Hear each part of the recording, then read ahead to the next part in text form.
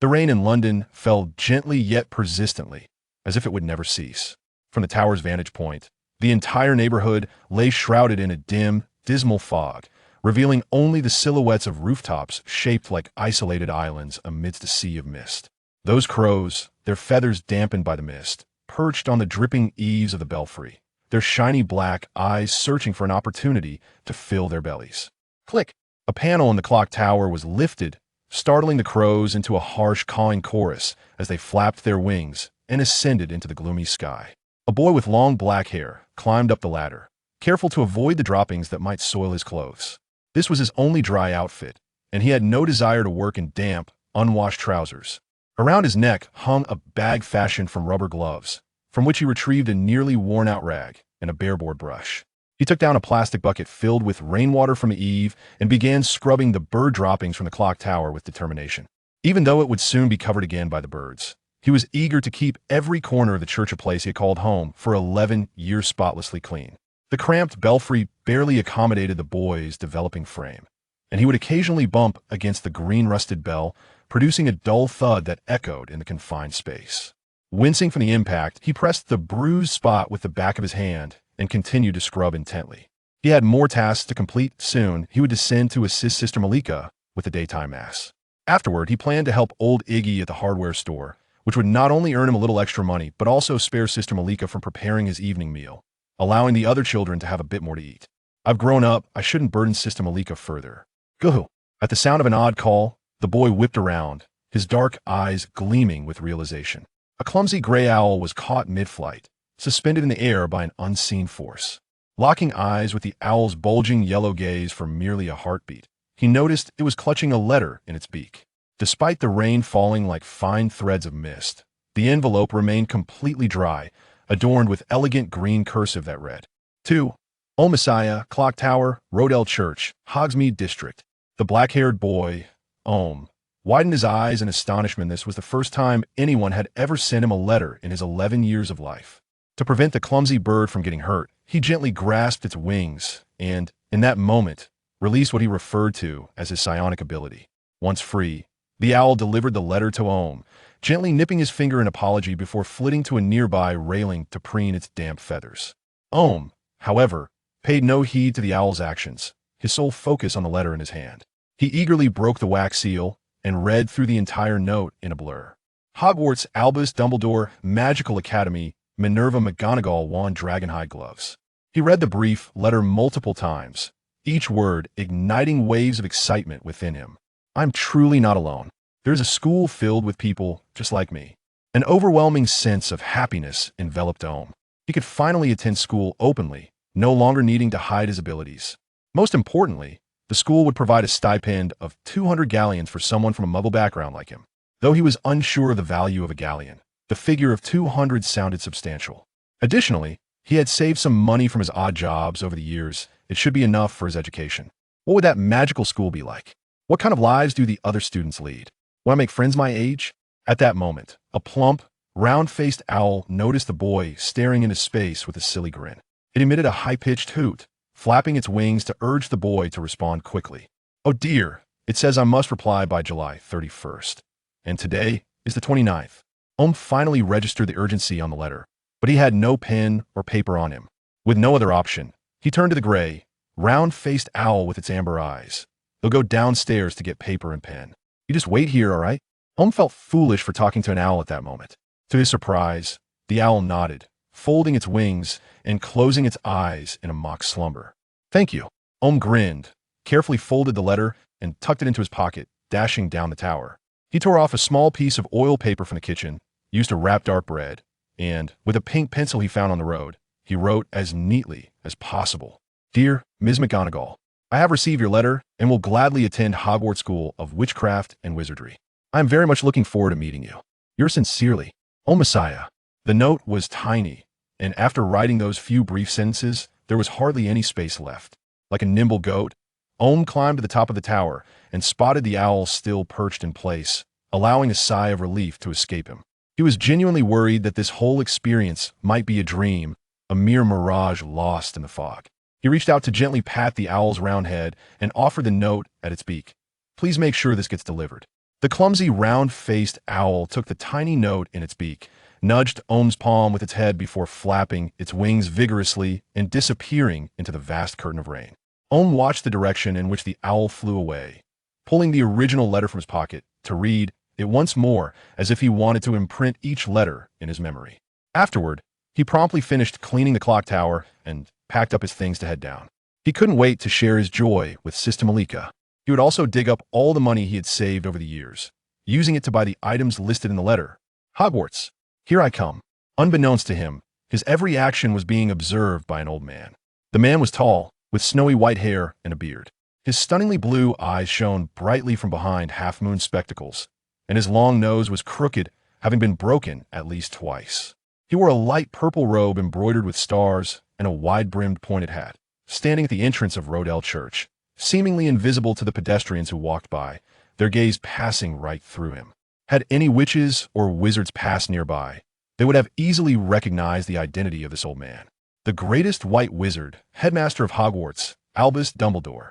At that moment, his gaze pierced through the thick stone walls of the church, landing directly on Omu Messiah, who was engaged in conversation with Sister Malika, his expression contemplative.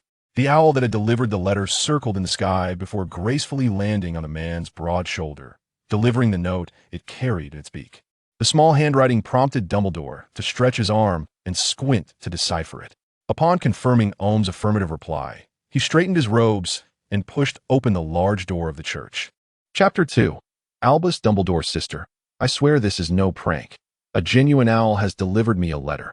Ohm paced anxiously before the lectern meticulously arranged by Sister Marika from a young age. Sister Marika had instilled in him the importance of honesty. So why was it that his truthfulness was met with skepticism? Ohm, my dear child. The tall and slender Sister Marika enveloped the restless Ohm in her embrace, gently caressing his dark, flowing hair. You are a child I discovered at the feet of Jesus. Both you and I are graced by divine favor. How could I allow you to go to that? What was it called? Pigwarts? It is Hogwarts, Sister Marika. Ohm reciprocated the embrace, and at such close quarters, the deep lines etched prematurely upon Marika's face pierced his heart like a blade. The Rodell Church, though referred to as a church, was in truth an orphanage, sheltering 13 children, all of whom relied almost entirely on Sister Marika for their survival. To ensure the children's nourishment and clothing. The meager stipend provided to clergy was woefully insufficient. Thus, Sister Marika dedicated every moment outside of prayer to labor, whether as a stock clerk in a supermarket or a cleaner in a restaurant. Anything to keep the children well fed. He vaguely remembered a day from his childhood when a man exited Sister Marika's room, and she wept for a long time afterward, an image that remained etched in his memory. That very man perished just 20 minutes after leaving Rodell Church. A steel beam fell from the sky, impaling him through the head, nailing him to the center of the road. Save for Ohm, who was 2 kilometers away, nobody knew how that fateful beam had come to descend. He cared not whether the man was good or evil, nor did he comprehend what transpired in Sister Marika's room. All he knew was that the nun who raised him was crying because of him. Therefore, that man must die, so that divine providence might redeem his soul. Years of toil had rendered Marika, though still under 40, with the visage of a woman in her 60s. The time spent in her nun's habit far surpassed that of any supermarket uniform. Apart from the rosary around her neck and the ever-present Bible, it was scarcely discernible that she was a member of the clergy. Whatever it may be called, my dear Ohm, Sister Marika tenderly cradled the boy's face in her rough, slender hands, realizing with a start how tall he had grown. The days of cradling him as a frail, pink infant seemed to have been but yesterday. That I hope you will one day become a lawyer or a doctor. Such dignified professions will grant you a good life, rather than learning tricks from someone named Dumbledore. Respectable lady, what he learns at Hogwarts will be true magic, not mere tricks, and it will equip him with the skills necessary to thrive in the wizarding world. The door swung open, and an elderly gentleman who exuded an air of wizardry strode in with purpose, his resonant voice echoing against the walls of the church. Magic can accomplish feats beyond the imagination of ordinary folk, such as Dumbledore mischievously winked at the astonished pair and waved his multi-segmented wand at the pews of the church that a flock of birds took flight. The bench that had been worn down by countless touches transformed in an instant into a myriad of vibrant azure birds, adorned with golden throats and elongated tails, swirling gracefully beneath the dome, singing as if they were celestial messengers sent to guide the Holy Spirit. And why God? Sister Marika clutched the crucifix at her chest. Her gaze fixed upon this unimaginable spectacle. The other children, alerted by the commotion, emerged to witness this enchanting assembly of birds fluttering and singing within the church, each expressing their astonishment in hushed whispers.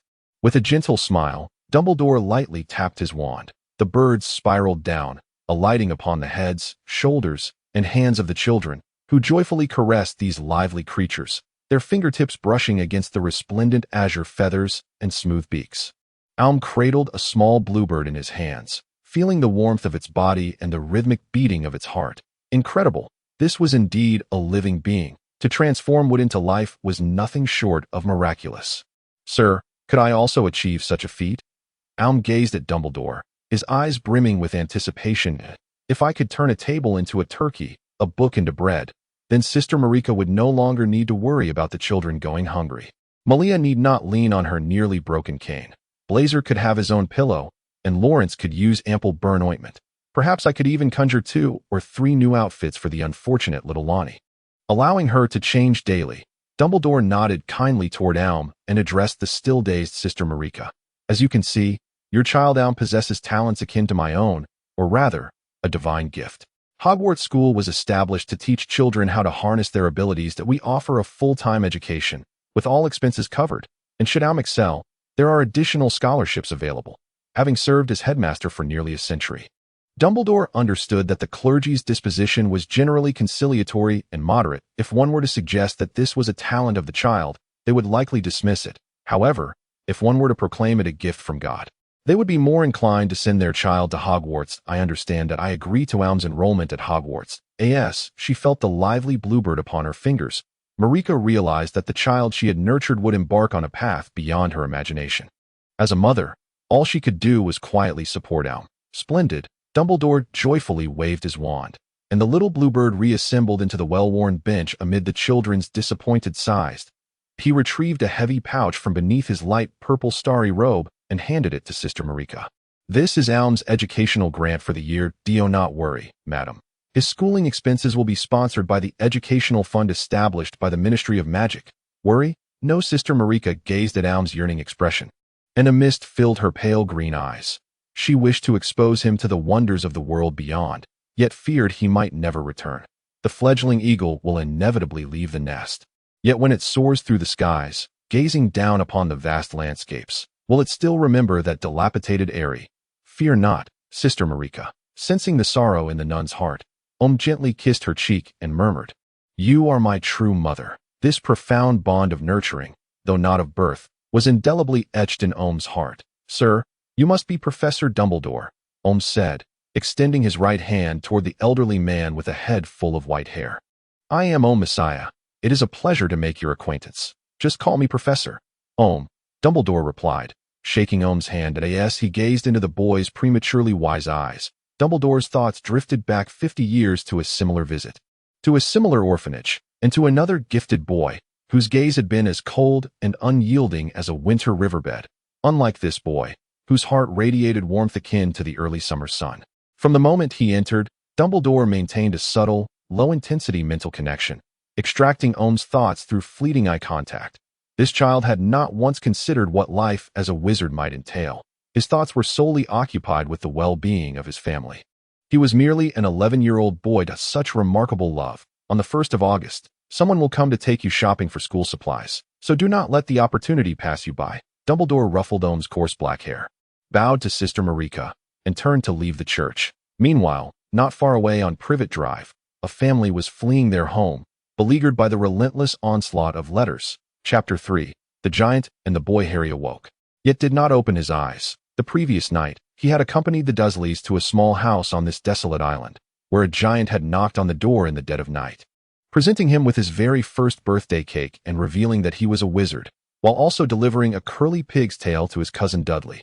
What a delightful scene it was, almost enough to lift him into the air with joy. Yet, the more splendid it seemed, the more Harry feared that upon opening his eyes, he would discover it was but a dream. Tap, tap, tap, that Harry's heart sank. It was Aunt Petunia once again rapping on his cupboard door. Was it indeed merely a dream?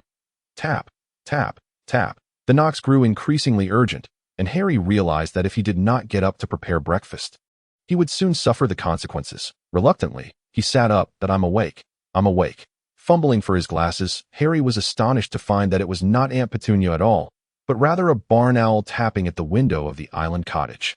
Turning his head, he saw the giant Hagrid reclining on the collapsed sofa, one hand propped behind his tousled head, draped in his oversized, thick, pocket-laden moleskin coat, mumbling to himself. Instantly, the joy in Harry's heart swelled like a balloon, lifting him to euphoric heights that it was no dream.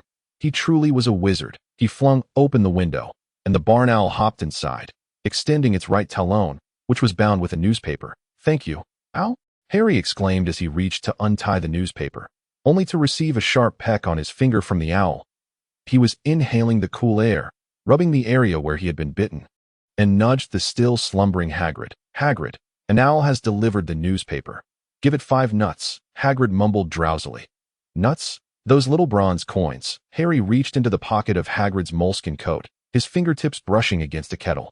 An iron poker, the fur of an unknown creature, remnants of last night's sausage, and a slippery, wriggling object. It was only when he delved to the very bottom that he finally grasped something resembling a coin.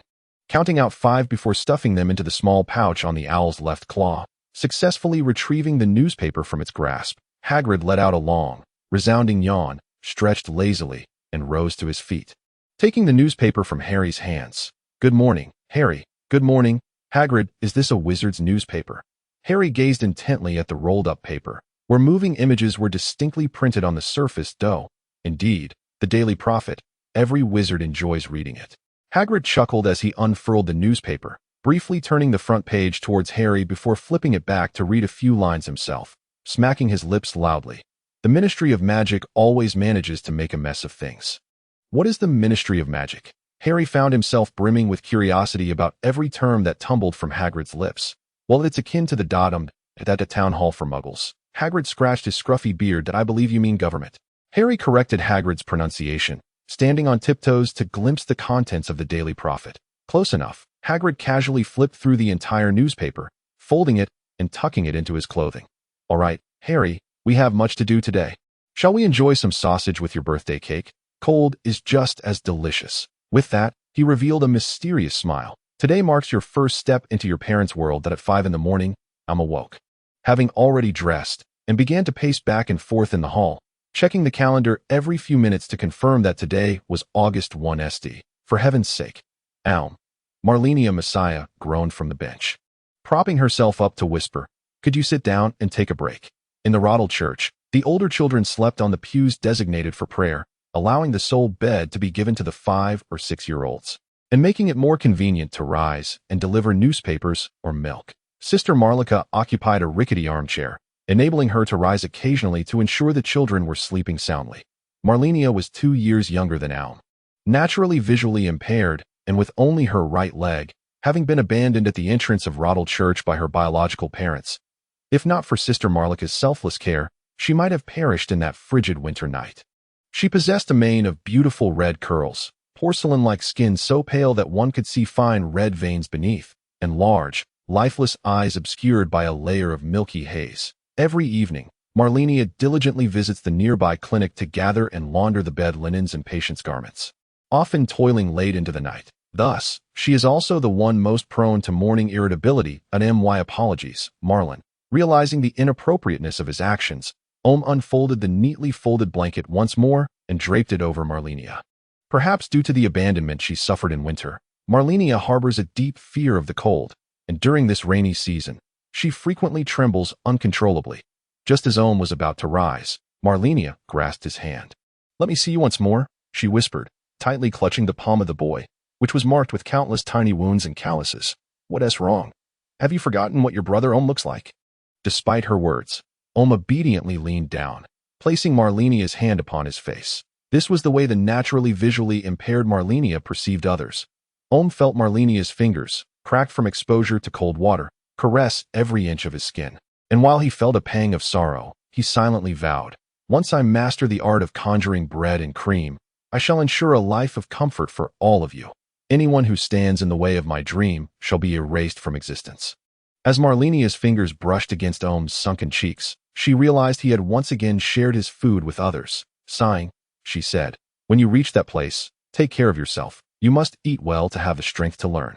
I want to be departing any time soon, Marlin. Today, I am merely going out to fetch some supplies." Ohm covered Marlenia's icy palm, tucking it within the blanket, and gently touched her forehead. "You are beginning to sound increasingly like Sister Marika. Separation is inevitable, yet at least I have another month to be by your side." From another bench came the sound of clothes rustling. Ohm immediately recognized that Cosmos was waking up, that he needed to report to the milk station before 5:30 to prepare for his bicycle delivery of milk. Cosmos, slender as a reed, rubbed his eyes and, upon seeing Ohm and Marlenia awake, silently grinned, revealing a row of gleaming teeth. He was mute, and his features were quite peculiar, with a short, flat forehead, a wide, prominent nose, deeply set eyes, and a large mouth. He resembled more of an animal than a human.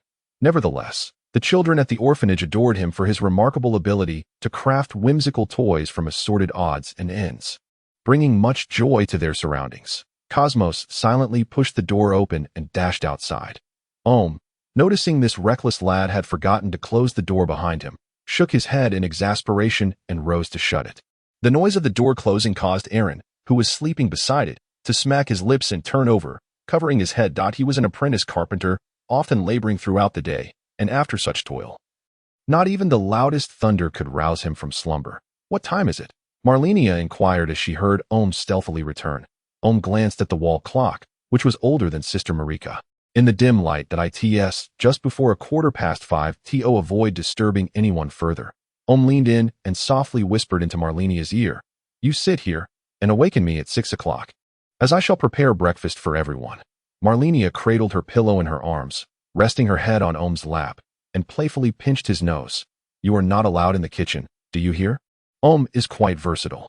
He can assist the shopkeeper with bookkeeping, earn money by unclogging drains, help classmates with their assignments for a fee, weave blankets and knit scarves for sale, and even accomplish the physical labor of 2 adults solo, all for a mere 1.5 times the pay." However, his culinary skills could only be described as tragic, even for those who are not particularly picky, like Lacan in the orphanage. That day revealed a dish that he simply could not swallow. Marlenia vividly remembers the scene. Is this feces? Lacan inquired earnestly, poking at the brown, lumpy substance on his plate with a spoon. "This is not feces, it is the cake that Brother Ohm made for you. Do eat it. It is quite delicious." Ohm, donning an apron and with hands on his hips, distributed the dubious lumps onto the children's plates. Skeptically, Lacan took a bite and burst into tears. "This is indeed feces."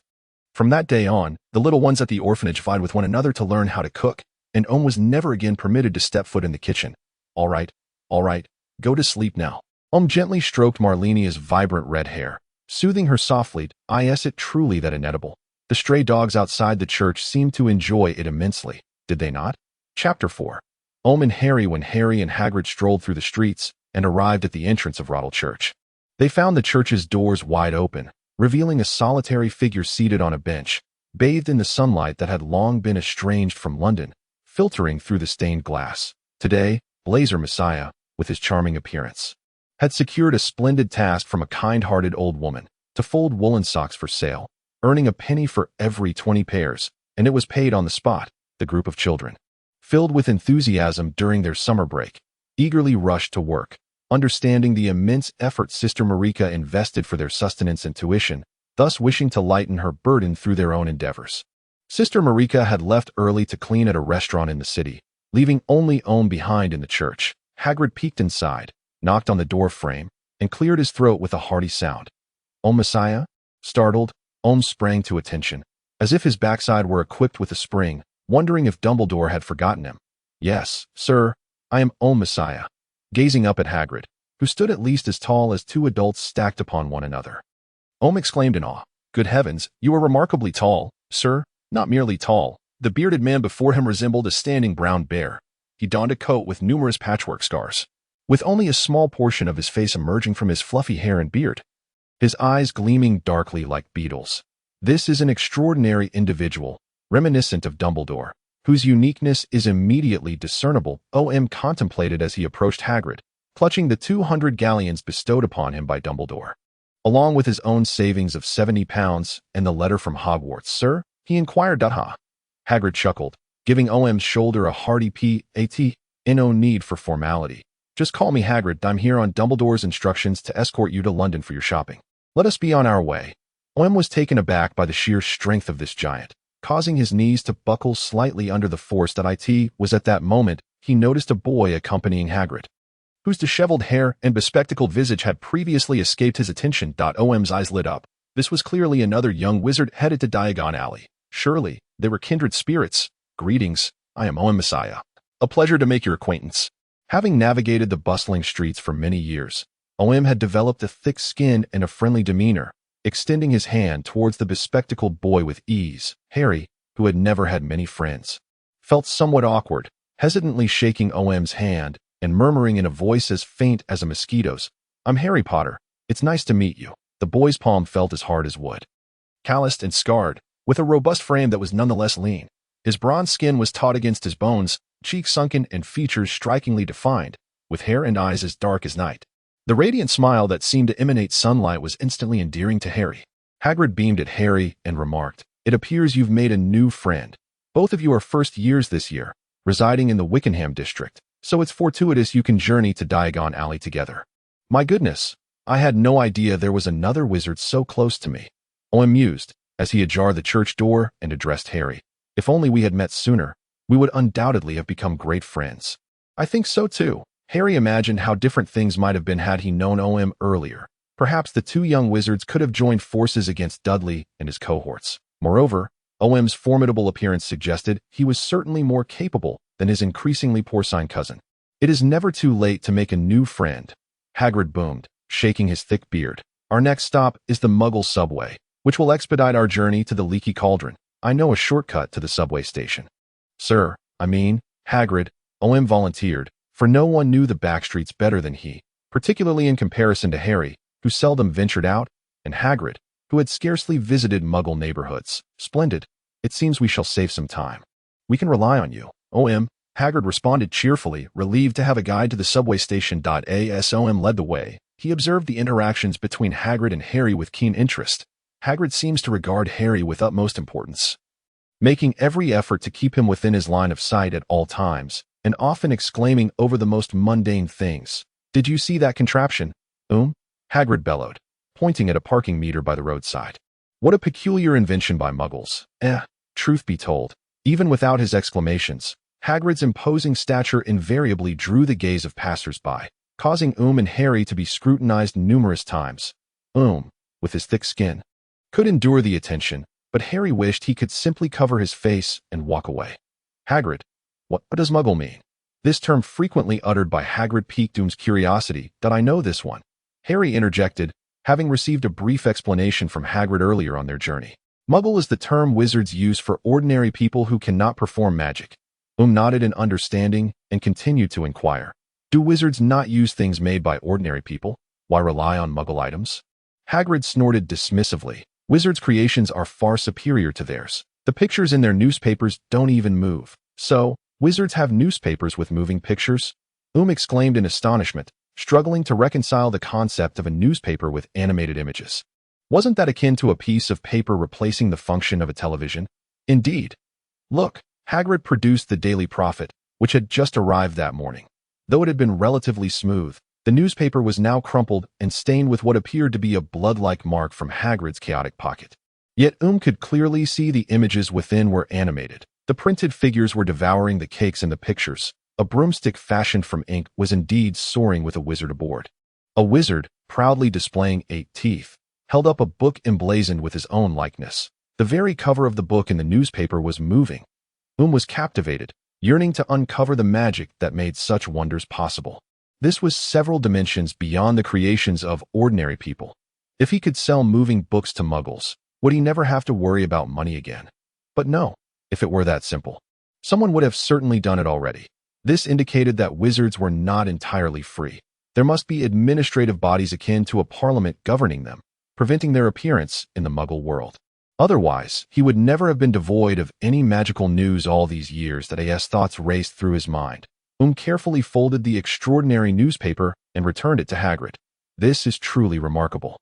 Hagrid, I never imagined the creations of wizards could be so wondrous." "Of course," Hagrid said nonchalantly. stuffing the crumpled Daily Prophet back into his pocket, with a smile at whose eyes sparkled with a thirst for magic. He added, "Don't be in such a hurry, you little ones. Under Dumbledore's guidance, you'll surely become remarkable wizards in the future." That he winked at Harry. "I have every confidence in that, due to his previous employment." Omu had visited London several times for deliveries and other tasks, so he adeptly assisted Hagrid and Harry in purchasing their subway tickets. Although Hagrid was aware of how to reach the location known as Diagon Alley, it was evident that he had not previously navigated using Muggle methods. His enormous stature caused him to become wedged at the ticket barrier, with Omu pulling from the front and Harry pushing from the back. And after considerable effort, they finally boarded the train. Hagrid occupied 2.5 seats, grumbling about the lack of consideration for Muggles while extracting a pale yellow object resembling a circus tent from his pocket. This drew the attention of passengers in other carriages. "Did you bring the letter for them?" Hagrid inquired, counting stitches as he spoke, although Omu inwardly grumbled about Hagrid mentioning it now and what would happen if he hadn't brought it. He swiftly retrieved the letter he had perused countless times. "Of course I brought it, Hagrid." "Good," Hagrid replied. "There's a list of required items inside." It was only then that Harry noticed a second page of parchment within the envelope. He had been so excited the previous night that he had overlooked it. Unfolding the note, he read, "Hogwarts School of Witchcraft and Wizardry uniform. First-year students require 1.3 plain black work robes, 1 plain black pointed hat for day, wear 3.1 pair of protective gloves, made of dragon hide or similar material, for 0.1 winter cloak, black, with silver fastenings. Please note, all student clothing must bear a name tag, textbooks." Other equipment, a large cauldron, standard size 2, made of pewter, a set of glass or crystal files, a telescope, a brass scale. Students may bring an owl, a cat, or a toad. A special reminder for parents. First-year students are not permitted to bring their own broomsticks. This line is entirely bold and capitalized. Omu was eager to declare that he had memorized all these items. But seeing Harry enthusiastically read the list, he refrained from speaking. "Can I buy these items second-hand, Hagrid?" he asked loudly over the noise of the subway. "Of course. I know Diagon Alley as well as you know the paths in the Wilkinson district." Hagrid had to raise his voice due to the screeching brakes of the train. "Everything except wands and potion ingredients can be purchased second-hand." Chapter 5. Diagon Alley. As they ascended the malfunctioning escalator and emerged onto a bustling street lined with shops, Hagrid visibly relaxed. "I truly wonder how these Muggles manage without magic," he remarked, glancing around before striding confidently in a particular direction. Hagrid, being tall and robust, effortlessly navigated through the crowd, while Omu grasped Harry's wrist, who was breathless from climbing the stairs, and closely followed Hagrid. They passed a bookstore, a record shop, a hamburger joint, and a cinema, yet failed to locate any establishments selling wands. It was merely an ordinary street, teeming with everyday people. A myriad of doubts swirled within Omu's mind, yet he steadfastly followed Hagrid onward. Having witnessed Dumbledore's magical prowess in the animated newspapers, he had become utterly convinced of the existence of the magical realm. "This is the place." Hagrid suddenly halted without warning, leaving Omu unprepared as he collided directly with the giant's bulk. Harry's nose collided with Omu's shoulder, eliciting a muffled grunt of pain that brought tears to his eyes as he stumbled, on the verge of toppling over. However, Omu's reflexes were quick. He deftly grasped Harry, thereby maintaining their balance. Oblivious to the commotion, Hagrid cheerfully continued, "The Leaky Cauldron. It's a rather famous establishment." The tavern was a filthy and cramped venue. Had it not been for Hagrid's explicit mention, Omu doubted he would have paid it any heed even if he had stumbled upon it. Yet, Omu observed that passers-by seemed entirely unaware of the pub's presence, their gazes fixed instead upon the adjacent grand bookstore and record shop. Before he could voice his curiosity, Hagrid had thrust him through the door to a renowned locale. It was remarkably grimy and dim, shrouded in the yellowed glow of oil lamps. Save for the sliver of sunlight they had ushered in, a pervasive, ghostly aroma of garlic wafted through the air. Omu noted that it appeared everyone in the tavern recognized Hagrid. They greeted him with smiles, waves, or raised glasses, downing their drinks in unison. The nearly bald proprietor, whose hair resembled a deflated walnut, was engaged in conversation with a small man clad in a tall hat. Upon noticing Hagrid's entrance, he broke into a toothless grin and retrieved a cup from beneath the bar. "The usual, Hagrid?" "Not today, Tom. I'm here on business for Hogwarts," Hagrid replied, giving the owner a hearty pat on the shoulder that nearly toppled him. At that moment, Tom's attention was drawn to the green-eyed, dark-haired boy standing beside Hagrid. Harry was taking in the dim surroundings and the peculiar patrons when suddenly a wrinkled old face loomed before him, causing him to widen his eyes in shock and hold his breath involuntarily. My goodness, the proprietor scrutinized Harry closely, exclaiming, could this possibly be? The leaky cauldron fell into an immediate hush. Harry Potter, Tom whispered, yet with unwavering certainty, welcome back. The chairs in the establishment creaked and rattled as everyone rose to their feet. Harry found himself shaking hands with every patron, each face adorned with reverence. While Hagrid beamed with delight, Mr. Potter, thank you for vanquishing the Dark Lord, exclaimed a witch resembling a giraffe, fervently shaking Harry's hand. I didn't do anything, Harry murmured weakly, but no one paid heed to his words. I'm cordially, Mr. Potter.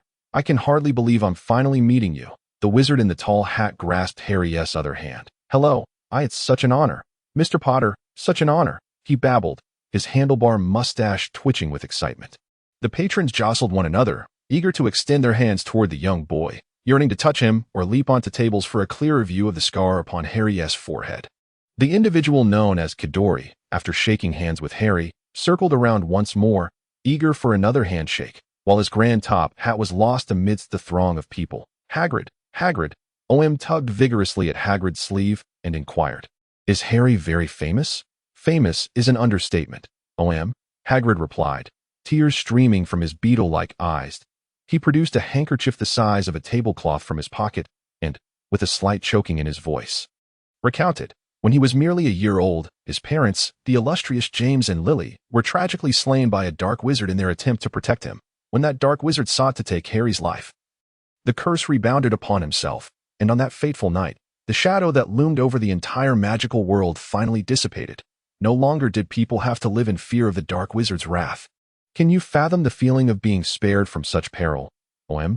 Upon hearing Hagrid's account and witnessing the bewildered expression on Harry's face as he was enveloped by the crowd, a surge of fury ignited within Omu. Did this child truly wish for the repeated mention of his deceased parents, continuously tearing open the wounds of his heart? Was this something to be celebrated? The energy within him erupted like a tidal wave, and the bustling crowd fell to the ground, overwhelmed by an invisible yet powerful force. As they attempted to rise, they found themselves firmly pressed to the earth. Omu's eyes radiated a brilliant blue light. His raven hair danced like flames as he shielded Harry behind him, angrily rebuking the adults who were so preoccupied with their own revelry. Is this how you choose to honor a child who has lost his parents? To force him to relive those agonizing moments, he, too, was an orphan, and thus, he understood the immense difficulties of living without parental love, feeling envy towards families filled with warmth and happiness. Yet, Omu had the caring sister Marika and 12 siblings to cherish him. But what of Harry? Just moments ago on the subway, Omu learned that Harry resided in a cupboard under the stairs at his aunt and uncle's house, having been treated poorly from a young age.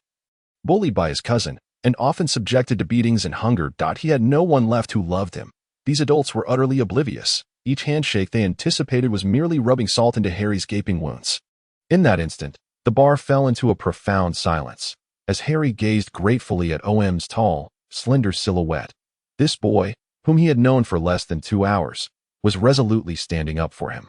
This feeling of support was a novel experience for Harry. Speak up. A stammering voice called out, if I am at Hogwarts, I will definitely give you points. The speaker was a pale young man, his head wrapped in a massive scarf, his demeanor a mix of dazed tension, with one eye twitching uncontrollably as he approached. The faint scent of garlic intensified, striking Omu's nose with such force that tears streamed down his face, forcing him to cease his energetic outpouring.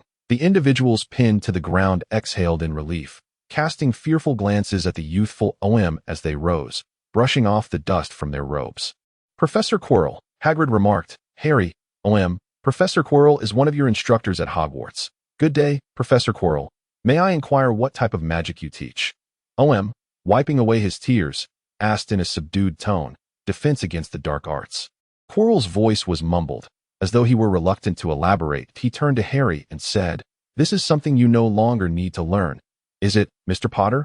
Suddenly, he erupted into a nervous laugh, turning away as his body twitched sporadically. Has he always been this anxious? Harry whispered to Hagrid, observing Quirrell's retreating figure. Oh, indeed, the poor unfortunate soul, exceptionally bright. He excelled in his studies, Hagrid said, stroking his beard with a hint of regret. Later, he took a year off to gain first-hand experience in the Forbidden Forest. It is said he encountered a vampire and an old witch caused him considerable trouble. Ever since then, he has been like this. Now, this way. Where did I leave my umbrella? Hagrid led the two around the bar. Arriving at a small courtyard behind the pub, which contained nothing but a trash bin and some weeds sprouting through the cracks in the bricks. Om was still processing Hagrid's words. A vampire? An old witch? No wonder he reeked of garlic. He must be attempting to ward off vampires by immersing himself in the scent. Hagrid pulled a diminutive pink umbrella from his seemingly bottomless pocket, tapping the tip against the bricks above the trash bin. Count 3 bricks up, then 2 bricks across, he muttered, eventually stopping at an unremarkable brick. Remember this brick. Harry, you will need it later. Now, stand back. Hagrid tapped the brick 3 times with the umbrella. Like the first domino in a chain reaction, the entire wall of bricks began to shift, and amidst the deep, melodious sound of friction, a broad archway emerged before them, leading to a winding cobblestone street. Welcome, Hagrid beamed at the 2 young wizards. Welcome to Diagon Alley. Chapter 6. A wand seller. What would happen if someone moved the trash bin, Hagrid? Inquired, gazing at the bin that seemed oddly out of place in the middle of the path. Why not give it a try yourself? Hagrid encouraged with a smile. Reluctant to dirty his hands, nudged the bottom of the bin with his foot, shifting it about a foot to the side. The bin emitted a disgruntled sigh, waddling back to its original position. This defies logic, yet it is undeniably magical, mused, contemplating casting a similar spell on the furniture in the church, so that it could return to its rightful place after the children finished tidying up, eliminating the need for manual repositioning. Each year, a few mischievous souls attempted pranks, particularly the red-haired ones. They even conspired to hide the trash bin within Gringotts' vault. Subsequently, the people decided to bestow upon this trash bin a permanent charm for navigation, enabling it to return to its original position autonomously. Hagrid waved his hand and exclaimed, "Off you go." There are still many fascinating items within. They traversed the broad streets of Diagon Alley, flanked by shops peddling wondrous wares unseen in the outside world. At the entrance of one establishment, gleaming cauldrons were stacked high, with a red brass sign hanging above, inscribed with copper, brass, tin, silver cauldrons, a complete range, self-stirring, collapsible. Don't purchase anything here. The prices are exorbitant, Hagrid advised, giving a gentle nudge to propel him forward. I know a place where one can acquire second-hand cauldrons at a much more reasonable price, but first, I must take Harry to retrieve some funds. Perhaps you could procure your one in the meantime? Certainly, Hagrid, readily agreed. They passed by a potion shop exuding the foul stench of rotten eggs, a dimly lit owl emporium, a broomstick shop encircled by a group of young wizards, and a basket brimming with lively eels. Harry surmised he had discovered what he had felt within Hagrid's garments, alongside a shop selling boxes of potion ingredients made from lacewings. Ultimately, Hagrid halted before a small and dilapidated shop. The gilded sign on the door, worn by the passage of time, read, Ollivander, established 382 BC, purveyor of fine wands. Through the dusty glass, glimpsed a solitary wand resting upon a purple velvet cushion within the window, its grip adorned with elegant carvings. This must be it. Hagrid held the door open for stating, I will take Harry to fetch some money first. Wait here for us if you finish your purchase. Nodded in acknowledgement and stepped inside. The space was cramped. This was initial impression of Ollivander's wand shop, where hundreds of slender boxes were stacked to the ceiling, each cloaked in a thick layer of dust and cobwebs, leaving only a narrow aisle that led directly to the counter. From somewhere behind the counter came the faint sound of tinkling bells, which only served to deepen the shop's atmosphere, as if every speck of dust harbored a fragment of magic. He sat nervously on a bench by the door, his gaze darting about incessantly. It seemed as though no one was present. Good afternoon. A soft voice suddenly resonated in ear, causing his heart to skip a beat. His magical energy surging uncontrollably, causing the floor to creak ominously as boxes toppled inward, crashing to the ground with a cacophony. It appears we have a rather talented young visitor, the gentle voice continued. And beheld an aged hand, its nails embedded with wood shavings, casually waved through the air, the fallen boxes seemingly rewound, returning to their original positions, even the dust traces perfectly intact. This display left astounded. And he quickly turned to behold an elderly man with a mass of disheveled silver-gray curls standing beside him, his bright, pale eyes resembling 2 luminous moons suspended in the dimly lit shop. I beg your pardon, sir. Immediately rose to his feet, realizing that the elderly gentleman before him must certainly be Mr. Ollivander, the proprietor of the wand shop. If I have caused you any inconvenience, I shall strive to make amends. A faint smile graced Ollivander's face as he spoke in a gentle tone. It is I who should apologize, for it was I who startled you first, leading to your inadvertent loss of control over your magical abilities. Worry not, dear one. Such occurrences are quite normal for a young wizard of your age. May I inquire your name? Omu Messiah. You must be Mr. Ollivander, I presume. Omu gazed at Ollivander with a look of respect. To think I need not compensate you. You are truly a kind-hearted soul.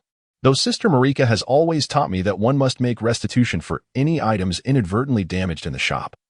It is simply delightful to hear the owner himself say not to concern myself with it. Omu Messiah was well known in the vicinity of Rodell Church as a notorious miser. In his hands, a single penny could yield the purchasing power of 10, or even 9 to as he spoke. Ollivander produced a long measuring tape with silver markings from his pocket and inquired, "So, Mr. Messiah, which hand do you prefer to wield your wand?" "My right hand, sir." "Please raise your arm." "Yes, just like that." With his right hand held aloft, Omu watched as Ollivander tossed the measuring tape into the air, where it floated gracefully, automatically measuring various dimensions of Omu. From shoulder to fingertip, from wrist to elbow, not a single joint was overlooked. Then, from the crown of his head to the floor, Omu seized the opportunity to catch a glimpse of the silver markings on the tape. Realizing he had grown to nearly 66 inches in height. Excellent. Soon I shan't need to worry about the second-hand clothing store trying to charge me extra for taking my measurements. Furthermore, measurements of his head circumference, eyebrow length, nose height, and other assorted dimensions were taken, even the distance between his nostrils. Each wand crafted by Ollivander possesses extraordinary magical properties, for that is the essence of its being, Mr. Messiah. Ollivander did not focus on the measuring tape, but instead navigated through the shelves, occasionally pulling long boxes into his arms. As he selected, he spoke, unicorn hair, phoenix tail feathers, dragon heartstrings, and countless other magical components sourced from wondrous creatures. I assure you, Mr. Messiah, there are no two identical Ollivander wands in existence. For there are no two entirely alike unicorns, dragons, or phoenixes. If I may be so bold, what is the price of a truly unique Ollivander wand? Omu felt a twinge of anxiety as he listened to Ollivander's descriptions. Uncertain if the 200 galleons in his pocket would suffice to acquire a wand imbued with a part of a dragon. If possible, could you direct me to where I might find second-hand wands? Although Hagrid had advised him that everything could be bought second-hand, only potions and wands must be procured anew, Omu pondered that compared to the heavy yet meager coins in his pocket, a mere second-hand wand was hardly worth lamenting. Second-hand wands. No, no, no. Ollivander chuckled softly, shaking his head, and replied, "I'm afraid such a place does not exist. Dear Messiah, no wizard would ever contemplate selling their wand, unless they were an irredeemable and utterly destitute gambler. Moreover, even if one were to acquire another wizard's wand, it would be impossible to achieve results superior to those yielded by their own." Ollivander abruptly paused, as if a realization dawned upon him. He approached Omu, cradling a large box filled with wands, his moon-like eyes fixed intently upon him, the resolute gaze, the gaunt frame, and the skin weathered prematurely by hardship. This was undoubtedly a boy shaped by suffering. No wonder he would inquire about the prospect of a second-hand wand. According to the regulations of the Ministry of Magic, every young wizard purchasing their very first wand from me is entitled to a 70% discount. Ollivander remarked, freeing one hand to gently pat Omu on the shoulder. "Do not worry, my child. Hogwarts would never allow its students to be unable to afford their wand upon enrollment." The tender corner of Omu's heart was stirred by Ollivander's words, and he pressed his thin, sharp lips together. "I understand. Thank you, sir." The measuring tape fell, curling into a tight coil upon the floor. "Very well," Ollivander said, pulling a long box from his robe and glancing at the label. "Cherry wood. Unicorn hair, 11¼ inches in length, quite flexible. Give it a wave and see for yourself." Chapter 7. Can I sell you a fake wand? With a hint of curiosity, Omu accepted the cherry wood wand. At the moment he grasped it, he felt a surge of magical energy coursing towards the wand, akin to installing a drain valve in a reservoir. However, this cherry wood wand was merely a slender pipe, and should he heedlessly channel his energy into it, it would surely burst. Wouldn't that entail a financial loss? Omu struggled to contain the tumultuous energy within him, standing rigidly in place. "Relax, Mr. Messiah. Just give it a flick." Ollivander, mistaking Omu's tension for nervousness, encouraged him with a smile. "Are you certain, Mr. Ollivander? I fear it might damage the other ones in the shop." Gripping the cherry wood wand, Omu bit down hard to ensure his energy would not explode forth uncontrollably. "My dear child, the box containing the wands is not something a young wizard of your age could damage. Simply unleash your magical prowess." Ollivander found himself increasingly fond of this child, who was both sensible and composed. Unlike other young wizards who would brandish their wands recklessly, creating chaos in the shop and potentially injuring themselves. That is what you said, sir. Omu's wrist flicked with the slightest exertion, producing a piercing shriek in the air as countless long boxes soared to the ceiling, embedding themselves deeply within. Noticing that none of the wands had sustained any damage, Omu let out a long sigh of relief. Yet, that very breath inadvertently reduced the cherry-wood wand in his hand to mere ashes. Omu's eyes widened in disbelief, and he could almost hear the clinking sound of galleons departing. He now dared not raise his gaze to meet Mr. Ollivander's expression. Sir, in that moment, Omu seemed to be possessed by Kiro. His stammering voice strikingly similar. An indescribable sense of guilt flooded his heart. Despite Mr. Ollivander's unwavering trust in him, he had still managed to damage the wand. Crackle, crackle. The wand lay shattered at his feet. And Ollivander silently grasped Omu's palm, turning it over to scrutinize it closely. Omu felt the old man's magic coursing through his skin like fine threads, reminiscent of the tentacles of a jellyfish he had once seen on a television in an electronics store. Ollivander carefully sensed the magic within Omu, even using his fingertips to pinch a remnant of the cherry-wood wand's debris from his palm and bringing it to his nose for a sniff. The cool scent of charred wood and years of experience informed Ollivander that this wand had been instantaneously melted by an overwhelming surge of magic. Extraordinary. What a rare phenomenon. He murmured, extending his magical tendrils deeper into Omu's being. As a descendant of wand-making craftsmanship that had spanned centuries, Ollivander seldom employed this method of directly feeling the customer's internal magic to ascertain the corresponding wand type. He was far more accustomed to relying on precise data to calculate the suitable wand for young wizards. Yet, the moment his magical tendrils brushed against Omu's inner essence, Ollivander instinctively withdrew his hand, as if the tendrils had been scorched by something searing. It felt akin to touching the sun. This young wizard possessed a power far beyond the ordinary. Ollivander gazed in astonishment at his palm, then glanced at the perplexed Omu, before lowering his hand and offering a slight bow of apology. I owe you an apology, my child, Ollivander said. Having sensed your extraordinary talent moments ago, I still foolishly believed that my wand could contain your power. This is a significant oversight on my part as a wand maker. Mr. Ollivander, you needn't be so concerned, Omu replied, surprised, gently guiding the elder's arm to help him straighten up. No, Messiah, I regret to inform you, Ollivander said, looking at Omu with his pale eyes. I fear I do not possess a wooden wand that can accommodate your abilities. What do you mean? Omu keenly seized upon the word wooden in Ollivander's statement. Ollivander revealed a mysterious smile and snapped his fingers sharply. Omu watched as a long box floated down from the highest shelf, appearing no different from other wand boxes. However, when Ollivander opened it, the deep hue instantly captivated Omu's gaze. This was a metal wand. Everyone could find a wand suited to them at Ollivander's wand shop, even those of mysterious origins. With pride, Ollivander withdrew the metal wand from the box, presenting the handles into Omu. 29% rubidium iron, 33% mithril, 35% mountain copper, and 3% refined gold, all embedded with the tendons of the heart of the Hashidali black dragon, measuring 14 3/4 inches, slightly heavy, yet perfectly balanced. This is my experimental piece, intended to transcend the constraints of wand materials. However, upon its creation, I found no one could appreciate its allure, but now, perhaps. Ollivander extended the metallic wand, adorned with patterns reminiscent of feathers, toward the front, and Omu reached out to accept it. The moment Omu's fingers made contact with the wand, he felt a sudden warmth at his fingertips, as though he were not touching a cold wand, but rather his 11th digit. He raised the wand high, a spark of inspiration igniting in his eyes. As a two-headed eagle soared forth from its tip, majestic and agile, its feathers seemingly crafted from gold. In that instant, Omu realized with utmost clarity that this metallic wand was likely the most suitable wand for him. Splendid, truly marvelous. My theory holds true. My calculations are flawless. The essence of a wand does not merely reside within the wooden form.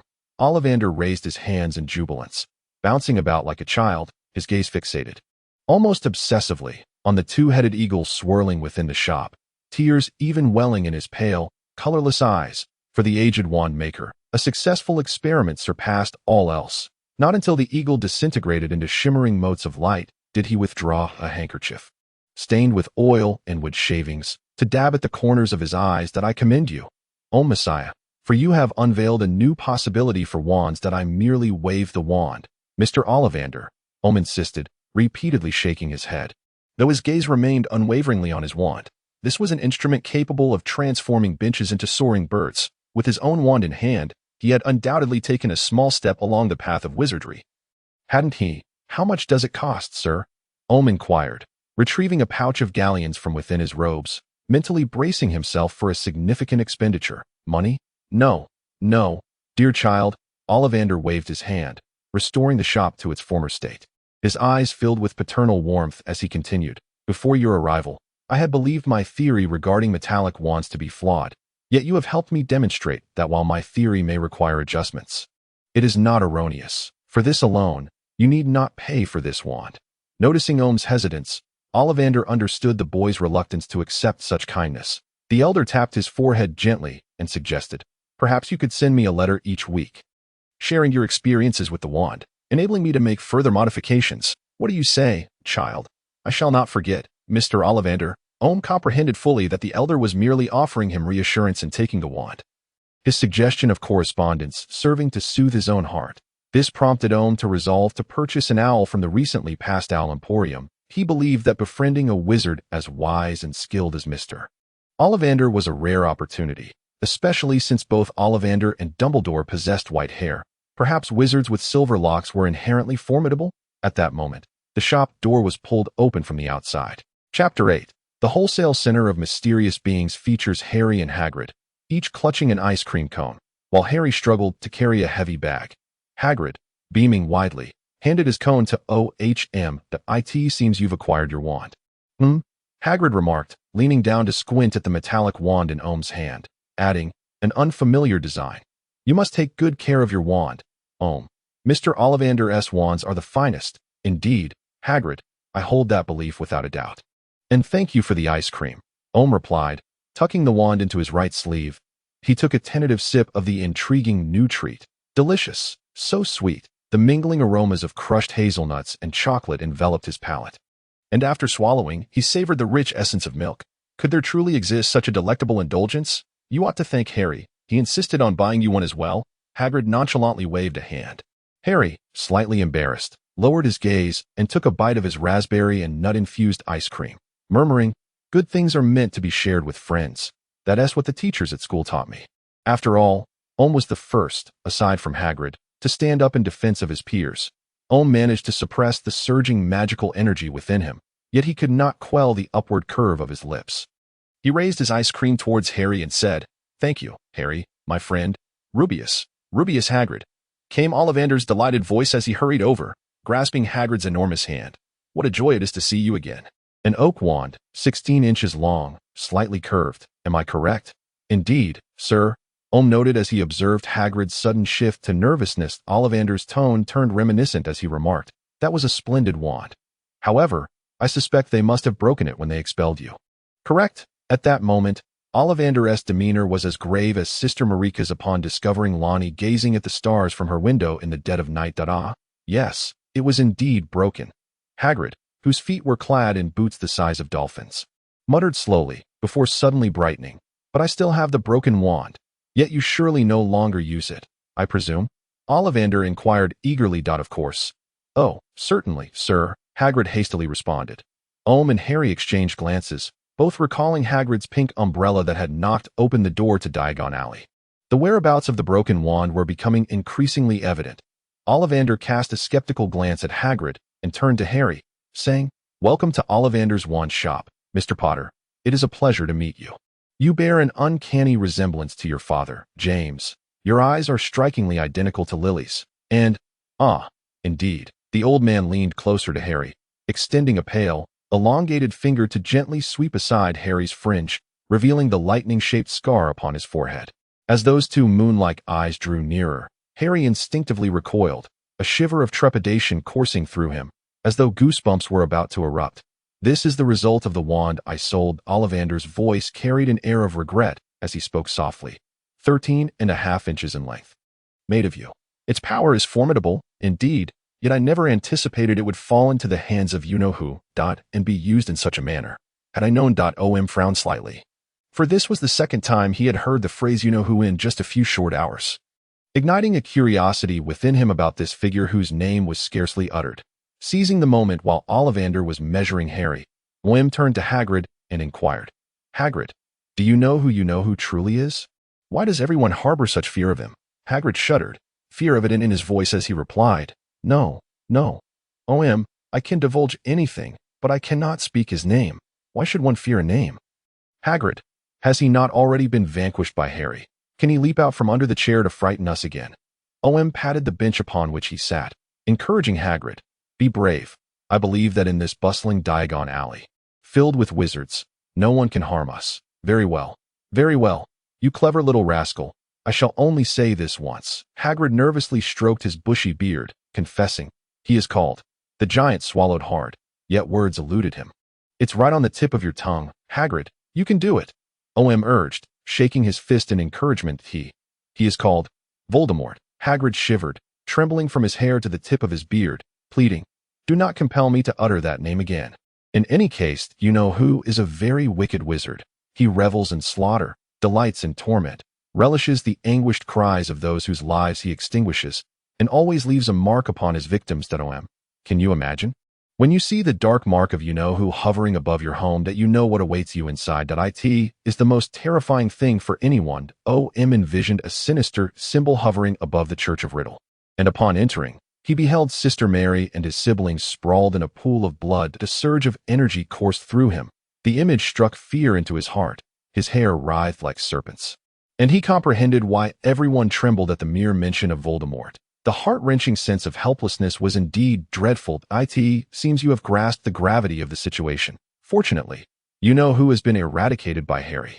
Otherwise, we might never have the luxury of sitting here leisurely purchasing wands. Hagrid clapped O.M. on the shoulder, his deep voice soothing O.M.'s anxiety. Taking a small bite of ice cream, O.M. expressed his gratitude. Thank you for sharing this with me. Hagrid shook his head, and a dog biscuit flew out from his hair. The two of them silently watched as Harry experimented with various wands, until one wand suddenly emitted a jet of red light, accompanied by a shower of sparkling stars. Only then did Ollivander nod in satisfaction. Marvelous, simply marvelous, Ollivander murmured, gazing into Harry's emerald eyes. This wand, Mr. Potter, shares the same tail feathers from the very phoenix as that of the Dark Lord. And it is this wand's brother that left you with that scar. A chill ran down Harry's spine at the thought that his wand was a sibling to the one that had taken his parents' lives. He felt uncertain as to why Mr. Ollivander had divulged this information to him. Counting out 7 galleons from his pocket, he handed them to Ollivander, whose bow ushered the 3 of them out of the shop. Hagrid then led the 2 young wizards to procure the ingredients required for potions class, ensuring that Harry had everything he needed, and even presented him with a birthday gift, a beautiful snowy owl. Happy birthday, Harry. May God bless you. Please forgive me for not preparing a birthday present. Gazed enviously at the lovely snowy owl that Harry was carrying, spending 12 galleons plus 5 silver sickles to acquire an energetic screech owl of his own for sending letters to Mr. Ollivander. Perhaps you could consider it part of your Christmas gift this year, Harry said half-jokingly, for he placed far greater value on friendship than on material presents. I shall remember. Nodded, saying no more. Next, Hagrid settled Harry, along with his assortment of peculiar packages, at the leaky cauldron, entrusting Tom to keep an eye on his belongings. He then took on a winding journey through Diagon Alley, eventually arriving at a dark, damp, narrow street. According to the regulations, I am not permitted to bring you here, but Hagrid lowered his head and winked at I trust you will keep this a secret with me. One to you? Of course. I swear not a single word will escape my lips. Raised his right hand in solemn oath, although his eyes were drawn to an old witch brandishing something resembling a dead man's nail. There were a considerable number of figures shrouded in dark robes, each exuding an air of mystery, as if this were a hub for the enigmatic. They cast malevolent glances from beneath their filthy hoods, leering unabashedly at youthful form, their tongues, covered in grotesque blisters, licking their lips as if ready to pounce upon him. Hagrid clenched his fists, straightened up, and glared back at each one of them.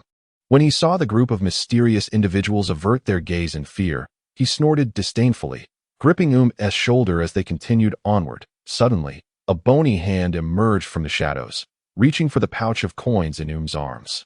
It was a pickpocket employing the disillusionment charm.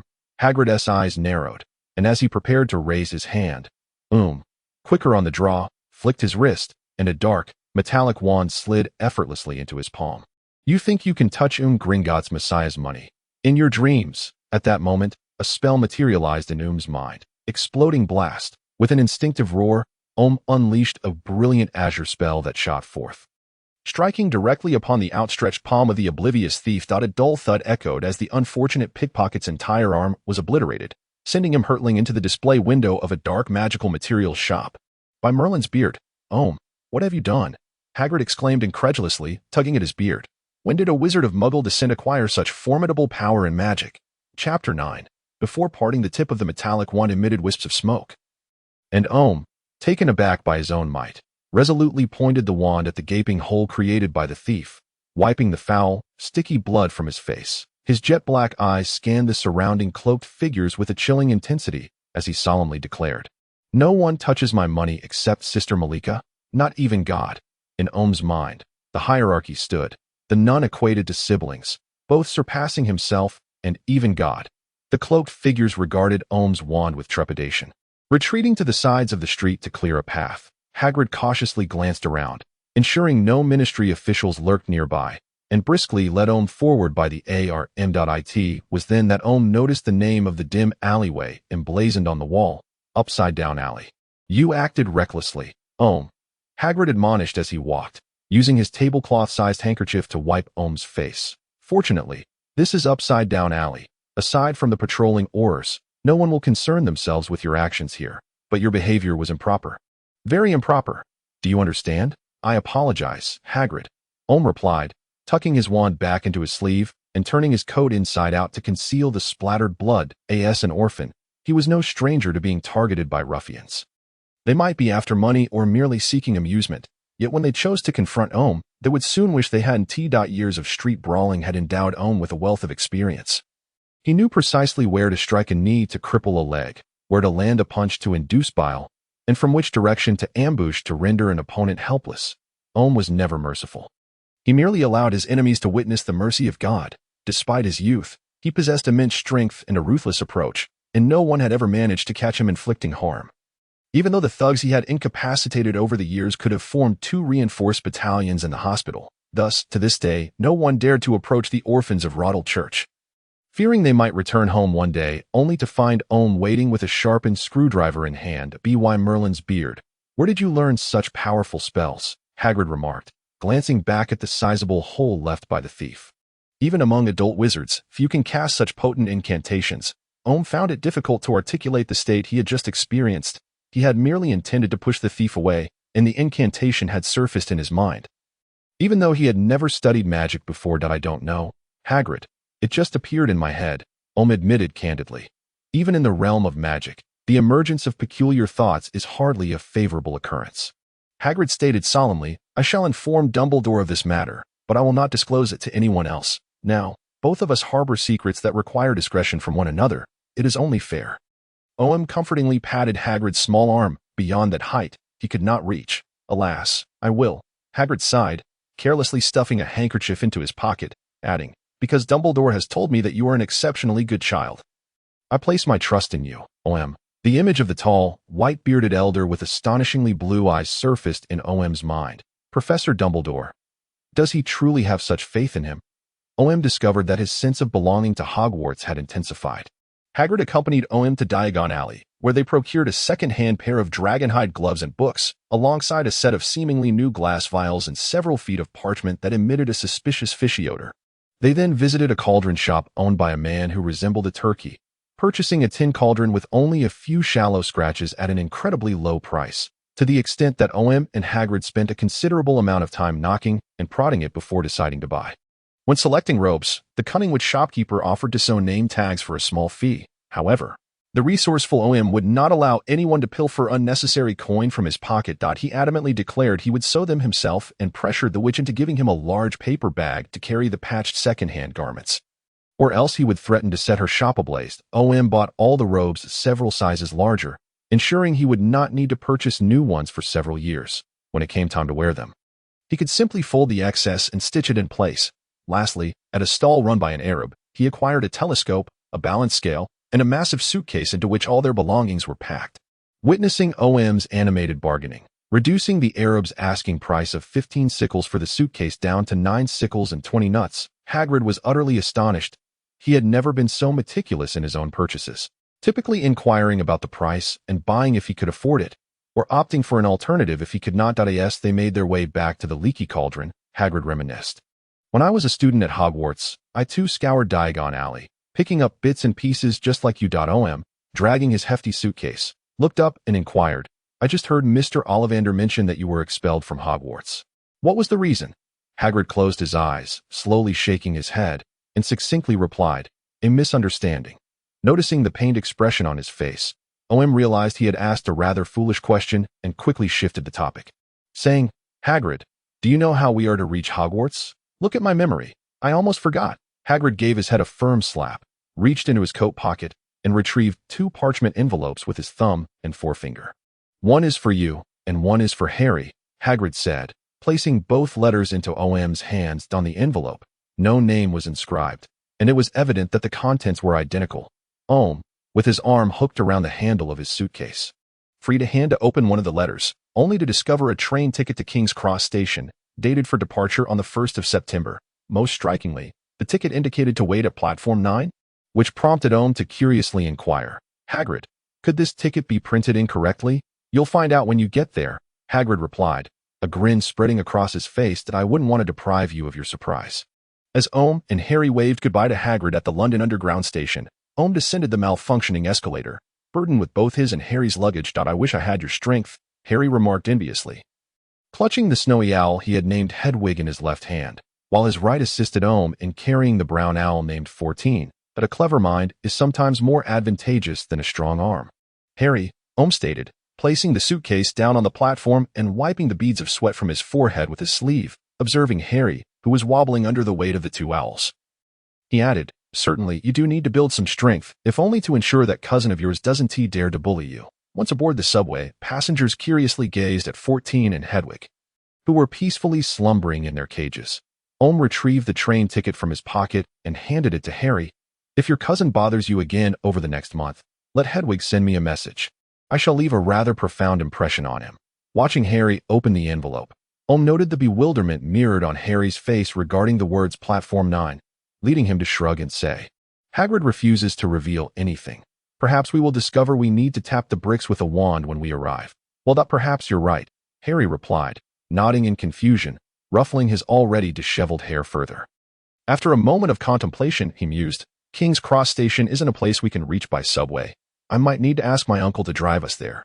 You want that uncle of yours, who treats you like a servant, to take you? I doubt the chances are high, Om scoffed, holding no favorable impression of Harry's relatives. He huffed and patted his chest, declaring, leave it to me. I'll have 14 inform you of the departure time in advance and come to pick you up at number 4, Privet Drive. You always have a plan, Om, Harry admired, gazing at Om's profile. Despite both being orphans, Om's circumstances were even harsher than his own, yet he seemed to possess an uncanny ability to navigate any challenge. Well, after all, I am the eldest son of Sister Marika, Om proclaimed, lifting his chin with pride. Given his acquaintance with old Iggy, who ran the hardware shop, arranging transportation was hardly a challenge. However, showcasing his abilities in front of his friend undeniably lifted his spirits. Upon exiting the subway station, Om first escorted Harry to the entrance of number 4 Privet Drive, while also surveying the surrounding area, before briskly making his way back to Riddle's Church. Chapter 10, The Nun God to Om's Surprise. Dumbledore paid a visit the very next day. He allowed Om to demonstrate the explosive blast before him and inquired why Om had chosen to do so, because that money was entrusted to me by Hogwarts for the purchase of school supplies. Professor IT represents the capital that will enable my family to lead a better life in the future. Om gazed steadfastly into Dumbledore's blue eyes and declared, therefore, I shall not permit that despicable thief to acquire it. Om had braced himself for a reprimand from Dumbledore, yet the elderly man merely nodded in affirmation. You acted rightly, Mr. Messiah, though the force was not adequately controlled. That he chuckled warmly, tousling Om's hair before assuming a more serious demeanor. However, students of Hogwarts are forbidden from using magic outside the school premises. Should this occur again, I shall not intervene on your behalf at the Ministry of Magic. That I understand. There will not be a next time. Professor, Om replied earnestly, realizing he had inadvertently caused Dumbledore considerable trouble, even compelling him to plead at the so-called Ministry of Magic on his behalf. He understood that recklessness must be avoided in the future. Ah, it's the grandfather with the long beard, Blaise, who lost his entire family in a traffic accident, and Lonnie, abandoned due to her congenital absence of arms, joyfully bounded out, circling around Dumbledore while chattering excitedly, urging him to transform the bench into a bird once more. Lawrence, who had survived a fire but bore extensive burn injuries, sat to the side, timidly watching Dumbledore and his brother Omu, slightly older than him, was helping to apply petroleum jelly to Lawrence's burn scars, alleviating his discomfort while donning clothing. Had witnessed the tragic murder of his parents by two robbers, who had yet to be apprehended due to the darkness of that night. The robbers' appearance remained obscured. Since that fateful day, had remained taciturn, driven by a singular ambition to become a police officer and avenge his parents, as he observed this pitiable yet endearing group of children. A look of compassion filled Dumbledore's eyes. He extended his empty left hand towards Blaise and Lonnie, tapping his palm with his wand, and then, with a crisp sound, a large, honeycomb-shaped candy materialized in Dumbledore's hand. "Fizzing Whizbee, children," the elderly man exclaimed jovially, breaking off a piece and placing it into Lonnie's mouth, then offering the remaining large piece to young Blaise. "It will allow you to truly soar." Indeed, Lonnie, lacking arms, began to float gently into the air, giggling with delight while mimicking a goldfish's movements with her legs, joyfully swimming about. However, after merely 5 or 6 seconds, she gradually descended back to the ground, struggling to rise like a beached seal and lunging toward the fizzing Whizbee in Blaise's hands. Blaise, unwilling to share, quickly dodged Lonnie's attempts and stuffed the entire piece into his own mouth. Omu raised his hand and delivered a light smack to each of their heads, his expression stern. "I have yet to hear you express your gratitude to Mr. Dumbledore. How have you been taught to behave?"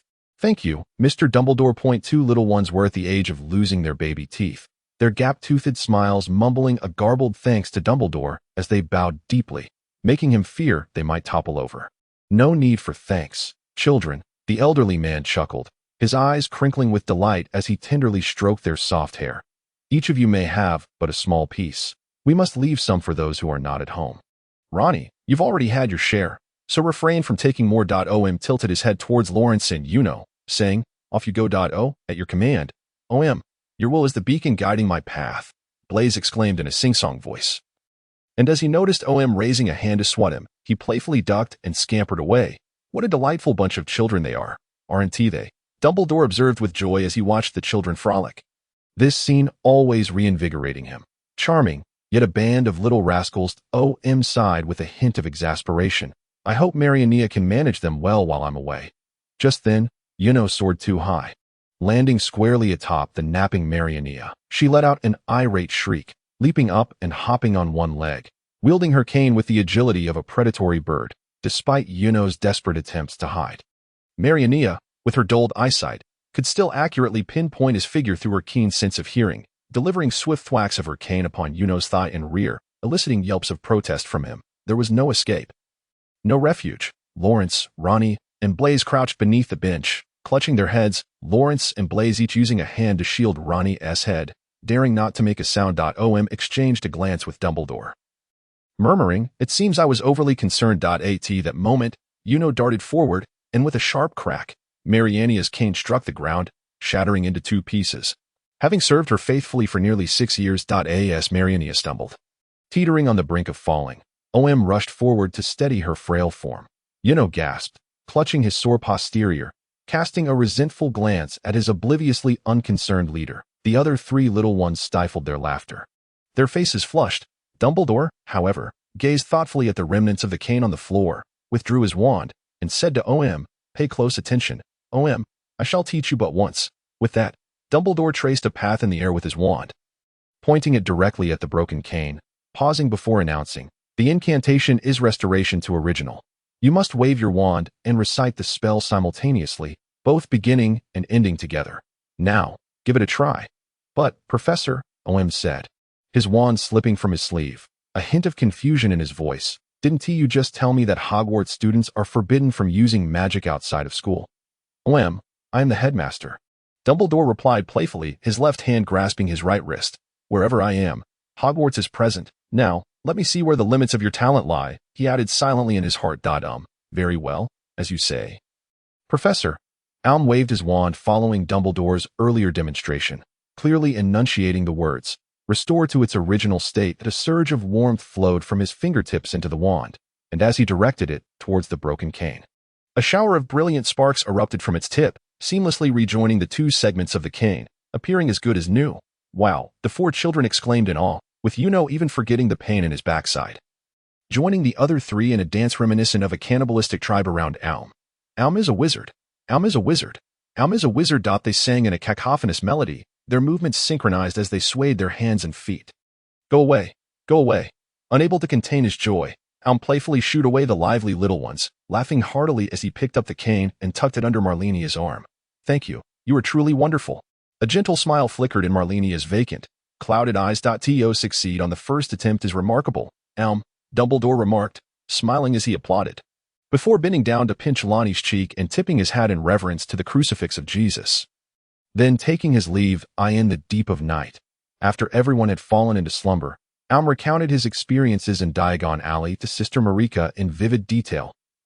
Do you think God would forgive my transgressions and redeem my soul? The youth knelt beside Sister Marika, resting his head on her lap. Despite appearing mature and resilient before his younger siblings, Alm's heart remained soft and vulnerable. Only Sister Marika's embrace could soothe the tumult within him. Of course, Alm, Sister Marika tenderly brushed her fingers through her son's hair. God will surely forgive you. Really, Sister Marika? Alm looked up at the nun's face, lined with wrinkles. Sister Marika paused for a moment, her frail hands cradling Alm's face, and with fierce conviction declared, if he dares not forgive my son, I shall take his son from the cross and use him for firewood. In the devout heart of Sister Marika, children God's self.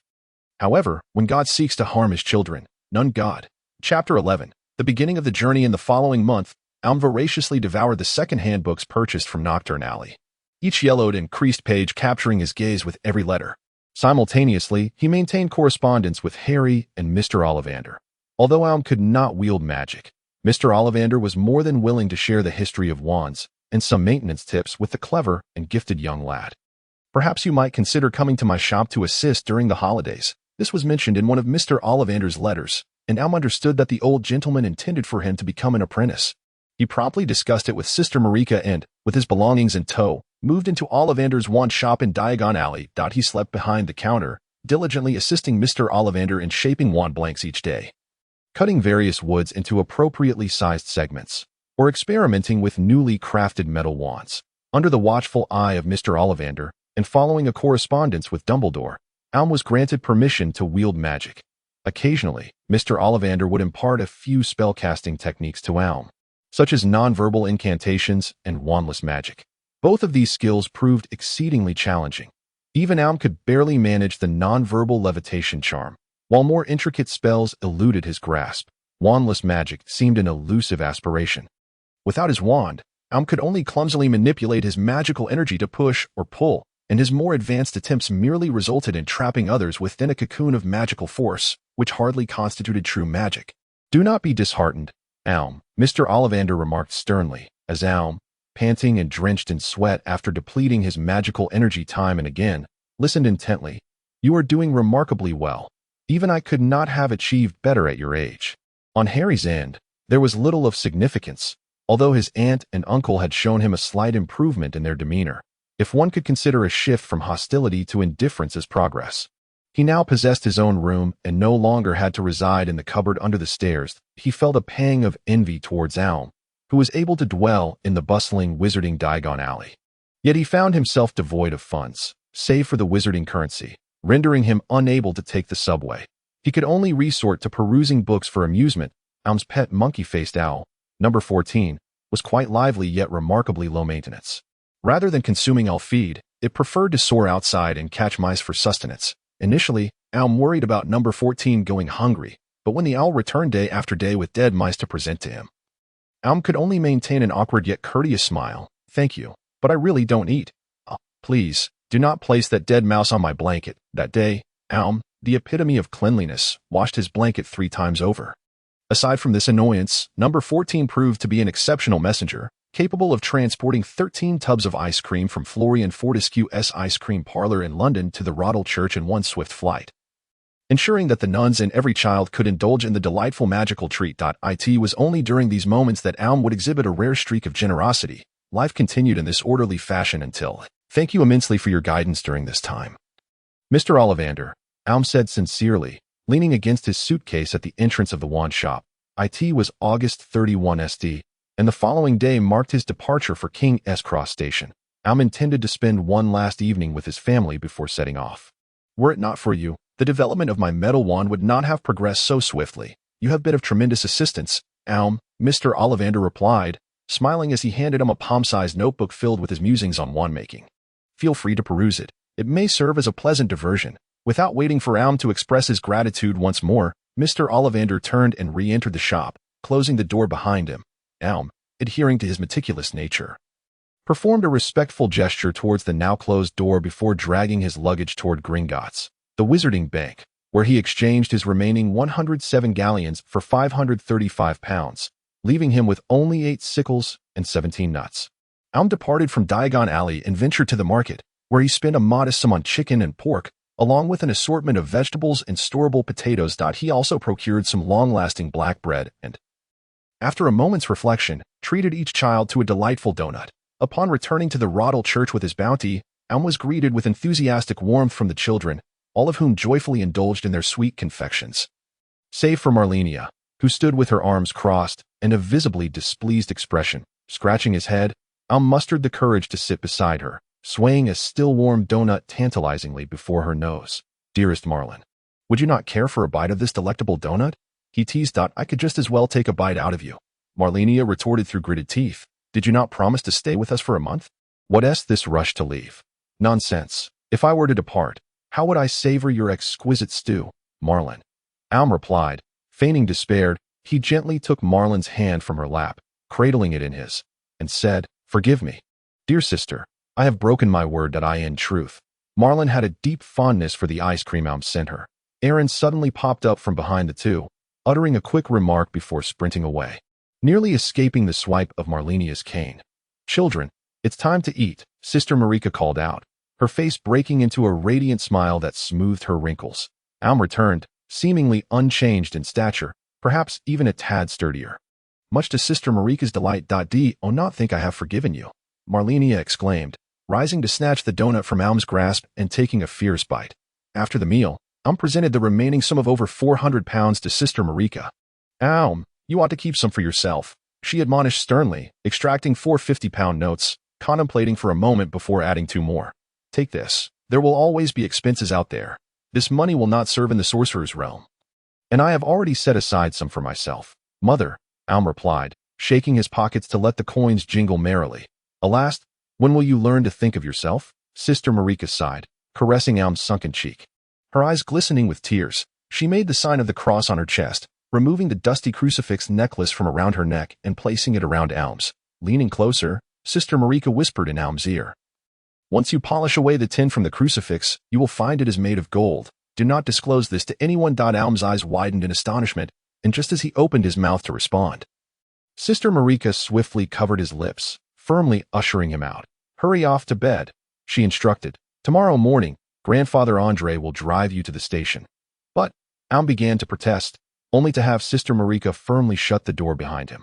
With a resigned expression, Alm lifted the crucifix from his chest and tucked it into his clothing, exclaiming, But Grandfather Andre is already 85 this year. I truly wonder how old IG dares to let him drive. Burdened with thoughts, Alm meticulously checked his belongings once more and addressed the creature perched on the windowsill. You shall remain here, so they can reach me. The creature nodded in acknowledgement, continuing to feast on the squirrel it had just captured. Alm unfurled his blanket, removed his shoes, and reclined on the bench, gazing at the church's peeling dome, his heart a mixture of excitement for studying magic and a poignant longing for home. But a sound of wood scraping against the floor caught his attention. Turning to look, he saw Marlenia struggling to push her bench closer to him. Just as Alm sat up to assist her, Marlenia's vacant eyes shot him a sharp glare, commanding, Lie still, do not move. Pausing momentarily, Alm ultimately stood up. As he approached Marlenia, she began to pound her fists against his chest like a ruffled cat, until she finally collapsed weakly into his embrace. Cosmos and Aaron glanced up with unease. But Alm simply pressed his palm down, signaling that all was well. Why can't you ever listen to me? Marlenia's face buried in Alm's chest, her voice laced with tears, lamented, Can't you stay with me a little longer? Among all the orphans, Alm had spent the most time with Marlenia, who was the most reliant on this brother who was capable of everything except cooking. Alm enveloped Marlenia's frail shoulders with his arms and softly replied, "I am truly sorry, Marlon, that I read about a potion that might cure your eyes and legs. I only wish to learn these skills as quickly as possible." He kissed away the tears on Marlenia's face with his lips, assuring her, "Then, you will be able to see what we look like with your own eyes." Marlenia sniffled, pushed Alm away, and lay back on her bench, declaring, "Tonight, you must hold my hand while I sleep. I won't accept a refusal." In her youth, Marlenia had feared the darkness and the cold. During those sleepless nights, it was her brother's firm yet warm hand that dispelled her fears. The following morning, nearly 90 years old, with hair and beard as white as snow yet still robust as an ox, Grandfather Andre arrived at the door of Rodel Church, driving his son Old Ege's pickup truck. His lumber-like arms effortlessly lifted Alm's heavy suitcase into the truck bed. Sister Malika once again adjusted Alm's clothing, tucking an apple into his pocket before kissing her eldest son's forehead, biting her lip to prevent tears from falling. Marlenia first tapped her cane against Alm's shin, and then, as he grimaced in pain, she embraced him tightly, kissing his cheek and softly saying, "I will wait for your return, brother." "Salute to Alm the Elder," Aaron shouted, and all the children simultaneously performed a rather awkward curtsy towards Alm. "Ha! I love your arrangements, Aaron." Alm laughed heartily as he jumped into the truck bed, waving goodbye to his family and calling out, "Let us meet again at Christmas. Remember to write to me. Hold on tight, little rascal." Due to his years spent laboring in a forge during his youth, Andre, who suffers from hearing loss, perpetually speaks in a roar. After shouting, he shifts into gear and presses down hard on the accelerator. The pickup truck lunges forward like a donkey whipped into action. Cosmos, Juno, and Blazer trailed behind for a while before eventually coming to a gradual halt. Continuously waving goodbye to OHM.AS, he watched Rodel Church recede into the distance. Ohm wiped away the tears from the corners of his eyes with the back of his hand, gazing into the direction from which the wind blew. It marked the commencement of a journey. Chapter 12. The journey begins at Platform 9 when Ohm arrived at number 4, Union Road. In Andre's pickup truck, he discovered Harry standing alone by the roadside, his suitcase and Hedwig's cage at his feet. The door of number 4, Union Road, stood coldly locked, the windows tightly drawn, resembling a face devoid of warmth or emotion. Harry, clad in thin garments, was drenched by the morning mist. Clearly having been turned out early in the day, shivering uncontrollably, too embarrassed to change clothes in public. Observing Harry's pitiful state, Grandpa Andre clicked his tongue in discontent, raised his middle finger towards the door of No. 4, then removed his leather jacket and wrapped it around Harry. He raised an eyebrow in astonishment at the pristine white Hedwig, but said nothing, simply hoisting it into the vehicle. Thank you. Old sir," Harry stammered, trembling. Grandpa Andre leaned in suddenly, unable to hear clearly. Startled, Harry jumped, and Ohm shouted at the top of his lungs, "Harry says thank you, Grandpa Andre. Don't mention it." "Young man," Andre bellowed, waving his hand so vigorously that it nearly knocked Harry's glasses askew. As Harry settled into the passenger seat, Ohm helped him retrieve a dry outfit from the suitcase, allowing him to change en route to avoid catching a cold. They arrived at King's Cross Station around 10:30, where Grandpa Andre assisted the two young wizards in placing their suitcases onto a trolley. "Make sure to study hard at school. If you misbehave, I'll make sure Sister Marika gives you a good thrashing." "Ohm, you little rascal," Andre growled, playfully ruffling Ohm's hair until it was disheveled. He mistakenly believed Ohm was heading off to attend school in another city. "I know, Grandpa Andre," Ohm protested, shaking his head in discontent as he escaped from under Andre's large hand. As he and Harry pushed the trolley forward, Ohm glanced back to see Grandpa Andre still standing there, cigarette dangling from his mouth, watching him intently. Ohm waved goodbye to Grandpa Andre and plunged into the bustling crowd. "Let me see Platform 8, Platform 9, Platform 10. Huh." Harry stood perplexed, turning to OHM.IT. "Seems there is no Platform 9. Ohm's one had already slipped from his sleeve and into his hand. As he counted the vibrant red bricks on the bin at Platform 9, he replied, "It's probably hidden away like in Diagon Alley. What did Hagrid say last time? Count up 3 bricks. Then 2 across. Aha, there it is." Ohm tapped the seemingly ordinary brick with his metallic wand, producing a melodious, crisp sound, yet nothing transpired. He and Harry exchanged glances, pondering the possibility. Might it be the adjacent brick? Harry suggested, withdrawing his own wand to strike the wall. The two engaged in an earnest endeavor, methodically tapping each brick with their wands. Passers-by and guards at the train station observed the peculiar sight of the two wielding their sticks against the wall, particularly drawn to Harry's conspicuous luggage adorned with a striking white owl, garnering even more attention. Until, "Oh dear, are you both new students heading to Hogwarts?" A friendly voice resonated behind them. Omu and Harry swiftly turned to find a plump woman with red hair, her face adorned with a warm smile as she regarded them, holding the hand of a little girl about the same age as Marlenia, with a whole host of red-haired children standing behind her. "Yes, esteemed madam, I fear we are quite lost. Could you kindly direct us to platform 9? Omu inquired politely. "Come along, dear children." The plump woman unceremoniously seized Omu's wrist, pulling him into her throng of children. "Ron is also a newcomer. You two should have a delightful conversation shortly." She indicated towards her youngest son. Omu observed the boy named Ron, tall and lanky, reminiscent of Cosmos in stature, yet lacking his cleverness. Appearing rather clumsy with a multitude of freckles adorning his face, large hands and feet, and a smudge on his long nose, Ron, oblivious to his mother's words, was engaged in playful banter with his twin brothers. "Even if Lee Jordan truly manages to procure a bag of spiders, I shan't be afraid," Ron proclaimed, elbowing his brother to fend off the playful tugging at his reddening ears, exclaiming with mild annoyance, "George, do not touch my ears again." One of the nearly identical twins feigned heartbreak, clutching his chest. "Merlin's lace leg ring. My own brother can't even distinguish me from Fred." Are you truly Fred?" Ron hesitated momentarily to eye in. The next instant, he was seized by another twin from behind, yanking his ears. "I am Fred," the plump woman bellowed like a lion. "Fred, cease your antics. It is your turn to enter now." "Understood, mother." The twin pushed a luggage cart forward, making a face at Ron. "Actually, I am George." The other twin dashed past Ron like the wind. "I am the real Fred." "Ha! You two are utterly insufferable," Ron shouted in exasperation. Omu watched intently as the brothers drew ever nearer to the pillar between platforms 9 and 10. Just one step away.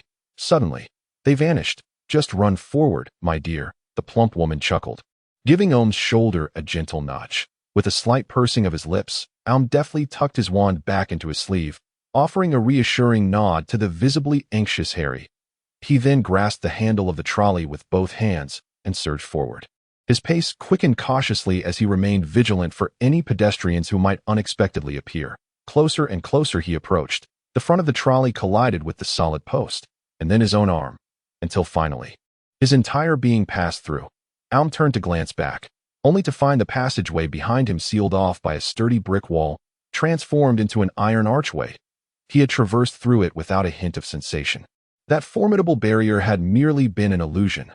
Magic, indeed, was wondrous. After advancing a short distance, he came upon a deep crimson steam locomotive, stationed beside a platform bustling with travelers that a large white sign with black lettering proclaimed, 9. A cacophony of sounds enveloped Omu.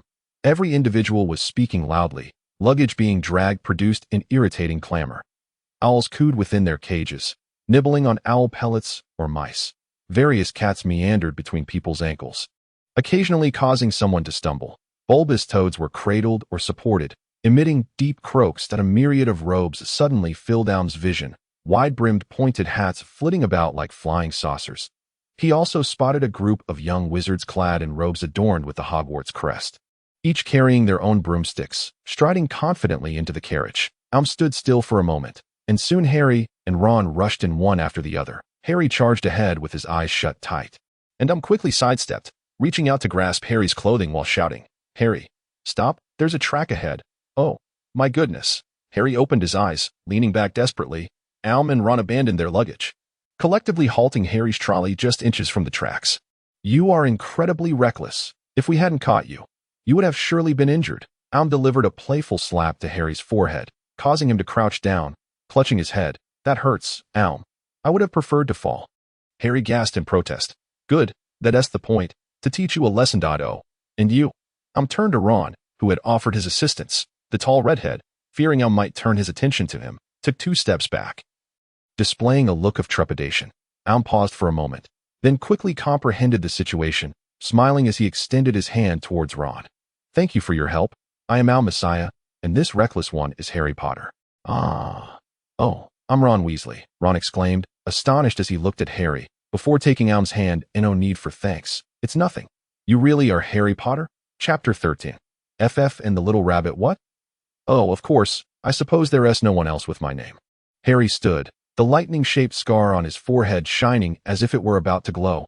Wow, Ron exclaimed in awe, looking utterly bewildered at that moment. Mrs. Weasley entered, leading the chattering little girl by the hand. Spotting her youngest son still standing in place, she poked him playfully in the side and exclaimed, "It's almost 11 o'clock. Why aren't you on the train yet?" "Ouch, Mom." Ron twisted away from Mrs. Weasley's finger, turning to his sister Ginny, and said, "Little Ginny, you won't believe who I ran into." Om glanced up at the enormous clock at the station and was startled to see that it was already 5 minutes to 11. He swiftly grabbed Harry's arm, pushing the trolley towards the rear of the train while shouting, "Hurry up. We need to get onto the carriage." Oh dear. Harry hurriedly pushed the luggage, trying to keep up with Hedwig, who was bewildered by her owner's abrupt stops and starts, her feathers all ruffled. The front carriages were filled with people. Young wizards either leaned out of the windows chatting with their parents or were engaged in playful scuffles in their seats. Om's keen eyes quickly spotted a compartment that appeared relatively vacant. He lifted his and Harry's suitcases, wedging Hedwig's cage under his arm, and instructed Harry, "I'll get the bags up first. You take the trolley to the side and come find me afterward." "Leave it to me, Om," Harry replied, pushing 2 trolleys away. With both hands full of luggage, Om sidled through the door, navigating the aisle like a crab with its claws raised. The carriage was divided into numerous small compartments, each featuring 2 rows of leather seats facing one another, with a small table in between, accommodating a maximum of 6 people. Most compartments were occupied, and Owen walked to the very end of the carriage before he found a compartment where only 2 young witches were seated. He quickly inquired, "Hello there, may my friend and I sit here?" "I have no objections," replied one girl with boyish gray hair, casually sucking on a lollipop, her black cat dozing on her lap. "Of course, this seat was empty anyway," added the other girl, who had long, curly brown hair, as she set down her book, Beginner's Guide to Transfiguration. Om noticed her prominent front teeth resembling those of a little rabbit peeking out from her lips. "Thank you very much, kind ladies." Om placed the 2 suitcases on the floor, hoisted Hedwig onto the luggage rack, and then pushed up his and Harry's suitcases, finally breathing a sigh of relief as he settled next to the gray-haired girl. "What year are you in?" she asked, holding her milk-flavored lollipop with curiosity as she regarded the boy with bronze skin. "I'm a new student this year. My name is Omu Messiah, but you can just call me Om." He extended his right hand towards the gray-haired girl, smiling politely. "But you look like you're much older than me. Oh, I'm Fiorina Finray. You can call me Lena, but I prefer when others call me F. Fiorina popped the lollipop back into her mouth, shook Om's hand, and immediately exclaimed, "Ouch, that's quite a grip." Om smiled as he spread his palms, revealing his calloused and scarred hands to Fiorella. "I have worked quite a lot, often under the sun, so I may appear rather weathered. However, my heart remains 100% that of an 11-year-old boy." "Wow." Fiorella gazed intently at Om's palms, then playfully patted his shoulder, exclaiming, "You are truly a man." This left Om in a state of amused bewilderment. At that moment, a delicate white hand reached beneath Om's nose. It belonged to the brown-furred rabbit. "I am Hermione Granger," she declared in an exaggerated tone. "Pleased to meet you." Though her manner seemed somewhat pretentious, Om noticed a flicker of anxiety in Hermione's eyes as they darted away. Instantly, Om discerned the essence of this little girl, a quintessential tsundere. Clearly unskilled in making friends, she feigned a tough demeanor to mask her inner disarray, reminiscent of Marlenia. "Likewise, it is a pleasure to meet you, Hermione," Om replied warmly, taking her hand and meeting her gaze with a gentle smile. "By the way, you," Hermione visibly relaxed, about to speak. Suddenly, the partition door was flung open, and Harry burst in, breathless, slamming the door shut behind him and bracing himself against it. The 3 in the workshop stared at him in astonishment. And Om, bewildered, asked, "What happened, Harry? Why do you look like you just ran from Tom?" "I don't know," Harry exclaimed. "Those red-haired twins suddenly approached me, asking if I was really Harry Potter, and without any warning. They examined my scar. Then a crowd of people started shouting, 'Where is Harry Potter?' and came rushing towards me." He paused to catch his breath, finally plopping down beside Om, complaining, "They looked like they were going to eat me." It was even more exaggerated than that crowd at the Leaky Cauldron, so I just bolted. I have never run so fast in my life. I'm exhausted. Ha ha. You are quite the unfortunate soul. Fiorella laughed heartily, while the black cat on her lap voiced its displeasure with a discontented meow. Harry Potter? Really? Hermione raised an eyebrow. I know all about you.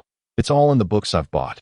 A History of Modern Magic, The Rise and Fall of Dark Magic, and significant magical events of the 20th century. All of them mention you.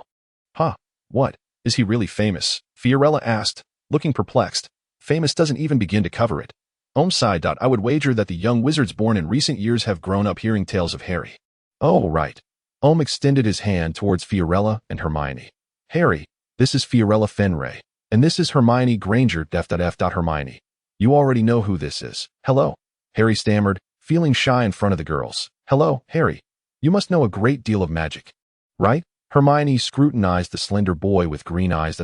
Harry faltered, for while he had indeed read many books at the Dursleys, he had yet to put any of it into practice. Fiorina wrapped her arms around Omu's neck, disregarding the fact that she was nearly a head shorter than him, and hung on to him, exclaiming, You call me FF and that makes us good brothers. I'm struggling to breathe. Omu's eyes rolled back as he forcefully smacked Fiorina's arm that was constricting his throat. How could this girl be so familiar? The train emitted a piercing whistle and gradually began to accelerate, while the parents outside stood still, waving goodbye to their departing children. The young wizards peeked out of the windows to catch a last glimpse of their parents until the train rounded a bend and disappeared from sight. Chapter 14. This thing is more useful than a wand. I will miss them. Hermione settled back into her seat, sniffing, noticing the other three in their compartment, sitting with an air of detachment. Showing no inclination to rise, Miss Rabbit couldn't help but inquire, Don't you want to take another look at your parents? Fiorina chuckled lightly, pointing her thumb towards the window. My dad dropped me off 2 blocks away and took off. I walked the rest of the way myself. Why? Is your father afraid of magic? Hearing Fiorina's account, Harry couldn't help but think of his own relatives who shunned magic. Afraid of magic? No. He was merely fearful of the police lurking at the station. Fiorina lifted the hem of her clothing, revealing a pink handgun tucked in her pants pocket. Omu's eyes widened, and Harry and Hermione's jaws nearly dropped to their chests. Relax, friends. I've removed the bullets. Otherwise, this thing is far more effective than a wand. Fiorina remarked, patting the gun's body. As you can see, my dad is in the arms trade. What about you? Omu, I don't know who my biological parents are. I was raised by Sister Marika, and to me, she is like my mother. Plus, I have 12 younger siblings. Omu spoke with a hint of pride and a wonder. Hermione glanced at Omu's palm before shifting the topic. How much magic have you mastered? I've memorized all the textbooks. Hoping it might prove useful. I even tried a few spells at home. Like, she pulled out her wand from her pocket, traced a pattern in the air, and pointed it at Harry's tattered glasses, which were bound with tape.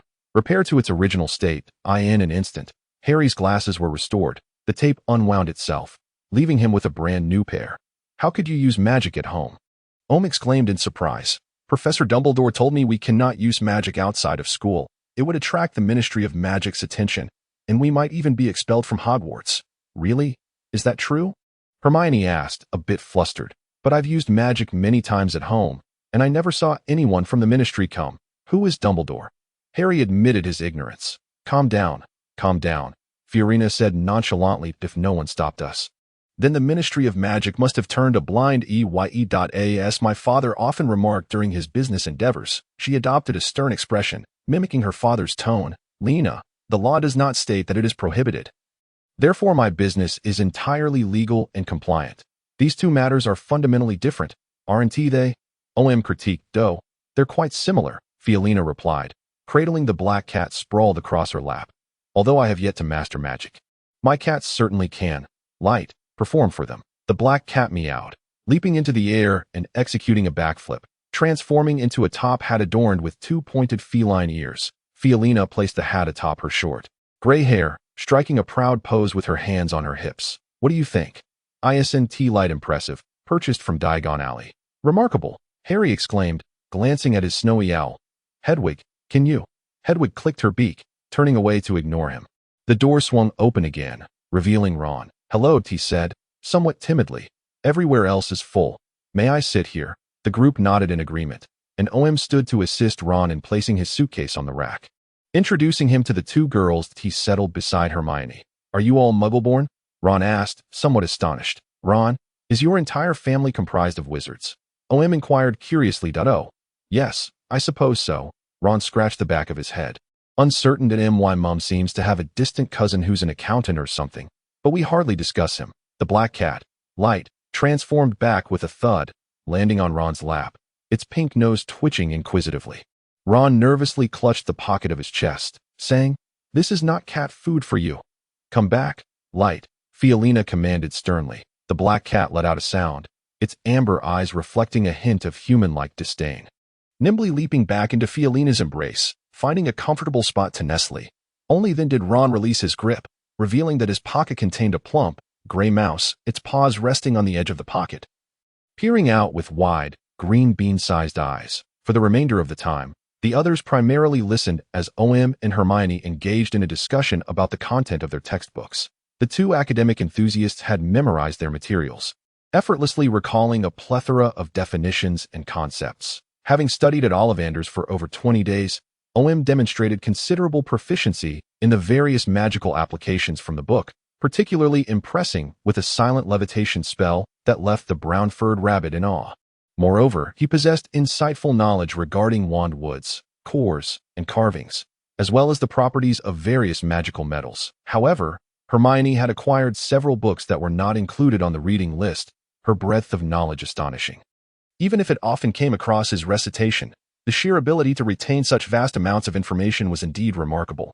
Eventually, Omu exchanged seats with Ron, sitting directly beside Hermione, and together they delved into Hermione's book, The Rise and Fall of Dark Magic, engaging in an intense debate over the necessity of a complete prohibition on dark magic, observing the intellectual duel between the two prodigies across from them. Harry, Ron, and Fiorina felt acutely aware of the limitations of their own mental capacities. With her eyes swirling in confusion, Fiorina ultimately succumbed to fatigue, collapsing onto the table. Seizing the opportunity, Light leaped onto her head, tousling her short hair into a disarray, and nestled down, emitting a comforting purr. Ron, having leaned back against his chair, had drifted off to sleep, his face turned upward, mouth agape, and snoring softly. Harry found himself caught in the middle of the two, grappling with a mixture of incomprehension and the belief that listening, however bewildering, was preferable to silence, trapped in an endless spiral of indecision. Around 12:30, a cheerful and resounding clamor echoed down the carriage aisle. A woman, radiant with a beaming smile and two deep dimples adorning her cheeks, pushed open the compartment door and inquired, "Dearest children, would you care for some delightful sweets and cakes?" "No, thank you, madam," replied Omu politely, extracting the apple given to him by the nun from his pocket. "I have brought my OWN parents do not allow me to eat candy," Hermione quickly interjected, shaking her head vigorously. Harry, having skipped breakfast at the Dursleys and now feeling faint with hunger, sprang to his feet and ventured into the aisle. Omu and Hermione looked on in astonishment as Harry returned with an assortment of peculiar snacks, cradling them in his arms as he plopped down beside Omu. "You are surely going to get cavities," Hermione pouted. "That is a concern for another day. For now, I intend to indulge," Harry exclaimed, biting into a pumpkin pasty with one hand while clutching a licorice wand in the other, struggling to swallow his large bites. "You didn't have breakfast? Why didn't you tell me?" Omu furrowed his brow, realizing he had overlooked this detail amidst the day's excitement. "Not to worry. I have endured far worse hunger at the Dursleys, so I am quite accustomed to it. You should eat as well." Harry chomped down on the licorice wand, nudging the slumbering Fiorina and Ron with his elbow. Initially, Ron hesitated, sheepishly admitting he had brought a corned beef sandwich. But upon witnessing Fiorina devour a large cake without reservation, he cautiously retrieved a pack of Bertie Bott's every flavor beans. The compartment quickly became enveloped in the enticing aroma of food, and Hermione's stomach let out a gurgling sound. Consequently, she rose to fetch the boiled chicken breast and mashed potato salad prepared by her parents. Taking dainty bites with her spoon, helped her close her book, observing the joy radiating from his friends as they feasted, and smiled while wiping his apple on his clothing. Just as he was about to take a bite, burp, Fiorina, in her haste, had choked on her cake. Omu promptly extended his apple towards her, simultaneously administering firm pats on her back. The apple's flesh combined with its juice. It swiftly softened the cake lodged in Fiorina's throat, allowing her breathing to resume freely. "Phew. Thank you for your apple, Omu. I was just about to prepare my last words," Fiorina gasped, pressing her hand against her chest. "How exaggerated. Next time, make sure to chew thoroughly before swallowing. Don't eat so hastily," Omu chided, his expression stern as he flicked her forehead, producing a resounding thwack. "Ouch. That hurt so much. It felt like being hit by a rubber bullet." Fiorina pressed her hands against her forehead, tears streaming down her face. Harry inhaled sharply, feeling a pang of guilt for contributing, albeit minutely, to global warming, as he anxiously brushed his forehead with the back of his hand. Had Aum truly held back when striking me? Oh, how it swells. Bad Aum. A conspicuous, red bump had visibly formed on Fiorina's forehead, standing out alarmingly. With tear-filled eyes, she glared at Aum, shaking her fist in anger, while Aum chuckled, nonchalantly pressing down on her head, rendering her attempts futile. How does it feel to know that you will forever remember this moment every time you eat? You shall never fear choking again. This tactic works wonders on my younger siblings. Harry, Ron, and Hermione simultaneously expressed their heartfelt condolences to Aum's siblings, whom they had never met. With such a brother, he must surely behave well at mealtimes. Just then, the door of the compartment swung open, and a chubby little boy poked his head in, his round face glistening with sweat, his eyes brimming with tears like Fiorina S. Hello, have you seen my leaf? Chapter 15. The sleeping dragon must not be disturbed. Yet you are awake, excuse me. Who is Leaf? Ron inquired after swallowing a Bertie Bott's every flavor bean. It's my toad, the chubby boy exclaimed, frantic as a kettle about to boil. The others shook their heads, prompting the boy to burst into tears. I've lost it again. It always tries to run away from me. Calm down, child, for we are wizards. Aum shifted his support from Fiorina's head to his left hand, brandished his wand, and intoned gravely. Leaf, come forth at first. It seemed ineffectual, but after a few moments, a plump toad zoomed through the air, colliding with the glass of the compartment door and slowly sliding down. Leaf, the boy cried in joy, scooping up the dazed toad from the ground and repeatedly thanking Aum. Thank you so much. If I ever get the chance, I will repay you. Neville Longbottom, it appears you have finally discovered the whereabouts of your precious toad. What a pity. I had intended to wait for you to arrive before thoroughly teasing you. A voice, dripping with arrogance, sneered from the entrance, accompanied by two hefty boys resembling oversized pebbles. Indeed, you could repay him by filling your empty head with sand. I dare say it would make an excellent sand bell. I imagine our meddlesome friend here would take great delight in that. The newcomer, a boy with pale cheeks and light golden hair, scrutinized Harry's scar. Harry Potter, the boy who lived, truly aboard this train. However, his pale gray eyes roamed disdainfully over Ron's dirty nose, Hermione's buck teeth, and Fiorina's swollen forehead, emitting a derisive laugh. Your taste in friends leaves much to be desired. Does it? At least we do not play with two giant troll spawn. What do you typically do? Lick each other's souls. Aum replied with a smile, his eyes gleaming with icy intent. The young man, with a delicate appearance, was clearly looking for trouble. The scrawny figure flushed with embarrassment, while the two hefty individuals beside him scratched their cheeks in bewilderment, evidently oblivious to who the true giant among them was. Surely, you do not wish to oppose me, meddlesome sir, the young man whispered softly. I am Draco Malfoy, the sole heir of the illustrious Malfoy family, one of the 28 pure-blood clans. You have no idea how grave the consequences of crossing me can be. Take him down. Fiorella. Without hesitation, Fiorella sprang up, brandishing a pink pistol in her right hand and a wand in her left. Tension filled the air as everyone drew their wands. Hermione, while exclaiming that fighting was unwise, aimed her wand directly at the young man's eye. The two hefty companions of Draco, momentarily caught off guard, nearly dropped their wands to the ground, but ultimately joined Draco in pointing their wands at Omu. Faced with three wands aimed threateningly at him, Omu slowly raised his hands, a spark of brilliance igniting in his eyes. The motto of Hogwarts, Draco Dormiens Nunquam Titilandus, meaning never tickle a sleeping dragon, echoed in his mind. Yet now, you are very much awake. The train carriage was abruptly lifted half a meter off the ground by an invisible force, only to be forcefully slammed back down onto the tracks. All passengers inside were thrown about chaotically, causing Draco and his two companions to stumble and tumble in disarray. As they clambered back to their feet amidst the cacophony, they were astonished to discover that their wands had vanished. Glancing upwards, they were met with the sight of Omu gripping all three wands in his left hand, pointed directly at Draco's forehead. In that brief moment of turbulence, he had deftly seized their wands. I believe we actually harbor no serious grievances between us, Omu said with a smile, nudging the wands forward slightly. What do you think? Draco, gulping. Draco felt a painful throb in his forehead from the nudge. Swallowing nervously as he replied, I concur with your perspective. That moment, the smile on Omu's face appeared utterly demonic in Draco's eyes. What sort of monster could so effortlessly lift a train? Was this something young wizards of their age could achieve? Thus, it was futile to resist. Splendid. I knew you to be an understanding individual. Omu replied with satisfaction, tossing the wands in a gentle arc, redirecting them towards their grips. The trio of hefty and scrawny figures retrieved their wands and retreated in defeat. "You are so impressive, Omu," Fiorella exclaimed, stepping onto a chair and imitating Omu's tone. "We have no significant conflict. Wah? I must try to look cool like that someday. Ouch." With a swift slap to Fiorella's forehead, Omu retorted sharply, "Look cool, you say? If it weren't for you, we would have merely exchanged empty threats and wouldn't have almost come to blows."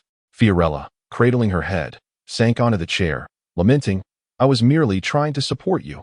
My father used to negotiate like that with my uncle. Thank you for your assistance." Neville bowed respectfully to Omu and the others, suddenly noticing the emptiness of his hands, exclaiming in astonishment, "Where is my leaf?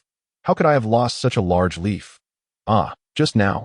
Leifu leapt out of Newi's arms during the jolt, and is now bouncing further down the aisle, prompting Newi to hastily pursue him. "Omu, how did you manage that just now? Why do your eyes glow?" Hermione asked, as she helped Harry gather the scattered cakes and snacks from the floor. "I don't know. It's just the way I was born," Omu replied with a shrug, waving his wand, and the scattered treats promptly arranged themselves neatly on the table at Mr. Ollivander's. The most frequent task was organizing the shelves, and Omu had mastered the silent incantation for the spell known as Reparo. "Wow, that you must possess a rarity akin to parcel tongue," Ron remarked, nibbling on the head of a chocolate frog. "Ron, what is parcel tongue?" Harry inquired, unwrapping a second slice of pumpkin pie. "It's the ability to understand and speak to snakes, typically found in the descendants of Salazar Slytherin," Hermione interjected, tilting her head in confusion as she gazed at Harry. "Could it be that you are a parcel mouth?"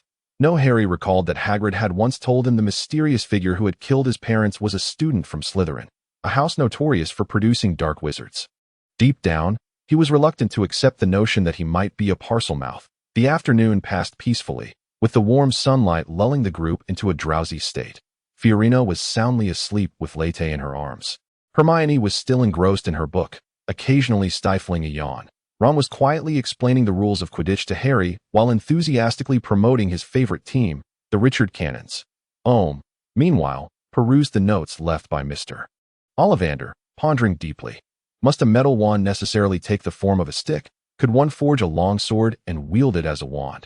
If a longsword could function, then what of a pistol? A chainsaw, or armor? Omu took out his notebook and jotted down this idea, intending to discuss it with Mr. Ollivander later. As the sky gradually darkened, the violet-hued expanse revealed the dark silhouettes of the mountains. The speed at which the trees retreated alongside the railway indicated that the train had begun to slow down. Hermione gently shook Fiorina awake and ushered the three boys out of the compartment. Announcing that it was time for the girls to change, the boys simply donned their robes in the aisle, completing the task with little ceremony. Ron noticed that Omu's robe bore more patches than his own, which he had inherited from his brothers, and the hem was folded over several times. He patted Omu's shoulders sympathetically, wearing an expression that communicated understanding. In 5 minutes, the train would arrive at Hogwarts. "Please leave your luggage and pets on the train. We will take them to the school for you," a soft voice echoed through the carriage. Omu adjusted his collar, smoothed his hem, and fastened the buttons around his waist. No matter how tattered the clothing, it must remain presentable. This was a lesson taught by Sister Malika. The girls emerged from the compartment, their small figures enveloped in oversized black robes, making their faces appear even smaller. The train came to a stop, and the 5 of them disembarked together, everyone rushing onto a small, dimly lit platform, where the outline of a castle with 4 towers was clearly visible in the distance. Omu was aware that they had arrived at Hogwarts. In Chapter 16, we are destined to wreak havoc together. Above the small wizard's head, a large oil lamp swayed in the darkness as Omu heard a deep, familiar voice calling out, First-year students, gather here. Aha, it is wonderful to see you. Omu and Harry, come this way." Hagrid's face, concealed beneath a thick beard, beamed with a broad smile. "How are you, Hagrid?" Omu called out, squeezing past the crowd with 4 little ones in tow. "Very well, thank you." "Omu, are there any more first-year students? Watch your step. Be careful not to fall onto the tracks. Now, follow me." Hagrid held the oil lamp high, leading the young wizards down a slippery, winding path. Fiorina followed closely behind Omu, her hands resting on his shoulders, fearful of stumbling and falling. Occasionally, Omu heard the sound of slipping beside him. He brandished his wand and softly murmured. Lumos that a gentle white light emanated from the tip of the wand, illuminating the darkness as a bright orb hovered above his head, revealing the path ahead. The surrounding young wizards, drawn by the light. Gravitated toward Aum. Hagrid looked back in surprise, noticing the radiant orb illuminating the night sky, and remarked appreciatively, "Well done, Aum." "It's nothing, Hagrid," Aum humbly replied. "Just a simple illumination charm, using some techniques Mr. Ollivander had shared with me. But there's truly no cause for pride. After all, I cannot even perform non-verbal wandless magic. I am still too weak, lacking power." Hermione, the determined little rabbit, puffed her cheeks and drew her wand to cast her own lumos. However, in the presence of the sun above Aum's head, the faint glow from Hermione's wand tip was nearly imperceptible. At the rear of the group, Malfoy gazed enviously at the light above Aum, then glanced at the two dolts beside him, his pale face contorting in agony. What kind of incompetent fools are they? Once we round that bend up ahead, we shall have a clear view of Hogwarts, Hagrid declared, leading the way with the oil lamp held high. The young wizards followed closely behind, and then, at the end of the slope lay a vast, crystalline lake, and at its far end, a steep hill crowned with Hogwarts Castle. Every window of the castle twinkled with the glow of candlelight, its jagged spires reaching for the starry night sky, as though wrapped in black velvet adorned with scattered diamonds. Aum was captivated by the breathtaking scene for quite some time, until Fiorina nudged him, prompting him to regain his senses and continue toward the base of the slope. Below lay a wide river, where dozens of shallow-bottomed boats were moored along the shore. Hagrid stood on the first boat, calling out, "No more than 4 people per boat." Aum, Fiorina, Harry, and Hermione climbed into one boat, while Ron, Neville, and 2 unfamiliar young wizards settled into another. Everyone seated? Good. Hagrid settled heavily into his seat, and Ohm noticed the boat carrying the giant dip several inches into the water before swiftly bouncing back up. Hagrid hung the oil lamp he held at the bow of the boat, and the entire fleet of small wooden vessels immediately glided away from the shore with remarkable speed and silence, their wake disturbing the crystalline surface of the lake. "This is the path once tread by the 4 founders of Hogwarts," Hermione murmured, as if afraid to shatter the tranquil atmosphere. She added, "I read about it in a book. Which house do you wish to join?" Ohm extinguished the luminous sphere above his head with a silent charm and turned to the trio. "As long as it's not Slytherin, I'm fine with any house," Harry replied, gripping the boat's edge with a hint of anxiety as a robust tentacle surged from the lake, splashing water nearby. I, on the other hand, am indifferent, Fiorella remarked, stretching her limbs and patting her belly. "I just want something to eat. I'm so hungry. Now is not the time for such thoughts, Ohm." Hermione interjected with a furrowed brow. "Do you know how Hogwarts sorts us into our respective houses? Why not just ask?" Ohm called out directly to Ron's boat. "Ron, did your brothers tell you how the sorting works?" This question ignited a lively discussion among the young wizards, each sharing tales gleaned from relatives or older siblings. Ron claimed it required enduring a series of torturous trials set by the professors. Neville earnestly swore that his uncle told him young wizards had to team up to slay a troll. And a rosy-cheeked girl with 2 braided pigtails animatedly recounted how her father gulped down 2 gallons of pumpkin juice in one go before being sorted into Hufflepuff. The variations were utterly absurd, each account more outlandish than the last, ranging from slaying dragons with bare hands to mimicking animals. It was a veritable cornucopia of tales. Ohm raised an eyebrow, about to speak, when he suddenly noticed Harry. Hermione and F. had grown exceedingly tense. Hermione was quietly reciting every spell she knew. F. silently loaded his pistol with a magazine full of bullets, and Harry repeatedly pressed down the tuft of hair sticking up from his head. The scene was utterly amusing, prompting Ohm to mischievously shut his mouth and adopt a furrowed brow, woeful expression that as their small boat passed by a steep cliff, Hagrid bellowed, "Duck." The fleet maneuvered into a cavern blanketed in ivy beneath the cliff. And once everyone lowered their heads, they realized that only someone of Hagrid's stature would be in danger of hitting their head. Soon, the fleet reached a wide expanse of water, likely situated directly beneath the castle. Where a solitary dock was constructed, they disembarked and, under Hagrid's guidance, climbed up a cobblestone path leading to imposing double doors. Everyone here. Are we all accounted for? Hagrid surveyed the group, raised his massive fist, and knocked heavily 3 times on the castle door. It swung open, revealing a tall, slender woman clad in a green robe, her expression stern and composed, with her hair styled in a neat bun.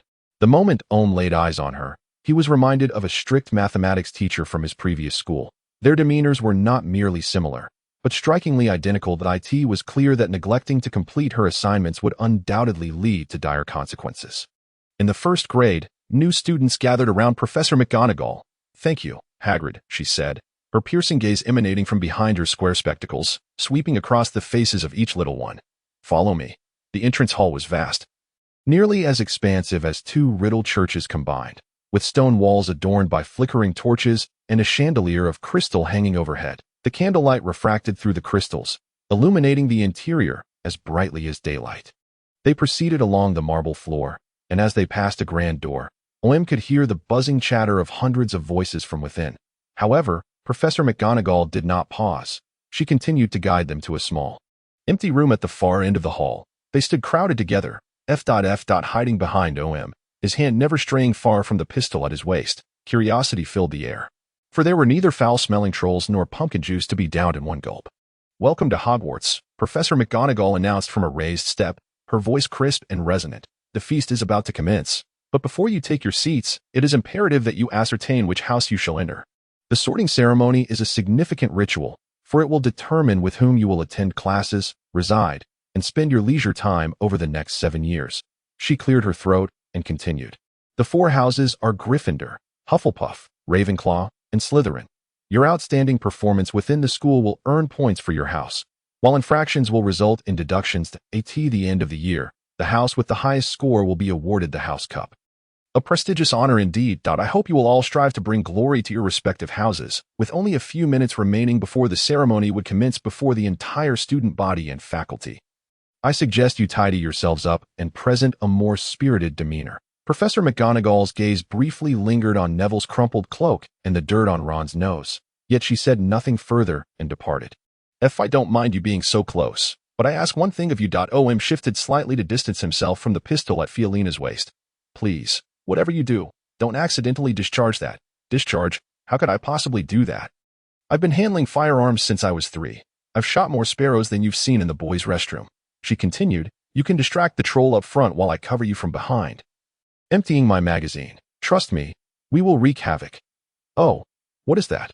Fiolina's mouth hung agape, and several others shrieked in alarm as Harry instinctively tightened his grip on Hermione's wrist. That was. Omu watched in astonishment as 20 or so ghosts glided through the walls into the small room.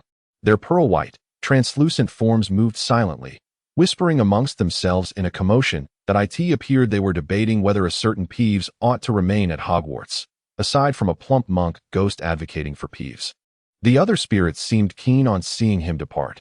This discussion continued until one ghost suddenly noticed the young witches and wizards in the room, lowering their heights to engage the children in conversation.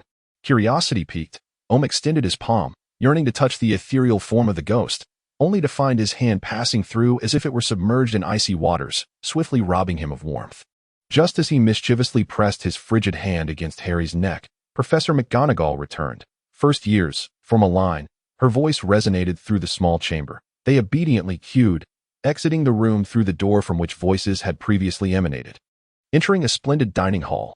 Within the hall stood 4 long tables, around which the students gathered, gleaming gold plates and exquisite goblets adorning the surfaces. Above, countless candles floated, illuminating the ceiling that revealed a starry night sky. At the far end of the hall were the seats for the faculty, where Omu noticed Dumbledore winking at him, while Professor Quirrell fidgeted nervously in his chair. That McGonagall positioned them before the entire assembly of students.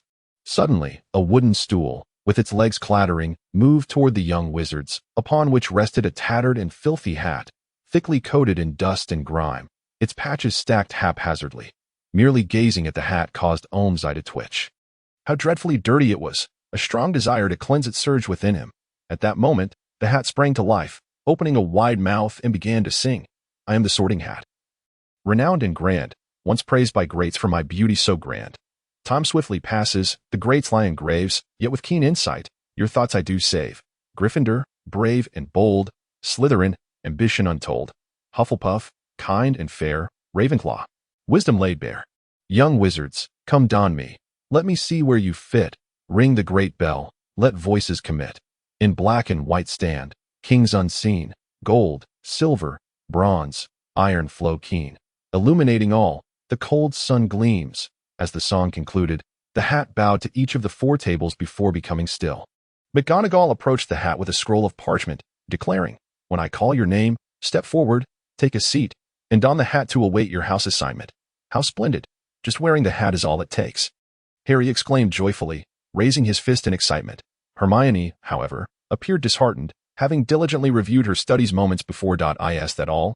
I expected something grander. Why do you look so pale? Fiorina exclaimed. Observing his ashen face. I refuse to wear that hat. Absolutely not. Gritted his teeth, his germophobia flaring as he could hardly bear the thought of such a filthy object touching his hair. Yet, Professor McGonagall had already unfurled the parchment and began calling names. Hannah Abbott, the rosy-cheeked girl who had claimed her father was sorted through pumpkin juice, bounced over to a chair, the hat obscuring the upper half of her face. Hufflepuff, the hat bellowed, its crooked mouth echoing throughout the dining hall. The students gathered around the long table at the far end erupted into applause as Hannah removed her hat and hurriedly made her way to the Hufflepuff table, where she found an empty seat to settle into. The rotund ghost of a monk kindly patted her shoulder, causing Hannah's two plaited braids to tremble as if charged with electricity. Professor McGonagall continued to call out names in alphabetical order. One by one, the young wizards stepped forward to don the sorting hat upon their heads. Soon discovered that the time taken by the sorting hat to allocate each young wizard to their respective house varied. Some were assigned their houses the moment the hat touched their hair, while others took a considerable amount of time. Fiorina Finrey, Professor McGonagall announced, the little witch with hair cut short like a boy strode confidently over. And it took the hat over a minute to finally declare, Ravenclaw. Fiorina removed the hat, and, with a hint of disdain, tousled her hair before walking to the Ravenclaw table amidst applause.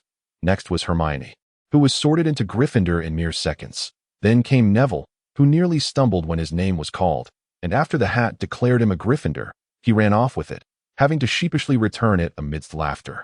Just before Draco was sorted. The moment the hat touched his slick, light golden hair, it eagerly shouted, Slytherin. Draco wore a look of triumph as he swaggered to join his two cronies at the long table. Omu Messiah.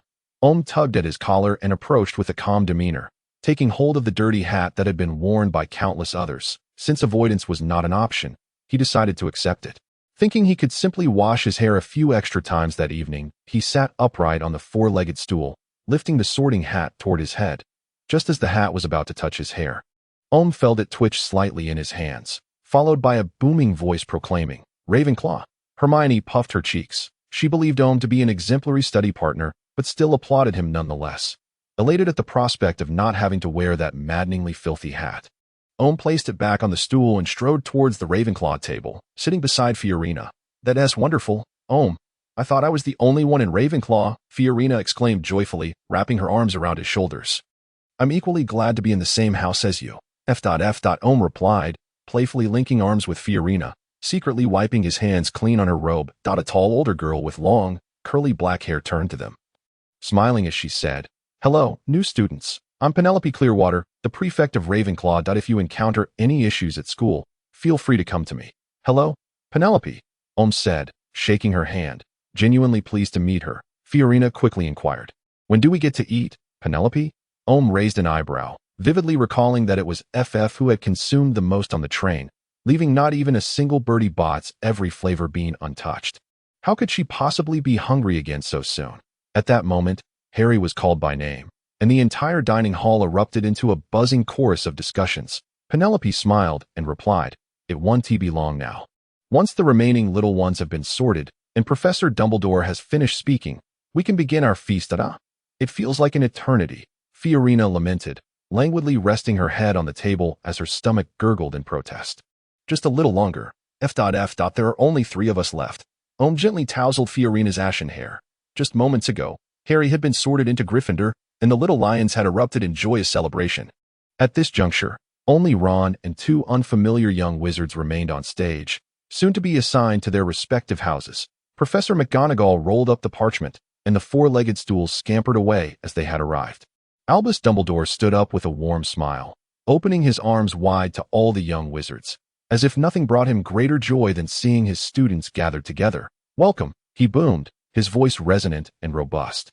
Entirely uncharacteristic of a man of his years. Welcome to Hogwarts, and to a new academic year. Before the feast commences, I wish to share a few words. That is, fool, crybaby, scum, twist. Thank you all. With that he sat down, catching off guard, who had braced himself for a lengthy address, yet this did not deter him and Fiorina from applauding enthusiastically. That was splendid, Fiorina exclaimed, standing atop her chair. The world needs more speeches like that. Dumbledore kindly nodded in her direction and gestured for the entire school that a rich aroma of food abruptly assaulted Omu's senses, and he was astonished to see the golden plates on the table suddenly brimming with an array of delicacies. From lobster and steak to chocolate mints, succulent roasted chickens, their skins crisp and golden, were displayed alongside large hocks glistening with a delectable caramelized glaze. Before him appeared an enormous bowl of seafood bisque, the pale fish swirling in the milky broth as if it had just been boiling on the stove.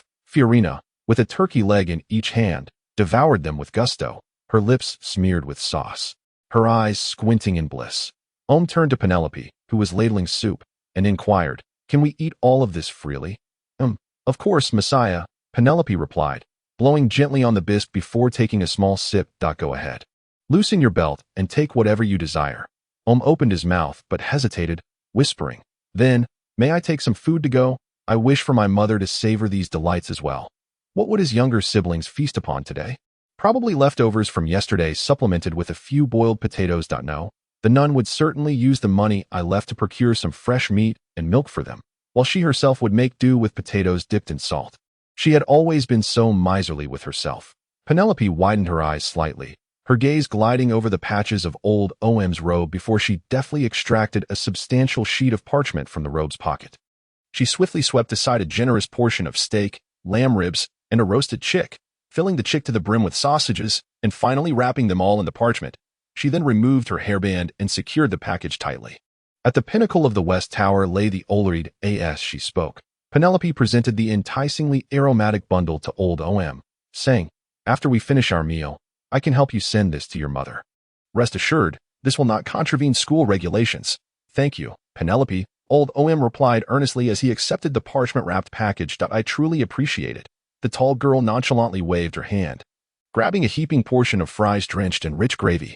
With her worries set aside, old Omu soon joined the ranks of those demolishing food, voraciously devouring the meat, while shunning anything resembling potatoes. After all, he had been consuming potatoes for several years, and now the mere scent of starch was enough to unsettle him.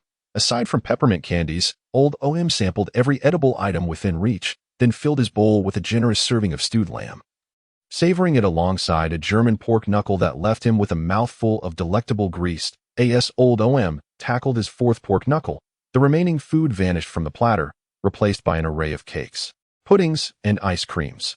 Old Omu anxiously checked the contents of the parchment-wrapped package. Thankfully, nothing had disappeared. Fiorina, clutching her round belly, let out a burp in disbelief as she watched old Omu single-handedly annihilate an entire apple pie before launching an assault on a chocolate muffin.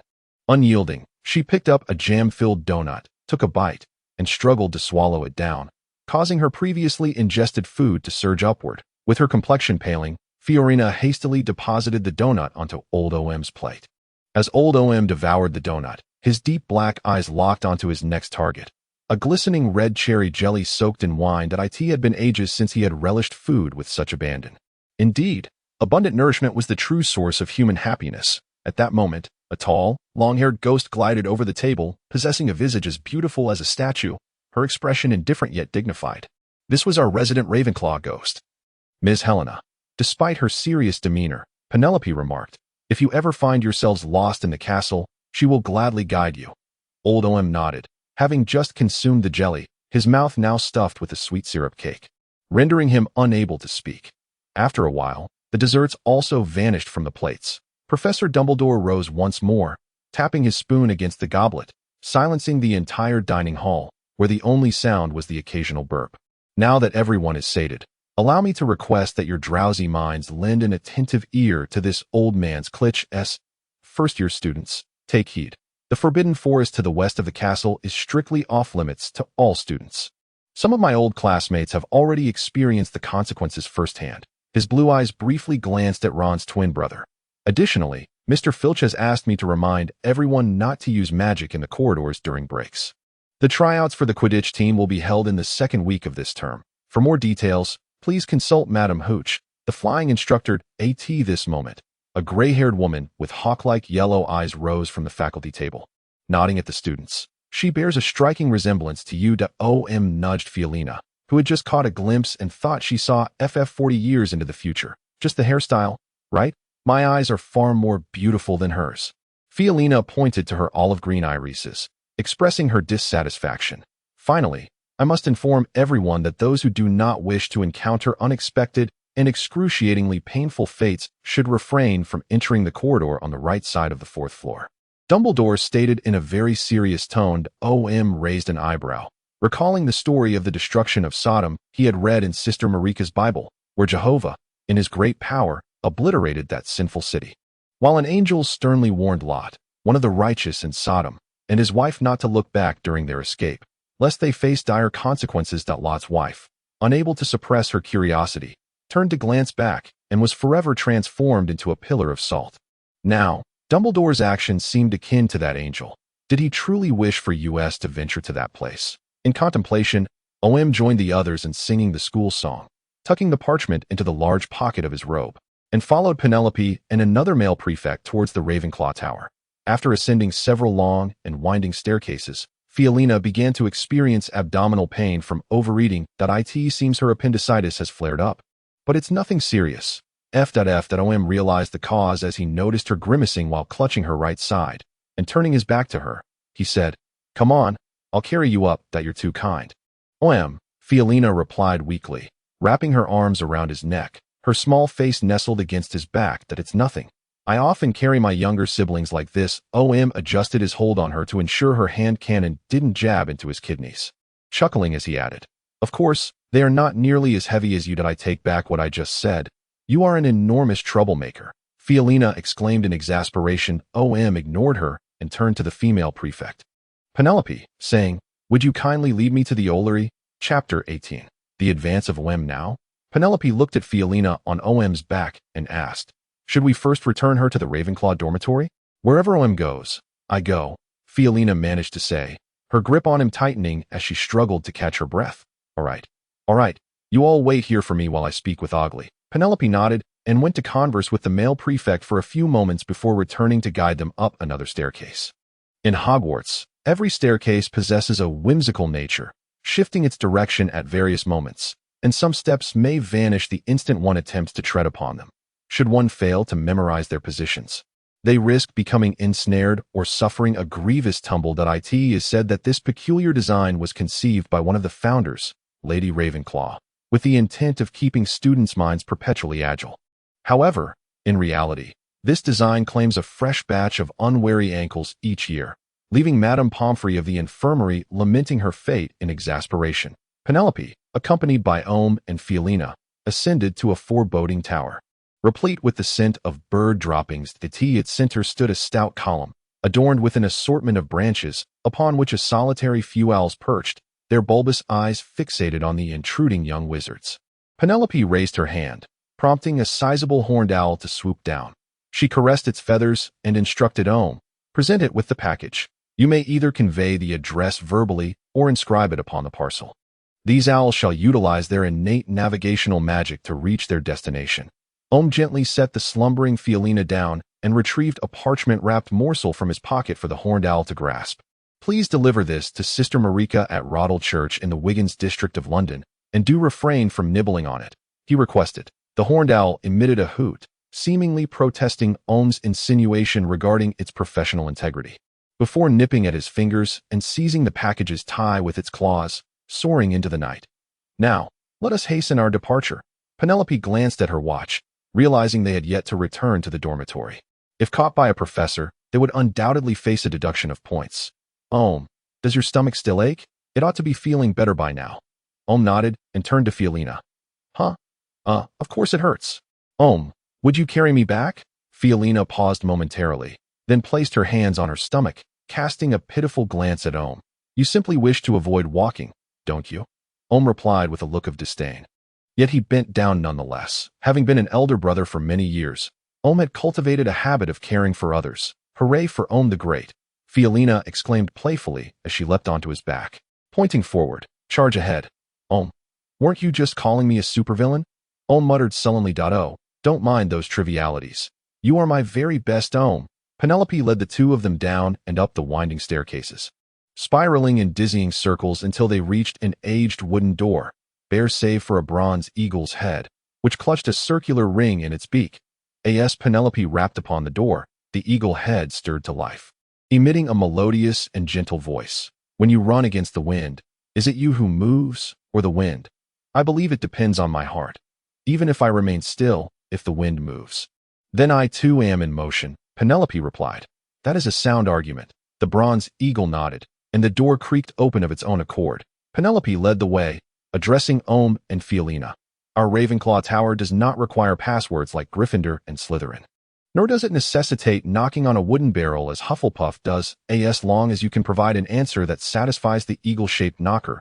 You may enter, though there have been occasions when a dozen individuals have crowded at the entrance, attempting to answer its riddles. The common room of Ravenclaw Tower boasted a semicircular deep blue dome, adorned with golden paint depicting hundreds of constellations. The sky blue curtains and drapes cascaded gracefully, embellished with intricate copper patterns. A model of the solar system, sculpted from 8 different colored stones, hovered in the center of the lounge, while the carpet, reminiscent of lapis lazuli, was embroidered with numerous golden stars. Opposite Omu, above the fireplace, loomed a grand niche housing a statue of Ravenclaw carved from white marble, her beautiful visage adorned with a teasing smile, crowned with a splendid tiara. Penelope shared some important school information with Omu, mentioning that the current head of Ravenclaw was Professor Flitwick, the charms instructor, and directed him to the door leading to the boys' dormitory before taking the hand of a sleepy-eyed Fiolina and proceeding towards the girls' dormitory. Omu ascended a narrow staircase, barely wide enough for two to pass side by side, and emerged into a long corridor flanked by sturdy wooden doors, each inscribed with the names of their occupants. In the middle of the hallway, Omu found the door marked with his name, alongside 2 others, Wendigo Polbo and Christielos. Gently pushing the door open, he was greeted by dim light. Within were 3 4-poster beds.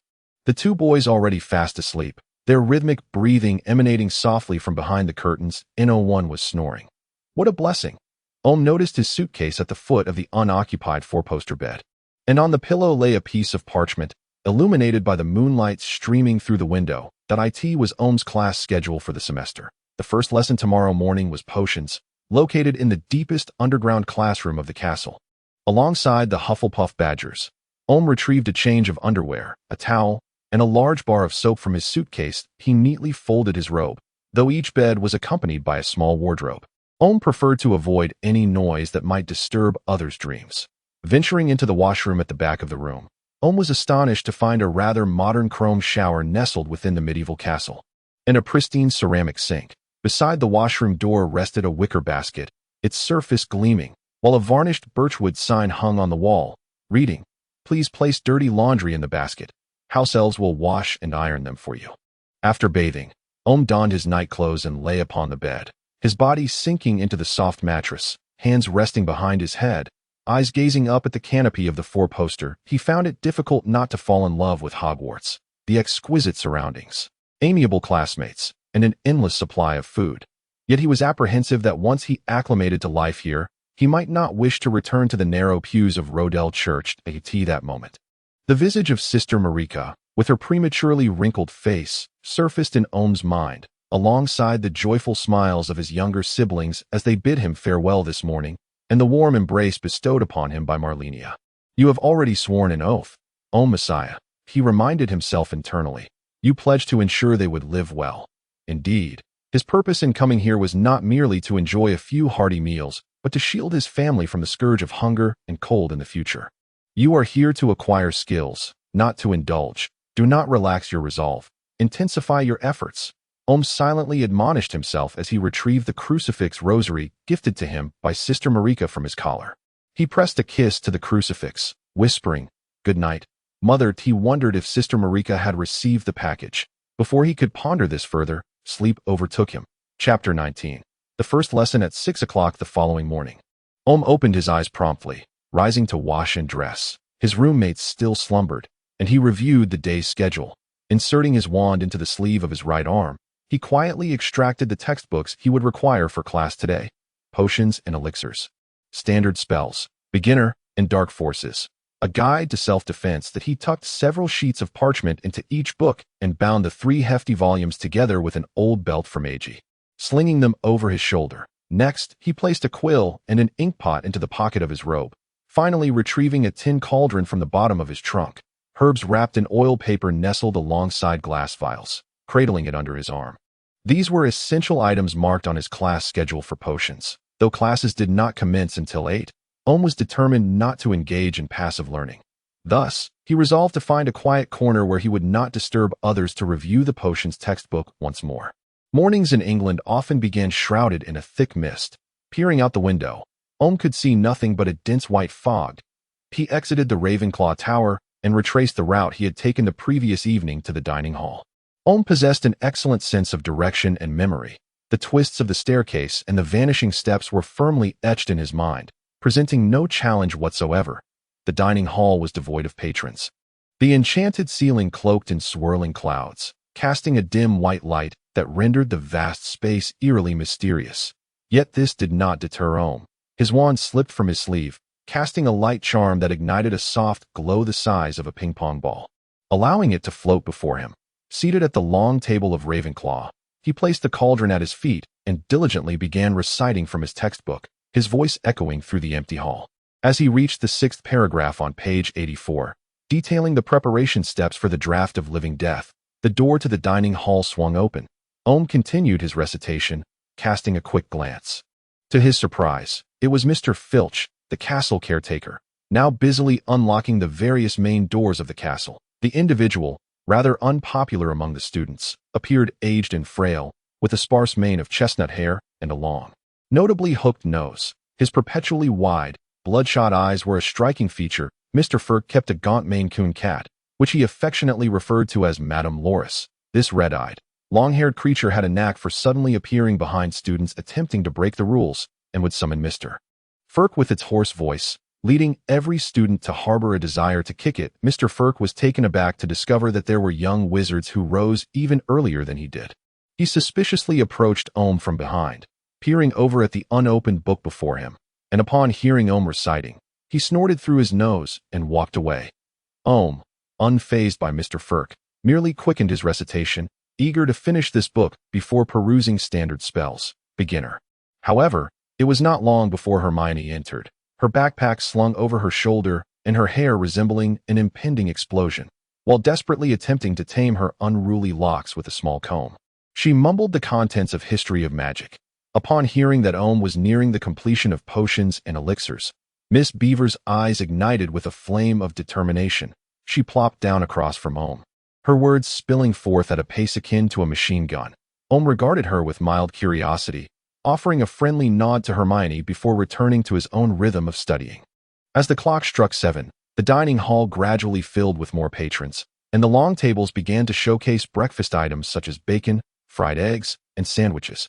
Ohm completed the daunting task of memorizing the over 200-page potions textbook, helping himself to 5 codfish sandwiches and 7 boiled eggs, accompanied by a full goblet of orange juice. Noticing Hermione, who had plugged her ears with her fingers to fully concentrate on her book, he recalled her aversion to sweets and poured a small glass of plain milk, placing it beside her. In the ensuing moments, Ohm savored his breakfast, leisurely perusing standard spells. Beginner. The sunlight dispelled the morning mist, streaming through the windows and casting warm patches of light upon the long table. Fiorina, bleary-eyed and dragging her feet, ambled into the dining hall, heavily setting her backpack and cauldron on the bench before slumping down next to Ohm. It seemed as if some translucent essence wafted from her lips. Ohm noticed her gray hair sticking up like a dandelion and could not resist ruffling Fiorina's head, earning himself a nearly all-white eye roll. The youth turned the pages of his book, observing the deep circles under the short-haired girl's eyes, and smiled as he inquired, F. When did you learn to apply smoky eye makeup? Go. Oh, go away. It's because the mattress here is far too soft compared to the ones at home. I simply couldn't adjust to it and lay there for ages without falling asleep. Fiorina yawned extensively, downing a glass of apple cider vinegar in one go, smacking her lips in dissatisfaction before pouring another. Yet, this did little to rouse her spirits. She slapped her cheeks awake, then bounded over to embrace the newly arrived Madame Helena, before returning to her seat, shivering all over. What a splendid idea this is. How could I have overlooked it? Hermione gazed at the ghosts wafting into the dining hall, her eyes sparkling with eager enthusiasm that it seemed she had discovered a secret to maintaining a perpetual state of learning. No fools do not catch colds. But Hermione, you are different. Ohm chuckled, waving his hand dismissively as he consumed the last remaining egg on his plate. Fiolina, delightfully savoring her croissant, took a while to comprehend, glaring at Omu as she exclaimed, "Are you implying that I am foolish? With only 10 minutes left until class, let us be on our way." Omu secured his books, lifted his cauldron, nodded towards Hermione, and rose to stride towards the dining hall's exit. "Do not change the subject, you rascal." Fiolina hastily stuffed a strip of bacon into her mouth, grabbed 2 croissants to tuck into her pockets, and seized her backpack and cauldron to catch up. The potions classroom lay in the castle's depths, said to be part of the dungeons. Even with torches ablaze upon the walls, the pervasive chill lingered like a persistent ghost. Transparent glass jars adorned the classroom walls, housing pale, bloated animal specimens floating in a pale yellow solution. The dim light relied solely on oil lamps suspended from the ceiling. Each desk was equipped with 2 oddly shaped stoves. Omu hung his cauldron on the horizontal bar of the stove. Emerald flames erupted greedily, licking the bottom of the pot. Omu hastily removed his cauldron from the bar, recalling that the book warned against dry boiling to prevent cracking. He certainly did not wish to spend money on a new pot. Soon, the time for class arrived, and the young wizards trickled into the classroom, eagerly engaging in animated conversations, brimming with anticipation for their first lesson at Hogwarts. However, this sense of excitement swiftly evaporated with the entrance of the potions professor. Like bubbles under the sun, Severus Snape burst through the door, his black cloak billowing like the wings of a bat, his hollow, indifferent black eyes resembling 2 deep tunnels, swallowing the classroom's chatter whole. The door slammed against the wall, rebounding with sufficient force to close itself in an instant. The classroom fell into a deathly silence. Only the sound of Fiolina munching on her croissant remained, though she quickly realized and ceased her chewing. In that moment, the young eagles and badgers became acutely aware of one undeniable truth. Their potions instructor was certainly not one to be trifled with. Snape picked up the attendance sheet and, without any preamble, began to call the roll. When he reached Omu's name, he paused momentarily, lifting his gaze from the roster to glance at Omu before lowering it again. Omu sensed this, but was perplexed as to the reason behind Snape's action. Merely sitting in his seat with a furrowed brow, inadvertently stepping on Fiolina, who was still munching away. After completing the roll call, Snape crossed his arms over his chest, wrapping his cloak tightly around himself, and spoke in a voice barely louder than a whisper. "You have come here to learn the intricate science and rigorous craft of potion making. There is no foolish waving of wands here. Many of you may not believe this is magic, that I do not expect you to truly comprehend the exquisite allure of that simmering cauldron, emitting wisps of white steam and wafting forth delightful fragrances. You will not genuinely grasp the enchanting essence of the liquid that courses through the veins of humanity, stirring the heart and clouding the will with its mysterious magic at this point." He leaned slightly forward and declared, "I can teach you how to elevate your prestige, brew glory, and even stave off death. But there is one condition. You must not be the kind of fools I frequently encounter." Omu was overwhelmed with ecstasy to avert death. What an enticing ambition. If I can concoct potions that prevent death, then surely healing Marlenia's affliction, Lawrence's burns, and Lonnie's severed arm would be a trivial endeavor. He found himself sitting up straighter, his dark eyes sparkling with an insatiable thirst for knowledge. Snape suddenly raised his voice.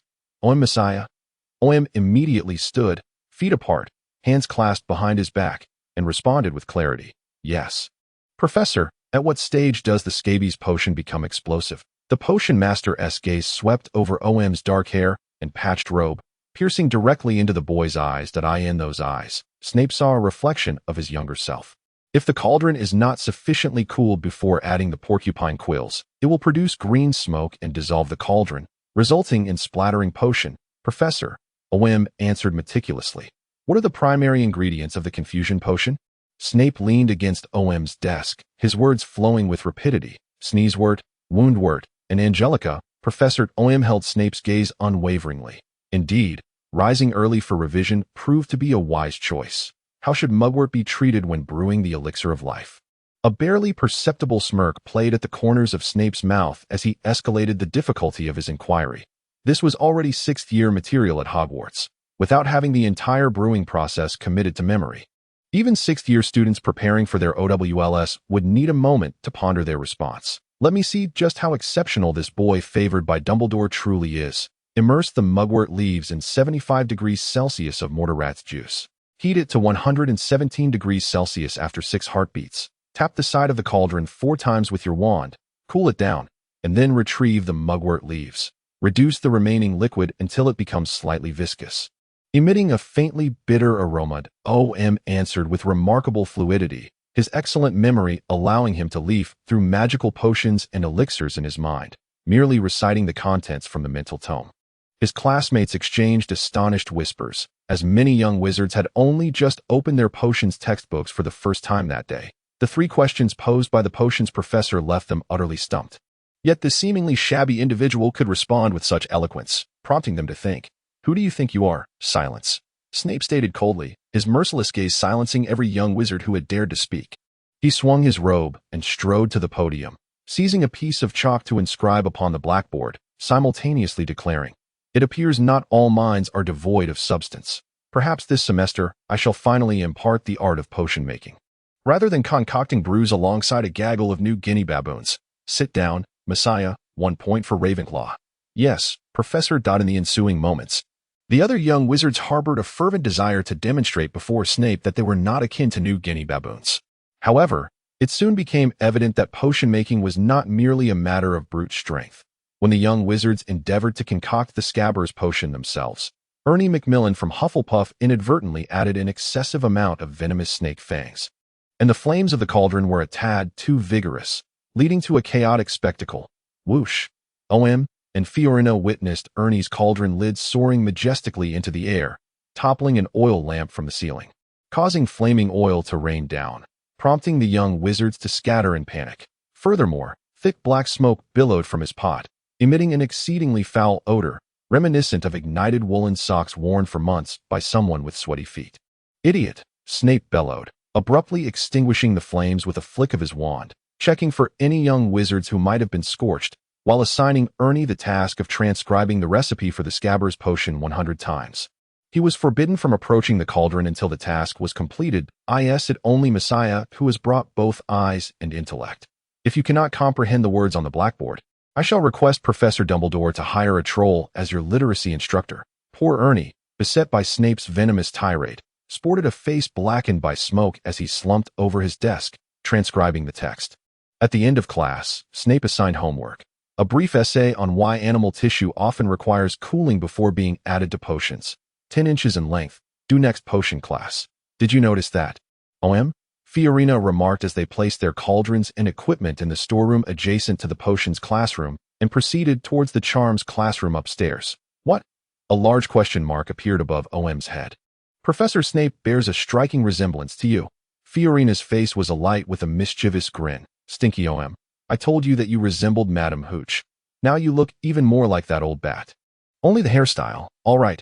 OM exclaimed, widening his eyes and pointing at his own nose. I am far more handsome than he. I don't care. I don't care. I don't care. From this day forth, you shall be known as Little Snape. Please don't call me that. Smoky-eyed Little Hooch. Ah. OM, you wicked rascal. The two engaged in playful tussles on the staircase until they were chastised by the portraits on the wall, at which point they established a truce and entered the charms classroom. Chapter 20. The cheerful Professor Flitwick. The charms classroom was arranged in a semicircular fashion, with a small clearing at the top accommodating a blackboard and podium.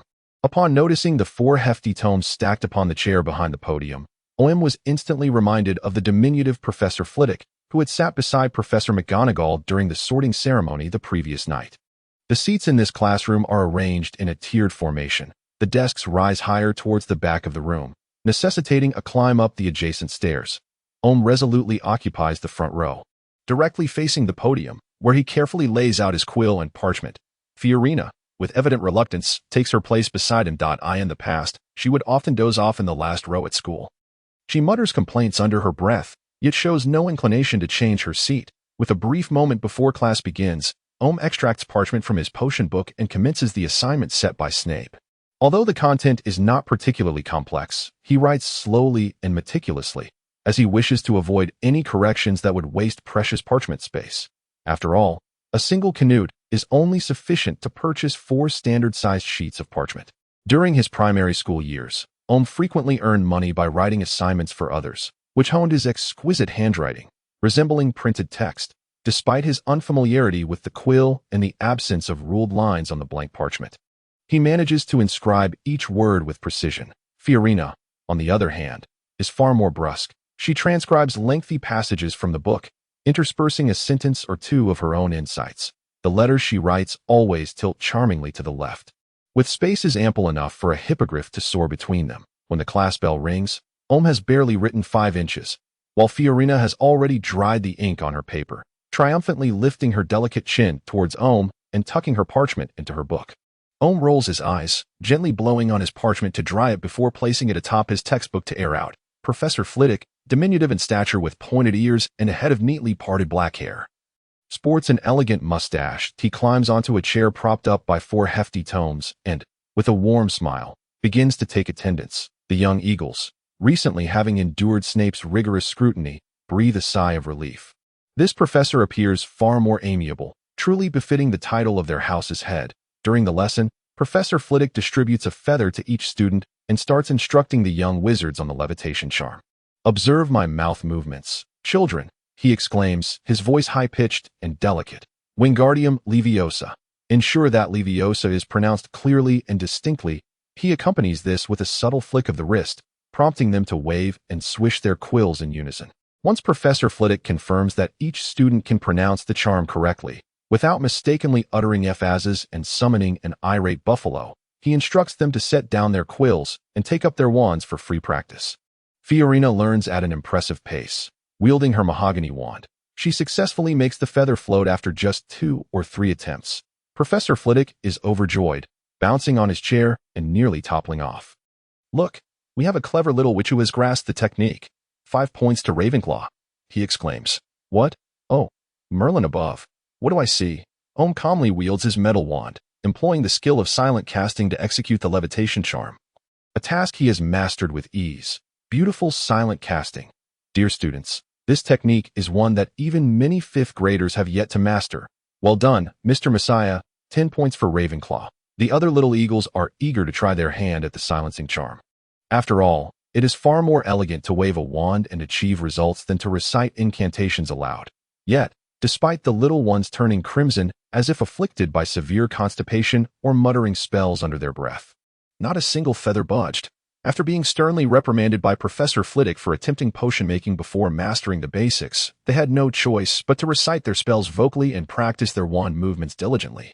As the class progressed, Professor Flitwick, brimming with curiosity, inquired about Omu's abilities. With his vast teaching experience and formidable magical prowess, he could easily discern the powerful and stable force within Omu, which the boy wielded with remarkable control.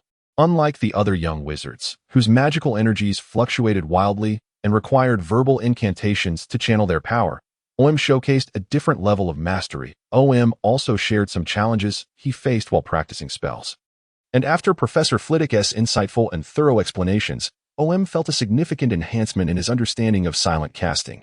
The more Professor Flitwick learned about Omu, the more he believed this child was a natural talent for dueling. Being a former champion of the dueling tournament, he felt a rare impulse to cultivate the next champion. However, upon discovering that Omu's spellcasting mentor was none other than Mr. Ollivander, Professor Flitwick was taken aback. "What does a wand maker know about spells?" he exclaimed at Omu. "You must come to my office every Monday, Wednesday, and Friday evening. I have much to teach you about the intricacies of spellcasting." "But, Professor," Omu replied cautiously, "I have astronomy class on Wednesday evenings." "Then how about Tuesday, Thursday, and Saturday?" Flitwick insisted. "I always wondered why your spellcasting bore such a distinctive personal flair. It appears Mr. Ollivander may have led you astray. Did he instruct you to release your magic with a steady and restrained manner, avoiding speed and force?" "Oh dear, that's incorrect. You, a growing young wizard, cannot be expected to emulate that old man. That would be akin to pinching off the tender leaves of a sapling. You should be swift and vigorous. First, explore your limits, and then learn to temper your power. That is the right approach. You will practice with me, and I shall write a letter to Mr. Ollivander shortly." Until the class bell rang, Professor Flitwick continued to prompt Omu to demonstrate his spells, offering numerous suggestions for improvement, so much so that he did not even notice Fiorina had dozed off at her desk. The charm class did not assign written homework. Instead, it merely required students to practice the levitation charm regularly, with random checks in the next lesson. After bidding farewell to the cheerful Professor Flitwick, Omu and Fiolina descended to the dining hall for lunch. At that moment, the monkey-faced owl, 14, arrived with a reply from Sister Marika. Fluttering to his side, rewarding 14 with a crispy piece of pork crackling, Omu opened the letter. Dear Omu, I cannot express the joy I feel knowing you are well fed at Hogwarts. The food you sent back was extraordinarily delicious, bringing joy to everyone who partook. Even Lackad and Yuno found themselves embroiled in a quarrel over a single sausage. However, I would prefer that you concentrate on your studies and daily life. Not to worry too much about us. I shall take good care of this home. All you need to do is to bravely forge ahead. I will pray for you day and night. May God bless my son. With love, Sister Marika. A wave of an emotion called happiness resonated within Omu's chest. He folded the letter and tucked it into the inner pocket of his robe, the place closest to his heart. Chapter 21. The alchemy unveiled. Your smile extends almost to your ears. Who has sent you a letter, Omu? Fiorina mumbled, her mouth stuffed with roasted beef meat. Omu distanced himself in disdain, replying, You should swallow what's in your mouth before speaking. You nearly splattered it on my robe. It's a letter from my mother, urging me to study diligently. How wonderful! My mother has been gone from my life for many years. Fiorina speared a stack of Italian sausage slices with her fork, consuming them voraciously. Omu, glancing apologetically into Fiorina's olive green eyes, said, I'm sorry. If I didn't mean to sadden you. No. Fiorina waved her hands dismissively. She isn't dead. She merely divorced my father, because my father shot her brother. What? Omu's eyes widened in shock. Yes. It's true. He sold harmful drugs to minors. And my father, wishing to protect me from his influence, took it upon himself to blow his brains out with a shotgun on Christmas Eve. Fiorina mimicked the action of loading a shotgun with her hands, vocalizing the sound. Bang. What? Omu was left speechless, as if struck by a blast himself, his young heart shaken to its core. The Fenray family, truly formidable. Omu, are you going to the library at noon? Hermione patted Omu on the shoulder. The long table of Gryffindor was adjacent to Ravenclaw's, and she could easily locate Omu with a mere turn. Sure, why not? I haven't finished my potions homework. Omu nodded eagerly, looking towards Fiorina. Would you like to join us? I think not. I'm heading back to the dormitory to nap with my little light. I'll see you in the afternoon for defense against the dark arts class. Fiorina decisively declined. What about Harry and Ron? Are they going? Omu inquired of Hermione, while casually ruffling Fiorina's short gray hair, which felt remarkably pleasant to the touch. He hoped her father wouldn't come rushing over to blow his head off for that.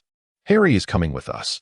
As for Ron, he said he'd rather jump into the Black Lake naked and swim with the giant squid than waste a beautiful afternoon reading the mention of Ron.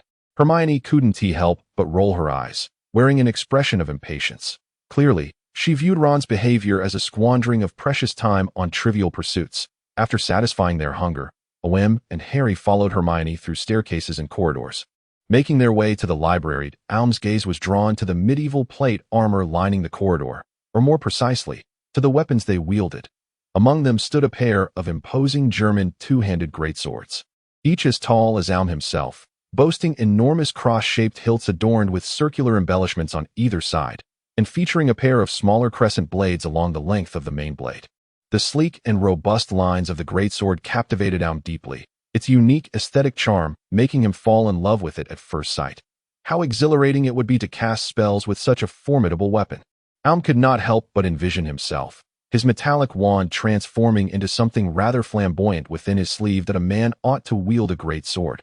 It soon became evident that the allure of large, elongated, and sturdy implements could ensnare any young man's imagination, and the more he gazed, the slower his steps became. The more he beheld its magnificence, the stronger his desire grew to caress and wield it. It was only when Hermione impatiently urged him onward that Omu reluctantly continued his path. Harry, indifferent to the allure of cold weapons, grumbled about Professor Bin's history of magic class, lamenting its monotony to the extent that he had dozed off throughout the entire morning. Only Hermione managed to remain awake, her exceptional intellect enabling her to absorb all the knowledge presented. As Harry spoke, he leapt over a staircase that vanished into thin air. Indeed, little Beaver stood proudly with hands on hips, his nose nearly reaching the heavens. Did you know, Omu? Professor Binns is a ghost. It is said that one day, he went to class as usual but forgot to bring his body, thus becoming a specter. I find it quite admirable that he continues to impart knowledge to us, even in such a state. Shouldn't Professor Dumbledore still pay him a salary? Omu, still lost in thoughts of the exquisite greatsword, nonchalantly replied. Perhaps the reason he continues to teach history of magic is precisely because he doesn't require a salary. I believe Professor Dumbledore is not that stingy, Harry replied uncertainly, adjusting his glasses that had slid down to the tip of his nose. Glancing at the book resting on Omu's shoulder. Did you have potions class today? I heard Ron's brother Percy say that Professor Snape is exceedingly harsh and always favors Slytherin students. Finding ways to deduct points from other houses. Is that true? Omu recalled how, after extinguishing a fire during potions class, Professor Snape first checked for injuries before stating, "He is indeed harsh, and his words can be quite unpleasant. Yet I sense he is a strict but responsible teacher. He even awarded me points. That's splendid. I was rather apprehensive about attending potions class, but your words have reassured me," Harry exclaimed, raising a hand to touch the scar on his forehead. It seemed that the pain he felt during the feast on the opening day was merely a figment of his imagination, right? Be quiet. We've arrived at the library, Percy interjected. Madam Pants, the librarian, despises noise from students. Hermione shot a glare at the two boys before pushing open a heavy, towering oak door. Inside the vast space stood hundreds of towering bookshelves that stretched up to the ceiling. And the only way to retrieve books from the uppermost shelves was to ascend via a sliding ladder. In this space, there lay an abundance of expansive tables adorned with exquisite silver candlesticks, where numerous individuals sat in quiet contemplation, either engrossed in reading or diligently writing. The atmosphere was imbued with an utter silence, punctuated only by the soft rustling of turning pages and the delicate scratch of quills gliding across parchment. Omu, Harry, and Hermione instinctively slowed their breathing and footsteps, apprehensive of disturbing the serene ambience that enveloped them. Madam Pants resembled a malnourished vulture, her long, curved neck extending forward, crowned with a beak-like nose, and her skin a sallow hue. Seated behind a wooden counter, she lifted her gaze from a tome bound in wood, her watchful eyes scanning the newly arrived trio, ensuring they bore no food or drink, before gradually lowering her head. Her gaze still fixated on the bags of Harry and Hermione. The trio felt a chill run down their spines under her scrutiny, hastily seeking a distant table away from the counter. Harry and Hermione set off to find books that piqued their interest, while Omu resumed the assignment set by Professor Snape. Since it was not particularly challenging, Omu completed it before Harry and the others returned. Rising, he made his way to the bookshelf, eager to locate a volume on wands or magical weaponry. Following the categorization signs along the side of the shelves deeper into the library, Omu halted before the restricted section. His eyes landing on a shelf marked with magical artifacts and alchemical blades. He quickly scanned the spines and paused on a hefty tome clad in red velvet, thicker than a brick. The spine bore the gilded title, The Initial Unveiling of Alchemy by Nicholas Flamel. Chapter 22. What boy wouldn't yearn for a magical greatsword? Alchemy, or perhaps the initial unveiling. Was this not perfectly suited for one utterly new to the concept of alchemy like myself? If I could master the art of transmuting base metals into gold, I would possess an inexhaustible wealth. Omu's thirst for knowledge ignited fervently in that moment as he grasped the book. Eagerly flipping it open to delve into its contents, a world defined by alchemy unfurled before Omu's eyes, as he became entranced by every intricate symbol and pattern, every wondrous magical metal and flame, every complex alchemical diagram and formula. The opening passages of the book revealed that the ultimate goal of alchemy transcended the mere conversion of ordinary metals into gold. It ventured further, breaking free from the confines of material reality, to explore the crystalline essence known as the Philosopher's Stone or the Sorcerer's Stone. To date, only the author of this tome, Nicholas Flamel, had succeeded in creating a somewhat imperfect Philosopher's Stone, yet it had afforded him prolonged life. If the book's account of Flamel's birth year was accurate, Omu calculated and was astonished to discover that the venerable gentleman must be at least 600 years old this year. Through the Philosopher's Stone, Nicholas Flamel could extract the elixir of immortality, enabling him and his wife to live from the 14th century to the present year of 1991, such a formidable alchemical artifact. The existence of this elder stood as the pinnacle of alchemical achievement in the contemporary world. The numerous runes presented in this book were ones that Omu had previously encountered on the wands crafted by Mr. Ollivander. Each rune was vividly etched in his memory, though they did not align perfectly with those in the book. It seemed that Mr. Ollivander had made subtle adjustments to the runes based on the distinct character of each wand. The text also referenced a technique, employed over a millennium ago by Godric Gryffindor, one of the founders of Hogwarts, which intertwined magic with swordsmanship. In duels, he often wielded a wand in one hand and a sword in the other, casting spells for protection while advancing upon his foes to deliver a lethal strike with his sword. Gryffindor's sword, forged by goblins, was not only exceptionally sharp, capable of effortlessly slicing through protective enchantments, but also possessed the remarkable ability to absorb any material that could enhance it. Regrettably, the sword has long been lost to history, completely vanished from sight. Omu's interest was instantly piqued. If one were to forge a greatsword using this goblin technique, might it not evolve and grow stronger in battle?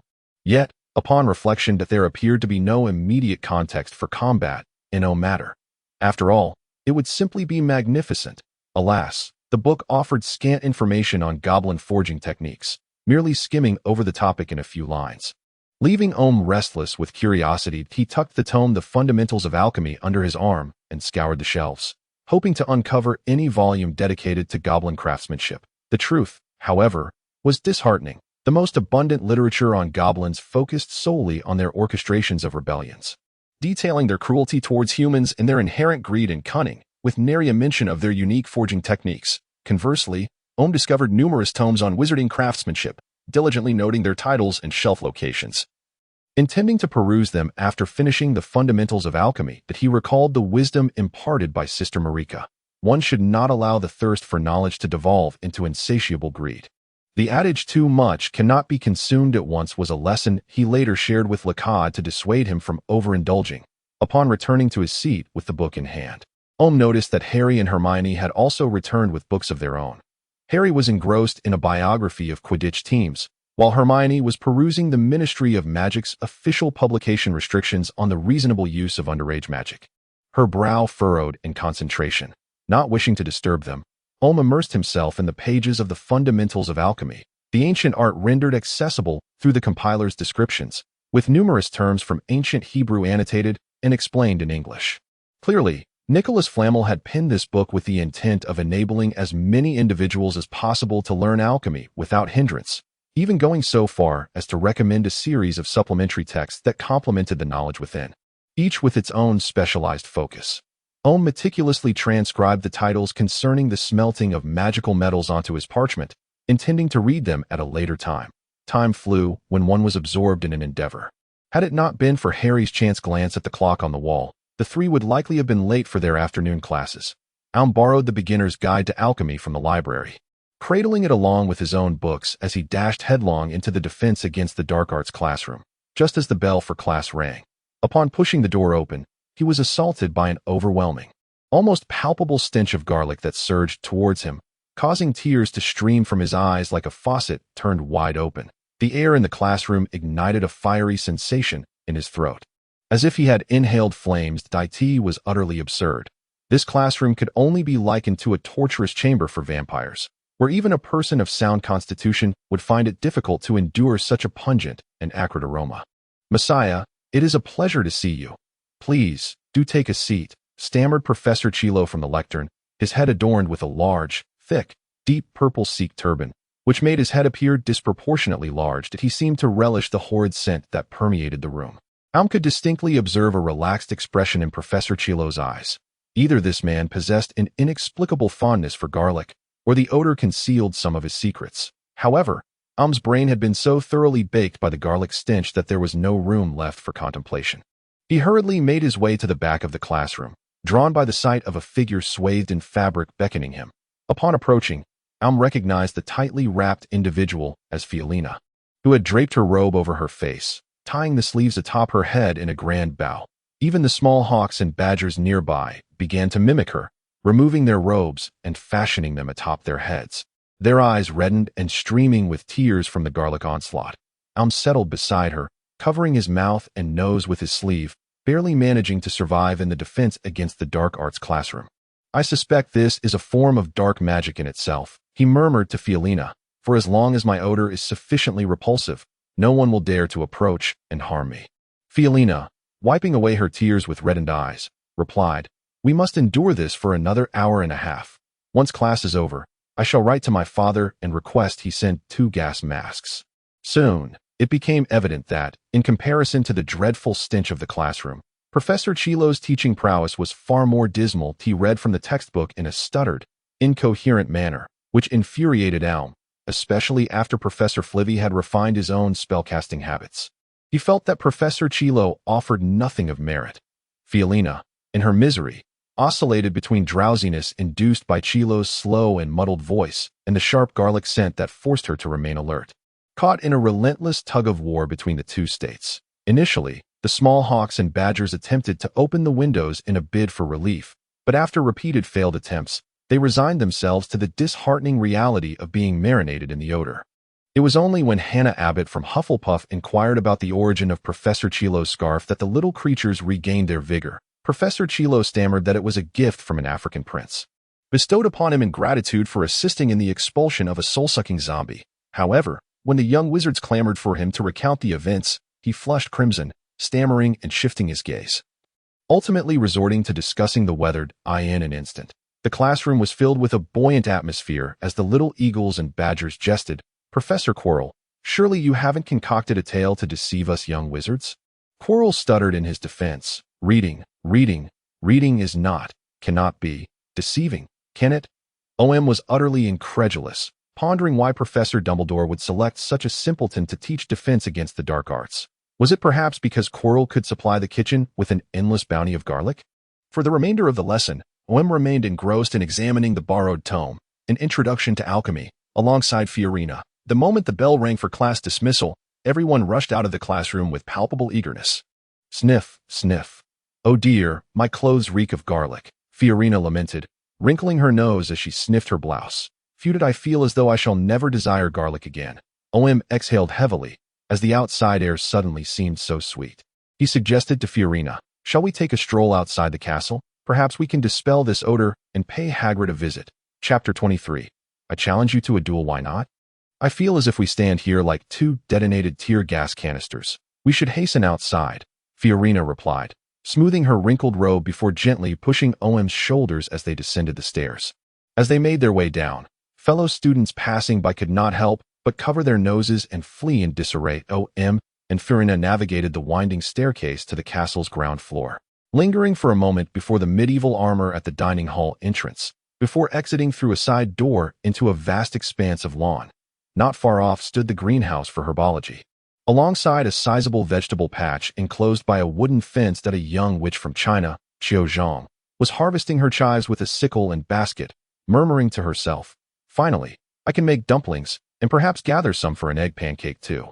She was a second-year student in Ravenclaw, known for her beauty, gentle disposition, and culinary prowess, often borrowing the school's kitchen to prepare Chinese dishes for her classmates, to satisfy her cravings in a country with such a limited culinary repertoire.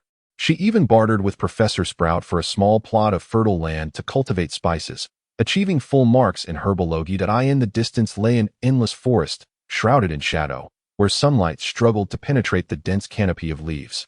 The depths of the woods were perpetually cloaked in profound darkness, occasionally revealing glimpses of glimmering eyes filled with greed and hunger peering through the gaps in the dark trunks. This was the Forbidden Forest, home to countless magical creatures, rendering the area far too perilous for young wizards, and thus deemed off-limits by Professor Dumbledore. At the edge of the Forbidden Forest stood a low and wide house, its walls constructed from rough-hewn stone blocks. The wooden windows were obscured by layers of dust, while a conical roof made of coarse thatch was propped up by a slanting red brick chimney. Leaning against the door was a massive stone crossbow alongside a pair of rubber galoshes. This rustic abode, as rugged as Hagrid himself, served as the home of the Hogwarts gamekeeper. Adjacent to the house lay a pumpkin patch, where golden pumpkins grew to nearly half a man's height, prepared as decorative gourds for Halloween, magically enlarged to eventually reach the size of a carriage, hollowed out to grace the castle's entrance hall. Approached the imposing wooden door, curling his fingers to rap upon it. Instantly, a cacophony of fierce barking erupted from within, followed by Hagrid's booming voice. Go away. Back, Fong. The door swung open to reveal Hagrid's bushy visage, which first scanned the surroundings before lowering to exclaim, Oh, what brings you here? I came to see you, Hagrid, and to explore Hogwarts. This castle is simply enormous, replied, stepping aside to reveal the girl behind him. I haven't introduced you yet. Her name is Fiolina Fenray, my dear friend. Hello, Hagrid, Fiolina chirped, her olive-green eyes sparkling with curiosity toward the giant. Hello, Fiolina. I'm delighted you both could visit. Come in, Hagrid beckoned, opening the door wider and turning to fetch a kettle from the stove. Adding, don't mind Fong. He's much more timid than he appears. Fong, the black hound Hagrid referred to, possessed long, silky fur and large, floppy ears, his face perpetually etched with a melancholic expression. Yet, beneath that somber exterior lay a heart far more exuberant. As soon as stepped inside, Fong rose on his hind legs, resting his front paws on shoulders, his damp tongue reaching out to lick ear. Startled, recoiled, pondering the multitude of germs that could be transferred by such an act.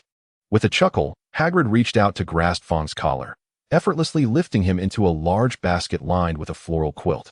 Once the large dog settled down, Hagrid sniffed the air and exclaimed, Merlin's trousers. Why do you two smell like a Thanksgiving turkey?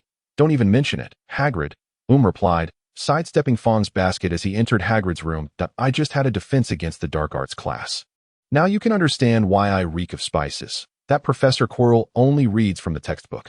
I could do that too. I can't fathom why he holds the title of Professor. As Fiolina surveyed the room, she noted that everything was bizarrely oversized. Stools that could serve as tables, a table large enough to be a pavilion, a couch the size of a bed, and a bed that resembled a boat. Her mind struggled to comprehend whether the world had enlarged or she had shrunk. Hanging from the beams were salted meats and hams, alongside various unknown animal pelts, with a strand of shimmering silver fur casually draped over a hook. Hagrid, upon hearing the words of the two, clicked his tongue in dissatisfaction and placed a plate of rock cakes upon the table. Addressing the pair, who had climbed onto their stools, he remarked, initially, I held a modicum of respect for Quirrell, but after hearing your words, he appears to be nothing more than a complete nincompoop. It seems that the vampires and old witches of Romania have truly muddled his brain. However, since Professor Dumbledore has chosen him to fill the vacancy for the defense against the dark arts teacher, perhaps he has his own reasons. A vacancy. Hagrid, what happened to the previous defense against the dark arts professor? Furrowed his brow, sensing an underlying disquiet regarding Quirrell's appointment. That's quite normal, Hagrid replied, pouring a strong brew of red tea into his cup. I have been at Hogwarts for 50 years that I cannot recall when it began. But not a single defense against the dark arts teacher has ever managed to complete a full year of instruction without some calamity befalling them, forcing them to leave their post. So, you mean to say that OM took a bite of the rock cake, only to find it too tough, subsequently plunging it into his tea. Quirrell only became the defense against the dark arts teacher this year? Oh, indeed. Prior to this, he taught Muggle studies, and back then, he spoke without stuttering and did not wear that scarf. Hagrid, cradling his large teapot, sank into the sofa and poured the tea straight into his mouth. Fiorina took the softened rock cake from OM's cup and gleefully nibbled on it, exclaiming, I suspect he never removes that scarf. It must be rancid. My uncle didn't smell that foul even 3 days after he passed away. The mere thought of wearing a scarf that hadn't been washed in over a year, reeking of decay, made OM shudder, goosebumps prickling his skin and his stomach churning uncomfortably. He quickly covered Fiorina's mouth, saying, Enough. That conjures a rather vivid image. The two engaged in playful banter as they finished their tea, while Hagrid sat on the sofa, mending his socks with a thick bone needle, Fiorina brandishing her pink toy gun. Provocatively challenged OM. I hear you have quite a good memory. Would you dare to compete with me? Just moderately so. I merely remember things a tad quicker than most. What do you wish to compete in? OM nodded, confident in his memory prowess, not claiming to be able to recite everything he heard, but at the very least possessing an impressive photographic memory. Fiorina slammed the gun onto the table, declaring, I want to compete in shooting. Is that a Muggle weapon? Hagrid inquired, his beetle-like eyes curiously observing the pink firearm in the little witch's hands. Indeed, Fiorina replied, dismantling the gun its a Beretta 92F semi-automatic pistol. A gift from my father for my 11th birthday that I've named it Pink Fluffy Bunny. At that moment, OM finally noticed the cartoonish rabbit engraved on the grip of the gun, its hue matching that of the weapon itself. He couldn't help but feel a sense of admiration for Fiorina's naming prowess. Deep down, he realized he would rather be vanquished by the likes of Voldemort than face the demise at the hands of Pink Fluffy Bunny.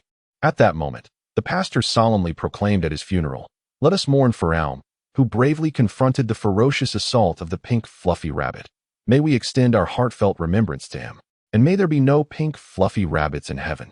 Alm, in that instance, might have wished to kick the coffin lid open and drag the pastor away with him. What could such a trivial creature possibly do? Hagrid had always looked down upon Muggle objects, especially considering this particular weapon could be wielded by even a little girl. You shall soon find out. Aum, I will only say this once, so pay attention. Fiorina meticulously arranged the components on the table, removed her mechanical watch, and with a mischievous grin, flexed her pale fingers. Well then, let us begin. Aum nodded, his gaze fixated on Fiorina's hands, determined not to miss a single movement. After all, what boy does not fancy a pink handgun?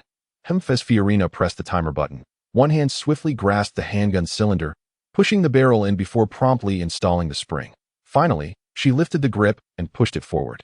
With a satisfying click as the cylinder reset, completing the assembly of the handgun in just a little over 10 seconds. Splendidly executed. Fiorina. Hagrid never hesitated to offer encouragement to the young witch, even though he doubted the utility of such a trinket. Nonetheless, it did not deter him from applauding her evidently well-practiced movements. Fiorina, wearing a triumphant smile, stood atop her chair and bowed to Hagrid before dismantling the handgun and presenting it to Aum. It is your turn. Aum, the loser must prepare breakfast for the winner for a month. You only want to laze about, don't you, by challenging me to a match? Aum retorted, his hands hovering over the components, ready to play for high stakes. Not only breakfast, but also help with homework.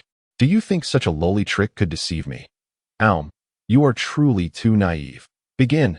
As Fiorina spoke to distract Aum, she suddenly pressed the timer button. That I hope you can remember this for the next month. Aum smirked as he slid his wand from his sleeve, while Fiorina's expression changed dramatically. Pointing at the components on the table, he declared, after all, we are wizards, restored to its original state. All the pieces suddenly converged, and in the blink of an eye, they transformed into the pink fluffy rabbit, far surpassing Fiorina's manual assembly speed. Good. Now that is the way of us wizards, Hagrid bellowed with exuberance, setting aside his unfinished sock to clap vigorously. Fiorina pouted, bursting into tears. You are bullying me. Bad Aum. That doesn't count. Shall I assemble it again by hand? Aum tucked his wand back into his sleeve, chuckling as he observed Fiorina's performance, as if he could not distinguish between genuine and feigned tears. After all, he was a man who had raised 12 younger siblings. All right. Fiorina immediately ceased her weeping and exclaimed, with not a single tear in sight, Om immediately set to work dismantling the M9 pistol. Each movement a flawless replication of Fiorina's previous disassembly. He had memorized the sequence. Oblivious to his actions, Fiorina eagerly pressed the timer button and exclaimed, Start. Om's gaze sharpened, his hands a blur as each component seemed to leap into its rightful place.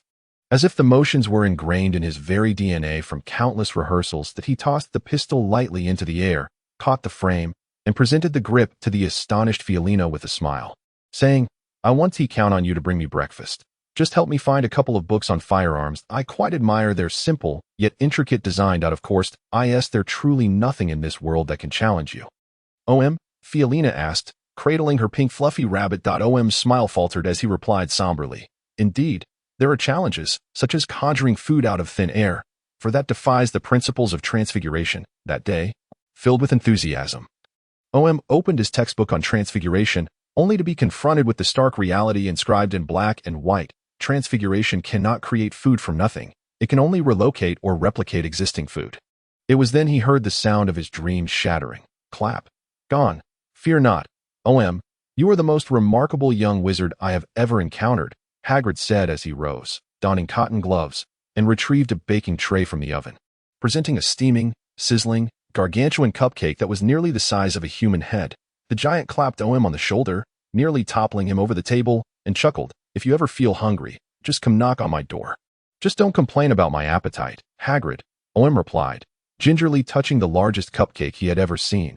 Perhaps it would be more aptly named a barrel cake, only to burn his fingers and quickly pinch his earlobe. It turns out that even wizards cannot touch freshly baked goods with their bare hands. By the way, what made you suddenly want to compete with me in gun assembly? Om asked, cooling his cheek with his fingers.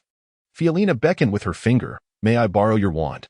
Om, puzzled, nonetheless slid his wand from his sleeve, handing over the sleek, black metal rod adorned with feather engravings. Fiorina took the wand, disassembling the barrel of her pink fluffy rabbit-esque gun and placing it beside the wand. She looked into Om's dark eyes and inquired, Do they not resemble each other? Your wand is almost identical to the barrel. The only distinction lies in one casting spells and the other firing bullets. OM, can you tell me how many spells you can cast in a second? Pondering, OM scratched his chin and replied, if we're speaking of basic levitation spells, I can manage 4 or even more in a second. However, for more powerful spells, like explosive blasts, I can scarcely manage 1 every 2 seconds. Forcing a rapid succession would quickly deplete my stamina and magical energy to F.F. Are you suggesting a fusion of wand and firearm? Bingo! Engaging in conversation with intelligent individuals is truly a relief. Fiorina exclaimed with a smile as she snapped her fingers. Just imagine, if the wizarding world were to witness the emergence of another terror of the caliber of a mysterious wand. Who wouldn't desire a spell-launching device with an exceptionally rapid firing rate? Wouldn't galleons flow endlessly into our pockets at that time? OM's eyes transformed into the shape of galleons as he eagerly rubbed his hands together. Saying, moreover, we could create versions that ordinary people can use, allowing the entire world to purchase our formidable magical weaponry. We would amass wealth from across the globe. Truly, your ambition to dominate the world is remarkably intense. Hee. Fiorina couldn't help but emit a villainous laugh. Likewise, F. I am genuinely astonished that you could conceive such an excellent idea. OM, in a display of superiority, radiated a cerulean glow from his eyes. His long black hair billowing as if caught in an unseen breeze, and a joyful smile crept across his face. The little coins are beckoning to me. Chapter 25, The Mundane Life at Hogwarts, of course. I am none other than Fiorina Finley, the sole daughter of the most prominent arms dealer in all of Britain, Belle Finley. Fiorina declared with pride illuminating her features. Hagrid, bewildered, gazed at the two, who were embracing and laughing heartily. Scratching his disheveled hair in confusion, unable to comprehend why they were suddenly laughing like dark wizards, OM suggested testing the feel of the gun with a couple of shots, and upon receiving Fiorina's approval, he procured a collection of empty whiskey bottles from Hagrid. He positioned himself next to Hagrid's pumpkin patch, placed the bottles on the wooden fence, retreated 5 or 6 steps, and accepted the pink fluffy rabbit from Fiorina. Children, be cautious around my pumpkins, Hagrid called out anxiously from the doorway, his brow furrowed as he watched OM adjust his grip on the gun under Fiorina's guidance. Fear not, Hagrid, I am using only rubber bullets. Even if I were to hit a person, it would merely cause a momentary sting.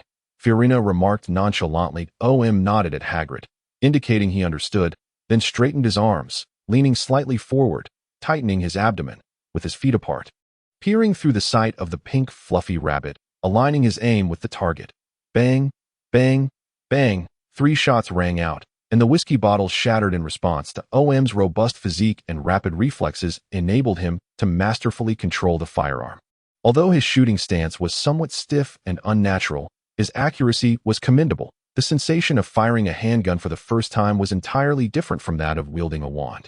In comparison to the wand, which relies heavily on the user's control, the handgun, equipped with a sophisticated aiming system, undoubtedly provides greater precision and convenience for distant targets, even without prior experience using firearms. The bullets he fired were remarkably close to the mark. As for spells, aside from the fact that their speed is significantly slower than that of bullets, the astonishingly rapid decay of magical energy means that even if one were to strike an opponent from 20 meters away, the most one could achieve would be a slight stumble, greatly diminishing their effectiveness at long range. Ohm was filled with excitement, as if he had glimpsed the true future of the metallic wand. It should not be confined to the shape of a stick. It could very well function like a pistol, utilizing multiple components to execute spells. With his mind brimming with fantastical ideas, Ohm bid farewell to Hagrid alongside Fiorella. As they returned to the castle, their robes' pockets were stuffed with rock cakes, and they cradled enormous cupcakes in their hands. In the days that followed, Ohm found each day to be immensely fulfilling. Aside from the defense against the dark arts class, he discovered that every professor in the castle possessed their own unique expertise, waiting for the young wizards to immerse themselves in learning.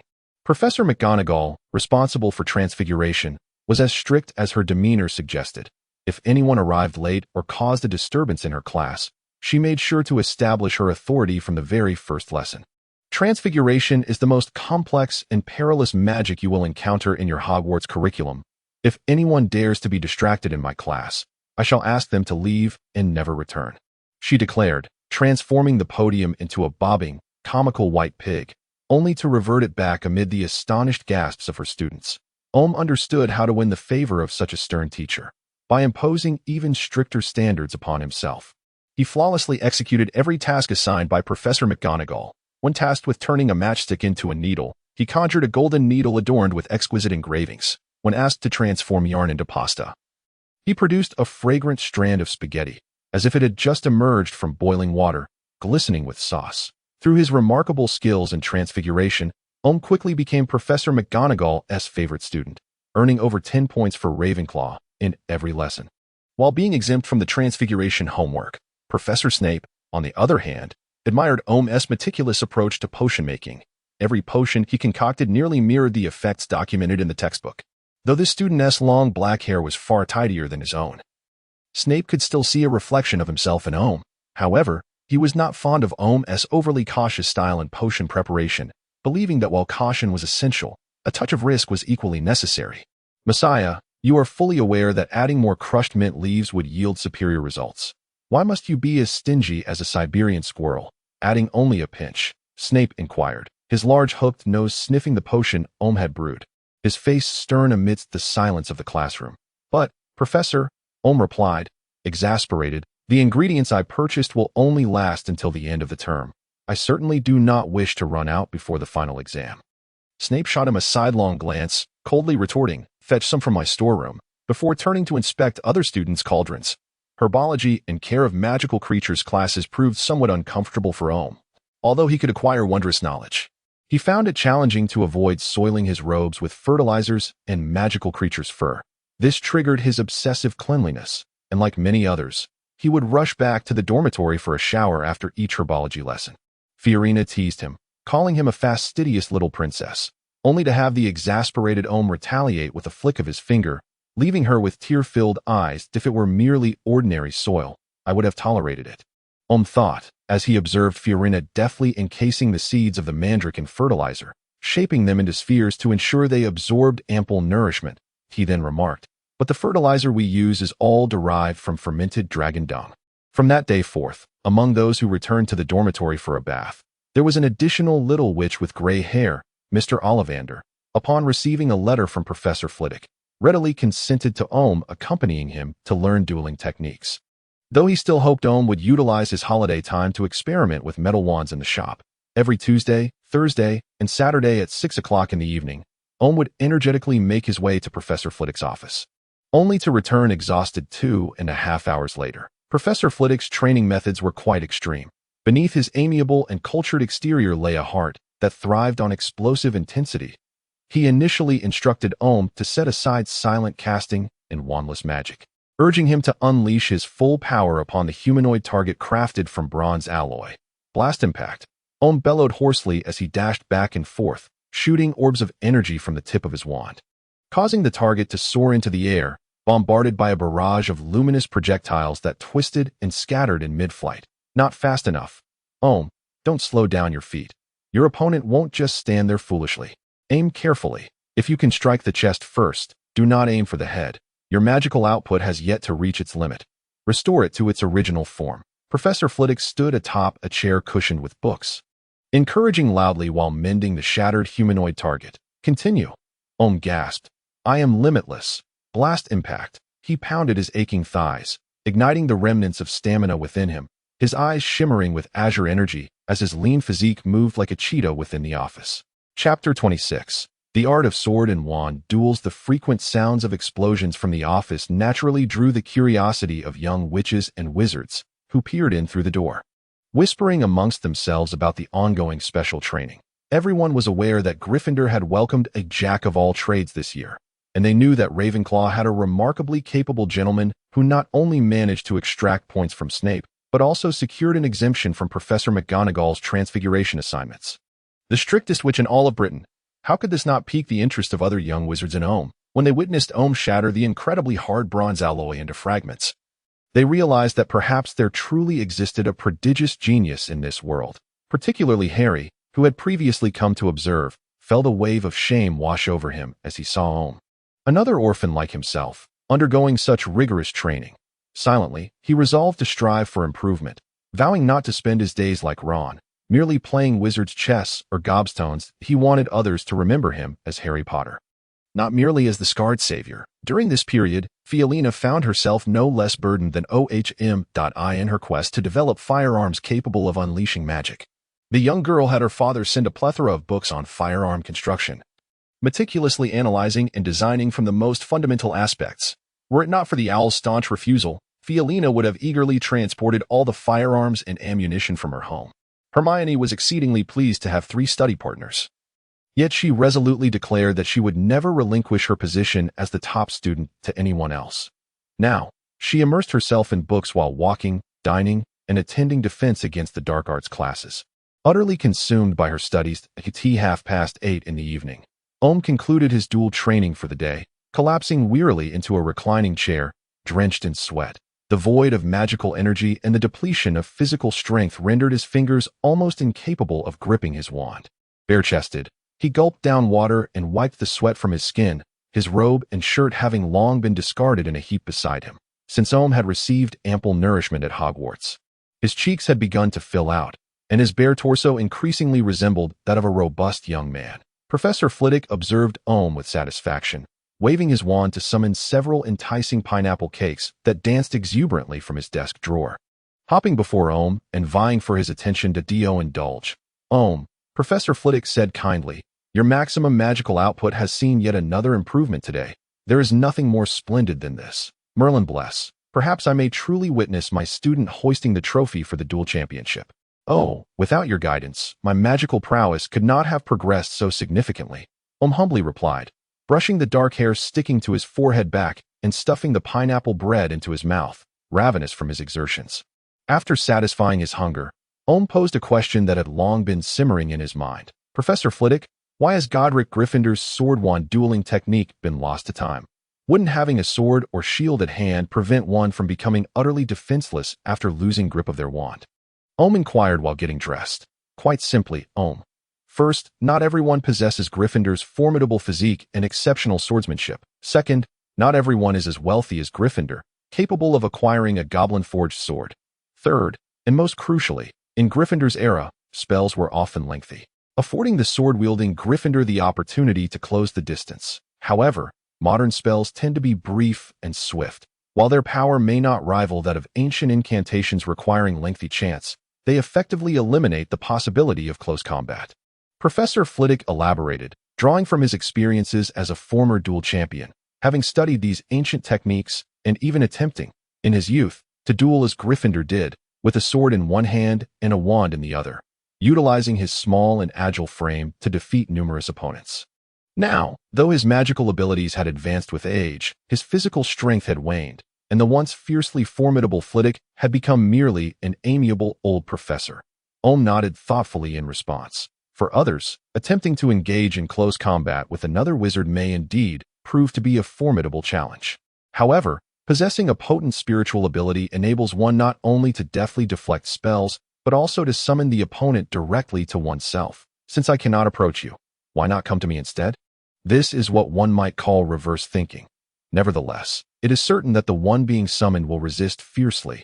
Thus, to safeguard myself, I may require a suit of sufficiently robust armor at that moment. A vivid image sprang to Omu's mind. He envisioned himself clad in heavy, full-coverage plate armor, wielding a magical firearm crafted by Fiolina in his left hand, while brandishing a colossal two-handed sword in his right. Charging forth like an iron chariot against the wizard opponent draped in a robe within his imagination, it was simply magnificent. Omu promptly shared his vision with Professor Flitwick, who was amused to the point of laughter by the antics of this diminutive wizard. Yet, Professor Flitwick encouraged Omu to pursue the realization of his grand armored wizard concept, believing that having one's own ideas is invaluable. If students merely followed their teachers' methodologies, they would never learn to cultivate their own unique knowledge.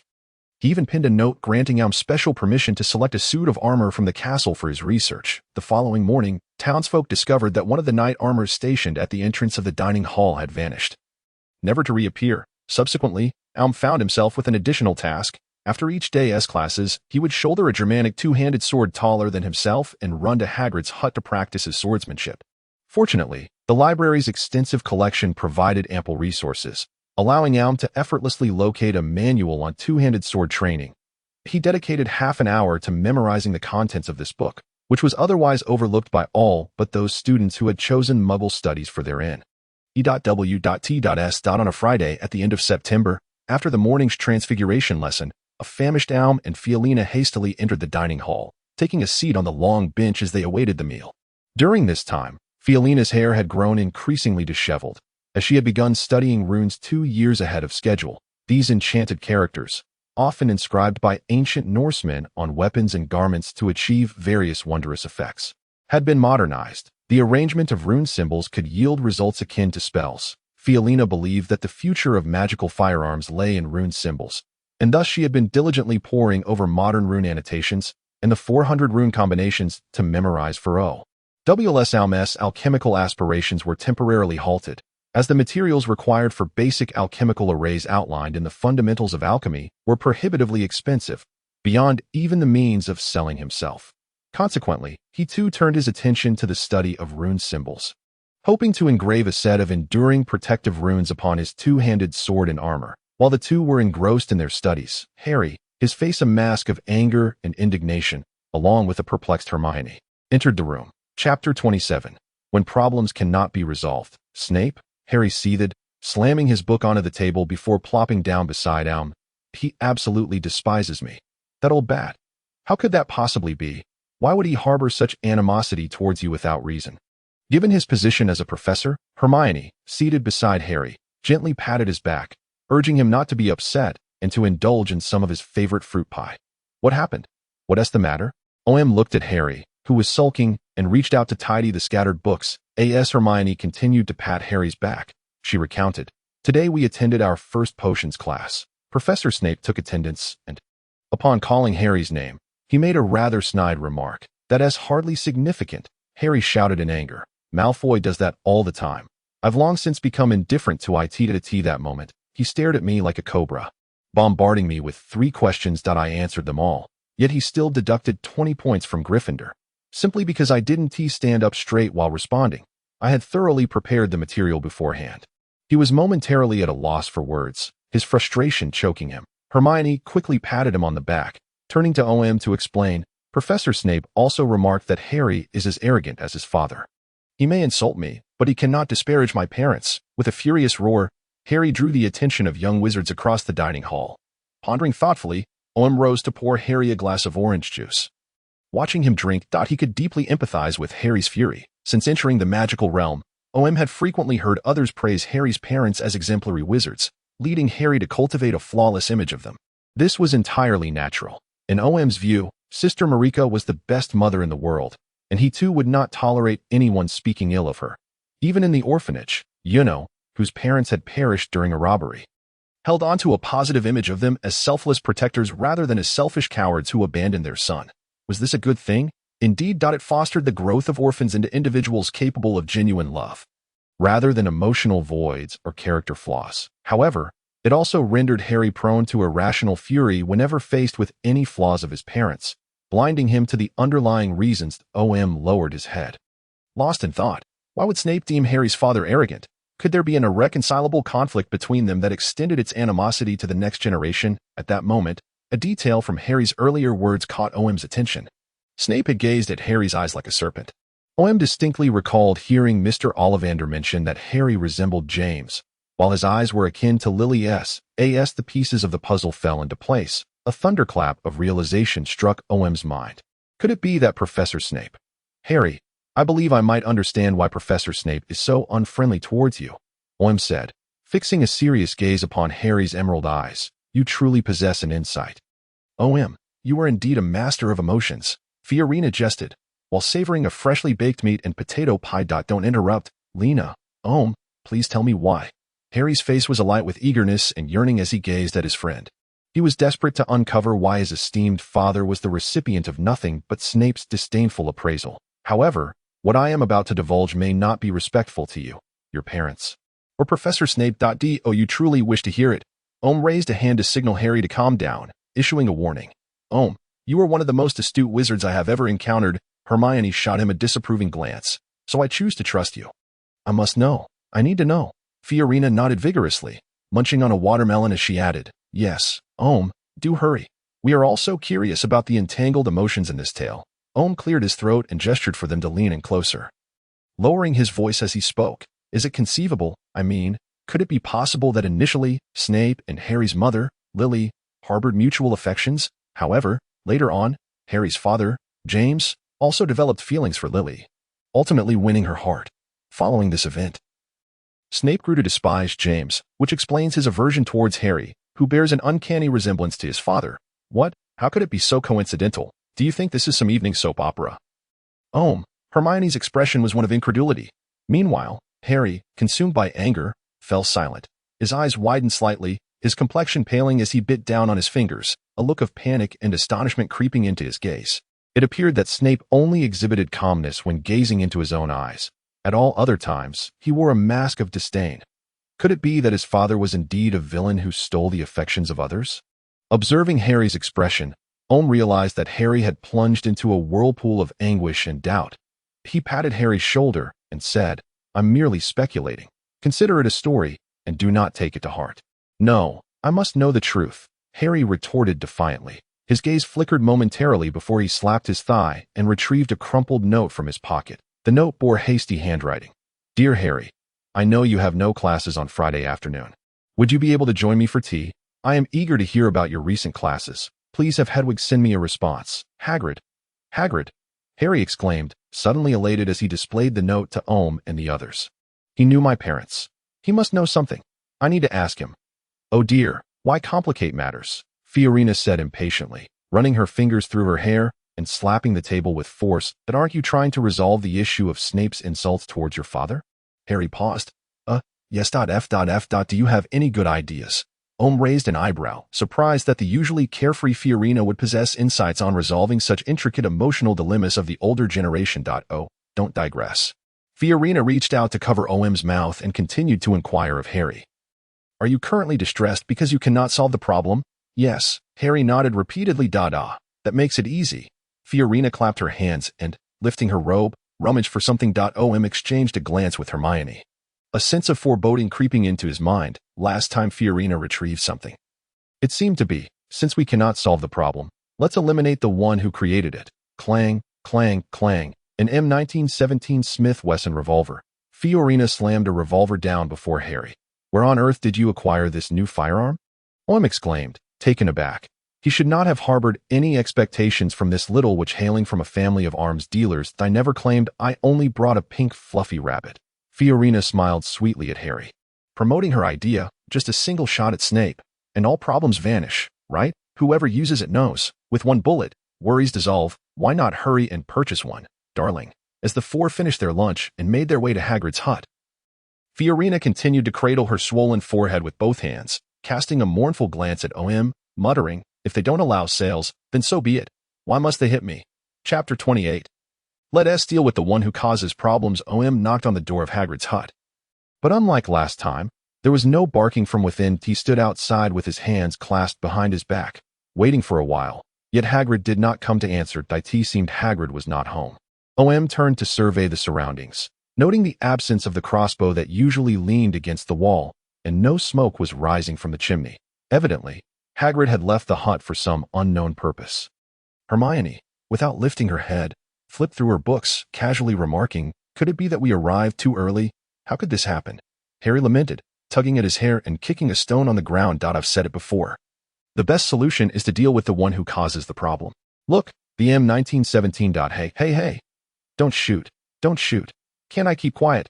Seeing Ohm raise his hand, Fiorina swiftly ducked behind Hermione, poking her head out from the little beaver's shoulder to make a face at Ohm.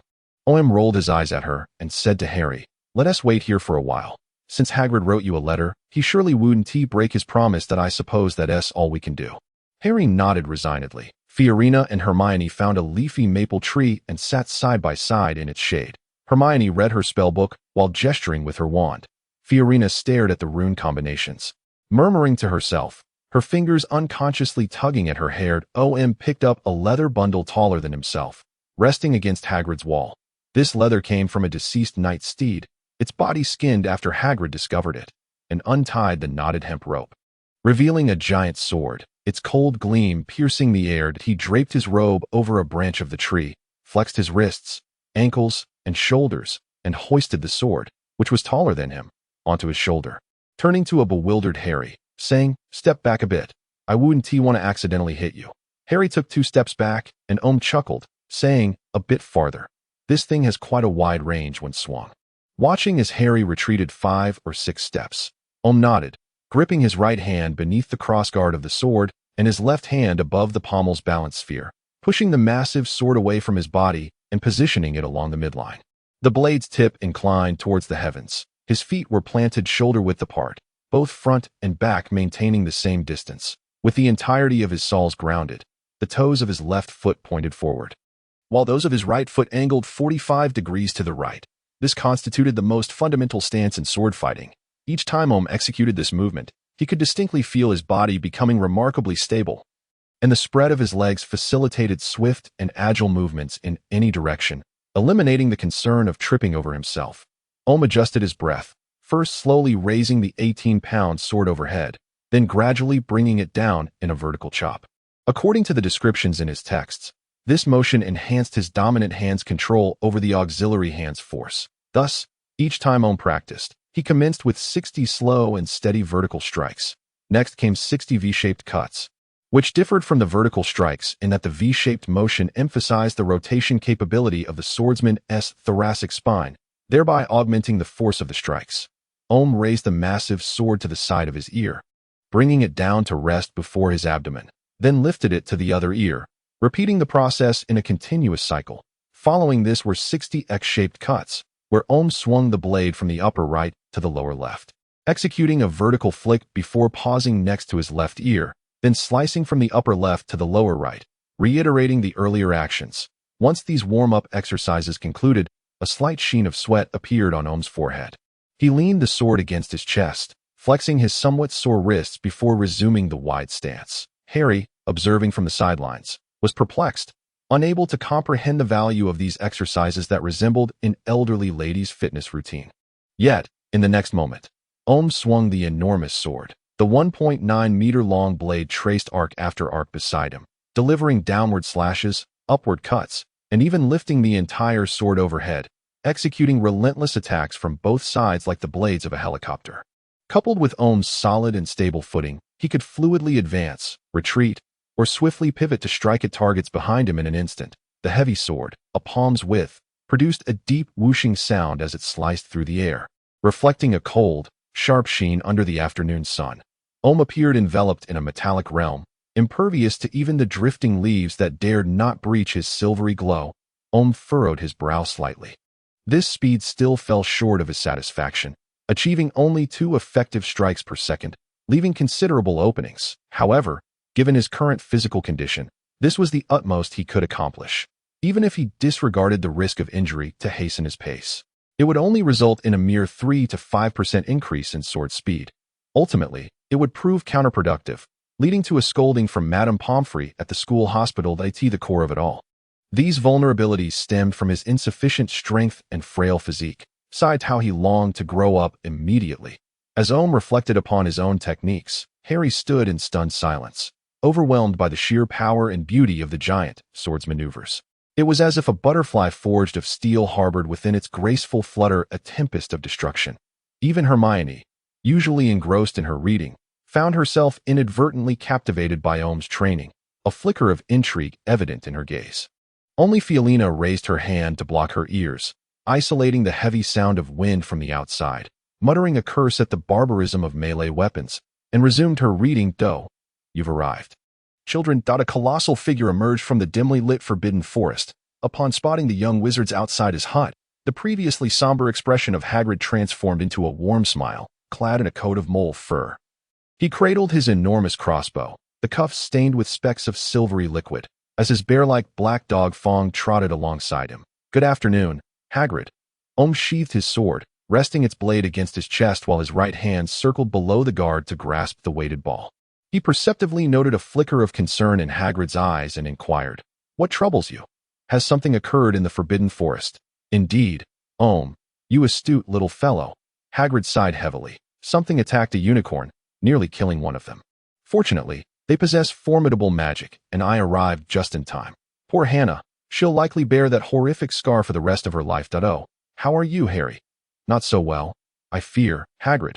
Harry looked up at the giant who had introduced him to the magical realm. I have something to ask you. Come inside. I'll fetch you something to drink. Hagrid placed the crossbow against the wall and swung open the door to his cottage, welcoming Harry, Hermione, and Fiolina inside. Are you not coming to listen, Omu? Hermione turned at the threshold, casting a glance back at the youth still brandishing the massive sword. Fiolina tugged at Hermione's hand, saying, This fellow wants to disrupt his training schedule out of curiosity. We can listen and then return to speak with him afterwards. In between his sword swings, Omu nodded at them, showing no intention of halting his practice. Mastery of swordsmanship is not achieved in a day.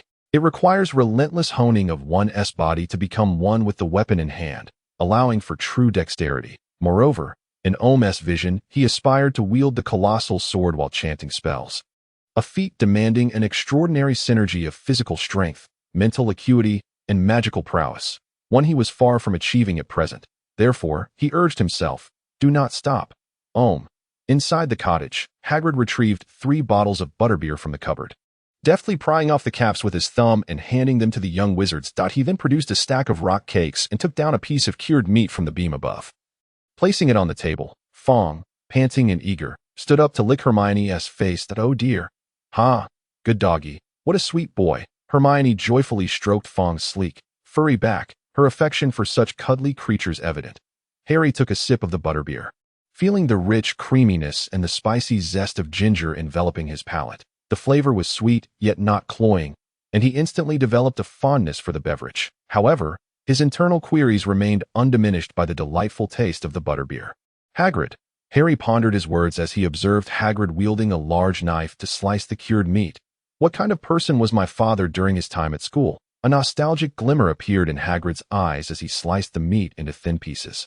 He said, Ah, James, he was quite the rascal back in those days. Harry, you might find it hard to believe, but even the combined antics of the current Weasley twins pale in comparison to your father's mischief.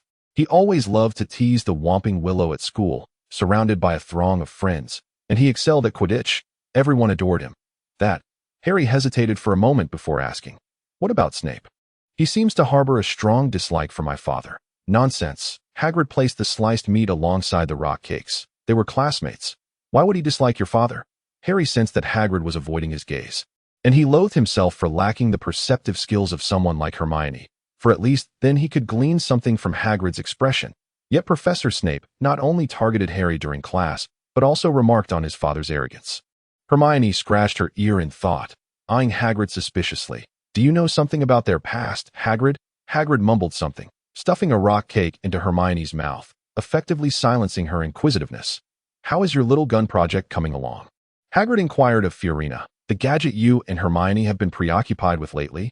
Harry suspected that Hagrid was deliberately changing the subject, just as Fiorina enthusiastically promoted the M1917 Smith Wesson to Hagrid. Harry noticed that beneath the plate holding the rock cakes and cured meat lay a copy of the Daily Prophet, and an article caught his eye. The supposedly impenetrable Gringotts had been breached by dark wizards, who had directly infiltrated the vault. However, that vault had already been emptied some time ago, and the spokesperson for Gringotts stated that they could not divulge any information. This immediately reminded Harry of the Vault 713 that he had visited with Hagrid, which contained nothing but a filthy little package that Hagrid had taken. Wasn't that precisely the condition of an emptied vault? Hagrid. Harry pulled out the newspaper, pointing to the article as he spoke to Hagrid. We were at Gringotts that day. We might have encountered the perpetrators. Without a doubt, Hagrid now dared not meet Harry's eyes. He merely grunted, picked up a slice of cured meat from the plate, and handed it to Harry, mumbling, Eat more. Harry, look how thin you are. With Hagrid reluctant to speak further, Harry could only tuck this matter away in his mind, waiting to discuss it later with Hermione and the others. As they bid farewell, each individual's pockets were laden with heavy rock cakes, with Fiorina particularly well endowed, for she relished softening hers in yogurt before indulging. Omu, wrapping his colossal sword in knightsteed leather, exchanged greetings with Hagrid, and then ambled along the banks of the Black Lake with Fiorina and the others. Sweating profusely, he opted to shed his shirt, revealing a bronze-hued, lean torso, draping a robe over himself, while the rosary of Sister Marika danced upon his chest. So, aside from the fact that Professor Snape was once a classmate of Harry's father, nothing else has been uncovered? Omu shook his collar to disperse the heat from his body, his deep-set black eyes fixed upon Harry. That it indeed aligned more closely with his deductions. Perhaps this was merely the premise for a primetime family drama. Just consider. He and his classmate shared camaraderie. He found himself entangled with her, yet ultimately, she chose him, resulting in a bitter feud. How melodious it sounded. Yes, Harry nodded despondently. What should we do next, OM? I certainly do not wish to have several points deducted in every class. That would mark me as a pariah in Gryffindor. OM rested his chin on his hand, pondering slightly before articulating. I believe it is time we heeded Fiorina's suggestion. What? Hermione exclaimed in disbelief, her eyes widening. OM, you cannot allow Harry to take a shot at the professor's head. He would be sent to Azkaban. Fiorina's eyes sparkled with enthusiasm. It should have been done ages ago. Do you require my support in terms of equipment? Harry shook his head vigorously, stating, I may loathe Snape, but I do not wish to take his life with my own hands. What I mean is, OM raised his hand, signaling the trio to calm down. The animosity of wizards should be resolved in a wizardly manner, which entails challenging Professor Snape to a duel. Should Professor Snape lose, he could no longer target Harry. After all, Harry is merely James's son, and not some emotional substitute. A duel? Harry's eyes widened in shock. How could I possibly win? He is a professor. I never suggested you face him 1-on-1. OM wrapped his arm around Harry's shoulders, pointing at the eager Fiorina and the hesitant Hermione. Us 4 first-year wizards banding together to duel against one professor. Is that too much to ask? Not at all. Not at all, Fiorina exclaimed, bouncing on her toes with fervor. Moreover, I could request Professor Flitwick to officiate, ensuring the duel as fairness. OM continued to coax. With Professor Flitwick present, it wouldn't be out of the question for me to lend a hand. Hermione said shyly, adding towards Harry, it's not like I want to help you or anything. You all. Harry's eyes glistened. Having such 3 wonderful friends was indeed his greatest fortune. OM patted Harry on the shoulder, grinning as he declared, since everyone is in agreement, let us together embark on a splendid duel against our forebears. Chapter 30. The Birth of the Sword-Shaped Wand. Thus, Snape sat in his office, his expression inscrutable, his hollow, unseeing eyes fixated upon the parchment that Ohm had presented. Is this your reason for delivering me a challenge? Yes, sir. Ohm met Snape's gaze without flinching. Professor Flitwick had already consented, believing it beneficial for us young wizards, unaccustomed to fear, to face some adversity. The date was set for October 31 SD, coinciding with the commencement of the Halloween feast, to be held in the Charms classroom. At that time, the entire student body would be attending the banquet, ensuring that no one would witness the outcome of our duel. Furthermore, Professor Flitwick would oversee the duel in its entirety, guaranteeing fairness. Snape's lips twisted into a sardonic smile. I once thought you to be an astute individual, Mr. Messiah, but I never imagined you would believe that you and 3 fools could triumph over a professor. Not to mention that arrogant Potter. Nevertheless, very well. That he swiftly snatched the parchment from Ohm's hand, glanced at it briefly, then discarded it onto his desk, clasping his hands beneath his chin. Do not be late. With his aim accomplished, Ohm saluted Professor Snape and turned to leave. Snape watched as his favored student departed the office, then rose to the window, from which he could clearly see the 3 towering hoops of the Quidditch pitch. In the glow of the setting sun, he momentarily envisioned the man with the black-rimmed glasses, the one who had married the love of his life. Now deceased, he lingered for a long while, murmuring in a voice scarcely louder than a whisper, Harry Potter. As October quietly arrived, the young wizards, having acclimated to life at Hogwarts, experienced a slight alteration in their schedules. An additional flying lesson was introduced each week, designed to familiarize the young wizards with the operation of their broomsticks, as long as they could maintain their balance on the broom and complete 2 circuits along a designated path. Madame Hooch would bestow a grand O on their flying lessons final assessment. Most young wizards were overjoyed by the arrival of flying lessons, as it offered them a temporary reprieve from their increasingly burdensome coursework. Except for Ohm, for whom this was exceedingly simple. He would rather utilize this time to read, practice swordplay, train Harry and Hermione, or experiment with Fiorina on crafting the sword-shaped wand. Indeed, Fiorina's family had sent her an entire set of forging supplies and parts, encompassing everything from a furnace to an anvil to a lathe. In addition, there were numerous ordinary metal materials, all melted into equally sized cylinders, stacked outside Hagrid's hut. The moment Ohm beheld the mountain of metals, he finally comprehended the affluence of his companion. Although Hagrid often complained and cautioned Ohm and Fiorina to be careful not to scorch his vegetable patch, he was nonetheless delighted to have company. He gifted Omu a generous handful of unicorn tail hair to serve as the core of the sword-shaped wand, which he had collected from the underbrush during his forest patrols, using it as bandaging material. So abundant that it was nearly surplus. After extensive correspondence and discussions with Mr. Ollivander, Omu finally embarked on the endeavor of forging the sword-shaped wand he envisioned in his mind. However, the difficulty of the forging process far exceeded Omu's expectations. Despite possessing a wealth of knowledge, the first 10 attempts resulted in nothing but malformed rejects, either cracked or grotesquely warped. It was not until the 23rd forging, under the dual influence of magical energy and the heavy hammer's shaping, that a sleek, single-handed sword blade emerged successfully. Following a brief quenching and polishing, Omu drilled a hole into the grip of the blade, inserting a unicorn tail hair, sealing it with wax infused with a hint of dragon oil. He then engraved runes upon the blade to facilitate the flow and output of magic, before finally attaching the crossguard and grip, resulting in a fully functional single-handed sword wand. However, the ordinary metal proved to be woefully inadequate in withstanding magical energy.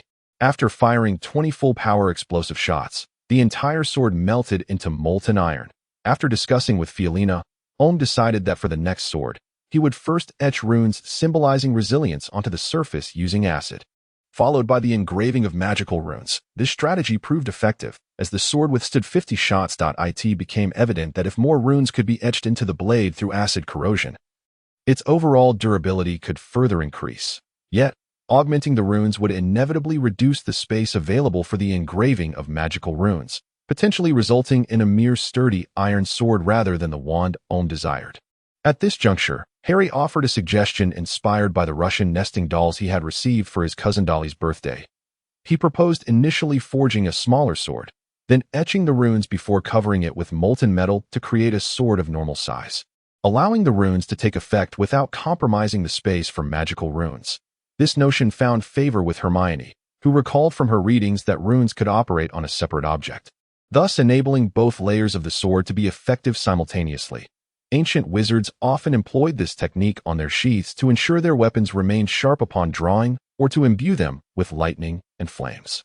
This suggestion ignited further inspiration in Omu, prompting him to devise a 3-layered nested structure. The innermost layer would consist of an integrated grip and metal wand. The middle layer would feature a sharp blade, engraved with magical runes on the exterior and etched with runes on the interior, while the outermost layer would serve as the sheath, allowing for the regular maintenance and cleaning of the blade.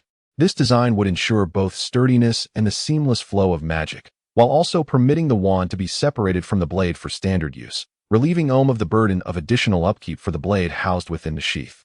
Without hesitation, Omu and Fiolina dedicated an entire week to crafting 2 such longswords. Following their magical trials, they embraced each other in exuberance. They had succeeded, a weapon that served as both a wand and a sword, capable of casting spells from a distance and delivering lethal strikes up close. Omu sent one of the swords to Mr. Ollivander, hoping he would provide further guidance. The other was given to Hagrid, who permitted him to forge it outside his hut. Otherwise, the sword would have remained merely a concept on paper. Hagrid was quite fond of the long dagger gifted to him by the young wizard.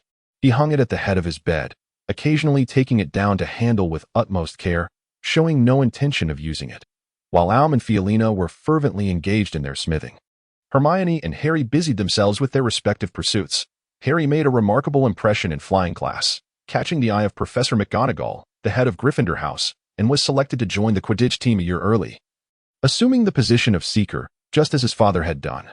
Now, like Omu, he devoted 3 evenings a week to Quidditch training. Hermione seemed to have sworn a solemn vow to read every tome in the library within her lifetime. No matter the time or place, her satchel was perpetually stuffed with hefty volumes, causing her to stoop considerably under the weight. Moreover, the two had to prepare for the impending duel, seizing every spare moment to practice spells such as Stupefy and Expelliarmus. Over the course of the month, all 4 had noticeably slimmed down. Omu and Fiolina had tanned to a deep coal black, while Harry and Hermione appeared increasingly pallid. Finally, as the autumn winds grew ever chillier, October 30th arrived. Chapter 31. 16 Scarves. It was Wednesday, October 30th. Omu, Fiolina, Harry, and Hermione gathered at the Ravenclaw long table, silent as they consumed their meals, each bearing an expression of exhaustion mixed with contentment. Mr. Ollivander praised the ingenious design of the wand sword crafted by his apprentice, although the rune carving was still somewhat inexperienced, resulting in considerable unnecessary magical leakage. The overall concept was remarkably clever. In his correspondence, he sent Alm a substantial piece of rubidium iron along with a book detailing the proportions for blending magical metals, encouraging his apprentice to persist in his endeavors. But a small portion of the rubidium iron was utilized by Alm to reinforce his great sword, while the remaining part was fashioned into 3 kite-shaped shields for his 3 close friends. The shields bore a plethora of fortified runes and protective charms etched by Fiolina, making them impervious to Alm's signature explosive shockwave. However, the users would still be knocked to the ground by the immense force. The suit of knightly armor was intricately engraved by Alm with runes of restoration and protective enchantments, ensuring that, barring complete obliteration, any damage sustained would automatically mend itself. Fiolina's skin had darkened considerably. She had etched 75 self-stupefying rubber bullets for herself, sufficient to fill 5 magazines of the pink fluffy rabbit. She also inscribed calming and wind runes onto the gun, significantly reducing recoil while enhancing the initial velocity of the bullets. In her words, it was, before you even realize it, it has already fired. It sounded peculiar, yet the effect was indeed as she described. As for Harry, Alm trained him in the same manner as Professor Flitwick had trained him, following the established curriculum for the boy bearing the lightning scar upon his forehead. Harry's cheeks appeared slightly sunken, yet his green eyes brimmed with tranquility and determination.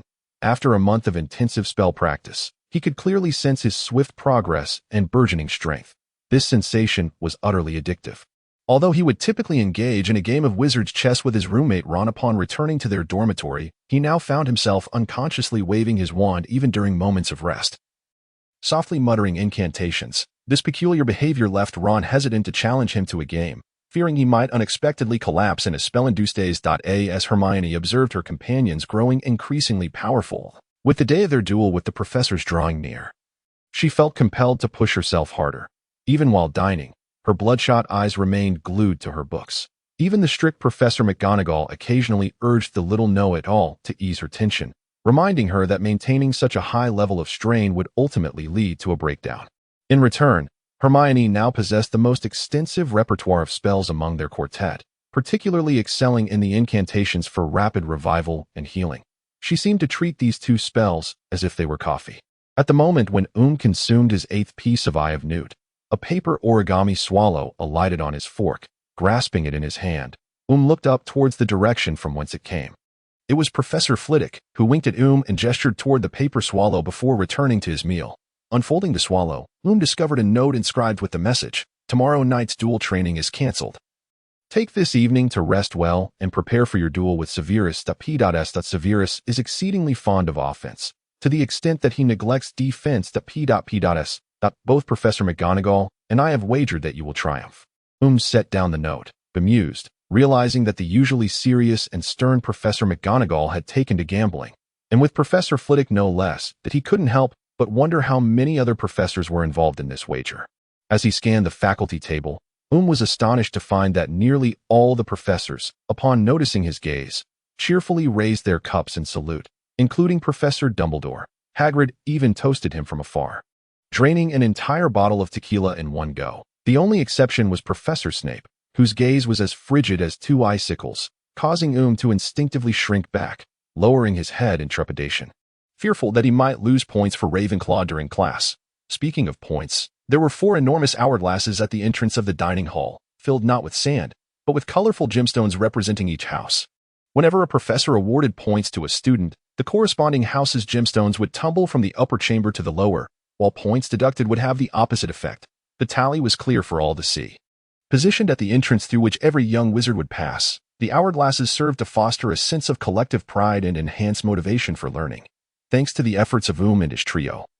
The number of sapphires for Ravenclaw and rubies for Gryffindor could not be said to be unassailable, but they certainly led by a considerable margin.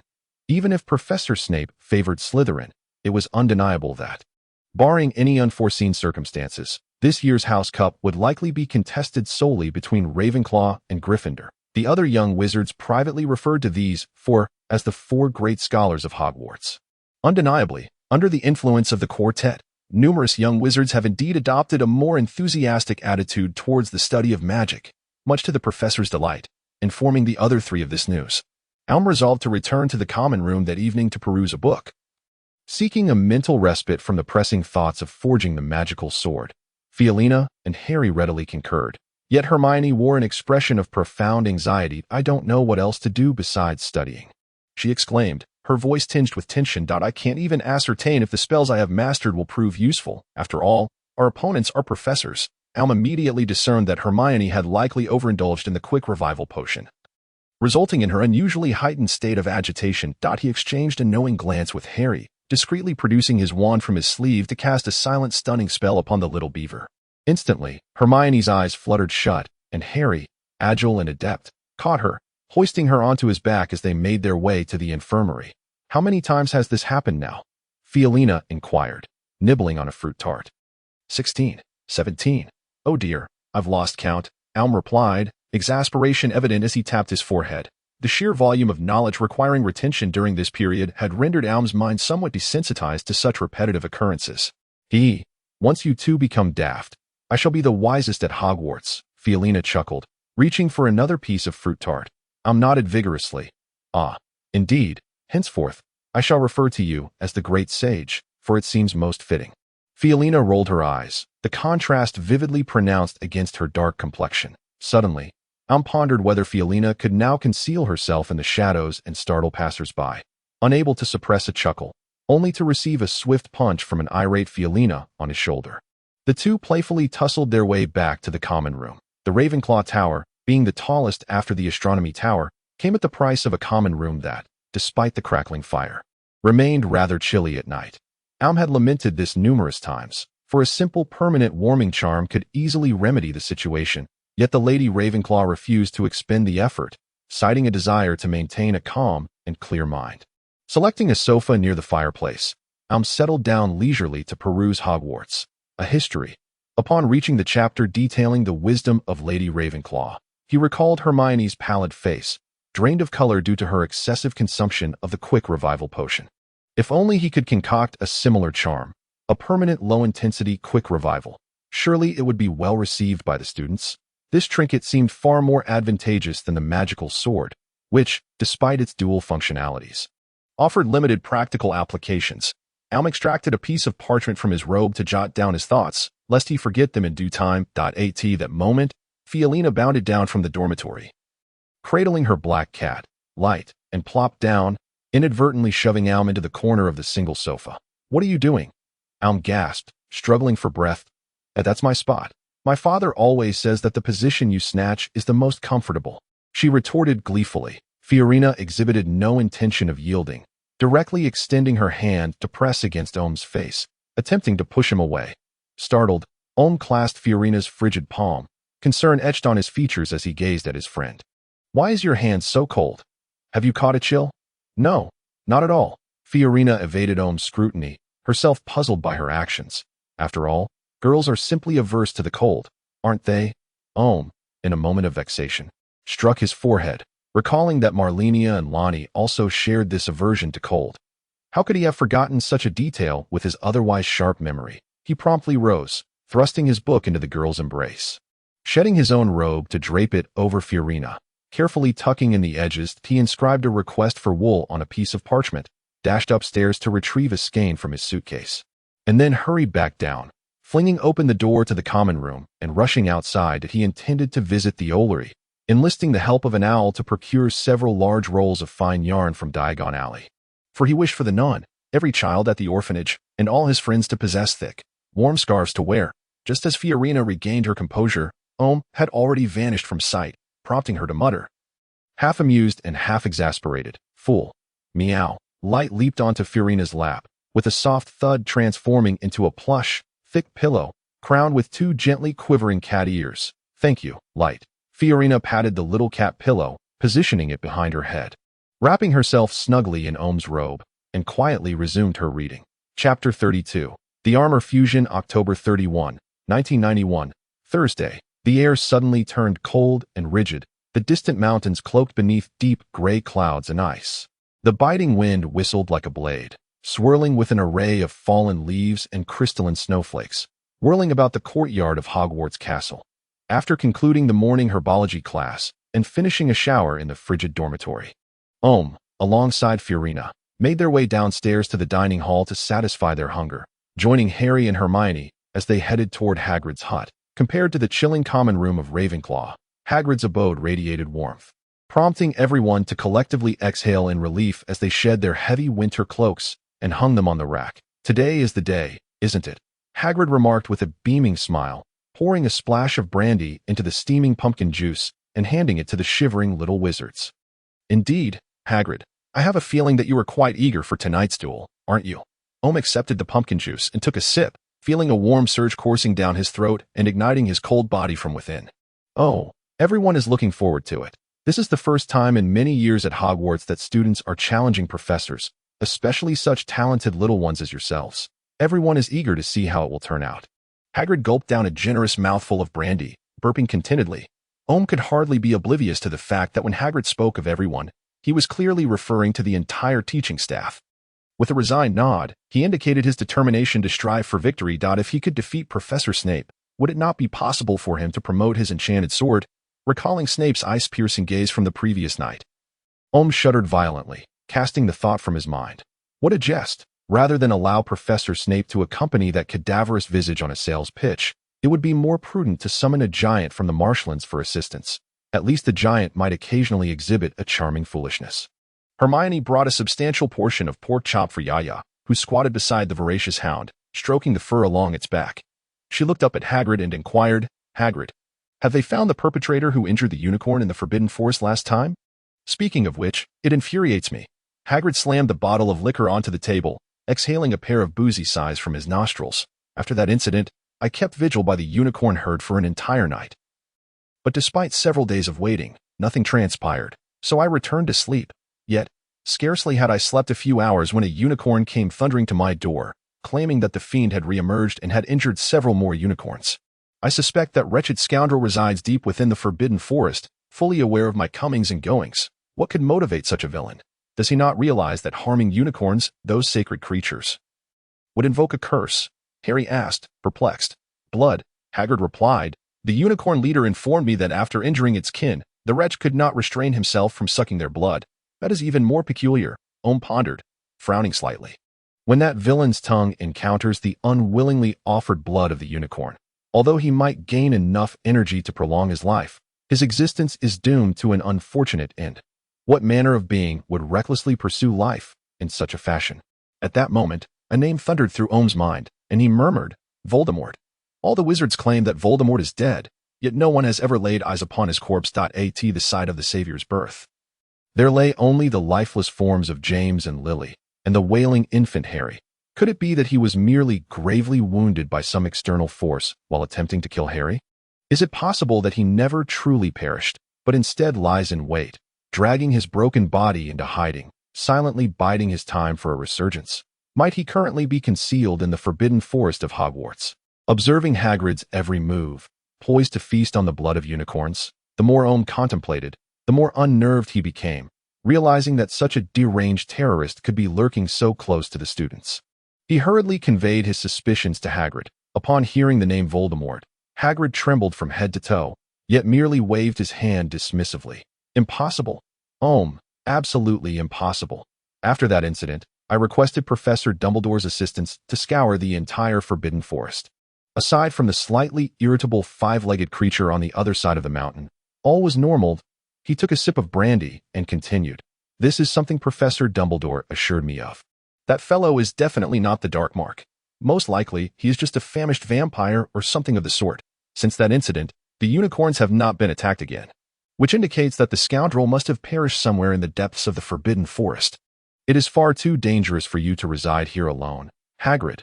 Fiorina withdrew a dark, ominous shotgun from her cloak, pondering whether to procure an M870 Remington for self-defense. Omu had long grown accustomed to the otherworldly nature of Fiorina's robe. Even if she were to produce a rocket launcher on the spot, he would not so much as bat an eyelash. Though a flicker of concern lingered in his mind, he refrained from expressing it. Trusting in Dumbledore and contemplating a moment to discuss matters with the headmaster, the atmosphere lightened considerably in the ensuing hours. Ohm silently oiled his armor and great sword, while Fiorina guided Hermione in the use of the shotgun. And Harry recounted to Hagrid how he was selected for the Quidditch team. "You have inherited your father's talent, Harry," Hagrid exclaimed, wiping the corners of his eyes with a handkerchief large enough to serve as a tablecloth. "I always knew you could do IT to AT5 in the afternoon." Ohm convened with the trio to review their training tactics, ensuring that each member retained the information. Once satisfied, he bestowed upon them the rubidium-coated shields. Noticing the slight tension in Harry and Hermione, Ohm chuckled as he draped an arm around their shoulders, reassuring them, "Relax, our plan is foolproof. The ultimate victors shall undoubtedly be us," despite their shared age of 11. Ohm had grown significantly taller since arriving at Hogwarts, now towering over the three by more than a head, easily resting his hand upon their shoulders, thanks to his height and robust physique. He wielded the immense sword while supporting the weight of the entire suit of armor, as though it were mere parchment rather than heavy steel. He fashioned two makeshift leather straps to secure the metal wand against the inner side of his left forearm, allowing him to free his hand for casting spells when necessary. After donning a thick, padded undergarment, he completed the preparations for his armor. With a flick of his left hand, he summoned the scattered armor pieces, causing them to levitate and adjust their positions like birds in flight. The spell of levitation, multi-spell casting, was invoked. First, the rune-engraved breastplate and backplate converged, fastening themselves with the side belts and buckles. Next, the armor for his limbs enveloped his unprotected extremities, while a chainmail skirt encircled his waist. Finally, the helmet opened from the side, swallowing Ohm's head within and sealing itself shut, the grid face guard snapping into place, revealing two profound eye sockets. Once all components were secured, Ohm's eyes shimmered with a cerulean luminescence as surging spiritual energy ignited the runes upon the armor. The runes of the Restoration series glimmered anew, shielding him, rapidly rejuvenating, healing to perfection. The alchemical runes stood steadfast as rock, propelling through the air, providing magical transmission and protection. The runes flickered briefly across the armor's surface, yet Ohm distinctly felt their power augmenting his form. He caressed the breastplate, murmuring, "Today is your grand day. I, Omu Messiah, bestow upon you a name. From this day forth, you shall be my thunder, a bulwark against the relentless onslaught of arrows and blades." The runes upon the thunder armor glimmered softly, and Ohm sensed a swell of joy rising from within, knowing that his child was responding to its name. With a subtle smile, Ohm found an unexpected sense of tranquility and serenity, as if encased in armor. He had discovered the ultimate sanctuary of his existence. He raised the colossal sword, reforged and enveloped in a layer of rubidium iron, declaring, "I, Omu Messiah, bestow upon you a name. From this day forth, you shall be the tempest that vanquishes all adversaries." The runes upon the sword of the tempest radiated a resplendent light, while pale ethereal flames surged and danced upon the blade, harmonizing with the thunderous armor.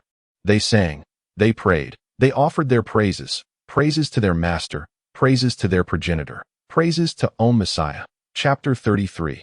The young hawk and lion confront the ancient serpent soul. The moment Ohm bestowed names upon the two entities, he sensed their very souls entwined with the sword and armor. Yet, they remained fragile and diminutive, capable only of expressing the most fundamental emotions and slightly enhancing the magical flow of the weapons and armor. If a normal person's soul is likened to a meticulously furnished villa, the souls Ohm perceived were akin to scattered cement and bricks upon a construction site. Ohm understood that they would ultimately construct a dwelling. Yet he remained uncertain of its final form. Is this a phenomenon inherent to magical weapons? Perhaps not. At least, when Ohm wielded the pink, fluff-coated rabbit inscribed with runes by Fiorina and his self-forged rune sword, he did not sense any remnants of souls within them. They were merely lifeless objects imbued with magic. Could it be solely attributed to the act of naming them?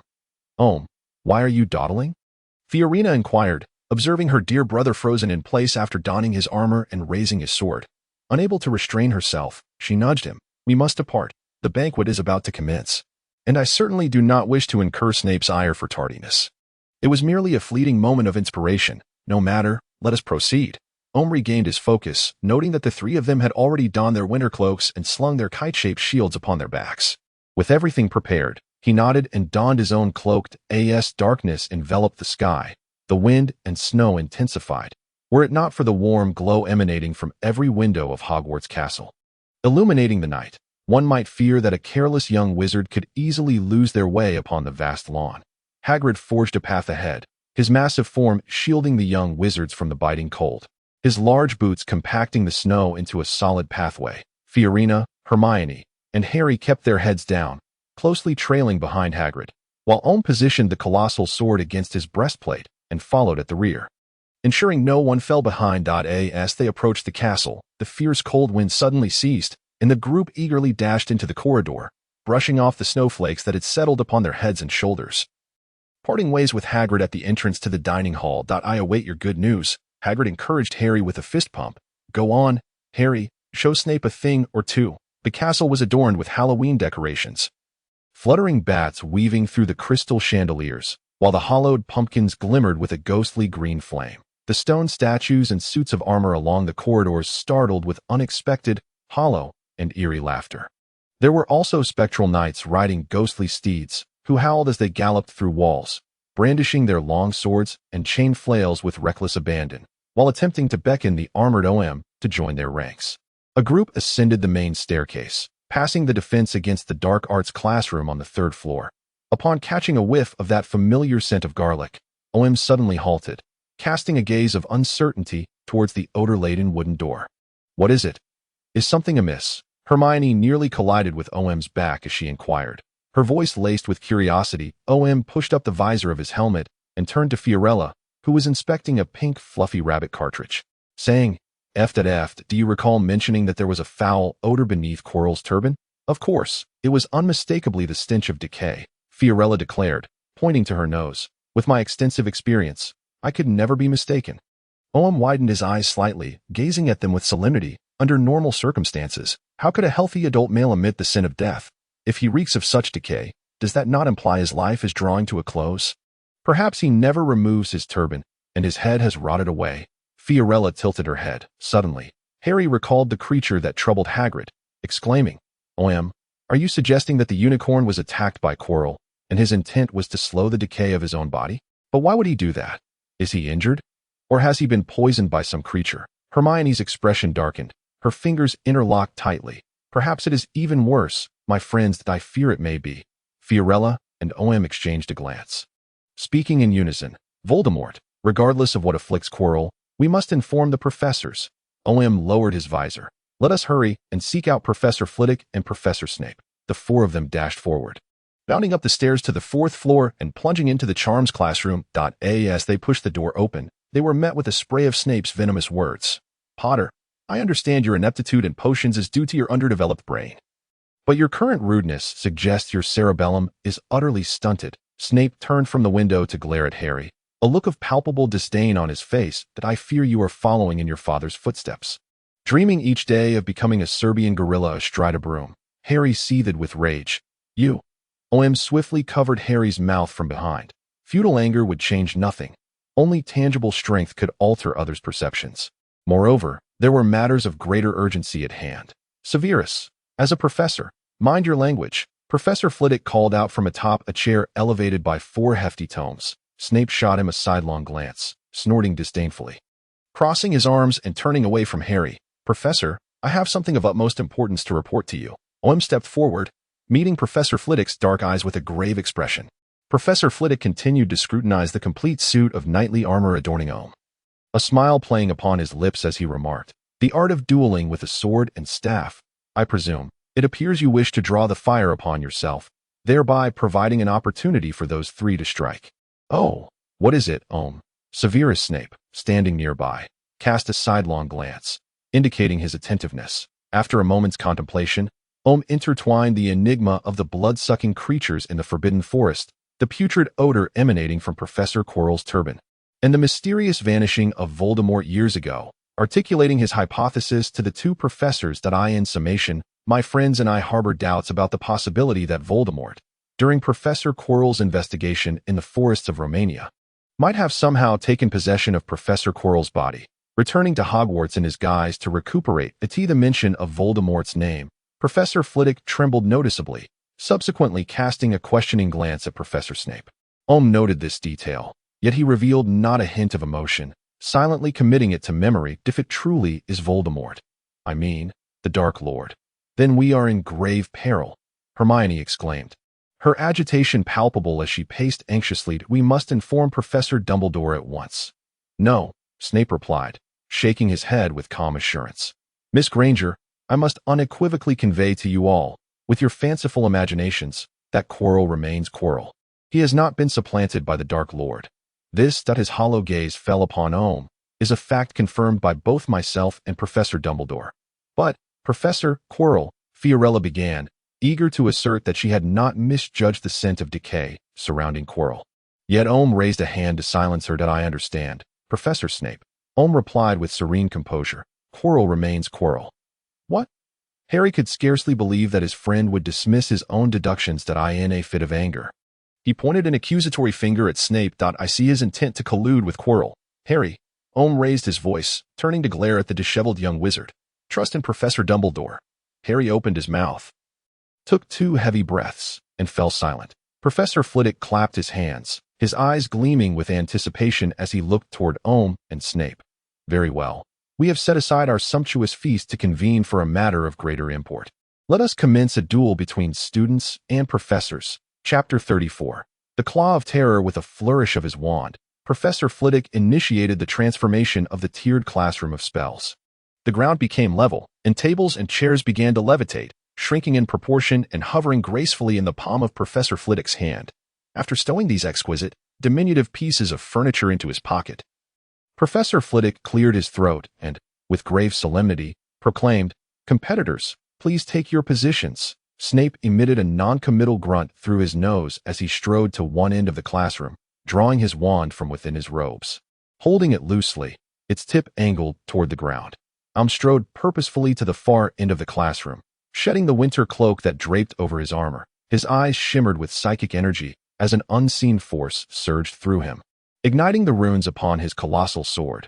The blade entwined with pale, ethereal flames. The inner layer of the sword was etched with runes of restoration, mended to perfection, while the outer layer bore alchemical runes forming a magical circuit, providing a protection as steadfast as rock. The hurricane sword, activated by Ohm's psychic energy, blazed with a deep crimson glow, its matte gray rubidium iron blade radiating intensity. Initially, Ohm had intended to inscribe a spell of ultimate cessation upon the blade, but after experimentation, he discovered that such an enchantment would take precedence over the sword itself, rendering the previously inscribed runes entirely ineffective. Thus, he opted for a secondary choice, inscribing the phrase "shattered to pieces" along the edge of the blade. Fiorella and her companions secured their rubidium iron shields to their left arms, discarding their cloaks and robes to ensure their agility and swiftness. They drew their wands, activating the armor protection runes on their shields. Fiorella and Harry positioned themselves at Ohm's diagonally rear flanks, while Hermione stood directly behind him. "Participants, bow," Professor Flitwick proclaimed, casting an armor protection charm upon himself while standing atop his chair. The trio of wizards raised their wands to their foreheads before sweeping them down to their sides. Performing the customary salute of a wizard's duel, Ohm grasped the sword hilt with both hands, holding the colossal blade upright against his chest, gently touching his forehead to the sword's body, its tip directed toward Snape. This was the knight's salute, reminiscent of the ceremonies performed by fully armored knights centuries ago, who would claim the lives of their adversaries and fortresses with their sharp blades and spearheads. Snape merely twitched his head in impatience, as if to nod, before raising his wand directly. "Prepare." Professor Flitwick raised his wand. Ohm positioned his feet firmly in a combat stance, the blade pointed unwaveringly at Professor Snape. His heart tranquil and serene, as if about to partake in a sacred mass, the souls within the thunder armor and the hurricane sword murmured softly, singing hymns of faith for Ohm's spirit, pledging their loyalty and calling out Messiah. Why must he engage in this ancient knightly duel within a school brimming with wizards? A flicker of doubt crossed Ohm's mind, only to be swiftly cast aside. What did it matter? He would focus on the battle at hand. Unbeknownst to him, his soul was summoning metal, armor, and blades. His very essence was a cold sun born of metal and psychic energy. Harry felt his breath quicken involuntarily, his heart racing, hands and feet trembling slightly, while Hermione's soft incantations behind him heightened his anxiety. Yet, glancing at Ohm, standing resolute like a pillar of bronze, he found a sense of calm washing over him. Even if he were to lose, it was of little consequence. He had friends who would stand by him. "Begin." Professor Flitwick's wand crackled with a resounding snap. "Thunderbird tactics," Ohm bellowed, charging towards Professor Snape like a galloping steed. The hurricane soared ablaze with pale psychic flames, slicing towards Snape's shoulder to that very moment. Fiorella and Harry dashed to either side of Omu, their wands poised toward Snape's greasy head, simultaneously exclaiming, "Stupefy! Childish!" Snape raised his hand, deflecting Omu's massive sword with a thunderous explosion, coldly remarking as two jets of red light collided with his imperceptibly released armor, sparking forth a shower of embers that in that fleeting instant, Omu suddenly lifted his left hand, extending 5 fingers toward Snape's armor from a distance of 2 meters. Lightning claw, Omu's fingertips erupted with azure energy, ripping Snape's protective armor to shreds with ease surpassing that of slicing through a cream cake. This incantation had surfaced in his mind during a forging session, when he needed intense heat to melt metal. It summoned energy lightning, capable of melting metal and incinerating flesh, proving remarkably effective against armor. Snape's brow furrowed tightly. Just as he prepared to utter a spell, Hermione, seizing the moment, rushed to their side, raising her wand toward Snape's palm and shouting, "Expelliarmus!" Indeed, this was the true objective of the Thunderbird tactic. Whether it was Omu's initial charge or the flanking maneuvers of Fiorella and Harry, they were mere decoys, aimed solely at determining whether Snape had cast his protective armor. If he had not, the 2 stunning spells would strike him directly, resulting in a swift victory for the young wizard. If he had, Omu would shatter the shield while Hermione seized the opportunity to disarm the professor or incapacitate him. However, Snape's reaction was swifter than Omu had anticipated. He raised his wand hand high, evading Hermione's ambush while countering with an Expelliarmus of his own. With his other hand, he cast another layer of protective armor, blocking Omu's powerful horizontal strike. Hermione let out a scream as she deflected the spell with her shield, only to be knocked to the ground by the sheer force of the impact. Omu, shattering the protective armor, pressed forward unceasingly, striking Snape's face with the weighted pommel of his sword. Snape was compelled to abandon his assault on Hermione, redirecting his focus to unleash a trio of Expelliarmus spells at Omu, all of which were thwarted by the magical defenses of the thunderous armor, leaving him no choice but to evade to the side. Serpent's tactic. Omu bellowed, absorbing 4 stunning spells with his helmet, while simultaneously delivering a kick to Snape's abdomen, forcing the professor to retreat toward Harry. Fiorella, wielding her wand behind her shield, pointed at Snape and declared, "Inferno!" A fierce column of flame erupted from the tip of her wand, raising the room's temperature by several degrees. As the greedy tongues of fire licked at everything within reach, leaving distorted trails in the air, Snape clicked his tongue in annoyance, simultaneously casting 6 stunning spells at Harry while directing his wand at Fiorella. Chanting, "Inferno," the 2 columns of fire clashed, flooding the spell classroom with an overwhelming surge of light and heat, to the extent that Professor Flitwick could smell the singeing of his own beard. Ultimately, as an adult with a reservoir of potent magical energy, Snape maintained his ground, while Fiorella clenched her teeth, gripping her wand tightly to amplify her magical output, barely ensuring that the flames did not turn toward her. Harry exhibited his agility as a seeker, deftly dodging 4 attacks, blocking 2 with his shield, and pointing his wand at Fiorella and Snape, unleashing a fiery roar. WRM out of the hole. The flames twisted and transformed into a monstrous serpent, writhing with a body of flowing fire, opening its gaping maw that resembled a tunnel, and devouring Snape whole. The moment Snape was consumed, he gazed at Harry, his eyes reflecting a look of astonishment. Chapter 35. Within 7 steps the gun is quick, beyond 7 steps. It worked, Harry shouted with exhilaration. The serpent strategy was ingeniously based on Harry's masterful design of WRM out of the hole, aimed at luring Snape into a magical standoff with any one of the remaining 3, followed by Harry executing a complex energy transfiguration spell, transforming the summonable black snake into a colossal magical python.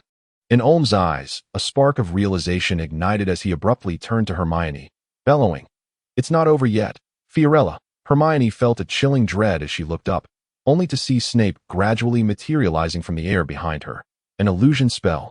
Snape's hollow, soulless eyes devoid of any human emotion loomed over Hermione, his pallid lips twitching to utter a single word, "Sleep."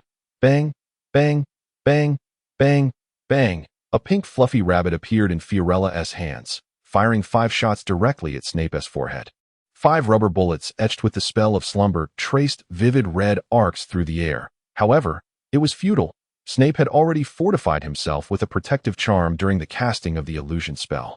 The bullets collided with an invisible barrier barely 10 inches from Snape's forehead, ricocheting perilously close to Harry and Hermione. "Hermione," Harry hissed, pointing his wand fiercely at Snape. the fiery python immediately obeyed its master's command, lunging forward with a deafening hiss. Simultaneously, Hermione raised her iron shield to protect herself, commanding her wand towards the ground.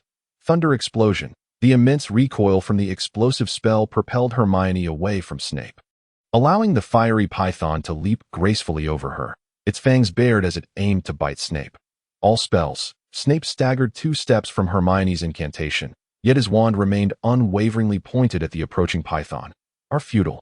With a subtle upward flick of his weathered birch wand, the entire fiery python vanished into thin air, abruptly erased from existence. However, what followed was a colossal sword engulfed in pale flames. The sword of the Tempest cleaved through the air with a sound akin to a furious gale, its blade shimmering with the brilliance of shattered bones, effortlessly slicing through Snape's protective charm. Clad in iron, Omu charged towards Snape like a human fortress, wielding the 1-meter-90 giant sword with his powerful arms, carving magnificent arcs that resembled the sharp beak and claws of a celestial eagle, compelling Professor Snape to continuously cast armor spells to shield himself from the searing edge of the white flame.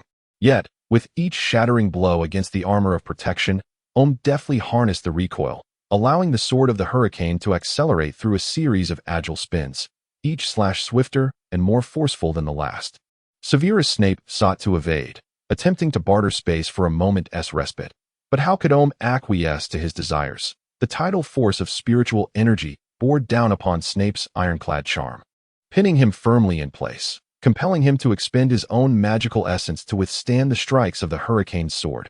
Omu moved in tandem with his blade, acutely aware that his sword could easily rend Professor Snape's protective enchantment. A single precise thrust would secure victory in this duel. Yet he understood all too well that if he wished for Snape to reconsider his impression of Harry, the final blow could not be struck by his own hand. Phoenix tactics. Omu bellowed, once again accelerating the frequency and speed of his colossal sword strikes. As Snape struggled to counter Omu's tempestuous swordplay, Fiorella, clutching her wand between her teeth, raised her hands with the pink fluffy rabbit in tow, advancing boldly to flank Snape while unleashing stunning bullets at the potion's master's head. Snape hastened the casting of his ironclad charm, simultaneously directing his vacant left hand towards Fiorella's direction, silent and wandless, unleashing the reverse spell. The incantation surged along the ground, and Fiorella, caught unawares, gasped as an invisible hand seized her by the ankle, lifting her into the air. Yet, undeterred, she continued firing, even switching out the ammunition for her pink fluffy rabbit. Her marksmanship was no exaggeration. Each shot was aimed squarely at the back of Snape's head, but the gleaming red bullets merely sparked against the iron charm. "You are as bothersome as a slug." Snape roared in fury, his dark robes billowing as his unleashed magic forced aside Omu's binding energy, simultaneously firing 2 blasts of disarm at Fiorella, knocking the pink pistol from her grasp and her wand from her mouth. Professor Flitwick immediately flicked his wand, whisking Fiorella to the sidelines, patting the disheartened witch on the head with a smile as he produced a slice of pineapple cake from his pocket to offer her. A tremendous unseen force surged forth, pushing even Omu, clad in his thunder armor, backward, compelling him to plunge the hurricane's sword into the wooden floor of the classroom to maintain his stance and avoid being toppled. Harry and Hermione raised their shields to protect themselves, simultaneously shouting, "Fire God, clear the path." A massive ring of fire surged towards Snape, colliding with the torrent of his unleashed magical energy. This advanced spell, derived from fierce flames, not only exuded extraordinary heat, but also possessed immense impact. "You truly are incorrigible, Harry Potter," Snape growled, his wand sweeping dramatically upward. All spells end, at the very moment the fire ring dissipated. Omu roared, drawing the hurricane's sword and lunging towards Snape with a thrust that a cerulean energy blast erupted from the sword's tip, shattering Professor Snape's ironclad charm. Explosive impact, sword duel style. In that instant, Snape found himself ensnared in a void of absolute defensive vulnerability. However, this window lasts merely 3/10 of a second. After that brief interval, Snape's body would once again be shrouded in the protective embrace of his ironclad spell. Yet, Harry found himself a full 7 paces away from Snape, and whether incapacitated or disarmed, he could not traverse that considerable distance in such a fleeting moment. What enchantment could possibly strike him within a mere 3/10 of a second? Bang, bang, bang, bang, bang. The answer lay in the M1917 Smith Wesson, an American marvel, concealed beneath her shield. Hermione gripped the compact revolver and aimed directly at Snape, emptying the chamber upon him. This was the ultimate objective of the Phoenix tactic. Her aim may have faltered, but that mattered not. A single rubber bullet, trailing a vivid red streak, struck true against Snape's chest. His eyes bulged as if they might pop from their sockets. He opened his mouth. Yet no sound emerged the instant Hermione fired. Harry had already fixated on Snape's wand-wielding hand. He extended his holly wand and resolutely declared, Expelliarmus, as the birch wand spiraled through the air, clutched firmly in Harry's grasp. Professor Flitwick's wand emitted a resounding crackle as he cried out in a high-pitched voice, The outcome is determined. Chapter 36. The most stubborn of all Omu stepped forward, supporting the faltering Professor Snape. His left hand pressed against Snape's chest as he murmured, Revive him swiftly. The magical circuits engraved upon the iron gauntlet illuminated, channeling the spell released from Snape's wand into his body, allowing him to exhale deeply as the dizziness of the stun spell dissipated. Grasping Omu's shoulder armor, Snape glared through the visor of his helmet with eyes mirroring his own, and whispered harshly, You brutish oaf, stronger in brawn than in intellect. Why do you not exert your full strength? Do you think me so easily vanquished? However, Professor, Omu replied calmly, our objective is not to defeat you, but to alter your perception of Harry. You must have noticed, have you not? He had a clear opportunity to humiliate you with a dark curse. Yet he chose instead to disarm you. Snape turned his gaze to Harry, who was celebrating victory in an embrace with Professor Flitwick, Hermione, and Fiorella. His disdain lessened slightly, replaced by a burgeoning concern. He pushed away from Omu's support and ambled slowly toward Harry. As Snape approached, Harry took 2 steps forward and extended Snape's wand, stating, You must promise not to target me in potions class anymore. Promise? Humph. Snape abruptly snatched his wand from Harry's grasp, leaning forward to fixate on those emerald eyes. You rely solely on your friends. Do not delude yourself into thinking you are formidable. Mr. Savior, I shall keep a close watch on you that I will not overlook the slightest of your movements. His voice dwindled to a whisper. Yet Harry did not flinch, defiantly meeting Snape's gaze. Snape abruptly swirled his black cloak, resembling a great bat, and strode toward the door. Upon reaching it, he paused and declared, Gryffindor gains 20 points. Splendid. Hermione suddenly leapt with joy. There is truly no need for you to maintain such a dark demeanor. Professor Snape, Omu glanced helplessly at the notoriously stern potions master as he strode away down the corridor, suddenly struck by an unsettling sensation of being observed. He whipped around to gaze at the seemingly empty stone wall. This feeling was as if Omu, come celebrate with us, Fiorina exclaimed, wrapping her arms around Hermione's shoulders and bouncing toward Omu, beckoning him eagerly. Hurry, hurry, I'm coming. Omu responded, casting a wary glance at the wall before making his way toward his companions. It must merely be a figment of my imagination. Fiorina clasped Hermione's hands and began to tango. Laughing as she said, See, I told you this is far more effective than a wand. I can hardly believe we actually defeated the professor. Color returned to Hermione's cheeks, clearly having cast aside her burdens. She always placed too much pressure upon herself. Without you, I certainly could not have accomplished any of this, Harry said, extending his arms toward Omu. Thank you, Omu. Really, what a sappy thing to say, Omu exclaimed, planting the sword of the hurricane firmly on the floor. Removing his helmet and giving Harry a hearty embrace, tousling his hair, Don't even think about expecting a Christmas gift from me this year. Children, Professor Flitwick called out that it is not too late to join the feast.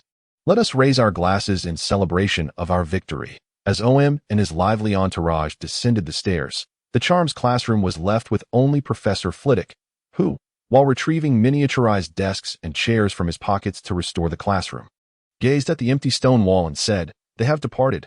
Albus, what delightful little ones they are they not? The wall spoke, and the air shimmered like water as a dark silver cloak was lifted, revealing the white-bearded and white-haired Dumbledore in the charms classroom. Flitwick waved his wand as if conducting an orchestra, pride evident in his voice. All 4 of them are exceptionally gifted children, especially Omu. Did you see his swordplay in conjunction with his spells? He is a prodigy. Were you watching him just now? He is a perceptive young man, Dumbledore remarked, drawing his wand to assist in erasing the scorch marks left by the fire snake slithering. I only looked at him for 2 seconds, and he immediately discerned my gaze. When he comes of age, I shall take him to participate in the duel championship. I am certain he will secure a commendable position. Perhaps even the championship itself. Flitwick continued, elevating the floor back into steps and addressing Dumbledore. When do you intend to deal with Quirrell? I have had quite enough of sharing meals with a walking clove of garlic. Were it not for your insistence, I might have cast a severing charm at his head. Dumbledore offered no response but closed his eyes, seemingly attuning to something, before smiling and opening them to say to Flitwick, "Soon, Phileas, the fox will no longer be able to hide its tail." On the other side, the four members of OM encountered a foul-smelling giant at the top of the staircase on the second floor. The creature stood approximately 12 feet tall, with dull, rough skin that appeared gray and granite-like. Its massive, clumsy body resembled a heap of rubble, topped with a small head resembling a cocoa bean, exuding a nauseating stench. Its extraordinarily long arms dragged a hefty wooden club, tilting its head in confusion. It seemed perplexed as to why four diminutive beings had appeared before it, yet that did not deter it from raising the club. Intent on reducing these small entities to a delectable paste, upon catching a whiff of the giant's odor, Fiorina immediately retched, while OM felt his appetite dissipate like a soap bubble in the sunlight. Overcome by his obsessive cleanliness, he furiously spread his fingers at the club that was about to strike down upon them. Lightning claw. In an instant, a cerulean arc of electricity reduced the club to charred remnants. The giant let out a mournful wail as its arm melted like wax, large chunks of flesh and blood plummeting to the ground, intensifying the repugnant aroma. Filth. Die. OM went berserk, his black hair standing on end as he leaped from the steps. Wielding the hurricane sword ignited with pale flames, unleashing a crescent-shaped sword aura aimed at the giant's chest. Extreme slash. As the sword aura pierced through the giant's body, it was cleaved in two, collapsing softly to either side while engulfed in ethereal flames. That moment, the teachers rushed up from below. Professor McGonagall's lips were pressed tightly together, Snape's brow was furrowed, and even the typically amiable Professor Sprout gripped her wand with a fierce glare. However, what they beheld was merely the charred remains of the giant and the armored youth standing resolutely on the steps, his eyes shimmering with magical radiance amidst the flames. Chapter 37. Knights Outshine, Wizards. Omu Messiah? Professor McGonagall exclaimed, her lips pale. What are you doing here? I have cleared the intruder for Hogwarts, OM calmly replied, extinguishing the flames on the hurricane's sword with his palm and resting it upon his shoulder. If this repugnant creature was part of Hogwarts' Halloween festivities, I sincerely apologize. Fiorina wiped her mouth with her sleeve, still feeling queasy. I hope this isn't part of the trick-or-treat segment. Hermione supported her, while Harry jogged up to Professor McGonagall. Professor, it was OM who killed it to protect us. But why was there a giant in the castle? I'm afraid, Mr. Potter, I am equally in the dark. Professor Quirrell just mentioned, though, you might be injured. Mr. Messiah. Professor McGonagall hurried towards him, scrutinizing him from head to toe before sighing in relief upon confirming he was unharmed, her frail hands cupping his face. You foolish boy, how could you think a young wizard like yourself could contend with a giant as formidable as a mountain? Quirrell again? OM pondered, glancing at Snape, whose face was as dark as the bottom of a pot, opening his mouth but refraining from speaking. Ahem. Professor Snape cleared his throat awkwardly behind her and spoke in a low voice. Since no one is injured, I believe it is time for them to return to their dormitories. Indeed, Minerva. Professor Sprout scattered a peculiar powder into the air to eliminate odors and addressed Professor McGonagall, saying, they must be absolutely famished by now. Hurry back, children. The students are currently enjoying their Halloween feast in their respective common rooms. Professor McGonagall nodded, her expression stern as she remarked to the quartet of Gryffindors. Very well, but I must say it is quite fortunate for you that not many first-year students could possibly slay a troll. Each of you will receive an additional 5 points. Hermione exclaimed with delight. That's wonderful. I shall inform Professor Dumbledore of this matter. You are free to leave. That I shall remain here. Minerva. Professor Dumbledore descended the staircase slowly, smiling at the Gryffindors. Well done, Mr. That I now hope you can return and rest well. We shall handle matters here. Through the old man's blue eyes, understood Dumbledore's implication to disregard Quirrell for the time being. This caused Doom to frown, yet he nodded and ascended the stairs alongside Fiorella and the others. After climbing 2 flights, the nauseating stench finally dissipated, prompting Harry to voice his lingering question. Why did you assert that Quirrell is not Voldemort? Isn't that a conclusion you reached on your own? Halted, turning to his companions, lowering his voice. Professor Snape mentioned that Quirrell remains Quirrell, yet he did not state that Quirrell is not Voldemort. Thus, what he likely meant to convey is that Voldemort is possessing Quirrell. And as for where he is, his turban, Hermione covered her mouth in disgust, already envisioning a person growing from the back of Quirrell's head. What are we waiting for? Let us go blow his head off. Fiorello exclaimed, pulling out a magazine filled with real bullets to load into her pink fluffy rabbit, her intent to charge downstairs. Grasped the back of her collar with one hand, yanking her back and admonishing.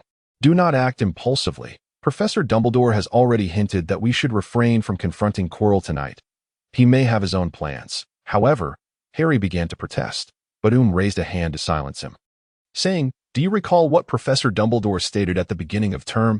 He instructed us to steer clear of the corridor on the right side of the 4th floor, indicating that there must be some secret there. If you ask me, the troll was released by Quirrell so he could sneak into that forbidden chamber while the professors are distracted. Then let us hasten to stop him, Harry exclaimed, nearly beside himself. Use your brain, Harry. I can think of it. Can't Professor Dumbledore? It's infuriating that you can't comprehend such a simple matter. Grasped Harry's shoulders, forcibly keeping him in place. Going now would only create chaos for the professors. It would be wiser to return to the dormitory and await news. Indeed, Harry, Hermione added, her gaze filled with concern. Let us not forget that Professor Dumbledore is the only one Voldemort fears. That I apologize. Harry, filled with shame, lowered his head, lamenting the loss of his parents at the hands of Voldemort, finding it exceedingly difficult to maintain his composure. With a deep sigh, placed a comforting hand on his shoulder and remarked, Your parents would undoubtedly wish for your happiness and well-being, rather than have you sacrifice your life before Voldemort. Now, heed my advice and return to rest. The 4 of them parted ways on the 8th floor of the castle, each heading towards their respective towers. In the Ravenclaw common room, several large tables had been set up, laden with a sumptuous array of delicacies, as students gathered around, indulging in food and laughter. When Alm and Fiolina entered the common room, curious gazes were drawn to Alm's armor and colossal sword. Seizing the opportunity, Alm showcased the functionalities of the Thunder Battle armor and the Hurricane sword, captivating the attention of nearly every boy present with the sight of the sword engulfed in flames. How incredibly cool! As excitement surged among the crowd, Alm took the initiative to promote his magical swords, offering them at 20 galleons each, capable of slicing through iron with ease, imbued with flowing magical energy, and guaranteed for exchange. Honestly priced. Right then and there, over a dozen affluent students placed their orders. Autumn Zhang even inquired if he could fly while standing on it, only to cancel his order in disappointment upon learning he could not. Alm collected a 10-galleon deposit from each, confirming their desired styles, and assured them that their orders would be completed within 2 months. Fiolina playfully perched on a chair, brandishing her pink fluffy rabbit, vividly recounting how Alm had skillfully coordinated with her to slay a giant beast.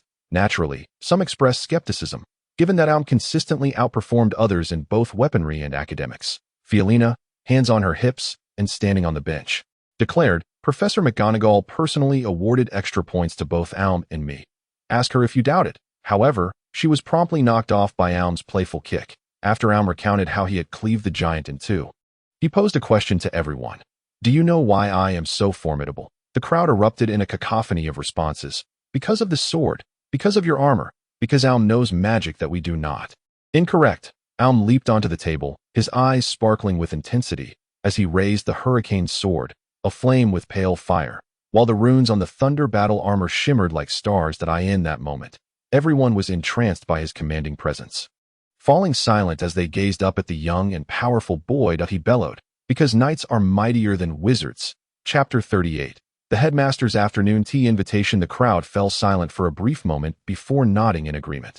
There was no denying Alm's prowess. His academic achievements were remarkable, and his knowledge vast. He had even mastered silent casting, an ability that many upperclassmen struggled to wield effectively, upon his arrival at school, and had since acquired the skill to forge magical equipment. It was safe to say that apart from his aversion to making friends, he possessed almost no flaws. If such an impressive individual claimed that knights were superior to wizards, then it must indeed be true. The young eagles were invigorated, eager to wield the Hurricane sword and don the Thunder Battle armor, yearning to experience the essence of being a knight. Alm was more than willing to allow them to experience it firsthand. He directly removed the thunder armor and, using a floating spell, enveloped it around a young wizard of similar height.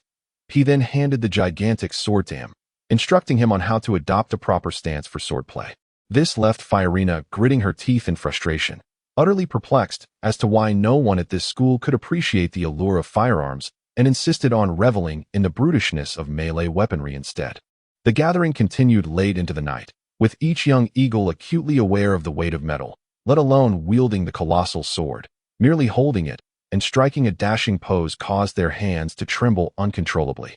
It was only when Professor Flivy entered and ushered the students to their dormitories, admonishing them to retire early, that the common room finally fell silent. Come here for a moment." Professor Flivy raised his voice. Calling over his most prized student, the young eagles cast curious glances, eager to discern why Alm was being singled out, but Professor Flivy's stern expression quelled their inquiries. "What are you staring at? No classes tomorrow. If I find out that any Ravenclaw is late in the morning, I shall assign them to scrub the toilets in the hospital wing for a week." With that, the crowd dispersed, leaving the common room to Alm and Professor Flivy. Once the common room was devoid of others, Professor Flivy extracted a large, heavy, and clattering package from his pocket and thrust it into the astonished Alm's arms. "What are you dawdling for? This is your parcel. Open it and see." Professor Flivy winked mischievously at Alm. Upon opening it, Alm was met with the sight of hundreds of gleaming gold galleons and silver sickles. The shimmering brilliance made his head spin, enveloping him in an overwhelming sense of joy. Professor, is this all F for me?" Alm stammered, his tongue tripping over the words. The amount of money, if converted to pounds, could sustain his younger siblings for many years, a total of 551 galleons and 376 sickles. Professor Flivy chuckled. "When we learned that you have 12 siblings to support, we decided to raise a scholarship for you as a wager. If you win against Severus, it will be handed to you on the spot for your own use. If you lose, it will be sent to your guardian." With the explanation that it is a scholarship awarded for your excellent performance at school, an indescribable feeling of gratitude surged within Alm as he gazed at the wealth in his arms, as if it were infused with the professor's fervent hopes for him. After a moment of silence, Alm addressed Professor Flivy. "This victory also reflects the efforts of my friends. Professor, I shall ensure they receive their rightful share." Sister Malika had taught him not to overlook the contributions of friends. Fiorina had tanned her skin from etching runes. Hermione was pale and nervously anxious. Harry, already slight of build, had lost even more weight during the intense training. These were all sacrifices made by his friends for this victory, and regardless of their willingness, he felt compelled to share the rewards with them. "Do not ask me. Dear child," Professor Flivy waved his hand dismissively. "This is now your property. How you choose to use it is entirely up to you." Moreover, he lowered his voice and said, "Without them, do you truly believe you cannot defeat Severus?" No one understands the extent of Ohm's strength better than Professor Flitwick. Although his magical reserves and spell-casting skills may not rival those of Severus, Ohm's formidable magical intensity, exquisite swordsmanship, and sturdy armor effectively bridge the gap if the two were to engage in a one-on-one confrontation. Both giving their utmost, the outcome would remain uncertain. Having spoken, Professor Flitwick handed a note to Ohm before descending the stairs, placing the hefty bag of gold and silver coins on the table. Ohm unfolded the note, which was inscribed in an ornate script. "Dear Mr. Messiah, after 2 months of school, I trust your little mind has accumulated a wealth of knowledge and questions. Perhaps we could share a cup of tea in my office tomorrow afternoon at 3? I have prepared a variety of delightful pastries, eagerly awaiting your arrival. The password is buzzing honey candy. D. Professor. Professor Dumbledore wishes to have afternoon tea with you." Hermione remarked enviously. "He must intend to teach you some ancient and powerful magic." It was breakfast time, and Ohm and Fiorina took their seats at the Gryffindor table. The young lions were accustomed to visitors at their table, as they themselves were among the most enthusiastic table hoppers. "I doubt it." Ohm chuckled, swallowing a bite of cherry pie, shaking his head in amusement. Sometimes he truly wondered what thoughts occupied Hermione's mind beyond her studies. Most likely, she wished to discuss Quirrell. And really, you shouldn't. "Oh, I said not to," Fiorina interjected impatiently, wrapping her arms around Ohm's neck and stuffing a piece of baguette into his mouth, stifling his words. "You know very well what business my family is in. We have plenty of money."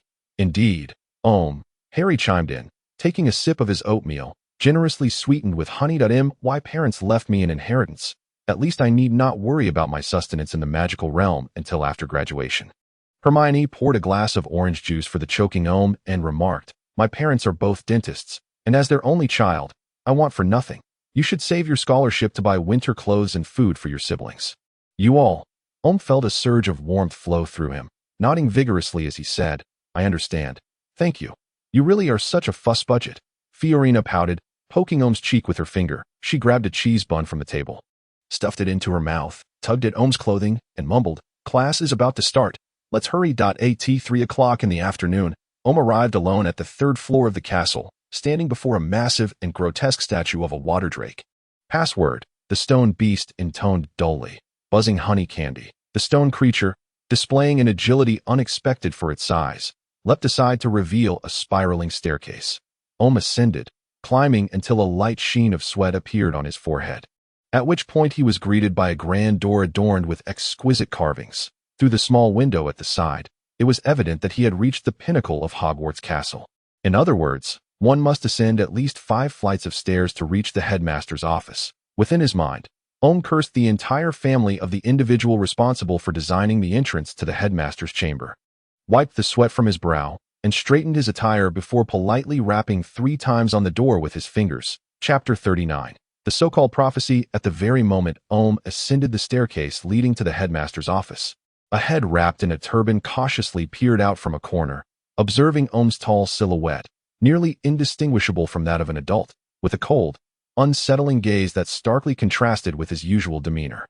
Quirrell watched, wide-eyed, as the stone beast returned to its original position, waved his wand to cast a disillusionment charm upon himself, and hurried back to his office. It was a vast and crowded room, filled with numerous lit incense burners, the curling blue smoke spiraling upwards, saturating the air with a rich scent of Indian curry.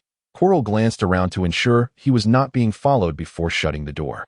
After tapping the doorknob with his wand to lock it securely, he finally relaxed, swiftly making his way to the washroom. Gazing into the mirror at his reflection, he whispered, Master. In an instant, an indescribable agony engulfed him, as if every nerve within his body were being seared and stripped away. A pale, distorted visage resembling that of a serpent emerged from beneath Quirrell's skin, projecting forth with a weak, raspy voice. What disturbs my slumber? Master, I witnessed that Omu Messiah entering the headmaster's office. We must seize that.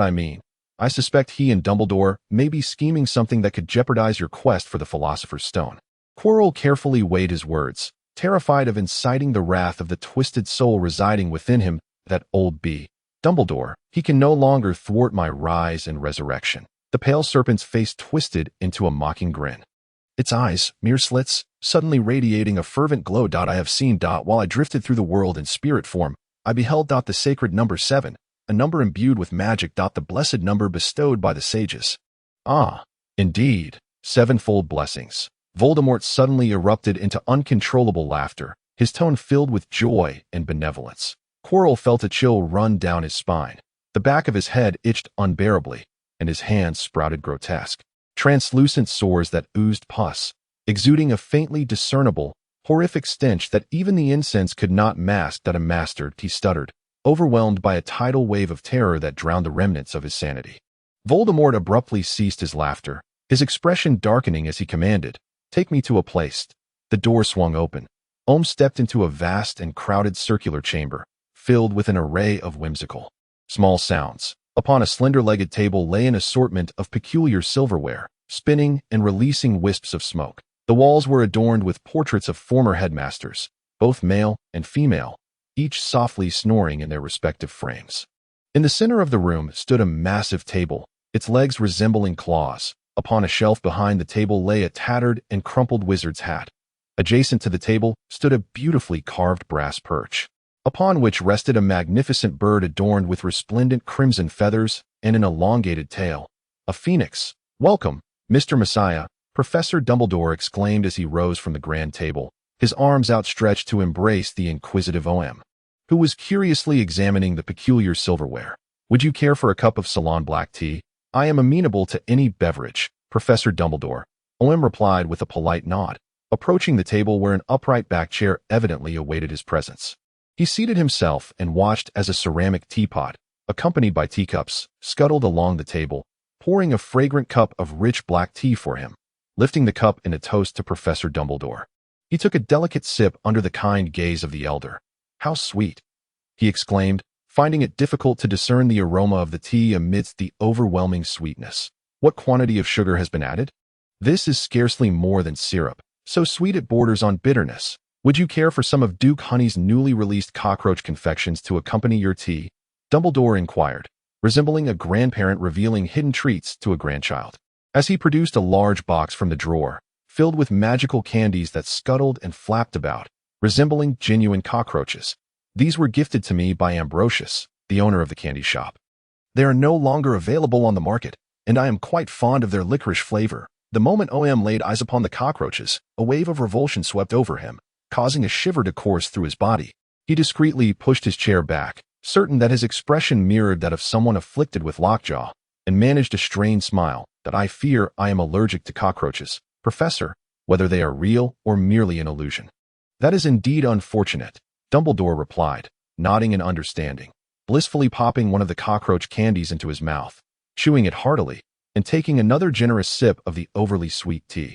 Professor, regarding Quirrell, OM found it increasingly difficult to endure the sight of someone voraciously consuming such unclean insects before him. He hastily redirected the conversation before nausea could overtake him. You are well aware that Voldemort resides within him. Why do you not eliminate him, allowing him to continue teaching instead? Because I wish to save him. My child, Dumbledore said, sipping his tea once more, that I hope to rescue his soul, which has been ensnared by Voldemort's influence. Please do not regard me with such dismay, Mr. Messiah. Pardon the compassion of an old man who watched Quirrell grow. He was once a good boy, intelligent, upright, and full of empathy. Yet, it is perhaps precisely that empathy which has rendered him vulnerable to Voldemort's machinations. And what of the other children? OM exclaimed, his eyes wide with disbelief, struggling to fathom how the sagacious professor could remain inactive for such a reason. What if Quirrell were to suddenly lose control in class and unleash chaos upon the young witches and wizards? Are their loved ones to bear the peril of losing their children, unbeknownst to them, merely because Dumbledore seeks to salvage a soul that has willingly succumbed to degradation? OM's voice surged with indignation as he exclaimed, must those other children, who remain oblivious to the truth, be coerced into confinement with an individual possessed by a terrorist, in a classroom that resembles a stifling furnace? They are utterly unaware that their cowardly and ludicrous teacher conceals beneath his headscarf a Dark Lord capable of instilling terror in the entire wizarding world for decades. Is this fair to them? The Phoenix emitted a melodious yet disquieting cry, sensing the tumultuous surge of magical energy emanating from OM, endeavoring to alert its covenant partner. Dumbledore raised his hand to halt the Phoenix's warning, gazing intently into OM's eyes, and slowly shook his head, saying, not in the slightest, dear child, not in the slightest. However, I implore you to trust me. Voldemort will not readily reveal himself until he has achieved his objectives. Furthermore, his fate has long been sealed. The elder rose to his feet, beckoning forth a shallow stone basin adorned with intricate carvings. OM, you are astute and formidable, able to piece together the truth from these fragmented clues. This is the primary reason I sought you out today. I wish to unveil the intricate fate intertwining Voldemort and the Savior, guiding you into this prolonged battle of destiny that has endured for over a decade. The Savior? Are you referring to Harry? OM could not suppress a derisive laugh, realizing that his presence in the headmaster's office stemmed from his friendship with Harry. Surely, you must have deemed me the optimal guardian for the Savior, considering my rapport with Harry, and you divulge this to me, yet intend to withhold it from Harry himself. Are you planning for me, the one you introduced into the magical realm, to unwittingly lead Harry to confront Voldemort? Faced with OM's barrage of inquiries, Dumbledore regarded him with astonishment. He withdrew a gossamer-like object from his temple, delicately prodding it with the tip of his wand before placing it into the basin, stating, the Savior is not Harry, but rather you, my dear child. Whether you wish it or not, this is your destined fate. He extracted from his pocket a wand marked with numerous scars, striking it against the rim of the stone basin. A dense, white mist erupted from within, coalescing into the form of a slender woman with oversized glasses, resembling a dragonfly. She reclined against the chair, emitting a raspy and jarring sound. Chapter 40. The Stem Cutter. The one capable of vanquishing the Dark Lord approached. He would arise in a sacred land, imbued with an energy that the Dark Lord could not comprehend. No one knew of his past. The two-headed eagle would sing in celebration of his birth. The Dark Lord would undoubtedly be crushed and obliterated beneath his iron boots, while he would become a resplendent sun illuminating the world. In the stone basin, the woman formed of white mist concluded her words, suddenly shivering, blinking in bewilderment, and apologetically uttered, "I beg your pardon. I may have inadvertently dozed off," with a wave of his hand. Dumbledore dispelled the mist, a wisp of ethereal substance burrowing into his eyes that he addressed the perplexed Elm, stating, "This is a prophecy made by Professor Trelawney of the Hogwarts divination class 11 years ago. I trust you comprehend, Elm, that the individual prophesied to defeat the Dark Lord is you." Elm furrowed his brow, a nagging sense of complexity lingering in his mind, and inquired with confusion, "I still do not understand. Professor, if the prophesied one is indeed me, why would Voldemort seek to kill Harry?" His intent was not to eliminate Harry. Dumbledore retrieved a stack of dark silver, wondrous fabric from his pocket. His palm cradled the gossamer-like object. Elm was startled to observe Dumbledore's hand vanish, leaving only a glimpse of a pink wrist at the sleeve's edge, revealing skin, muscle, and pale bone in stark clarity. It appeared rather unsettling, did it not? Dumbledore unfurled the item in his hand. It was a hooded cloak lighter than gossamer, its surface shimmering with the faint glow of enchantment. This was one of the deathly hallows, the invisibility cloak. Voldemort believed that by uniting the three hallows, he could transcend death and achieve immortality, before he was profoundly fearful of aging and decay. Regrettably, 11 years prior, the owner of this invisibility cloak was none other than James Potter. Which is why Voldemort sought to murder Harry's parents in a bid to obtain the artifact. And even more unfortunately, just a few days ago, I borrowed the invisibility cloak for research purposes. Dumbledore gazed sorrowfully at the deathly hallow in his hand, murmuring, "Voldemort was meant to come to me. I have read the tales of Beedle the Bard, that I never imagined that the ethereal legends were indeed true." Elm reached out to touch this remarkable creation. It was not crafted from the hide of an invisibility beast, but woven from some other thread, seemingly opaque yet allowing one to perceive the objects behind it, creating a subtle sense of dislocation merely by gazing upon it. Then how did Harry survive the killing curse? Elm voiced his final query. "Because of Lily," Dumbledore replied. "Lily wished to protect her child, and cast a powerful and ancient enchantment, driven by a force that Voldemort could not comprehend. Loved at a mother's love for her son reflected the fatal curse back upon Voldemort himself, rendering him unable to exist in corporeal form. He lost his corporeal form, transforming into something more fractured than a mere specter, leaving behind only a wisp of shadow and steam that he fled, rushing into the vast and boundless forests of Romania. It was only when he encountered Chilo, believing that the moment of his resurgence had finally arrived, that he returned to the castle that had witnessed his growth. Thus, I comprehend everything now." Omu nodded, rising to his feet and turning to leave. The path of destiny had revealed itself, and he declared, "I shall go and eliminate Chilo at once. Mark my words, Professor. I possess 9 methods to bring about his demise. 9. Omu, wait, you still." Dumbledore abruptly halted his words. And in that instant, Omu paused as well, both men instinctively gazing at the ground as if their eyes could penetrate the heavy floorboards, beholding an unspeakable sight. Within Omu's psychic perception, from some deep recess beneath the castle, a nauseating sound of squirming and sucking abruptly emerged, evoking a profound revulsion that surged from the depths of his being, causing his magical energy to flow with an uncontrollable urgency. It felt as though what was about to emerge from below was an arch-nemesis. Not just to himself, but to all of humanity. This slick and narrow wave of dark magic. Could it be Chilo? It seemed he had undergone some fundamental transformation, becoming far more powerful than before. It was evident that Voldemort harbored plans and means unknown even to Dumbledore, which were now in motion, attempting to summon something from that enigmatic otherworld. The fabric of space warped. Something was descending from beyond. How could this be possible? "Fox!" Dumbledore grasped his wand with gravity, as the phoenix cried out, taking flight to perch upon the old man's shoulder. "Wait, Professor!" Just as Dumbledore was about to be enveloped in golden flames, Omu rushed forward, seizing Dumbledore's arm, exclaiming, "You must evacuate all the students from the castle. Allow me to descend and eliminate the source of this aberration. Omu, you." Dumbledore regarded Omu's resolute gaze with seriousness, ultimately nodding and saying, "I shall return promptly to assist you to go aid him, Fox." With Dumbledore's consent, Omu cast aside his robes and brandished his wand, shouting, "Tempest of thunder, come to me." A mournful sound of slicing air erupted outside the headmaster's office window, as a massive sword, with a sleek and robust blade, shattered the glass and plunged straight into the floor before Omu. Following closely was an entire suit of thunderous armor, which, as it approached Omu, automatically unfastened its buckles and belts, enveloping him entirely before sealing itself shut. In mere seconds, Omu transformed from a refined scholar into an impeccable steel colossus. Within the armor, his heart found an unparalleled tranquility as he drew forth the sword of the Tempest, its pale flames of magical energy and runes of the armor shimmering in unison. Omu nodded at Dumbledore, indicating his readiness, then watched as the old man vanished in a burst of sound.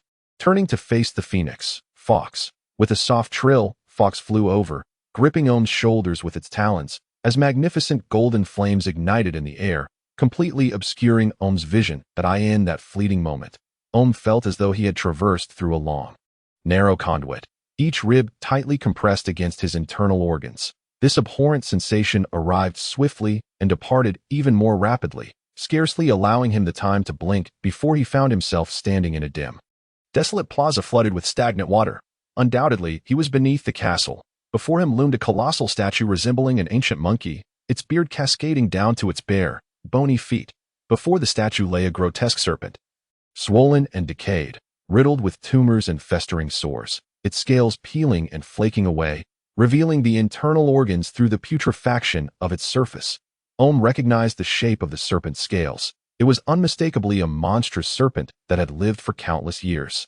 Even in its repulsive and disquieting appearance, the creature remained alive. Its two eyes, capable of instilling instant dread, had fallen from their sockets, suspended grotesquely by thick, rotting optic nerves near its maw.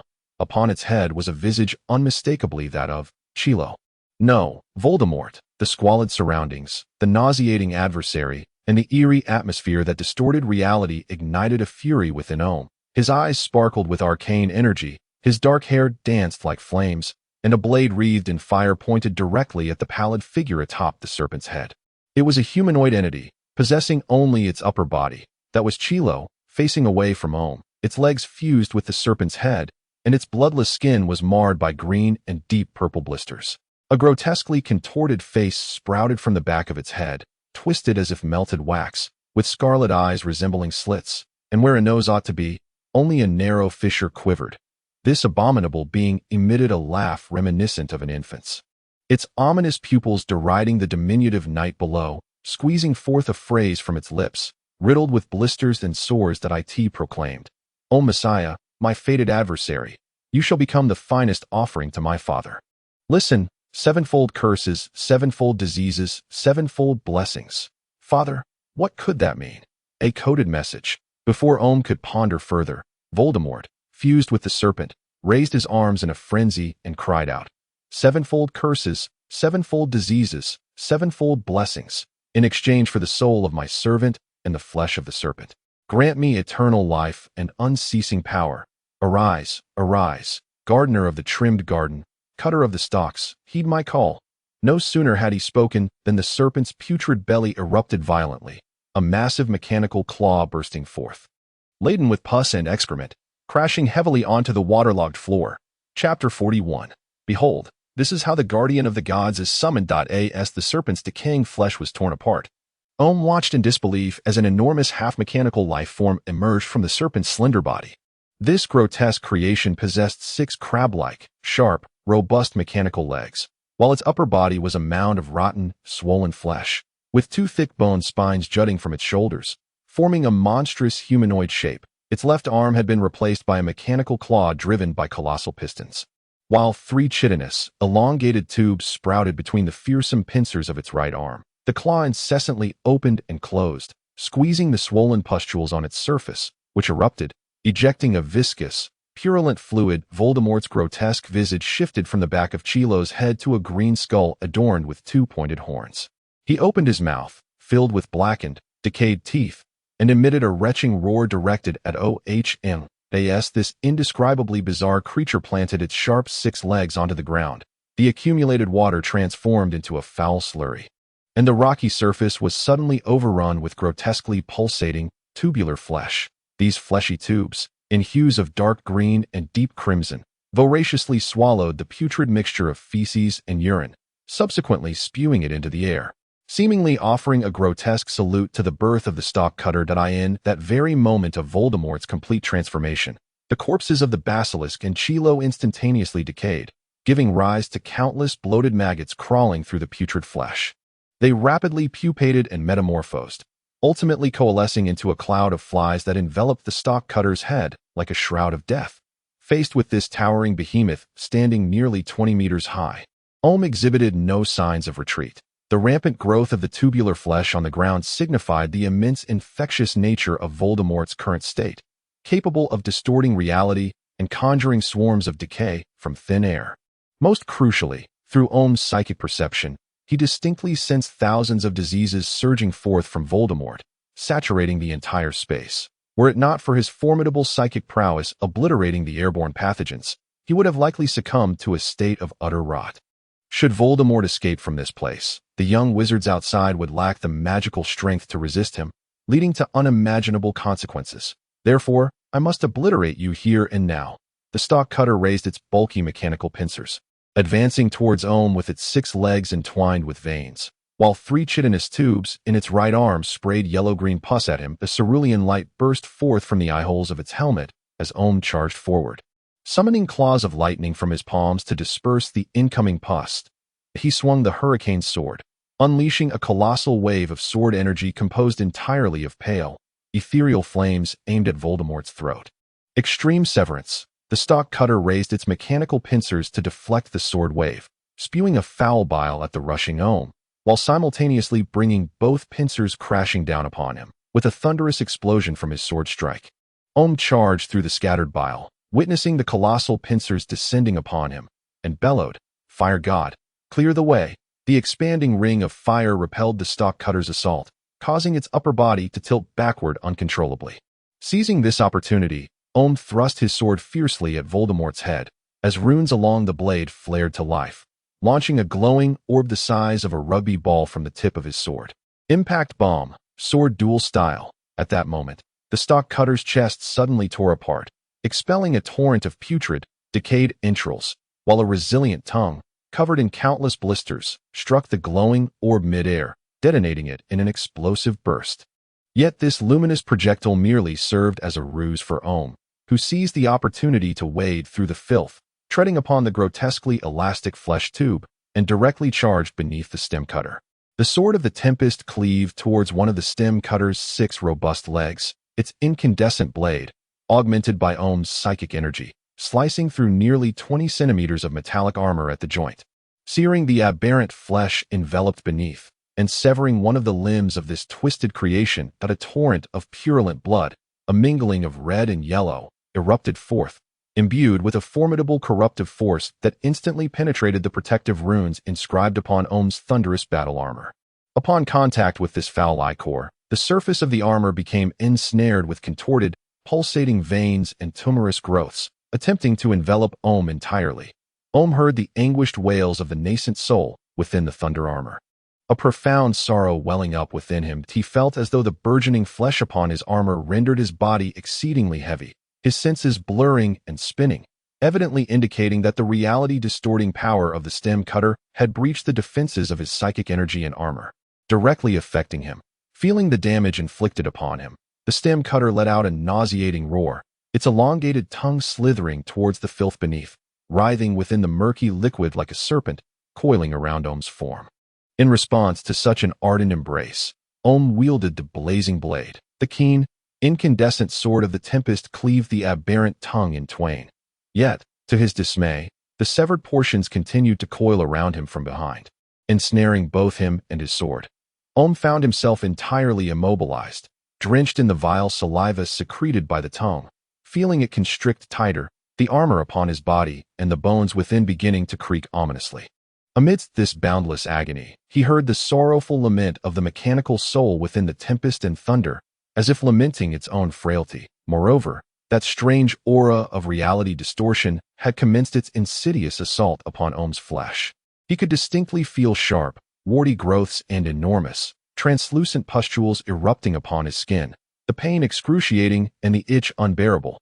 His throat and lungs felt as though they were being seared by fire, compelling him to cough and gasp uncontrollably, and his innards writhed in agony, as though being thrust into a meat grinder.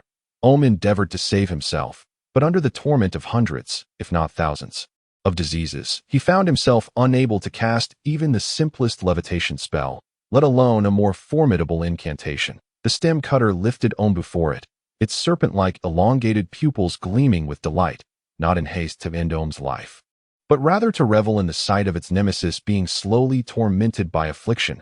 Am I to perish, to die in such a sordid manner? Just as Omu's consciousness teetered on the brink of oblivion, a conflagration of golden-red flames erupted in the air. Dumbledore, momentarily stunned by the towering stem cutter in the subterranean realm, he swiftly summoned his magical energy to isolate and eliminate the airborne pathogens while directing his multi-segmented wand towards the aberrant tongue, unleashing a blinding flash. Ultimate thunderclap explosion. As if thunder had erupted from flat ground, the long tongue exploded with a resounding crack in the midst of it all. The cutter emitted a mournful wail reminiscent of flesh writhing, as pus and blood gushed forth from its chest cavity. Although Omu's senses were nearly obliterated by illness, his psychic intuition informed him that Professor Dumbledore had arrived.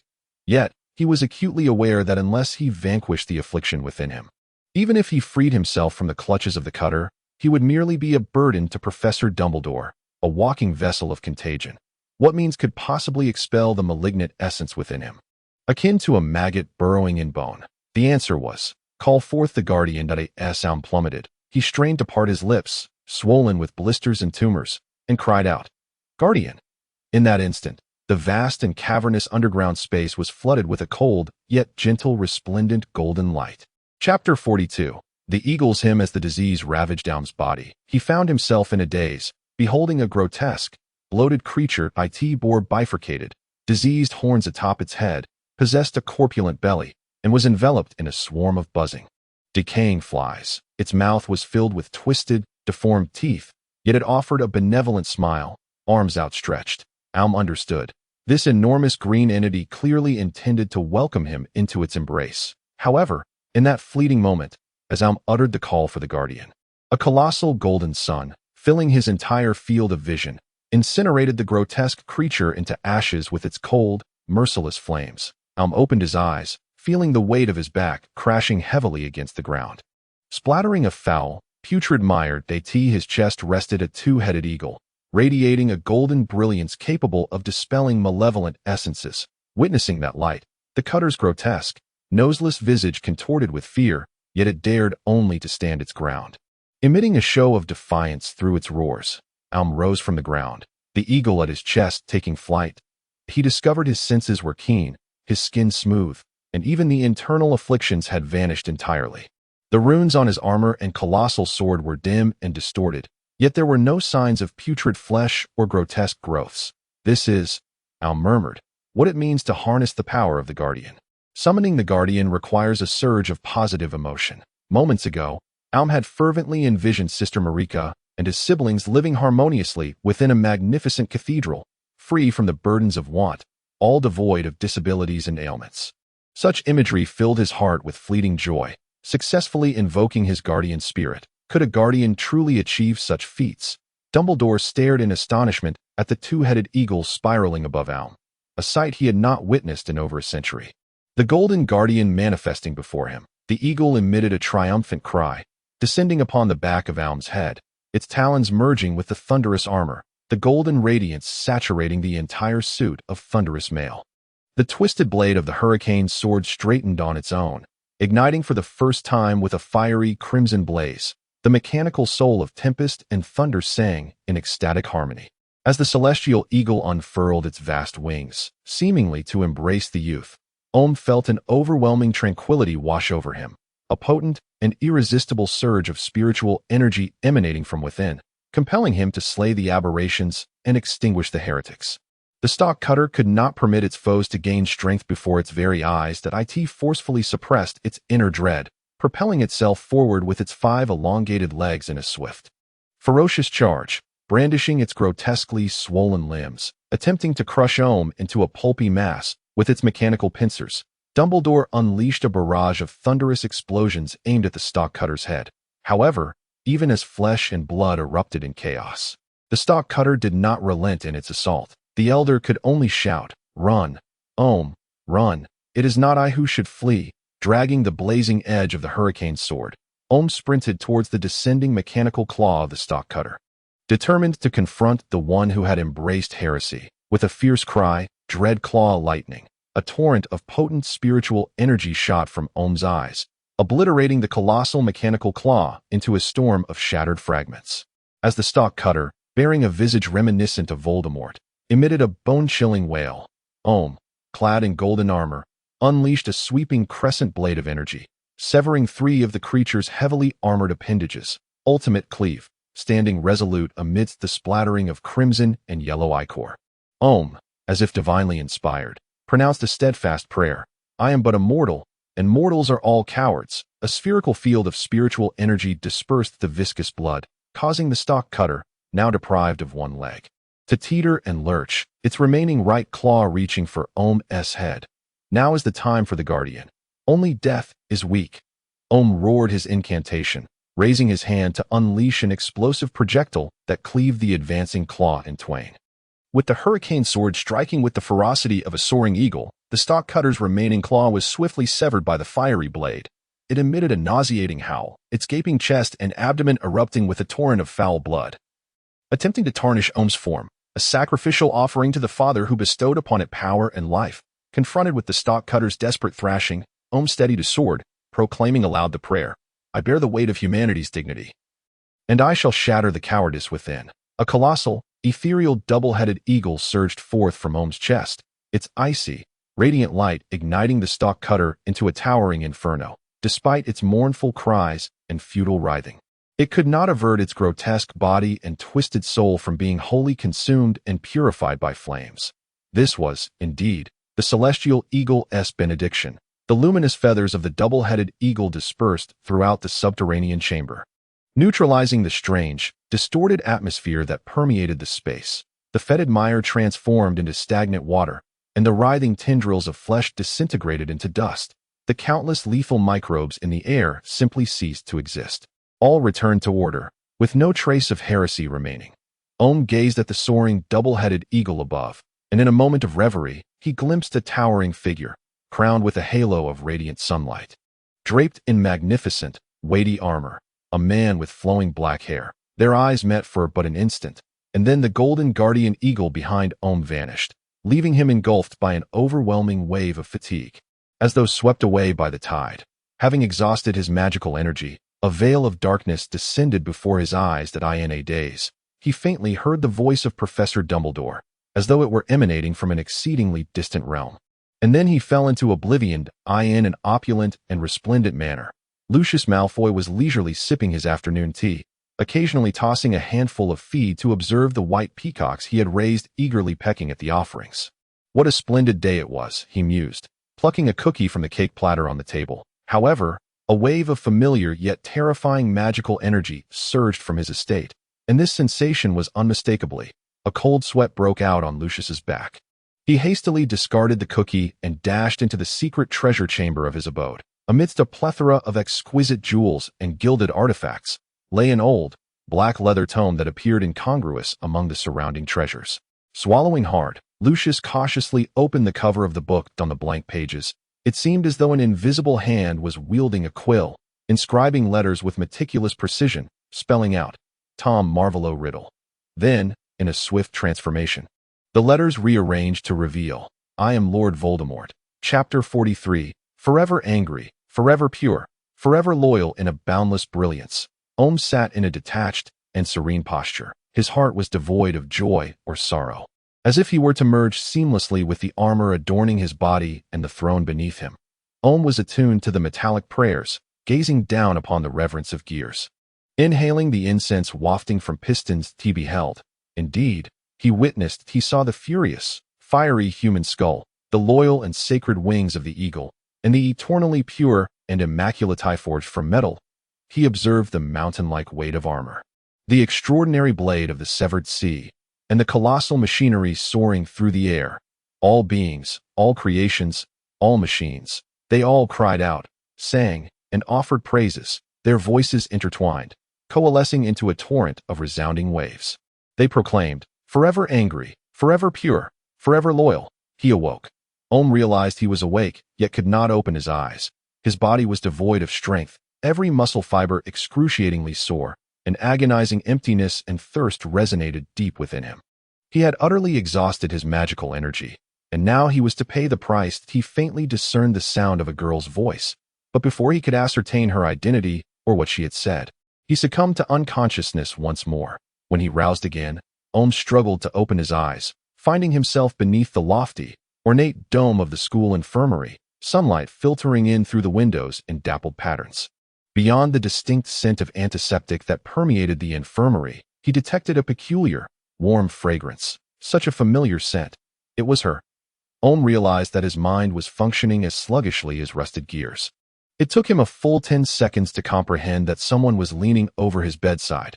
With great difficulty, Omu's eyes slowly turned, and he beheld the familiar sight of that fluffy, dandelion-like gray hair.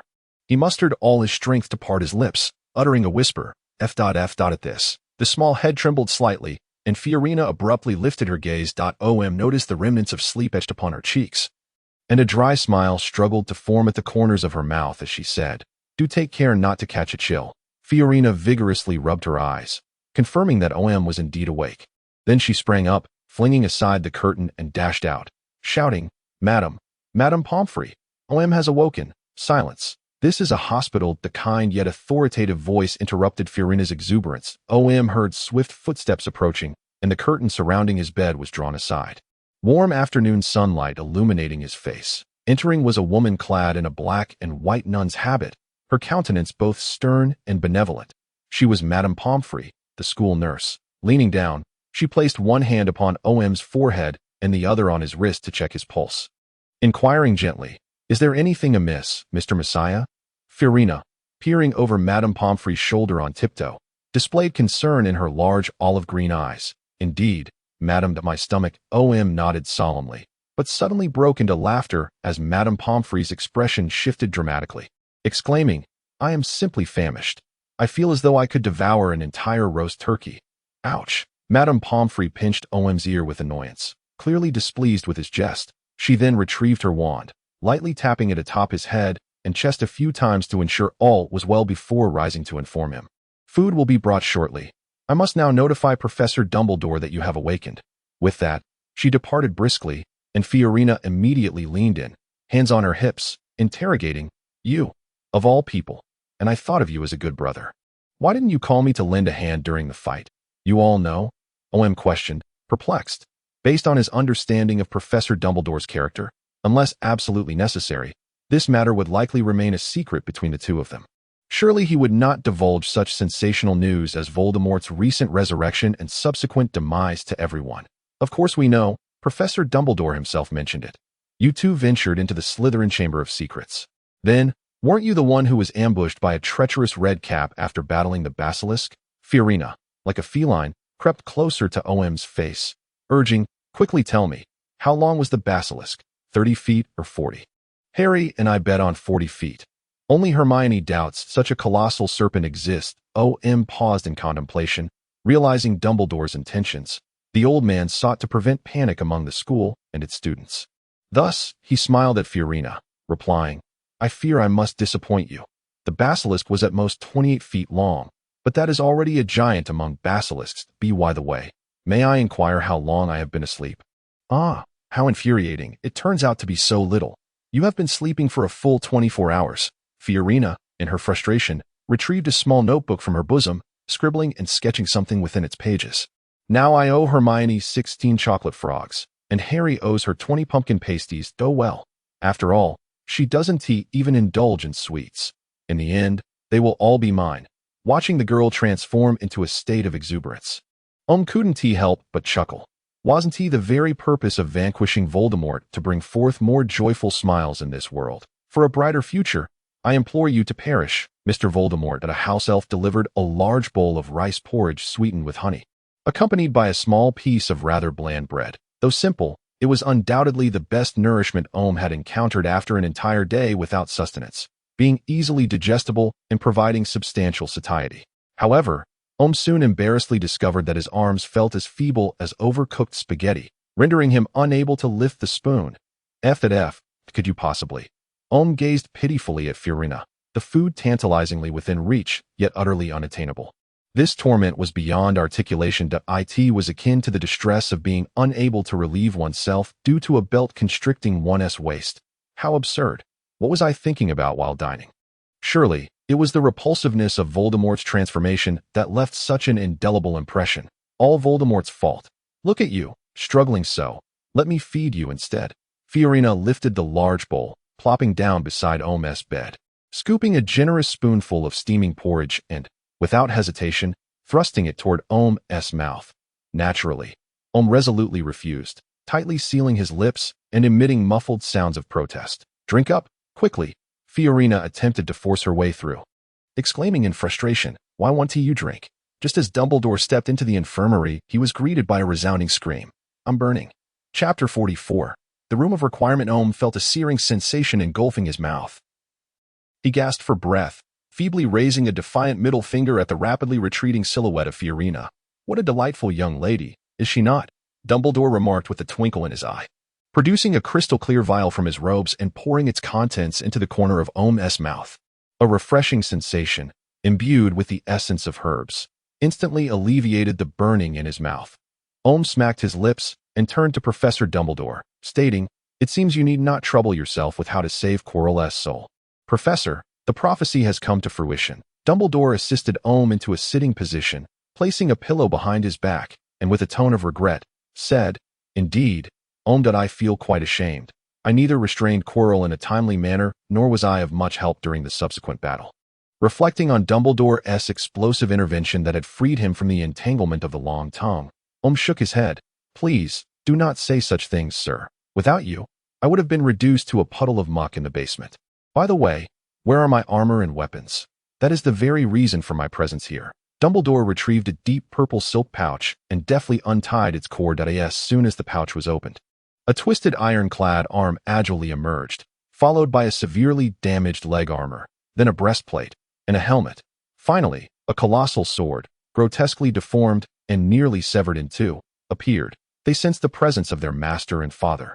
Disregarding their own damaged forms, eagerly yearning to continue the battle for Omu Messiah, to fight until the sun extinguishes, to fight until metal decays, to fight until the very essence of machinery is lost. "In order to remedy your magical exhaustion, I had to pry them away from you," Dumbledore remarked, observing Omu enveloped by the cold yet warm metal. "It truly required considerable effort on my part. They incessantly clamored to see you." Turning my office into a disarray, Omu gazed at the dulled runes on the thunderous armor, caressed the jagged blade of the hurricane's sword, and listened to the jubilant sentiments of the machine spirits of thunder and hurricane. Reminiscent of a fledgling returning to the nest, he murmured, "Forever furious, forever pure, forever loyal." Whose words were these? So familiar. Yet I cannot recall the skull mark. The two-headed eagle, the golden throne. Dumbledore observed Omu slipping into a peculiar state, and suddenly clapped his hands, awakening Omu as if he had just remembered something, rising to say, "I recall you forged these armaments beside Hagrid's hut, did you not?" "Indeed." Sir Omu gazed at Professor Dumbledore with curiosity, wondering if this violated school regulations. "No, certainly not, dear Omu," Dumbledore replied with a smile. "If you desire a larger, superior, and more equipped venue, you may take a stroll around the tapestry of the foolish Barnabas on the 8th floor." Although Omu sensed that Professor Dumbledore was jesting, given the magical nature of this world, he deemed it quite normal for unusual occurrences. Thus he nodded in agreement. "I shall visit once I am discharged." "Professor," Dumbledore nodded kindly, producing 2 boxes of chocolate frogs from his robes and stealthily placing them beneath Omu's pillow. Madame Pomfrey generally forbids patients from indulging in snacks, but Dumbledore winked at Omu, lowering his voice. "Just ensure she doesn't discover the wrappers." "However, Professor," Omu's gaze drifted past Dumbledore's crooked nose to the figure of Madame Pomfrey, who was indeed present. Dumbledore's smile froze in the next moment. Madame Pomfrey, akin to a hen that has caught a thief pilfering its eggs, furiously brandished her wand, causing the headmaster to flee in a manner unbefitting his age, darting out of the infirmary with surprising agility. After a hearty meal, the weary Omu lay in bed, his satiated belly lulling him into a dreamy slumber. The thunder armor autonomously assembled into a fragmented humanoid form, propping itself on the deformed hurricane sword. Standing sentinel-like at Omu's bedside, he beheld these 2 loyal companions. A smile graced Omu's visage, his hands clasped before his chest in reverent prayer. surrendering to the sweet embrace of dreamless sleep. As slumber enveloped him, OM's latent energy began to trickle and gradually accumulate, eventually coalescing into a tempestuous lake's surface, which ultimately settled into tranquility, devoid of any further disturbances that I end this deep sleep. OM found himself slumbering until midday the following day. A duration and depth of rest he had never previously experienced. He wished he could remain in such a state of repose indefinitely. But this serenity was disrupted only when Fiorina arrived with Harry and Hermione to visit him. Thunder and Hurricane, recognizing their acquaintance, paid them no heed and allowed Fiorina to approach OM's bedside. "OM, my dear OM." "OM," Fiorina exclaimed, shaking the broad shoulders of the slumbering youth, raising her voice, "Omu Messiah." I'm awake. I'm awake." OM abruptly sat up in bed, his eyes still closed, his brows furrowed high. As if attempting to lift the heavy eyelids, the mere glance at his countenance revealed a pronounced expression of fatigue.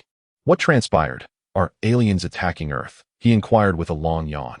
However, Fiorina ignored his question and turned with a triumphant air towards Harry and Hermione, saying, "See, I told you he was nearly recovered. By conventional reasoning." "I find your actions quite courageous," Hermione remarked, observing OM, who displayed demonic horns behind Fiorina, her gaze tinged with a hint of sympathy. "Never mind, I shall prepare for you a pure, unblemished white rose. 5 minutes later. As OM savored the fruit medley pie his friends had brought alongside the congee from the school infirmary, he recounted the events that had transpired.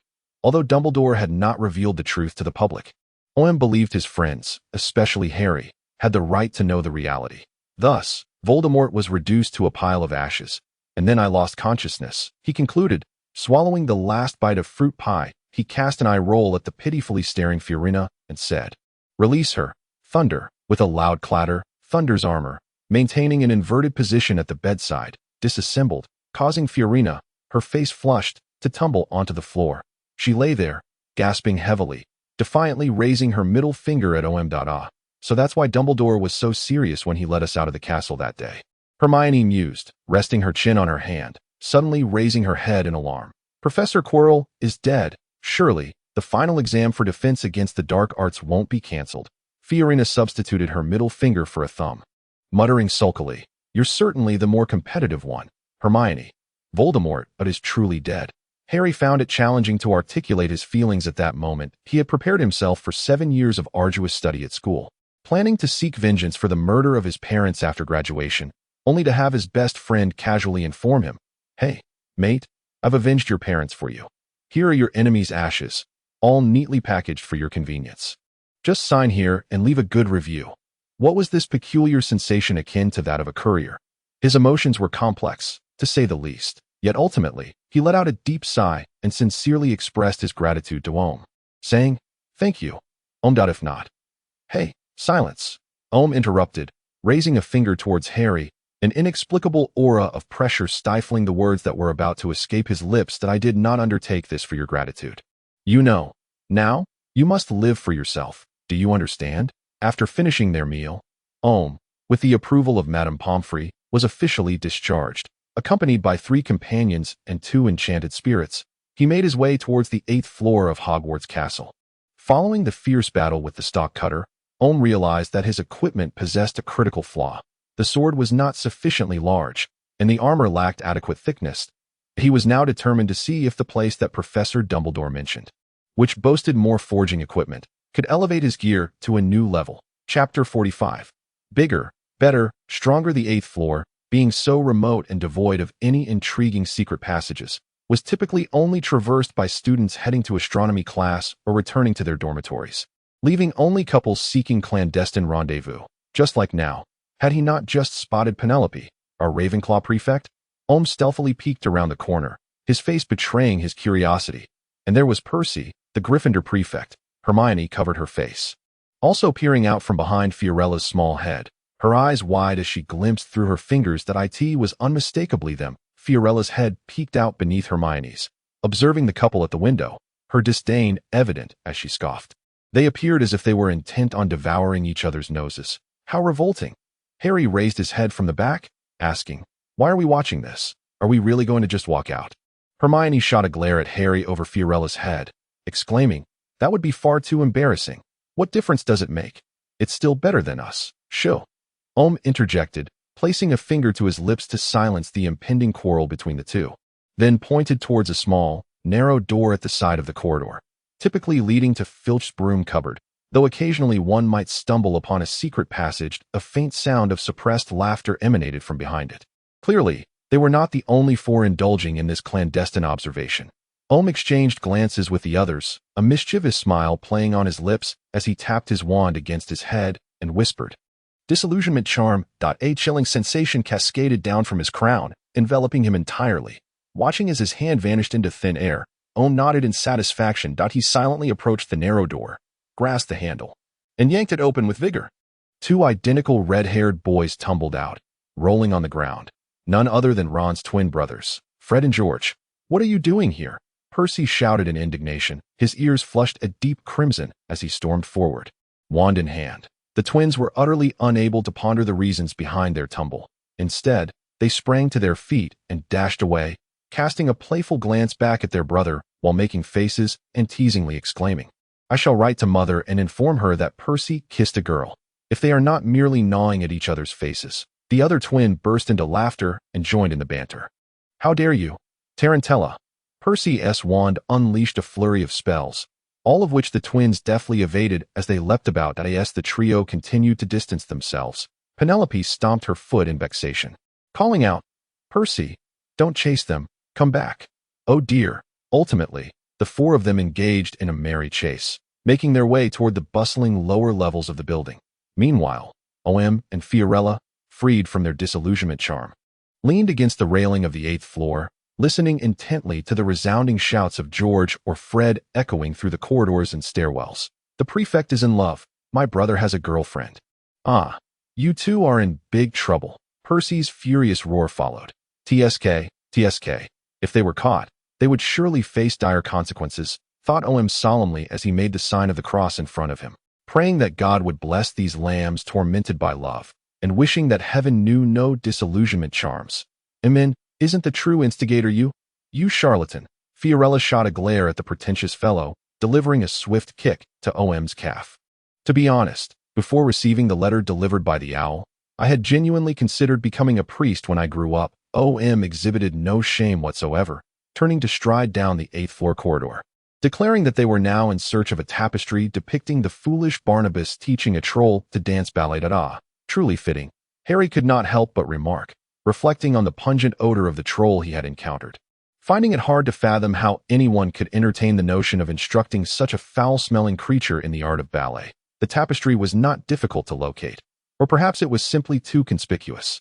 After all, a depiction of 8 trolls clad in pristine white tutus, gracefully spinning in circles with expressions of carefree joy and indulgence, was nearly impossible to overlook, especially as they elegantly performed Swan Lake while relentlessly bludgeoning a hapless man caught in their midst with a large wooden club, leaving one to question whether the trolls were reveling in the dance or relishing the man's anguished cries. The entire piece offered a curious experience.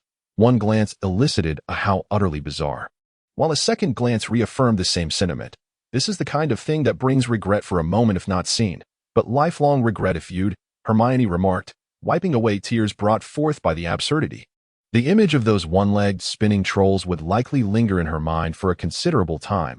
Omu exerted considerable effort to divert his gaze from the 8 spinning trolls, knowing full well that such a spectacle was unlikely to be witnessed in reality, and began searching for the larger, better, and stronger forge that Dumbledore had mentioned.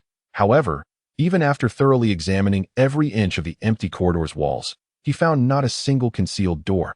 How peculiar! Professor Dumbledore would not resort to such trickery against me. Would he? Omu, in a state of bewilderment, scratched the back of his head. Beside him, both the thunder armor and the hurricane sword emulated his actions, tapping against every suspicious-looking brick in the wall with their iron gloves and sword hilts. "Perhaps we have overlooked something," Harry suggested. "Let us search once more." "Forge, forge, forge," Fiorina muttered incessantly, wishing to unveil every portrait on the wall to check for hidden mechanisms. She desperately yearned for a fully equipped workshop. Although she had brought numerous tools from home to place beside Hagrid's hut, it remained far too rudimentary, merely a makeshift workshop.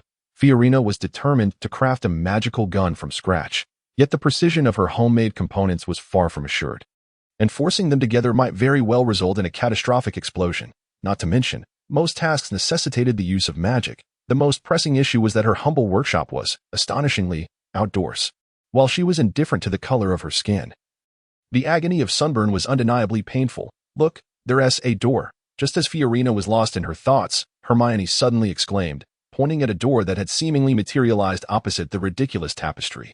It was a grand door of reddish bronze, adorned with an engraving of a cauldron overflowing with raging flames. Beneath the cauldron, countless giants knelt in reverence towards the flames, their chests and bellies etched with a singular, enormous eye. They gazed longingly at the cauldron, their faces a mask of fervent devotion. "Why has this door only now appeared?" Harry complained, dusting off his chin. He had even lifted the carpet in search of a mechanism. "It must be because I summoned it with my thoughts." Fiorina eagerly approached the door, leaning against it with all her might, yet it did not budge. Frustrated, she kicked the door, only to cry out in pain, clutching her foot against the wall, gasping in agony. Healing, as always, while striving forward is commendable. Omu crouched down, inserting his hands into the two indentations at the base of the door. Then, with a surge of strength from his thighs, realized that the door opened upwards. As the door was raised, the moment Omu and his companions caught sight of the room's arrangement, they were left utterly astonished. Professor Dumbledore was indeed correct, Omu murmured as he braced himself against the door. It truly is a larger, better, and more powerful forge. Chapter 46. The original casting. Towering furnaces, unquenchable flames, and a broad, complete alchemical array. The walls were adorned with an array of tools, from massive hammers weighing 80 pounds to smaller ones at 40. From colossal pincers capable of encircling Om's waist to tweezers fine enough to grasp a strand of hair, and a lathe spacious enough for a person to lie upon for engraving runes. With a full assortment of carving knives, there were also many tools whose purposes were initially indiscernible, evidently designed to operate through magic unknown to Omu. Good heavens, the flames burning within are goblin fire. The books state it never extinguishes and is exceedingly rare, Hermione gasped, pointing at the flickering orange-red flames dancing within the furnace. Omu knelt on the ground, caressing the intricate and profound patterns of the colossal alchemical array that consumed nearly all the space beneath him. Murmuring in a daze, how much on earth would it cost to acquire such a plethora of alchemical materials? "Look!" Fiorina exclaimed. Omu lifted his head, only to be startled by the sight of Fiorina brandishing a chainsaw with both hands. Why on earth is there such an industrial contraption in a magical school? Oh, wait. The casing of the chainsaw was inscribed with runes to counter magical interference. It was undoubtedly a semi-magical tool. What nonsense! She yanked the starter cord with force, and the menacing teeth of the tool began to spin rapidly, the roar of the diesel engine reverberating throughout the entire room. Isn't this far more exhilarating than your cold weapons? A weapon must make a sound to be truly powerful. Fiorina's face lit up with a broad smile, clearly reveling in the sound produced by the whirling teeth and the intense vibrations from the engine.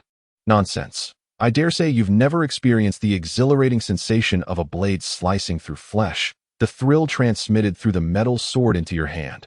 Omu retorted without hesitation. What skill is there in firing from a distance? A true man must engage in close combat. Then why not combine the two? Harry shouted, covering his ears. That a flash of inspiration struck Omu.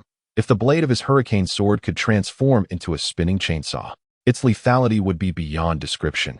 It would be a direct ascension. He excitedly grasped Harry's shoulders, shaking him as he exclaimed, "You're a genius, Harry. Enough of this. We have serious business to attend to." The four of them dashed out of the castle, levitating the furnace and metal ingots placed outside Hagrid's hut into this magical chamber. Omu discovered that this room would only manifest when he truly desired to engage in forging or alchemical activities. Should his thoughts stray, the door and the interior room would be entirely different. Out of curiosity, Omu wondered if this wish-fulfilling room could defy the Gamp's law of elemental transfiguration and conjure food out of thin air. However, as he contemplated food, the words "eat" and "to" meandered at the entrance for quite some time, but all that emerged from the walls was a massive picture frame depicting an empty, desolate country lane. Upon flipping the frame, he found a deep, dark tunnel, with no indication of where it might lead. For safety's sake, Omu refrained from venturing inside. What if it were a monster's disguised maw, merely waiting to consume him as its next meal? The entire afternoon was spent by the four in the forge workshop, The ancient goblin fire within the furnace was ignited with the combined efforts of Omu and Harry, rendering the metal ingots glowing red before placing them upon the anvil. The two wielded hammers, alternating their strikes to shape the metal into elongated forms. Omu had not forgotten that there were 14 eager little eagles awaiting his magical swords in Ravenclaw Tower. This was Harry's first experience hammering a sword blank, and being already somewhat physically weak, he found himself panting after only a few strikes. The small hammer felt as if it weighed 1,000 pounds, and he could scarcely lift it at one side. Fiorina was deftly dismantling a chainsaw alongside Hermione when she snatched the hammer and the tongs holding the sword blank from Harry's hands, disdainfully pushing him aside as she seamlessly fell into rhythm with Omu's forging. This left Harry feeling quite embarrassed. Not only was he the shortest among the four, but he also found himself lacking in physical strength compared to the girls. Secretly, he resolved to emulate Omu, vowing to engage in physical training every afternoon when there were no classes. As Omu swung his heavy hammer, he shared his aspirations of crafting a budget version of the Ravenclaw diadem with everyone.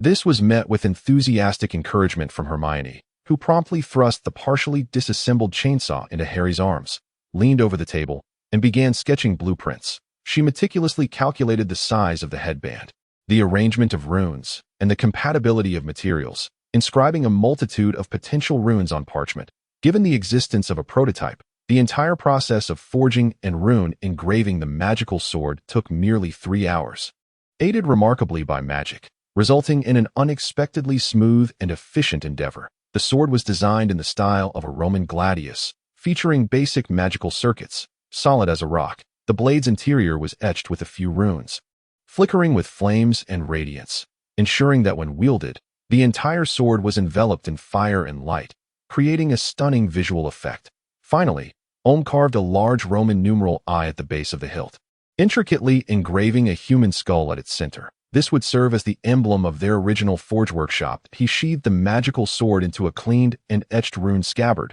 which also jingled with the sound of gold galleons. During dinner, Omu presented the Roman gladius to his first customer in front of the entire student body, encouraging him to insert his wand into the hilt and draw it forth to give it a try. At that moment, when the young eagle raised the flaming sword over the Ravenclaw table, all eyes in the hall turned towards him. Seizing the opportunity, Omu leaped onto a chair, raised his hands high, and bellowed, "Okay, everyone, look at me. Look at me.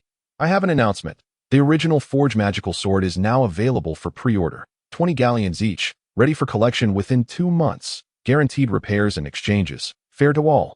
Those interested can find me after dinner." A deposit of 10 galleons is required. Many students from affluent backgrounds or those with ample pocket money couldn't wait until dinner concluded, eager to rise and seek out Omu to place their orders.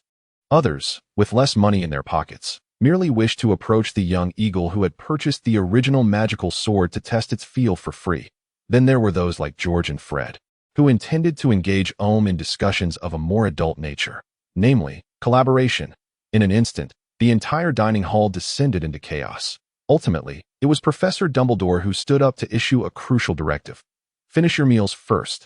Only then did the young wizards reluctantly return to their seats, fully aware of Omu's prowess. After all, he was the man whom Dumbledore himself had acknowledged as having vanquished a creature of danger level 5x. It was precisely for this reason that they aspired to emulate Omu, including his sword and armor, believing that these were the sources of his formidable strength. Omu, with a gesture of contrition, pressed his hand against his chest and bowed towards the teacher's desk before obediently taking his seat. He was acutely aware that his objective had been successfully accomplished. Chapter 47. The Laurel of Genius. As Omu savored a generous serving of charcoal-grilled lamb ribs, Fred and George stealthily approached from the Gryffindor long table, flanking him on either side. "Omu, the slayer of serpents, my dear brother." Fred eagerly filled a large bowl with stew for him. "We believe you must be in dire need of assistance to manage the avalanche of orders cascading down upon you." George hastily slid a golden dish of red wine-braised oxtail in front of Omu. Setting down his knife and fork, Omu clasped his hands together, a playful smirk dancing on his lips as he regarded the two jesters. "Are you two seeking to join my ranks?" "Indeed, absolutely."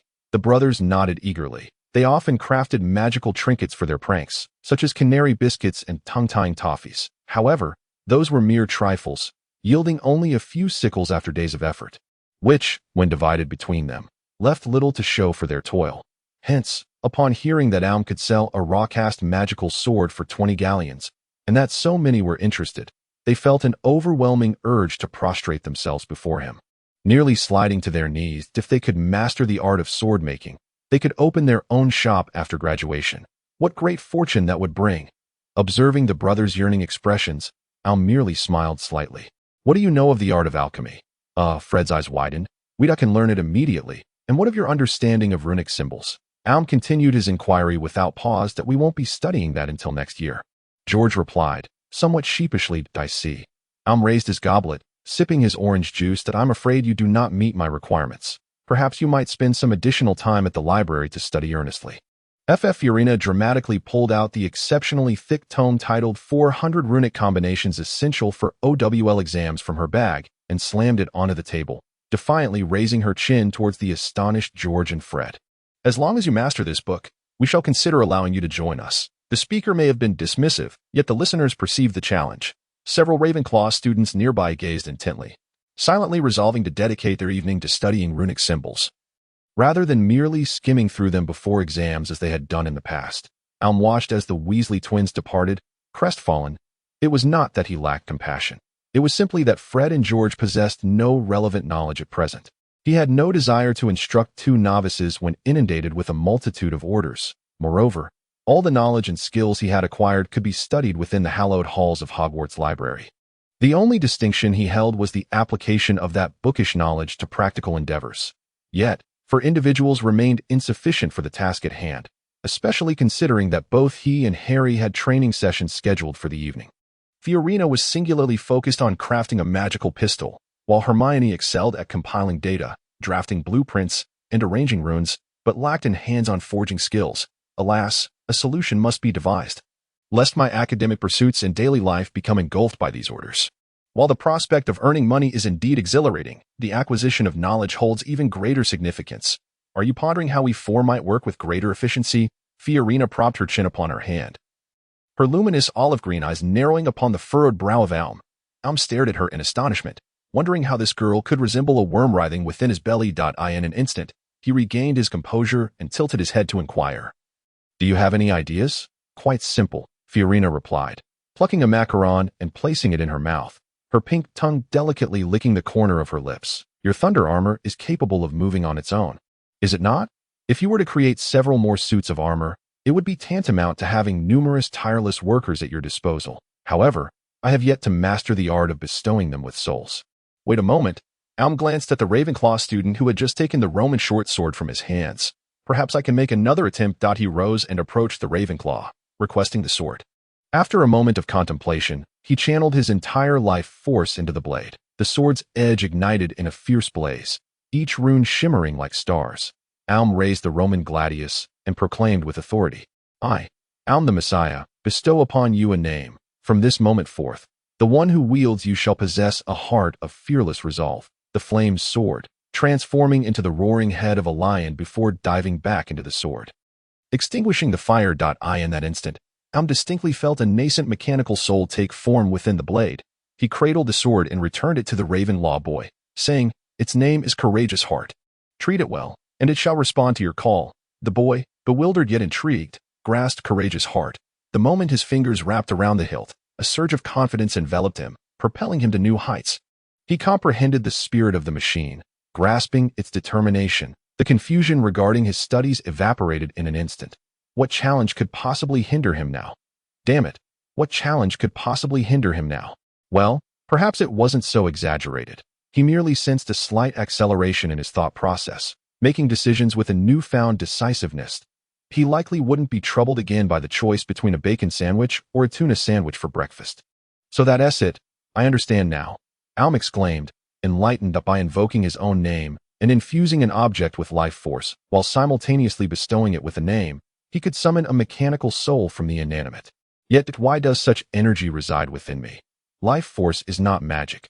Although it can accomplish many feats typically reserved for magic, it is an entirely different essence. At the teacher's table, Dumbledore watched in astonishment as Alm conjured a soul from thin air.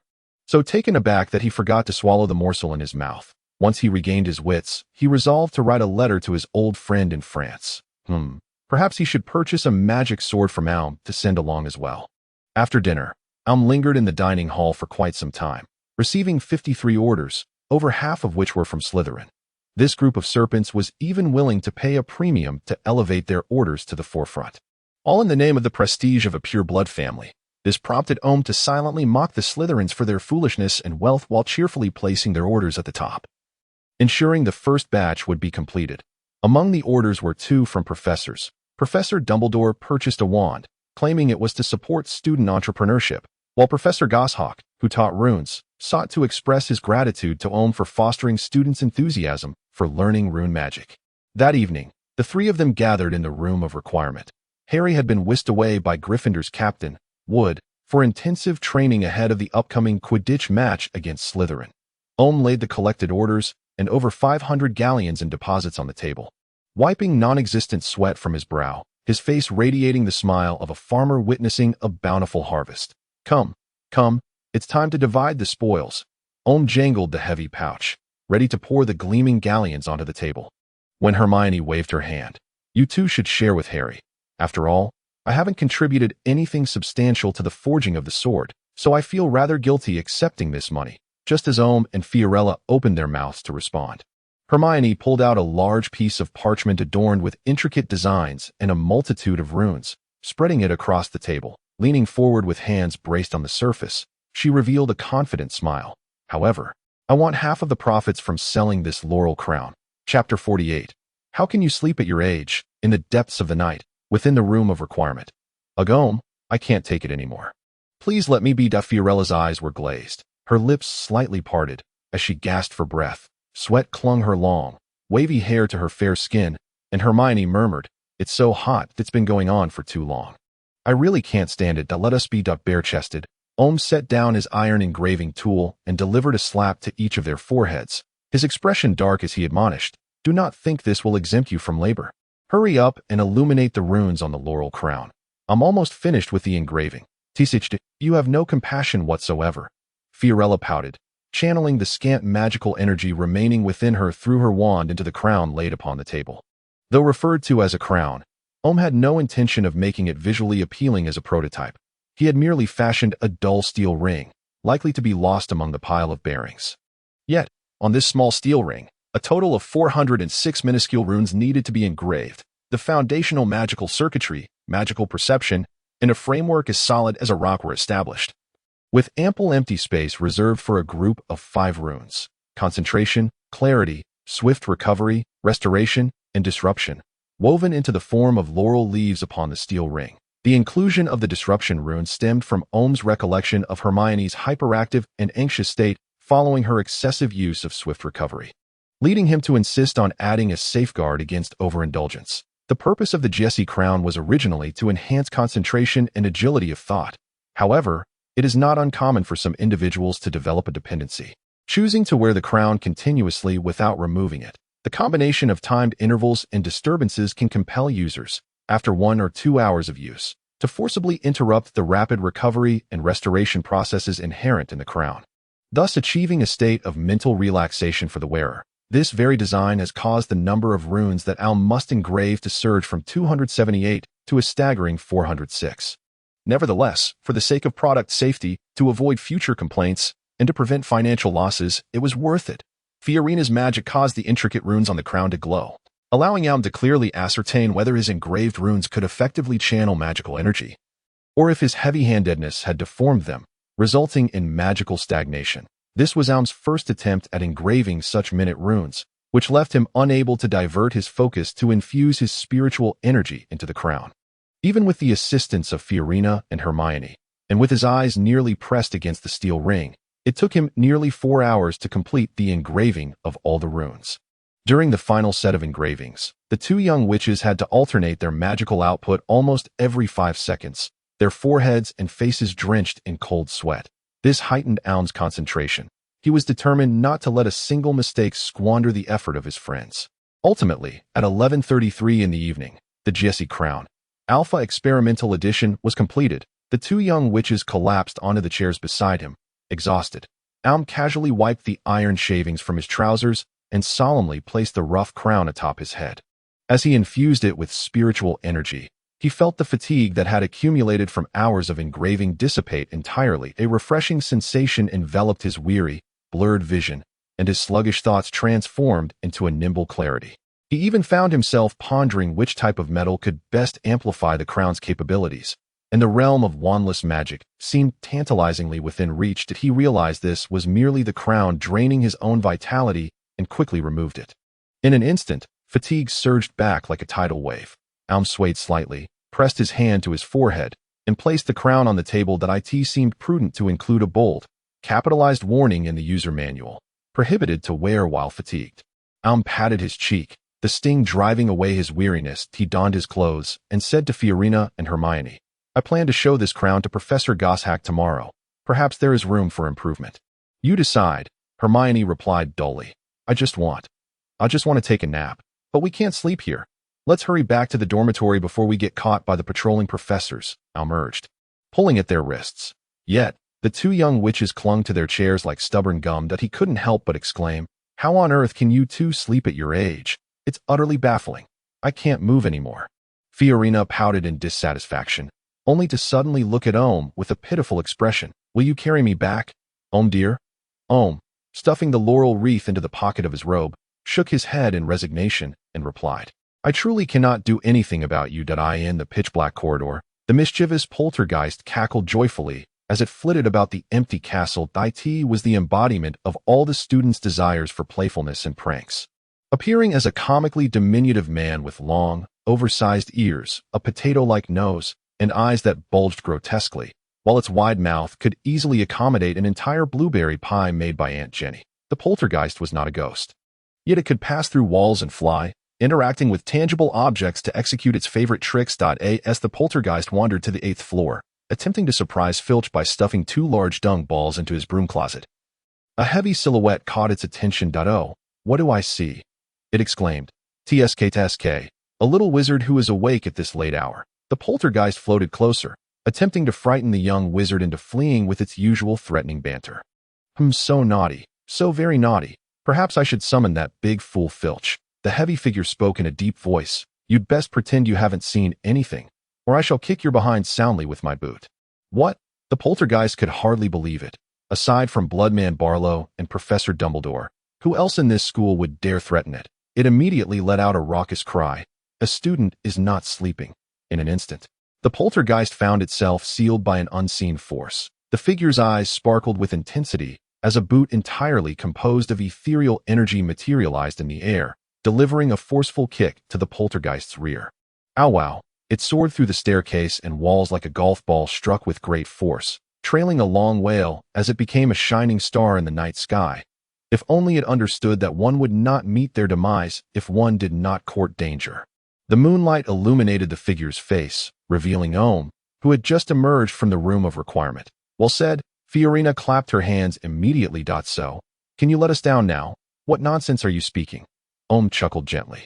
"Since I promised to carry you back to the dormitory, I intend to do just that," he continued. "And look, Hermione has no objections, does she? Little one, you are the one I am carrying, and you are also the one who wishes to dismount.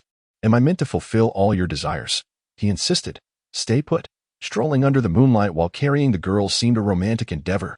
Yet, on Omu's shoulders, he bore the 2 little witches as if they were sacks of cement.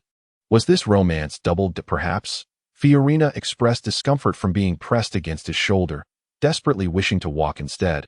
But Omu's strong arms held her firmly, leaving no room for struggle. Hermione, of course, had no objections.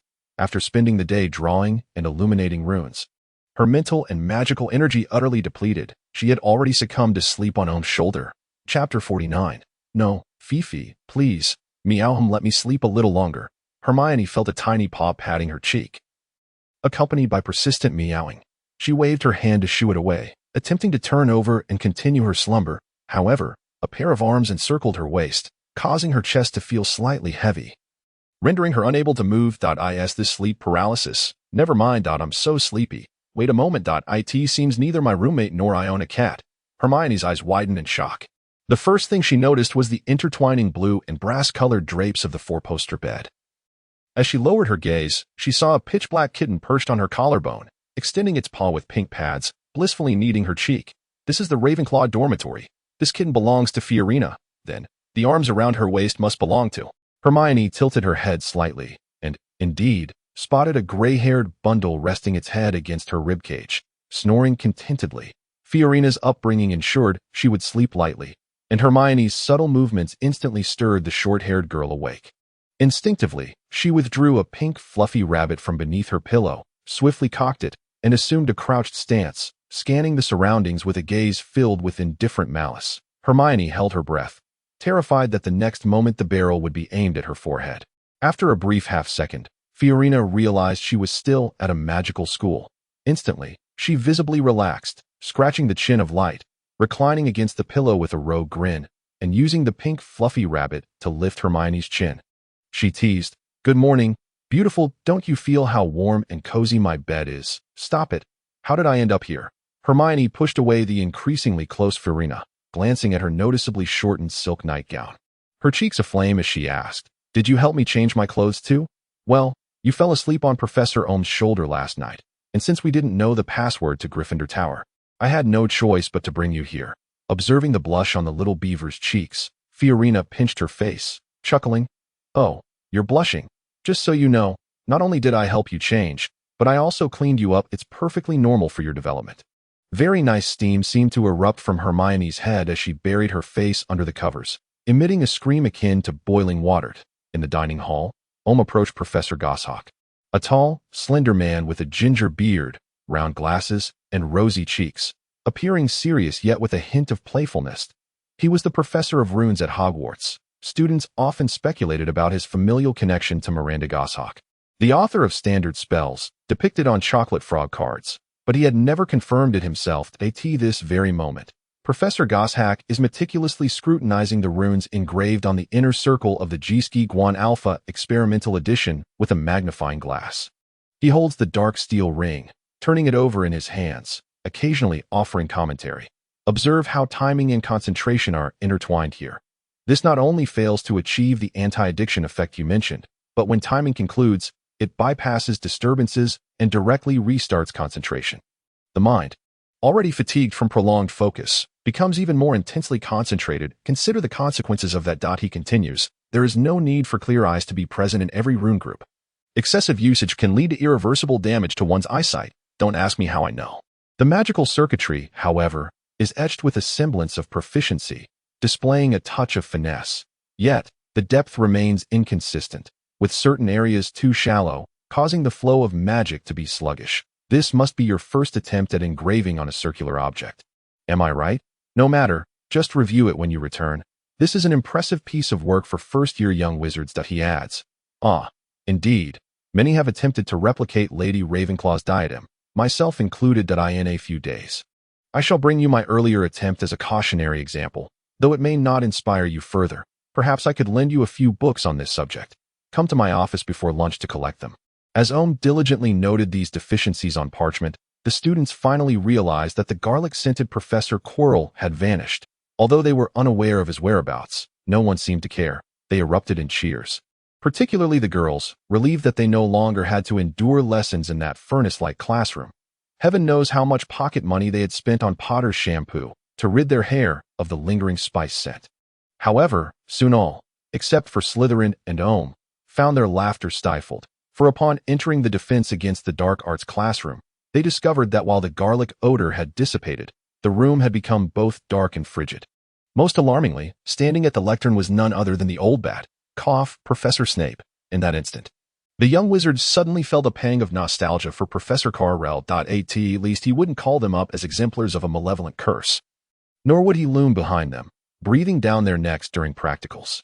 And he certainly wouldn't punish a student for a minor mishap, such as when Gryffindor's Seamus inadvertently caused the cabbages, a type of scaly water creature, to explode all over the room, with the task of cleaning the entire classroom, including floors, walls, and ceiling, with a toothbrush. Especially for the Ravenclaw and Hufflepuff students, this semester's potions and defense against the dark arts classes were nearly back-to-back, meaning they faced Snape's deathly visage for at least 4 hours each day. As the students of Eagle House, Badger House, and Lion House collectively donned their masks of despair, the indomitable little serpents seized this opportune moment to fervently raise their hands in Professor Snape's class. Eagerly answering questions and striving to complete assignments with fervor, their unwavering resolve was to surpass their peers in the remaining 2 months of the first semester. This incensed the Badgers. Initially, the Slytherins and they languished at the bottom together. Yet how could the Slytherins forsake their collective struggle and betray the purity of their revolutionary camaraderie? Was it not a reflection of the Badgers' own disarray? Thus, the young Badgers rallied, reallocating a portion of their culinary studies to dedicate to reading and revision. After some time, although they still lagged behind the leading Eagles and Lions, they managed to match the Slytherins in a competitive tie. Meanwhile, Omu remained unfazed by the teacher's transformations, continuing his studies as usual, reciting, reading, and completing assignments, while also utilizing his spare time to engage in more pressing matters. Chapter 50. The mechanical servant. For an entire week, Omu hardly stepped outside the room of requirement, save for attending classes and sleeping. He expended 80 galleons to procure 400 kilograms of standard-sized mountain copper ingots from the irritable dwarf proprietor of a direct sales shop in Diagon Alley, intending to forge armor that would assist him in his endeavors. Specifically, a mechanical servant, or mech servant. The dwarf, reputed for his amicable relations with elves, was jubilant at this rare substantial order and graciously gifted Omu 100 grams of low-purity mithril, roughly the size of Omu's palm. Omu intended to reserve this for later refinement, incorporating it into the reforging of the Hurricane Sword and Thunder Battle armor, significantly enhancing their durability and magical resistance. In Omu's design, the mech servant was envisioned to undertake strenuous physical labor. Thus, a hollow suit of armor would be inadequate. It necessitated a metallic skeleton and a series of gears and bearings to facilitate movement and power transmission, mimicking human actions. Therefore, the human skeletal structure became the ideal reference. Omu dedicated 3 days to crafting 3 exceedingly large metallic skeletons, with each bone encased in numerous oil pumps and hydraulic rods, generously sponsored by the Finley family, to simulate muscular contraction and relaxation. After painstakingly inscribing runes upon each bone, they could, under Omu's control, effortlessly lift objects exceeding 100 kilograms and even perform delicate tasks such as knitting. Next came the endowment of the mech soul. Omu desired the mech servant to engage in autonomous learning and self-improvement, necessitating a more rigorous awakening ritual than merely bestowing a name upon it. It required a more intricate set of prayers and ceremonies. Recently, Hermione had been endeavoring to enhance the Gorse crown and had consulted numerous alchemical texts, aiding Omu in synthesizing from the vast materials that nearly all soul-binding alchemical arrays were constructed in a tripartite structure. First step, select an auspicious day, such as when the stars align in a celestial dance or during a solar eclipse, and once within the alchemical circle, place your creation. Perform a ritual, such as burning incense or making a blood sacrifice. Subsequently, recount the process of its creation or its intended purpose, allowing the creation to grasp the significance of its existence, thereby nurturing the nascent essence of a soul within. This process must endure for a minimum of 1 month, or even extend over several years. Second step, once more, choose a propitious day and conduct the ritual anew. Then, infuse it with magical energy, establishing a circuit either on its surface or internally. After igniting the meticulously carved runes, provide the first nourishment of essence to the creation's soul. This phase can be accomplished in a mere 7 days. Third step, finally, select one last auspicious day to perform the ritual for the final time. Then, offer a lengthy and intricate hymn of praise to the deity you venerate, anoint your creation with incense, and apply a sacred oil crafted from a blend of 3 components, the venom of a coiling winged demon, the chitinous layer of a venomous horned beast, and the grease of a fire dragon. This process must be executed in complete silence. Otherwise, the newly formed sensitive soul may misconstrue your intent as a command, leading to a state of perpetual turmoil. In such a scenario, dismantling the creation and starting anew may indeed be the wisest choice. And it is worth noting that statistics indicate over 80% of alchemists meet their demise at the hands of their rampaging constructs just as they near the completion of this third ritual. With these 3 seemingly simple steps, a soul-bearing golem is brought into existence. Is it not remarkably straightforward? If you too desire an eternally tireless servant of your own, hasten to inscribe an alchemical circle in your chamber and give it a try. What a farce this is! Upon reading of these 3-step rituals, Omu impulsively cast his quill upon the parchment, exasperated as he paced the room with his hands clasped behind his back. To invest several years merely to craft a laborer for menial tasks was hardly appealing. He might as well recruit a few freshly graduated Hogwarts students for part-time work. Yet, as Omu contemplated further, He recognized that his own essence was comprised of spiritual energy rather than magical power. He could not adhere rigidly to the methods of these essentially still mages known as alchemists. After all, had he not summoned the soul of the Sword of the Tempest and the Armor of Thunder with nothing more than a few words? Thus, Omu began to boldly streamline the three-step ritual, retaining only the framework and select elements of its content.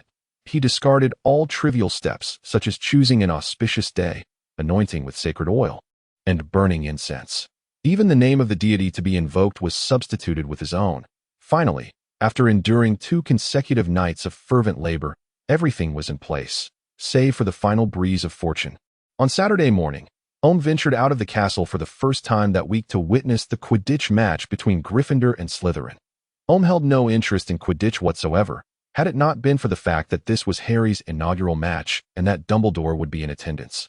He would not have traversed such a distance merely to observe a dozen individuals foolishly chasing a ball on broomsticks. Harry indeed inherited his father's talent. Within the 9th minute of the match, he detected the elusive golden snitch. By the 13th minute, he deftly piloted his Nimbus 2000, soaring past the Slytherin seeker and skillfully capturing the snitch in his grasp. Amidst the jubilant cheers of the crowd, Omu sought out Professor Dumbledore, hoping he could observe the alchemical soul-binding ritual from the sidelines. Dumbledore readily acquiesced, accompanying Omu to the room of requirement. Upon opening the door, a pungent odor of gunpowder assaulted their senses. The once orderly forge was now in utter disarray, as both Omu and Fiorello were preoccupied with their respective ambitions, often carelessly leaving tools in convenient spots rather than returning them to their hooks on the wall. On the sole table in the room lay dozens of alarmingly thick gun barrels, with an array of increasingly enormous cartridges scattered haphazardly nearby. Boxes filled with gunpowder lay open, nonchalantly basking in the warmth of the ancient goblin fire emanating from the furnace. Recently, Fiorello appeared to have conceived a method for propelling kinetic bullets capable of penetrating ironclad enchantments. She had begun experimenting with integrating a propulsion system into her homemade ammunition. She dubbed her envisioned firearm the blast arrow gun, exchanging a recoil powerful enough to dismember an arm for the ability to pierce through any obstacle, an emblem of absolute violence. Fortunately, she had yet to procure a suitable bullet propellant. Thank the heavens for small mercies.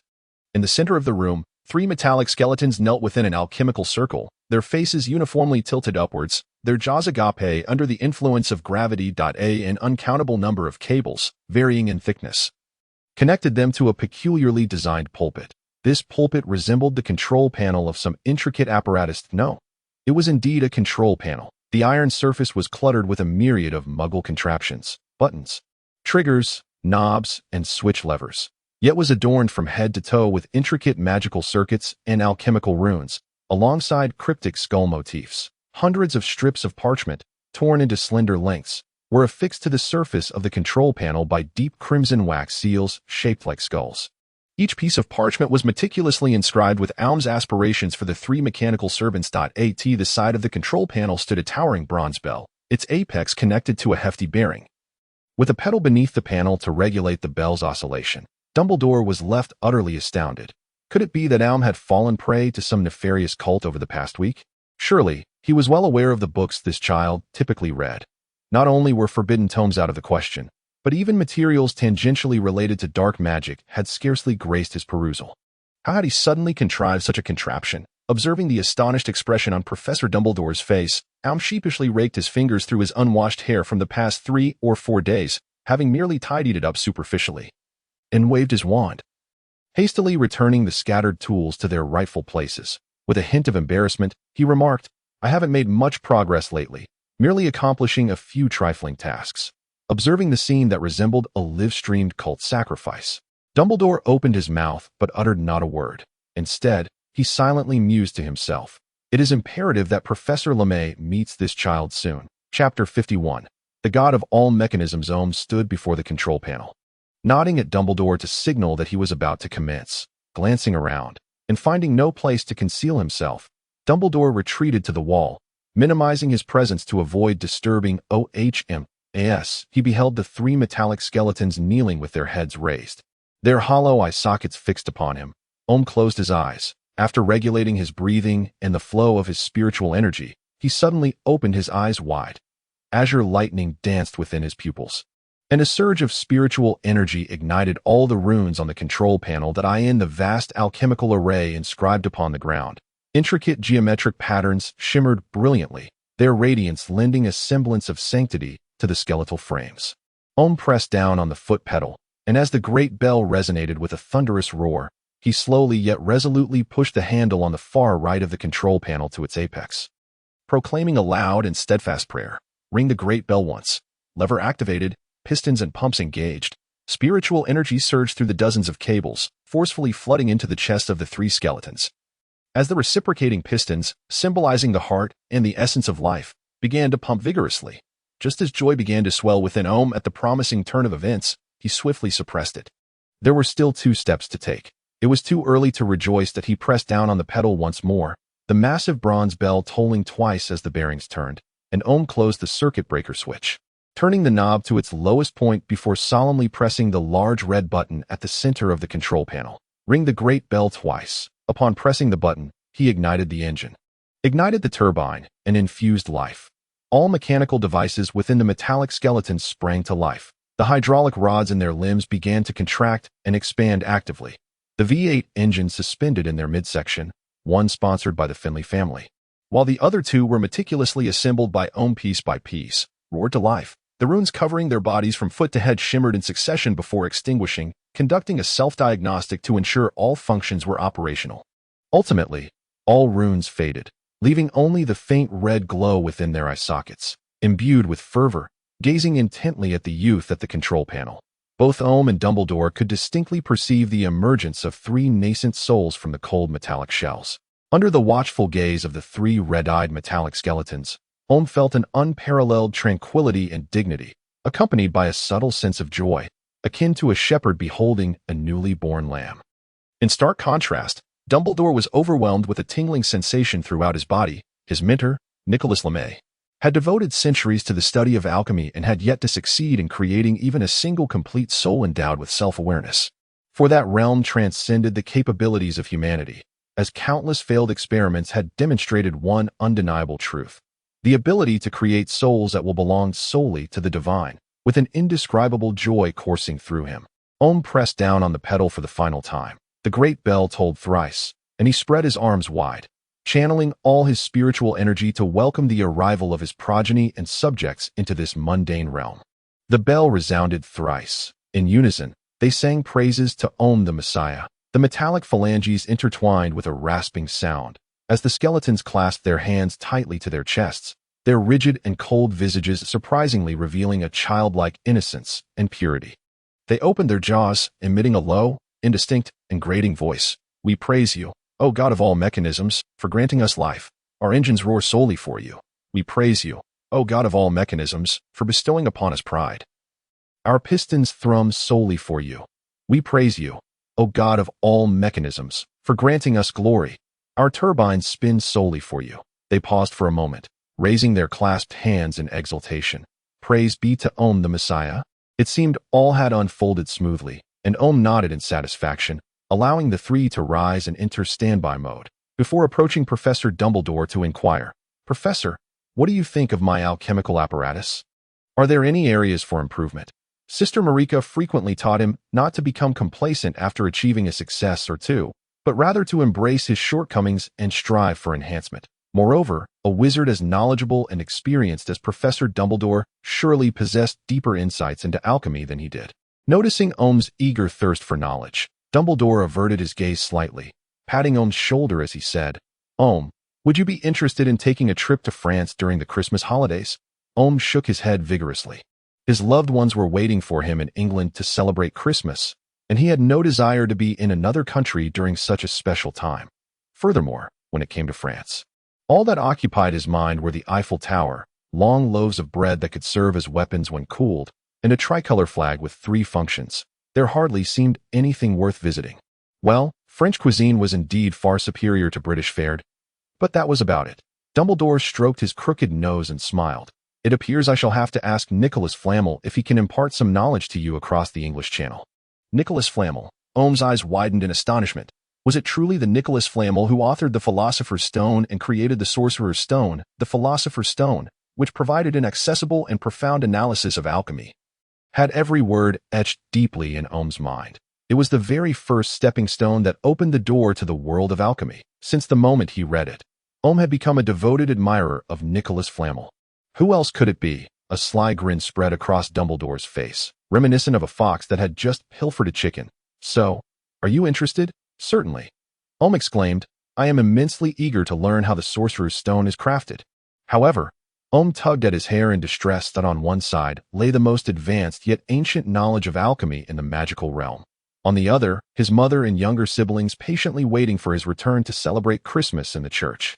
Wait a moment, there's no need for a choice here. Even a fool knows which one to pick. Professor, I have made my decision. Om gazed resolutely at Dumbledore, declaring, I wish to return home for Christmas. Om had prepared himself for Dumbledore's reprimand regarding his lack of ambition, but to his astonishment, Dumbledore nodded approvingly in acknowledgement. Family always comes first, the old man smiled, turning away.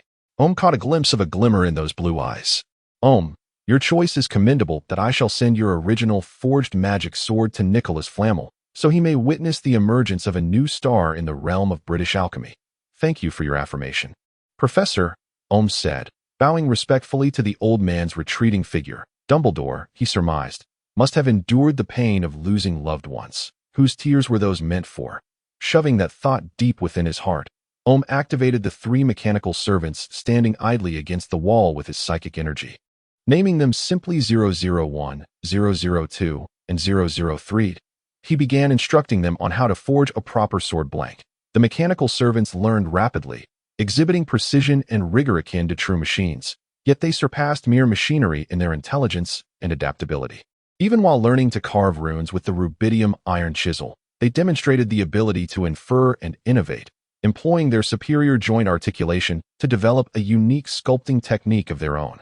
Regardless of their agility and intellect, they adhered to Om's commands with unwavering loyalty, never exhibiting the slightest hint of insubordination. For Om was the one who bestowed life upon these servants, both father and deity to them, and their very essence was bound by a foundational logic that compelled them to fulfill his every request without exception.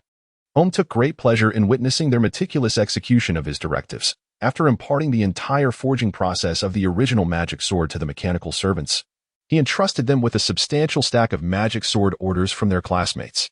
Meanwhile, Om set about researching how to rejuvenate the severely damaged Hurricane sword and thunder armor, seeking to restore them to life amidst the anvil and flames. Chapter 52. Berserker armor time invariably flies when one is engrossed in a task. Before he knew it, December had arrived. With the assistance of the mechanical servants, the 53 orders for original magic swords were completed swiftly. The trio now primarily handled repetitive tasks for Om and his companions, while also utilizing their mechanical soul's acute perception of metal properties to experiment with concocting new types of magical alloys. The severely damaged thunder armor had been restored, each armor plate measuring half a centimeter thick.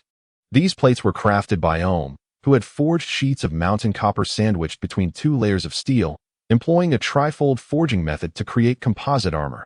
This armor possessed both hardness and flexibility, though it was challenging to shape. However, Om had 3 laborers at his disposal. The nearly 3-meter-tall metal skeletons tirelessly worked for an entire day, completing the shaping of all the armor plates. The current thunder armor bears little resemblance to the medieval knightly plate armor of yore. Its surface is enveloped in a sinister, jet-black, angular ring-like plating reminiscent of some creature's scales. Within lies a metal framework that conforms to Om's physique, inspired by his mechanized servants. This framework not only enhances his physical strength, allowing him to effortlessly lift weights of up to 200 kilograms and leap to heights of 6 meters, but it also possesses the remarkable ability to forcibly realign his limbs and torso in the event of fractures, shrouding the pain with enchantments while mending the injuries, rendering them functional once more. Moreover, should Om succumb to unconsciousness in battle, the machinery can compel the armor to either evacuate him from the battlefield or continue the fight autonomously. It is akin to the berserkers of Viking legend, capable of biting through an enemy's throat even when limbs are severed. The helmet is ingeniously crafted to resemble a human skull, with Om's newly devised avian oracle installed in the eye sockets, an apparatus composed of 5 lenses of varying sizes, assisting Om in tracking swiftly moving objects while scanning the environment for thermal and magical responses, simultaneously providing ocular protection. Adorning the forehead is Om's favorite skull motif, embellished with the letter I. When Omu dons the helmet, the lower portion of his face is obscured by the towering neckguard of the breastplate. Upon activation of the Avian Oracle, 10 scarlet orbs of varying sizes emerge from the perpetually furious metallic eye sockets. Tirelessly scanning for potential threats to relay to Omu melted down the shattered hurricane sword entirely, merging it with all remaining mountain copper, rubidium iron, and a small fragment of mithril, resulting in a colossal ingot measuring nearly 9 feet, 7 meters, in length, 1.5 feet, 0.5 meters, in width, and 3 inches, 8 centimeters, in thickness. Given that the reforged thunder armor significantly augments physical prowess, Omu intends to forge a sword of unimaginable size, capable of cleaving a dragon's head in a single strike. The mechanized servants eagerly volunteered to undertake the design and forging task, as crafting divine weaponry for their creator is an unparalleled honor. Seeing their enthusiasm, Omu entrusted the entire endeavor to the 3 of them, curious to witness what creations his mechanized servants would produce after their period of learning. December 10th, a Tuesday blanketed in heavy snowfall. Omu arrived at the dining hall early as usual, commencing a new day of study beneath the tempestuous ceiling ravaged by the blizzard. At this hour, even Felci had yet to rise. The only soul earlier than Omu was the little beaver from Gryffindor. Adorned with a gamma version of the Jeff crown, her eyes scanned the books with the speed of a scanner, utterly oblivious to Omu's presence. Meanwhile, Omu found himself increasingly entranced by the art of forging and metallurgy. To him, every intricately interlinked mechanical structure possessed an indescribable beauty. He now frequented the library almost daily, borrowing tomes on the subject, spurred by a persistent idea that lingered in his mind. This pertains to the creation of prosthetics for Marlenia and Lonnie. Alas, the book's knowledge on this matter cannot be described as vast. One might say it consists of but a few sparse phrases. Clearly, the esteemed wizards of noble lineage have seldom been troubled by the affliction of severed limbs. Indeed, this is the case. Unless one has suffered injuries from malevolent dark magic or has been dismembered in the midst of a hasty apparition, the mere consumption of 1 or 2 doses of restorative potions suffices to regrow a lost limb with remarkable ease. Given that the tomes offer no technical guidance, Omu must resort to his expertise in runic armor. Before long, the dining hall began to fill with patrons, and the long tables brimmed with an array of delectable breakfasts. Most people were engrossed in their books while eating, striving to cram as much knowledge into their minds as possible during this fleeting breakfast hour. The students of Eagle and Lion houses were naturally intent on maintaining their current lead in points while vying with one another for supremacy. Meanwhile, the Serpent House was unwilling to accept that the scores of the Lion House, a group of brash individuals, had surpassed their own. Every little snake clutched their potion manuals and textbooks on the defense against dark arts with fervor. As for the Badger House, they were a peculiar bunch. Their diligent studies stemmed from a desire to avoid the perception that they were the only ones languishing in mediocrity, while also hoping to thwart the treachery of those little snakes who had betrayed their revolutionary camaraderie. However, even amidst this environment where even George and Fred were poring over their books, there were still those who indulged in idleness. For instance, Ron, the youngest son of the Weasley family, was currently engaged in a game of gobstones with his roommate. Seamus, showing no signs of anxiety regarding his unfinished homework, though it was also possible he had completely forgotten about it. This morning's bacon sandwich was generously laden with cheese and mustard, which Omu thoroughly enjoyed.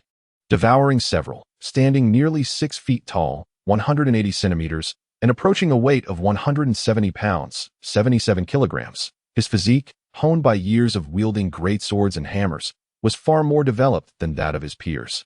To the casual observer, it was nearly impossible to discern that he was merely an 11-year-old boy, just as Omu pondered whether to reserve the last bacon sandwich for Fiorella. Penelope, the head of Ravenclaw House, approached him with a form in hand.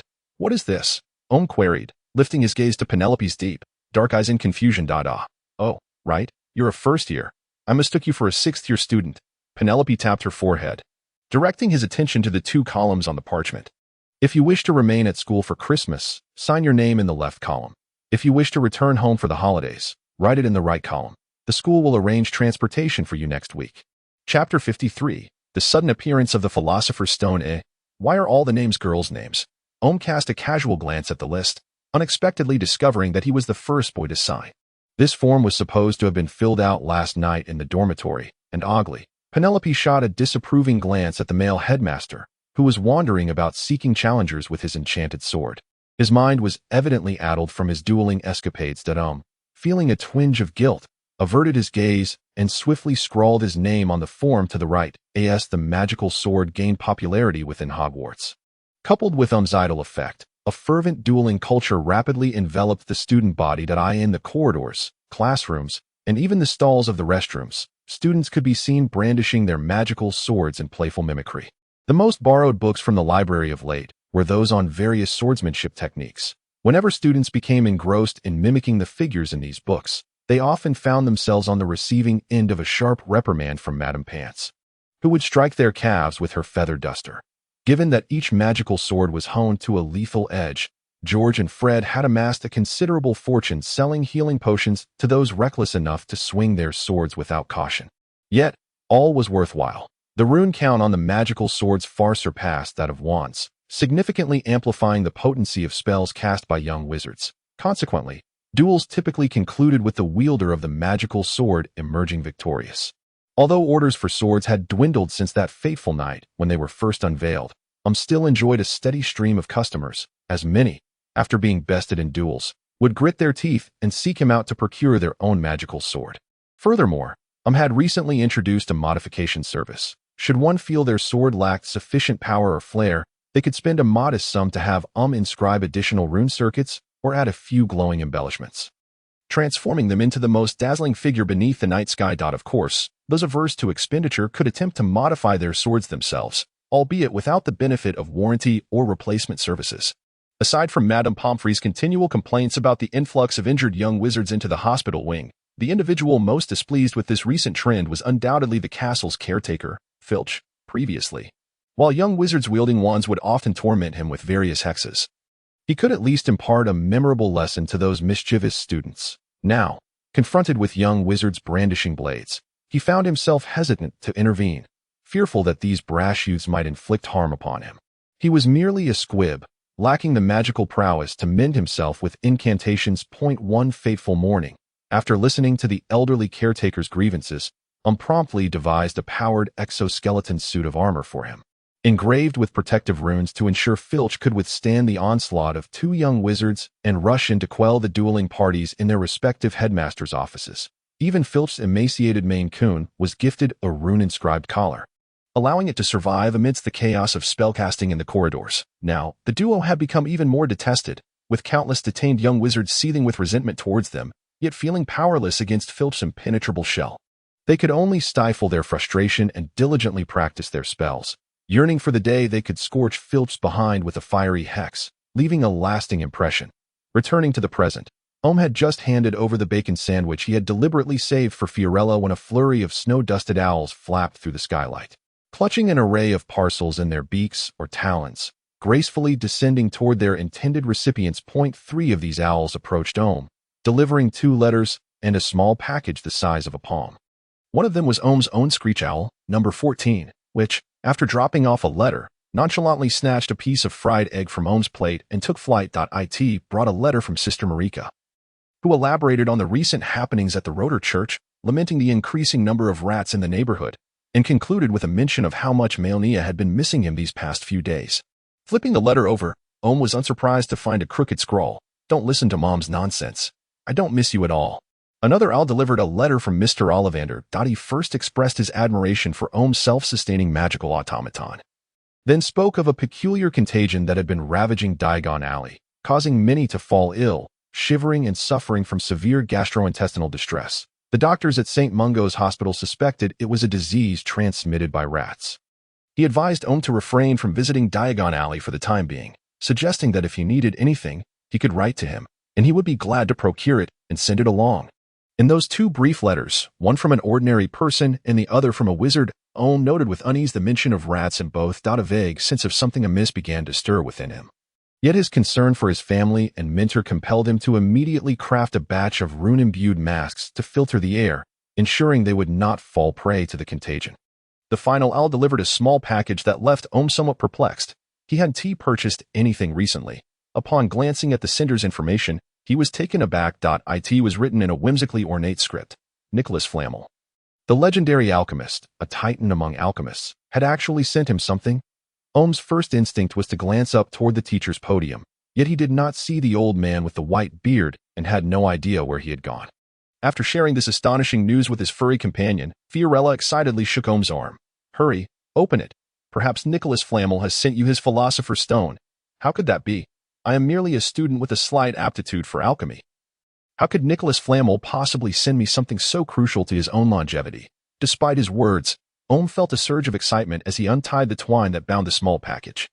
As he tore away the outer layer of oiled paper, he discovered a golden metallic object within. Though he could not discern what it was certainly not the philosopher's stone. "See, I told you it couldn't be the stone," he mused. While he acknowledged the truth of his own thoughts, a twinge of disappointment lingered in his heart, though it was ultimately within the realm of reason. Who would ever entrust the culmination of their life's work to a child they have never met? Ohm gasped sharply, and as he fully unwrapped the contents of the package, he beheld that within the palm-sized golden shrine, where a divine statue was meant to reside, there lay a red stone the size of a goose egg. The stone was resplendent and translucent, its oval surface adorned with countless shimmering facets that shifted in beauty. Despite being a solid, it rippled in Ohm's trembling hands like waves of water, radiating a magnificent crimson glow.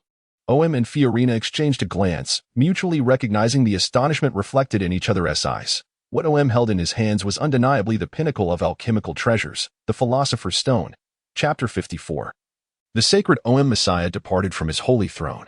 As Fiorina let out a startled gasp, Ohm inhaled sharply once more, hastily placing a hand over her mouth, while discreetly tucking the exquisitely carved shrine into his robe. Fortunately, the surrounding students were either engrossed in their studies or cheering on the dueling ogle, with only Penelope casting a curious glance their way, oblivious to the fact that Ohm had just received a stone worth half of Paris. This allowed Ohm to breathe a sigh of relief as he playfully flicked Fiorina's forehead, retracting his hand swiftly before she could retaliate, and unfurling a letter that accompanied the oil paper wrapping. The letter was inscribed in whimsical calligraphy. "To my devoted reader, Omu Messiah, by the time you read this letter, I trust you have discerned the true identity of the red stone within the shrine. Please forgive the playful antics of an old man. I did not intend to frighten you. It was merely the inexplicable pride of an alchemist, wishing to elicit your astonished gaze with my finest creation. I hope my little scheme has succeeded. When I first heard from old B that he had a student who conjured a soul from thin air, I assumed he had finally succumbed to senility. Alas, his mind remains as sharp as ever, and it appears it will stay so for many years to come, after personally handling the soul-infused magic sword you crafted. I must concede, Ohm, you truly terrified me to the point of near mishap. You are undoubtedly the first alchemist in this world to have ventured into the realm of the divine. Thus, I have decided to entrust this incomplete philosopher's stone to you, hoping you can refine it into a true sorcerer's stone, or perhaps simply use it to conjure some glittering gold. The choice is yours. Personally, I have no desire to imbibe the elixir of life again. It is indeed quite dreadful. By the way, this shrine is an alchemical item upon which I cast a seamless expansion spell, containing approximately 100 cubic meters of space. It is now yours. Consider it my Christmas gift to you. You may reach directly into the shrine to retrieve items, though it may prove cumbersome and often results in misplacing what you seek. However, you could place one of your crafted automata inside to fetch items for you. Wishing you a Merry Christmas. Yours faithfully, Nicholas Flamel. After reading the letter, Ohm retrieved the small shrine from his pocket, gazing at the extraordinary crystal of spiritual essence, which shimmered with an unparalleled radiance. He felt as if he could glimpse an elderly man, having traversed centuries, revealing a carefree smile. He pressed his lips together, his gaze instantly resolute, and activated the seamless extension spell inscribed upon the shrine. As the magical stone vanished within the shrine amidst rippling waves, he murmured, I shall undoubtedly create a complete philosopher's stone. What did you say? How did the magical stone disappear in the blink of an eye? Fiorina leaned closer, eagerly examining the shrine, inadvertently thrusting her entire upper body inside. Ah, where is this? It's so dark. I'm stuck. Ohm, help me. Ohm, with a sigh of resignation, observed the flailing lower half of her body. This girl always behaved like a cat. Recklessly courting danger, Dottie grasped the hem of her robe and yanked the shrine upward. With a pop, Fiorina emerged into the light, yet this reckless individual, seemingly undeterred by her perilous encounter, insisted that Ohm grasp her ankle and pull her back in once more. Perhaps I ought to confine you within for several days? Maybe then you would learn to exercise caution when handling unfamiliar objects? Ohm sternly inserted the shrine back into his robe, gripping Fiorina's chubby cheeks and pulling them apart with force. Many magical items are accompanied by insidious curses. If one were to recklessly touch them like a fool, one could lose a part of their body, or worse, end up like Cairo, cursed to converse with a soulless entity forever. Tisk, why am I thinking about such lowly matters again? Blame Voldemort. I know. Fiorina shook her head, freeing herself from Omu's unyielding grasp, her eyes sparkling with anticipation. Can you carefully let me in to take a look now? Well, this girl possesses not only an insatiable curiosity but also a stubbornness that refuses to acknowledge her faults. Have you ever considered a TTE with a lustful venomous beast using your own head? Not a chance. If you have anything to place inside, feel free to seek me out anytime. Omu tousled Fiorina's now much longer hair, glanced at the clock, and added, we should hurry. Class is about to begin. Omu, can I really call on you at any time? A mischievous expression suddenly crossed Fiorina's face. Of course, why do you ask? Omu questioned, perplexed, as he organized the parchment wedged between his transfiguration textbooks. Fiorina then approached with the demeanor of a drunken rogue from a tavern, wrapping her arm around Omu's waist, and said, so, does that mean when you take a shower? I can also to my convenience. You can reach out to me anytime. Omu replied, his face contorted in distaste as he pushed Fiorina away, narrowly avoiding the mustard on her lips from smearing onto his robe. For some inexplicable reason, as Omu looked at Fiorina's fox-like squinting eyes, he felt that matters were far more complicated than they appeared. After the transfiguration class concluded, knock, knock, knock. Omu, can I please put my backpack inside? It's just so heavy. Fiorina knocked on the door with a pitiful demeanor. No. Omu resolutely declined, his fist propped under his chin, his expression darker than Rodin's thinker. Why not? Did you not explicitly state that you would come find me at your convenience? Fiorina persisted, her knocks unwavering. Then why would you seek me out while I was in the midst of relieving myself? Do I appear to be in a convenient situation? Omu erupted in fury. Furthermore, this is the boys' restroom. How did you gain entry? I simply walked in. Autumn Zhang informed me that in Chinese, convenient refers to needing to use the restroom. See, I am being quite obedient this time. Aren't I? Fiorina remained unfazed, yet her companion stood at the urinal, unable to relieve himself for a good half-minute, his face reddening to the point of explosion, utterly mortified. The gray-furred creature peeked in and patted the man's shoulder, offering encouragement. Relax, be a bit more confident. I've seen far worse. The man's face, indeed, lost its color, turning a ghostly white. Omu angrily rose from the toilet, tidied himself up, and stormed out, pants in hand. Fiorina ran and shouted, Omu Messiah has risen from the toilet. Omu Messiah has risen from the toilet. 10 minutes later, Professor Flibby gazed at Fiorina, who stood in class, perplexed. Miss Fenray, are you feeling unwell? Oh, no, Professor, she's merely exhausted. Omu replied with a grin. She believes that standing in class will prevent her from dozing off, right? Fiorina tucked her hands into her robe, suppressing the fiery pain in her abdomen, and gritted her teeth, nodding. Exactly. Chapter 55. Homecoming on December 17th. After enduring an entire week of blizzards, the sky finally cleared. Fluffy clouds hung low against the azure horizon, and radiant, warm sunlight bathed the snow-covered earth, bestowing a gentle, soft golden hue upon the thick blanket of snow.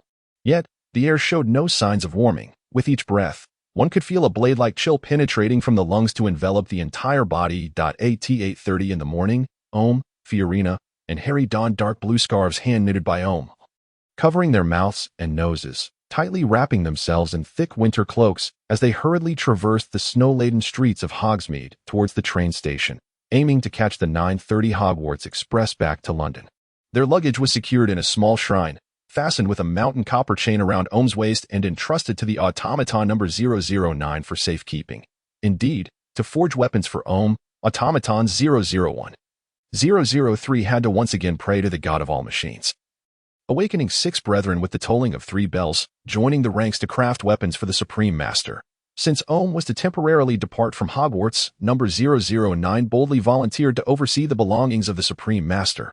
Omu saw no issue with this, allowing it entry into the shrine. In stark contrast to the other young wizards, who struggle through the thick snow while dragging their cumbersome luggage, occasionally slipping on the icy ground. The trio of Omu exudes an air of effortless grace. Each roof in the village is blanketed with a thick layer of snow, resembling cotton, while icicles dangle from the eaves like glistening daggers. Aside from the crunching sound of the young wizards treading on the snow, the only other noise comes from the distant barking of dogs. The entire village remains ensconced in a blissful slumber, with only the wisps of smoke rising from chimneys indicating a gradual awakening. This year's cold is particularly biting. OM is grateful that he had purchased a substantial amount of warm winter clothing from the esteemed tailor in Hogsmeade early in December, which he had sent to Roddle Church. This year, the children's hands and feet should be spared from the painful and swollen frostbite. As they traverse the village, the entire Hogsmeade station is enveloped in a thick, milky steam. The deep red locomotive of the Hogwarts Express stands ready, its boiler warmed, quietly awaiting its young passengers. The students eagerly rush into the carriages, indifferent to whether their companions are familiar faces or not. Their priority is to fill the compartments to warm themselves swiftly. However, when they spot OM's compartment in the aisle, even with available seats, they merely nod respectfully at him before moving on. As the instigator of the dueling spirit at Hogwarts, OM's school life is perpetually filled with challengers, all eager to prove that he is merely a facilitator in Professor Dumbledore's triumph over the basilisk, and that he himself is nothing more than a fool who cannot even best a mere red cap. In the face of such skepticism, OM never engages in futile disputes. He simply lifts his metallic wand in silence, signaling that a duel can commence at any moment, regardless of whether his opponent wields a wand or a sword. The number of adversaries, their year of study, or the time and place of the encounter, each duel sees OM standing alone with his wand, an unstoppable force. Each challenger who faces OM feels as though they are battling against a towering and steep mountain, unyielding in the face of assault, and when he decides to advance, there is but one sensation: irresistible momentum. Even seventh-year students on the verge of graduation find themselves futilely resisting under OM's overwhelming onslaught, only to have their wands disarmed by a precisely executed and cunning disarming spell. Before long, the moniker OM the Undefeated spreads throughout Hogwarts, and no one dares to question his prowess any longer. Yet, this newfound reputation brings him no sense of accomplishment. After all, he had undergone rigorous training under the previous dueling champion, Professor Flitwick, for over 3 months. Defeating a bunch of ungraduated young wizards seems only natural. Hardly a cause for celebration. But the title of Undefeated has indeed spurred an increase in the sales of the original forged magic swords, which is a delightful development. Indeed. OM loosens his scarf and exhales deeply.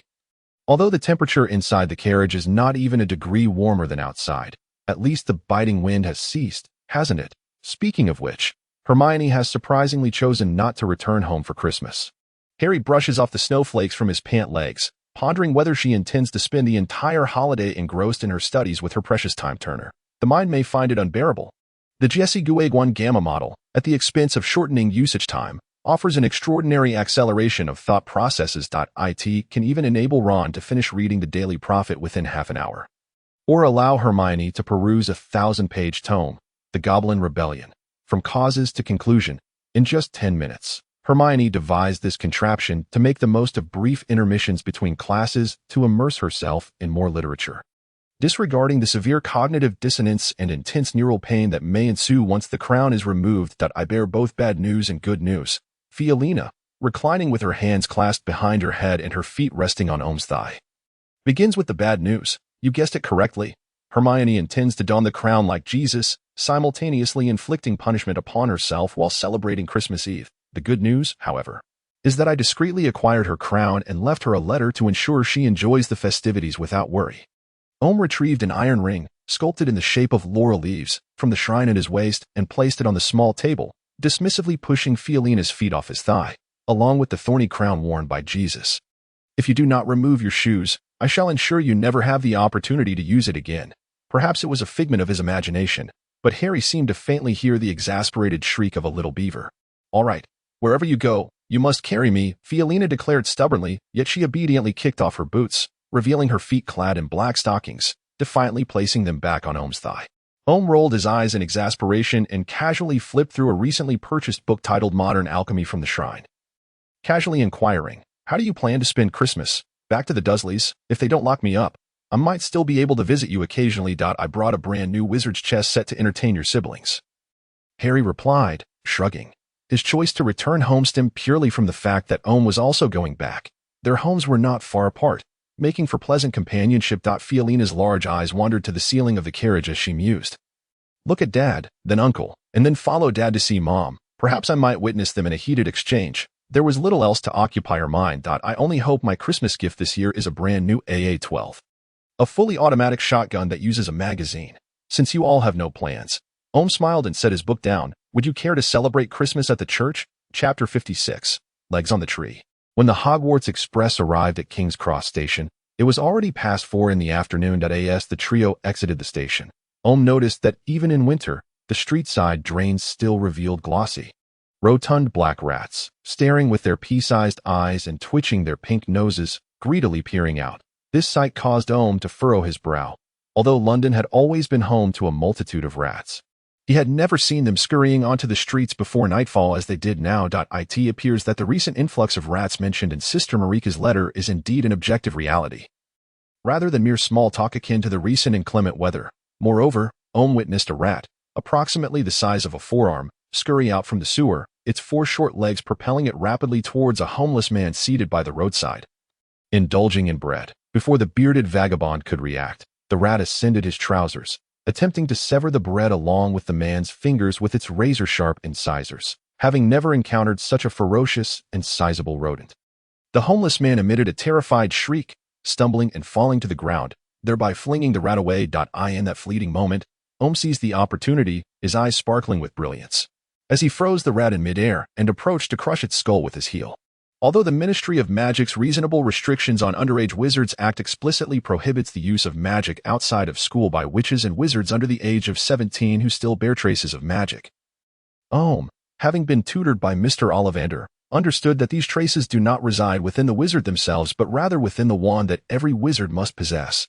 This implies that if one could master wandless magic before turning 17, they could exploit a loophole in the act, freely wielding magic outside school without fear of reprimand from the ministry, and Omu was precisely that individual capable of disregarding such warnings. What is it? Omu, is something amiss? Harry inquired, perplexed by his friend's sudden departure, promptly following after him. Just dispatching a pest, Omu replied, kicking the flattened corpse of the rat into the filthy snowbank at the roadside. Observing the homeless man sprawled on the ground, his coat so dirty it was difficult to discern its original color, Omu's eyelids twitched slightly, yet he ultimately refrained from offering assistance, instead leaning forward slightly to inquire, "Are you all right, sir?" The homeless man clumsily rose, brushing off the muck and snow from his clothes, adjusting his sunglasses with a hint of embarrassment as he replied, "I'm fine, thank you, kind child. Where are you headed? Please help me find my father." Fiorina approached angrily from behind Omu, exclaiming, "Honestly, he promised to pick us up, and now we can't find him. I wonder if he can ever be reliable. Wait, you're..." Fiorina stood in shock, pointing at the homeless man's nose and screaming, "Dad!" Omu and Harry swiftly turned to face Fiorina, their heads snapping with such speed that one could almost hear a crack from their necks. "Didn't you say your father was the most formidable arms dealer in all of Britain? How could he be in such a state, reduced to eating bread by the roadside, and now being bullied by a rat?" "Shoo!" The homeless man pulled his sunglasses down to the tip of his nose, revealing olive green eyes akin to Fiorina's, and lowered his voice as he admonished, "Keep your voice down. I spent an entire afternoon convincing those officers that I am indeed a homeless man. Now, you 3 must follow me, but do not stay too close. Understood?" Fiorina slapped her forehead with a resounding thud, vigorously wiping her face as she exclaimed, "Father, you must still recall how you spend hundreds of thousands of pounds each year to curry favor with the upper echelons of the London Metropolitan Police. Right? Why must we conduct ourselves as though we are clandestinely meeting secret agents? Surely, it would suffice to drive over openly and collect me." Omu could scarcely believe his ears. After all, we are speaking of hundreds of thousands of pounds. Such an immense sum could easily fill a swimming pool. And this is merely for the police in London. One cannot fathom the cost if similar arrangements were made across every city in the UK. Dressed as a vagabond, Belle Finray led the way, nervously scanning the streets for anyone he perceived to be a police officer. Growling softly like a dog guarding its territory, Rule 11 of the Finray family: never trust greedy cops. Offer them a benefit, and they will only demand more. The Finrays only trust our own. Fiorina rolled her eyes, exasperated. "After all these years, has your psychological trauma from that police lover not yet dissipated? What do you know, you child?" Infuriated by his daughter's exposure of his vulnerabilities before her classmates, Belle tugged at Fiorina's ear, saying, "Turn this way. We shall soon arrive." With that, he abruptly veered into a narrow alley. Along the way, Omu and Harry found themselves unable to interject. Yet Omu was certain he had encountered more than one patrolling officer on the route they had just traversed. Without exception, the gazes of these officers lingered on Fiorina's father for an extended period. With a few seasoned veterans even nodding in acknowledgement towards Bell. One could only conclude that Bell's disguise was akin to casting flirtatious glances at the blind. However, the hundreds of thousands of pounds had indeed been well spent. Navigating through several dimly lit and filthy intersections, the path suddenly opened up before them. In this clearing stood a black Bentley, its engine already ignited, while a short, rotund man with a kindly visage leaned against the car door, savoring a cigar. Upon spotting Fiorina, he immediately tossed the cigar to the ground and extinguished it, spreading his arms wide with a smile as he called out, "My little princess, come to your uncle." "Uncle Ingle," Fiorina joyfully shouted, rushing forward to envelop the bald, plump man in an embrace. "You've gained more weight, but I have shed some pounds." Ingle chuckled, lifting his right trouser leg to reveal a metallic prosthetic limb. "Look, I have a new leg." "Cool." Fiorina's eyes sparkled with excitement. "How did that happen?" "When your uncle and I were conducting business in the Middle East, that wretched scoundrel took the goods but refused to pay. Stuffing a grenade into our car, Bell removed his filthy felt hat, tearing off the fake beard from his chin and crumpling it to stow away in the hat. It was evident that he was extremely tall. Yet his shoulders were narrow, resembling a malnourished stick insect. As he took off his outer coat, he continued, "Unfortunately, Ingle reacted too swiftly and pushed me out of the vehicle. Otherwise, Fiorina, this year you could have inherited the Finray family business. By the way, where are your 3 pieces of luggage?" "They are with me, Mr. Finray." Omu retrieved a small shrine and gestured towards it, indicating that everything was contained within. "What magical trinkets might those be?" Bell casually cast a glance at the shrine and inquired of Omu, "Would you be interested in aiding me in smuggling a batch of goods to America?" "What are you talking about? I am a law-abiding citizen, a distinguished graduate of Hogwarts. How could I possibly engage in such illicit activities?" Omu replied with righteous indignation, "Truly, you are remarkable, Omu." Harry gazed at the long-haired youth, who radiated an aura of justice, with admiration. "So, what you mean is..." Bell remained unfazed, deftly combing his iron-gray short hair. Omu extended his right hand, rubbing his thumb and forefinger together, and with a smile, said, "That would require additional payment." "Good lad. I do appreciate your spirit," Bell said, draping his arm around Omu's shoulder. "Come, let us discuss this in the car. The price is negotiable." Harry felt as though struck by lightning. "Truly, you are something else, Omu. Little princess, do you know what your scoundrel of a father said to me upon my awakening from unconsciousness?" Ingvale pinched Fiorina's nose playfully. Fiorina shook her head in confusion. "He told me," Ingvale cleared his throat, imitating Bell's voice, "you were quite fortunate. Your right leg has only a slight abrasion." I asked, "May I see it?" He helped me up, pointed to the palm tree above, and said, "Look, it's right there." Chapter 57. The Supreme Omu will arrive at his loyal Roddle. The black Bentley delivered Omu and Harry to the junction of Privet Drive, where they waved farewell to Fiorina. "On the 24th, I shall come to find you." Fiorina leaned out of the car window, cupping her hands around her mouth, and called to Omu, "We shall celebrate Christmas together." Omu merely smiled, waving his arms broadly until Harry suddenly tugged at his sleeve, saying, "Did you forget to give her the luggage?" "Oh no." A thunderbolt of realization struck Omu. Fiorina's clothes and cat were still within his shrine. Even with a memory as exceptional as Omu's, years of mundane existence had only instilled in him the habit of checking the items in his hands in the pockets of his clothing when departing, without fostering the practice of inspecting the interiors of enchanted objects. This muggle way of thinking had led Omu to forget the items within the shrine so effortlessly. "Curse my wretched memory," Omu lamented, smacking his forehead. "I will have 14 send it to her. I hope she doesn't live too far away. Otherwise, Light will go hungry. As Omu and Harry strolled along the frost-kissed Privet Drive, Harry continuously engaged Omu in discussions about the thrilling performances of Quidditch players this year. Although Omu had little interest in Quidditch, he had memorized the rules. Thus, he encountered no obstacles while conversing with Harry about these topics, occasionally mistaking Scottish players for English ones. "I aspire to become a professional Quidditch player just like them." As 2 individuals arrived at the doorstep of the Dursleys, Harry, with a face full of aspiration, remarked to Omu, "This way, everyone will remember me as merely a player rather than a savior. I have faith in you. Harry, you possess that talent. If you dedicate yourself to a singular purpose, success is surely within your grasp." Omu replied, activating the shrine with his psychic abilities. From the shrine emerged a solitary skeletal hand belonging to the automaton 009, which carefully grasped Harry's large suitcase and placed it gently on the ground. Soon after, the cage containing Hedwig was also retrieved. The Snow White Owl, upon spotting her owner who had cast her into the abyss, emitted an indignant hoot from her throat. As Harry pressed the doorbell, a muffled voice from within inquired, "Who is it?"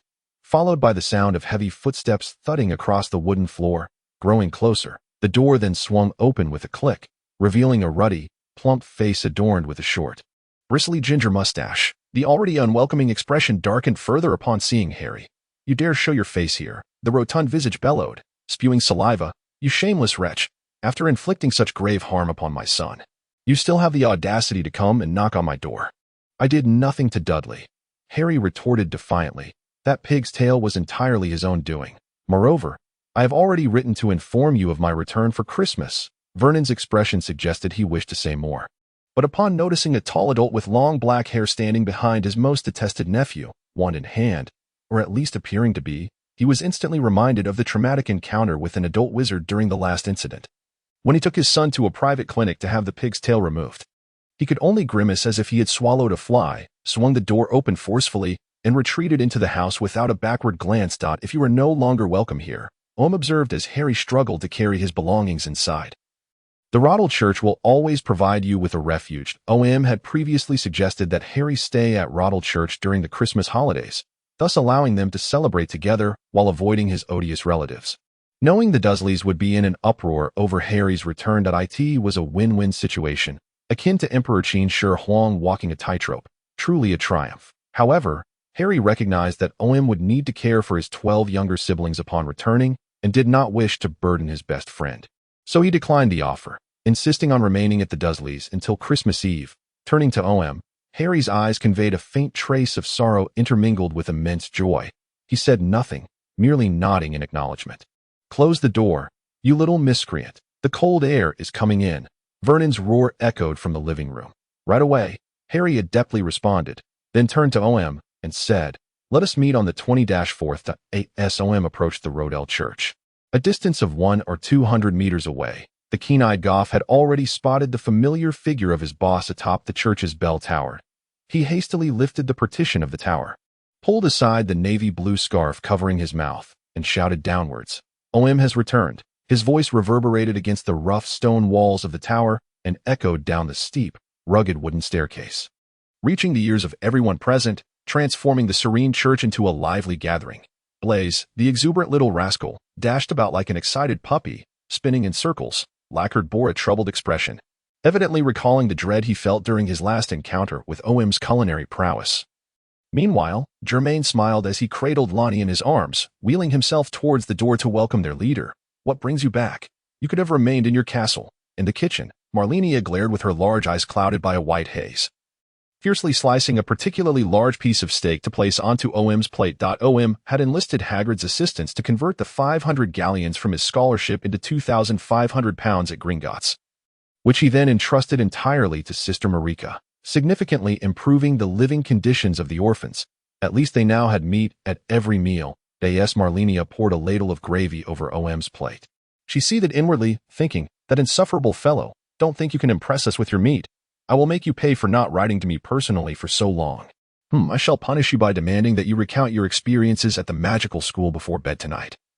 And not until I am thoroughly satisfied." Behind her, Elena and Kulala exchanged glances across the table, stifling their laughter. Sister Marika instructed Aaron to keep an eye on the stew pot and swiftly exited the kitchen. Even though they frequently corresponded, seeing her eldest son, who had grown significantly taller and sturdier, walk through the church doors and stroke Germain and Lonnie's hair brought moisture to her eyes. "Mama," Omu exclaimed upon seeing Sister Marika, whose complexion had evidently improved. A bittersweet joy swelled in his chest, urging him to rush towards his mother and embrace her. "I'm back." For the first time, Omu perceived Sister Marika as so slender and diminutive. In his memories, she had always embodied gentleness and strength, never wavering in the face of adversity, much like an indomitable white poplar. Yet, in that moment, as his mother nestled against his chest, he realized that he had truly grown up. "Do not worry, Mama. I will handle everything from here on." Omu referred to her as Mama. Sister Marika could no longer contain herself. She smiled through her tears of joy. She embraced Omu, her hands enveloping her son's increasingly broad and sturdy palms, feeling the thick calluses and protruding knuckles upon them. She remained unaware of the trials her son had faced, Yet every mother possesses an instinct that is hauntingly accurate. The instant Sister Marika laid eyes on Om's hands, she understood that her son must have exerted immense sweat and effort to amass such wealth on that fateful day, when the giant presented her with 2,500 pounds while riding a flying motorcycle. She nearly fainted on the spot, as the ominous phrase family compensation suddenly flashed through her mind. Fortunately, her son bore not even a single scar and was increasingly resembling a stalwart man. Sister Marika, with a sense of relief, gently patted Om's hand and issued an important directive to her children. Dinner is served. Chapter 58. St. Gillis Om embraced each of his family members, skillfully flicking the forehead of Lacard, who was attempting to sneak a bite. It was only after he enveloped Marlenia in his arms, burying his face in her fiery red hair and inhaling that familiar scent, that he felt truly content. How delightful this subtle fragrance is! Still the same brand of shampoo. The embrace lingered so long that Marlenia's cheeks and hair blended into one hue. She shoved her brother away with force, exclaiming in a mix of annoyance and embarrassment, "How long are you going to hold me? Let me go." "Then you must honestly confess, during my absence, did you not miss me even a little?" Om raised his face from her hair, a mischievous grin adorning his features as he gazed into her misty eyes. "Not at all." Marlenia stubbornly turned her face away. "Oh, how could you say that?" Om sighed in disappointment, spearing a piece of cooked carrot from his plate. "It seemed our bond truly required nurturing. Come now, brother will feed you." Open wide. Marlenia's neck flushed crimson as she lowered her head, emitting a sound akin to a mosquito buzzing. "Well, maybe just a little, but only a tiny bit." The golden-haired, blue-eyed Elena was tucking a napkin into the collar of little Lonnie, and upon hearing her sister's obstinacy, she sighed in exasperation. Marlenia's mouth is indeed harder than the cake made by Om. "Hey, I am paralyzed from the waist down and confined to a wheelchair," grumbled Germain, dissatisfied. "Let us not discuss such unappetizing matters before dinner." Instantly, Om released Marlenia, lunging towards Germain with exaggerated ferocity. "Do you have a problem with the cake I made? If there exists a dish that I could remember for 3 years and still crave, it would either be a delectable delicacy or—" Germain swiftly maneuvered his wheelchair, skillfully evading his brother's assault. "Utterly revolting." "I concur." Lacard raised both hands and feet in agreement. "Enough of this nonsense, children." Sister Marika clapped her hands, and everyone promptly returned to their seats. "Let us offer a prayer before our meal." In contrast to the eclectic dishes of Hogwarts, the dinner at Roddle Church was quite modest. Each individual had their own plate, featuring a large, thick, well-cooked steak accompanied by pasta, garnished with carrots and potatoes enveloped in savory gravy. Alongside a small pat of butter, in the center of the table stood an old brass cauldron, filled with steaming provençal stew, haphazardly piled together rather than artfully arranged like in a restaurant. This is the dinner at the orphanage, which has become exceedingly more lavish compared to the same time last year, allowing everyone to indulge until their bellies can hold no more. Dined with great delight, not merely due to the delectable dishes, but rather because of the contented smiles of his family surrounding him. After the meal, Sister Marika bestowed a kiss upon each child, as it was time for her to head to a nearby nightclub for cleaning duties, although had returned with a considerable sum of money. Sister Marika was acutely aware of the adage that one cannot simply live off past earnings. Her income, though modest, was indeed necessary, yet she had decided against allowing the children to take on part-time work. Initially, instructed Circe to deliver a letter to Fiorella. As her luggage was far too heavy for Circe to carry, he had to inquire whether she could come to retrieve it herself. If that were not feasible, would also ask if she could open her suitcase and divide its contents into smaller parcels for him to deliver in batches. He watched Circe disappear into the night sky. Began to vividly recount his marvelous experiences at Hogwarts to his younger siblings. Upon hearing that there was a ghost teacher who conducted lessons, the little ones clamored to know what a ghost truly looked like, wondering if it resembled a flying white sheet. Professor Binns appeared no different from a living person, save for his ethereal, translucent pearl-white form, and he had a peculiar penchant for phasing through the blackboard to enter the classroom. Many students cherished Professor Binns' lessons, as he had a knack for alleviating insomnia. However, my other instructor, Professor Snape, would not tolerate even the slightest hint of slumber during his class. Halted mid-sentence, envisioning the dreadful scene, his lips twitching slightly as he shifted the topic. Hopefully, no brave soul would dare to attempt such folly, beyond merely describing his classes. Also spun an elaborate tale of how he and Professor Dumbledore gradually uncovered the existence of the Chamber of Secrets.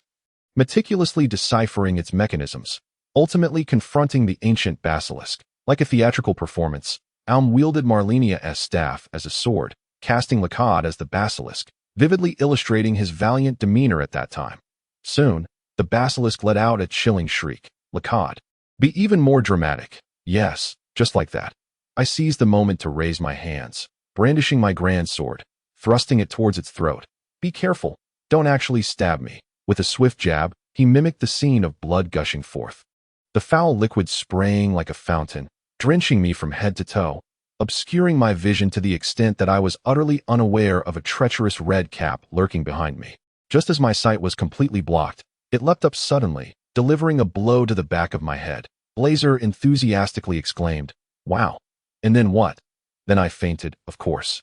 Aum returned the staff to Marlenia, spreading his hands as he recounted how Professor Dumbledore had carried him back to the infirmary, where he remained unconscious for an entire day before regaining consciousness. That was far too dangerous. You must not engage in such easily injurious activities again. Marlenia furrowed her slender brows. That I have but one elder brother. Om rotated his eyes with a smile and remarked, I merely weave tales for amusement. What school would harbor a great serpent beneath the earth? I certainly do not wish to cause you any worry. Marlene.om swiftly shifted the conversation, beginning to boast about his shrine to the little ones, and summoned 009 to make an appearance. When the towering, fearsome metallic skeleton emerged from the palm-sized shrine, the children first shrieked in terror, only to soon gather their courage and attempt to climb onto its head.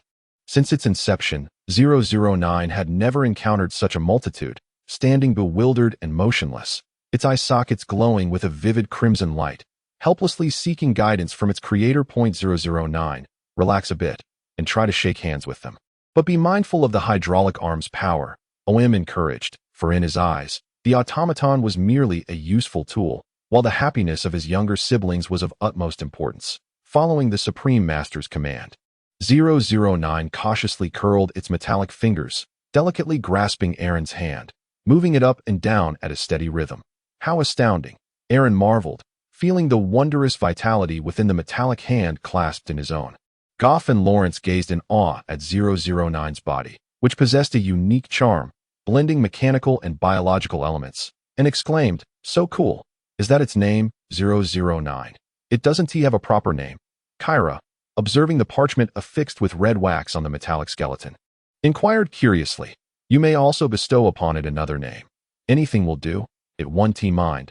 OM waved his hand nonchalantly. Names, when assigned to a tool, can evoke an inexplicable sentiment, making it difficult when the time comes to replace or discard it. Let us give it a name with a touch of biblical style. How about? Elena pondered for a moment. St. Gillis, Chapter 59. The dancer. Do you remember? 009. St. Gillis is your new name, OM said with a grin. Watching as Cosmos attempted to lift the automaton from behind. 009 gently extricated itself from Cosmos's embrace, kneeling on one knee before OM, bowing its metallic head, its jaw producing a clear, youthful voice. I shall not fail the name of St. Gillis. At that moment, a frost-laden feathered figure descended onto the windowsill, clutching a small note in its beak, tapping on the glass to urge its master to let it in. OM recognized it was Fiorina's reply and gestured for St. Gillis to rise as he approached the window to open it. The feathered creature eagerly squeezed through, delivering the note to OM before immediately fluttering into Germain's arms, chirping insistently for him to groom its wind-tousled feathers. Indeed, it was quite vain. On the note, Fiorina had written in her characteristic slanted script, Ah, at last, I've been waiting for you. Even you, with your extraordinary memory, can forget things. Could you assist me in feeding light? I shall retrieve my belongings from your place tomorrow morning. Merely gazing at this piece of paper, Om could vividly envision the face of Fiorina, adorned with a smirk, and he clicked his tongue in displeasure before releasing light from the shrine. The appearance of light elicited no astonishment, for the children had only just encountered a towering 3-meter metallic skeleton. What was a charming black cat in comparison? As soon as the black cat touched the ground, it surveyed the surroundings with its amber eyes, utilizing its feline instinct to ascertain the most esteemed presence in the room. It promptly leaped into Om's side, nestling against Marlenia's embrace, affectionately rubbing its cheek against her palm. Momentarily taken aback by the unexpected weight on her single leg, the naturally visually impaired Marlenia quickly recognized it as a kitten and began to scratch behind its ears. As it emitted a contented purr, a joyful smile graced Marlenia's pale face. The night gradually deepened. Omu assumed the parental role, diligently urging everyone to bed at the appointed hour. Sister Marika had procured 6 bunk beds, and the old, worn-out bed had been relocated to the nuns' quarters. Now, each individual in the orphanage possessed their own bed, complete with plush pillows and thick goose-down blankets, ensuring a warm and comfortable winter. Before bedtime, Omu measured Marlenia and Lonnie, sketching the designs for their prosthetics on parchment, which he entrusted to the 14 for immediate delivery to Hogwarts, instructing the automatons to commence fabrication without delay. As for Gamin, his situation was somewhat unique. Paralyzed from the waist down, Omu resolved to create a powered exoskeleton to replace his lower limbs, enabling him to stand, walk, and run like a normal person. Though Gamin never voiced it, the yearning for freedom in his gaze was undeniable. Whenever the children frolicked before him, he longed to run. His spirit craved to play and chase with his companions, rather than remain eternally confined to that wretched wheelchair. While since he desires to pursue others, perhaps this exoskeleton could be dubbed Hunter's Legs, a name more befitting Gamin's essence, rather than Hound's Stride. With these thoughts, Omu nestled into bed with little Brazier and succumbed to slumber. St. Gillis sat alone in the pitch-black church, perusing the Bible amidst the darkness. His eyes, ablaze with the fire of machine souls, allowed him to pierce through the shadows and read the yellowed pages effortlessly. After a considerable time, he closed the book and placed it meticulously upon the pulpit. Confusion, perplexity, and a hint of epiphany flickered in St. Gillis' eyes as he gazed upon the crucifix at the apex of the church. All emotions transformed into disdain. The ominous metallic skeleton gazed upward at the crucified Jesus Christ, as if a devil in hell were staring at paradise. There are deities in this world, but you are not one of them. With this thought, St. Gillis clasped his hands over his chest, intertwining his thumbs. He was mimicking the projection of his creator in the realm of souls, the golden two-headed eagle. 100 prayers, 1,000 hymns. A myriad of blessings, with all my strength, with all my heart, with every fiber of my being, and with my soul in earnest devotion, I vow to shepherd the myriad souls in the presence of the divine. In the solemnity of prayer, St. Giles' tongue radiated a holy golden light, enveloped by a skin entirely composed of spiritual energy, cloaking his metallic form that he had resolved to convey the supreme glory of the divine creator to the bewildered and ignorant populace. Although Fiorina mentioned mourning in her letter, by the time she truly stepped through the church's grand entrance, it was already noon of the following day. As she pushed the door open, a dazzling light enveloped her, prompting Fiorina to shield her face and crouch on the ground, exclaiming, "My 24K pure titanium alloy eyes. Good afternoon, Miss Fenray." A youthful voice approached from afar. "May I have a moment of your time? I wish to speak to you about our Father and Creator, the Divine." "Enough nonsense." 009. Omu pulled Fiorina up from the ground, gazing helplessly at this machine servant who had undergone a dramatic transformation overnight. "You should head to the kitchen and assist Aaron and Cosmos with the cooking. Merlin's corset. Is this handsome fellow really 009? Fiorina, recovering her composure, rubbed her eyes in disbelief. The St. Giles' tongue before her bore no trace of his former fearsome visage. He emanated holy radiance, his tall and athletic form clad in robes simulated from spiritual energy, similar to those of the portly Hufflepuff, his skin as fair and rosy as lamb's fat, his shoulder-length hair shimmering like gold, and his countenance strikingly beautiful, akin to an angel descended to earth. Upon hearing Fiorina's compliments, St. Giles' tongue offered her a gentle smile, saluted Omu with a hawk's greeting, and proceeded towards the kitchen. Fiorina poked Omu in the side and leaned in to inquire, "What on earth happened? You're not going to address the transformation of your machine servant. It claims to have found the meaning of existence after reading the Bible last night. As long as it can fulfill my tasks to perfection, I have no qualms about its appearance." Omu retrieved Fiorina's large suitcase from the altar and handed it to her. "Have you eaten? Would you like to stay for a meal before you leave?" "Sounds good. I'll drop my luggage in the car and inform the driver." Fiorina replied with a casual nod. Suddenly, the door swung open with force as a muscular man in a suit, wearing sunglasses and holding a loaded Remington, barged in, shouldering the door aside. "Miss, I heard you calling for me. Then why didn't I see you when I was screaming just now? You arrived just in time.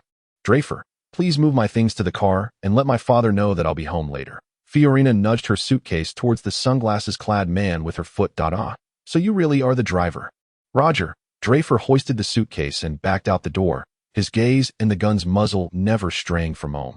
Fiorina pointed to her temple, feeling a bit embarrassed, and said to Omu, "The Delta Force just returned. My mind is a bit muddled. I'll self-punish with 3 drinks later." Lakad dashed out of the kitchen, exclaiming, "Boss Omu, this is terrible. There are suddenly so many burly figures in black outside. They keep peering into our windows with guns." Omu cast a sidelong glance at Fiorina, clearing her throat awkwardly. She replied, "Those are my bodyguards. Allow me a moment." She retrieved a walkie-talkie from her pocket, illuminated the indicator light, and stated, "I am safe here. All of you return to the vehicle." With the sound of polished shoes striking the ground, the encircling figures in black finally dispersed, much to the children's immense relief. Lakad promptly pulled out a small plastic sealed bag from his pocket. Extracting a purple candy, ready to indulge, he opened the bag. A peculiar aroma wafted into the air. Omu furrowed his brows and swiftly snatched the candy from Lakad's hand, taking a couple of sniffs. Instantly, a potent scent of a disorienting potion surged through his nostrils, infused with an excessive amount of the root juice of the aconitum plant. Known for its high addictive properties, this substance was a potion ingredient that could only be wielded by a certified potion master from the Ministry of Magic. Now, this wizarding world's poison had inexplicably found its way into his brother's hands, masquerading as a harmless candy. Clearly, a wizard sought to profit from muggles, not only peddling disorienting potions, but in an utterly despicable manner. Targeting children, beasts, pure beasts. Tell me, Lakad, where did you acquire this candy? Omu suppressed his rising fury, fixing a serious gaze upon his brother.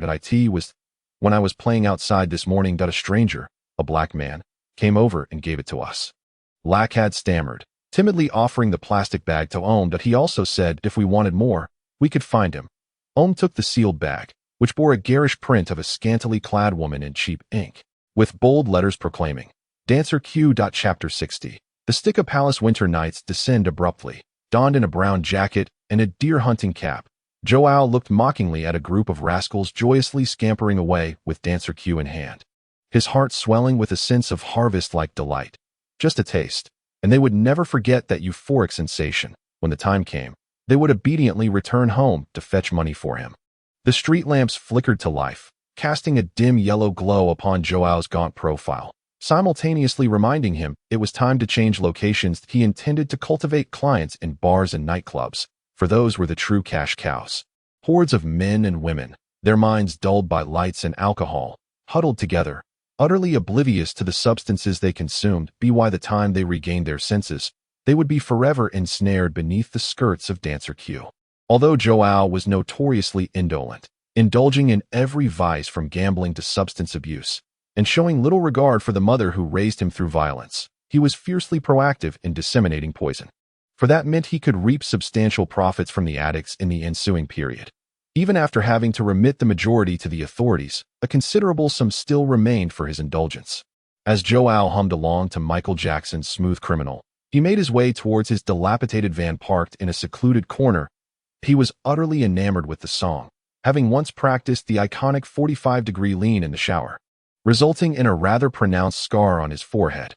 Even though he now donned a hat every time he stepped outside, it did little to diminish his passion for music. Upon opening the car door, Joao sang, "Annie, are you okay? So, Annie, are you okay?"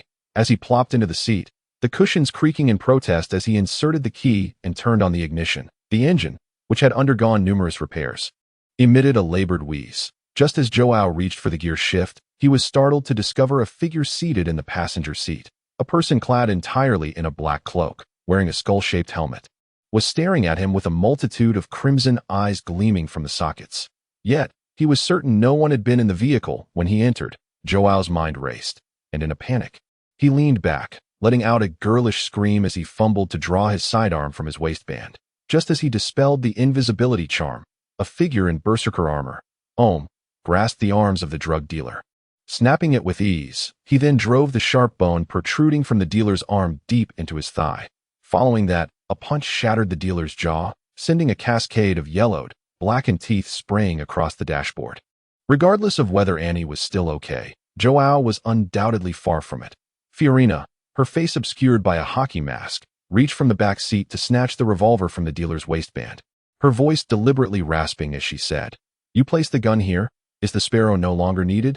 The two had shadowed the dealer all afternoon, retrieving every dispatched Q dancer, biding their time until dusk, awaiting the moment the dealer would shift locations, ready to ensnare him completely. Such scum that poisoned children should be eradicated from the world entirely. He had succumbed to unconsciousness, unable to hear a word spoken. Omu's voice resonated from behind the helmet, imbued with a metallic echo, yet he soon found himself wide awake again as he spoke. The iron claws of the berserker armor clutched the dealer's eyelids, brutally tearing away the fragile skin and stuffing it into his toothless mouth. The dealer convulsed like an electric fish, tears and blood mingling on his face, emitting a pitiful whimper through the ironclad obstruction. "We ask, you answer, understood?" Fiorina pressed the muzzle of her pink, fluffy rabbit gun against the dealer's unblinking eye, deliberately disengaging the safety in front of him. The dealer nodded repeatedly, signaling his willingness to cooperate. Alm gradually withdrew his fingers from the mouth of the beast, incinerating the saliva and blood on the surface of his gloves with the unyielding flames of his wandless magic. "Where did you acquire the merchandise?"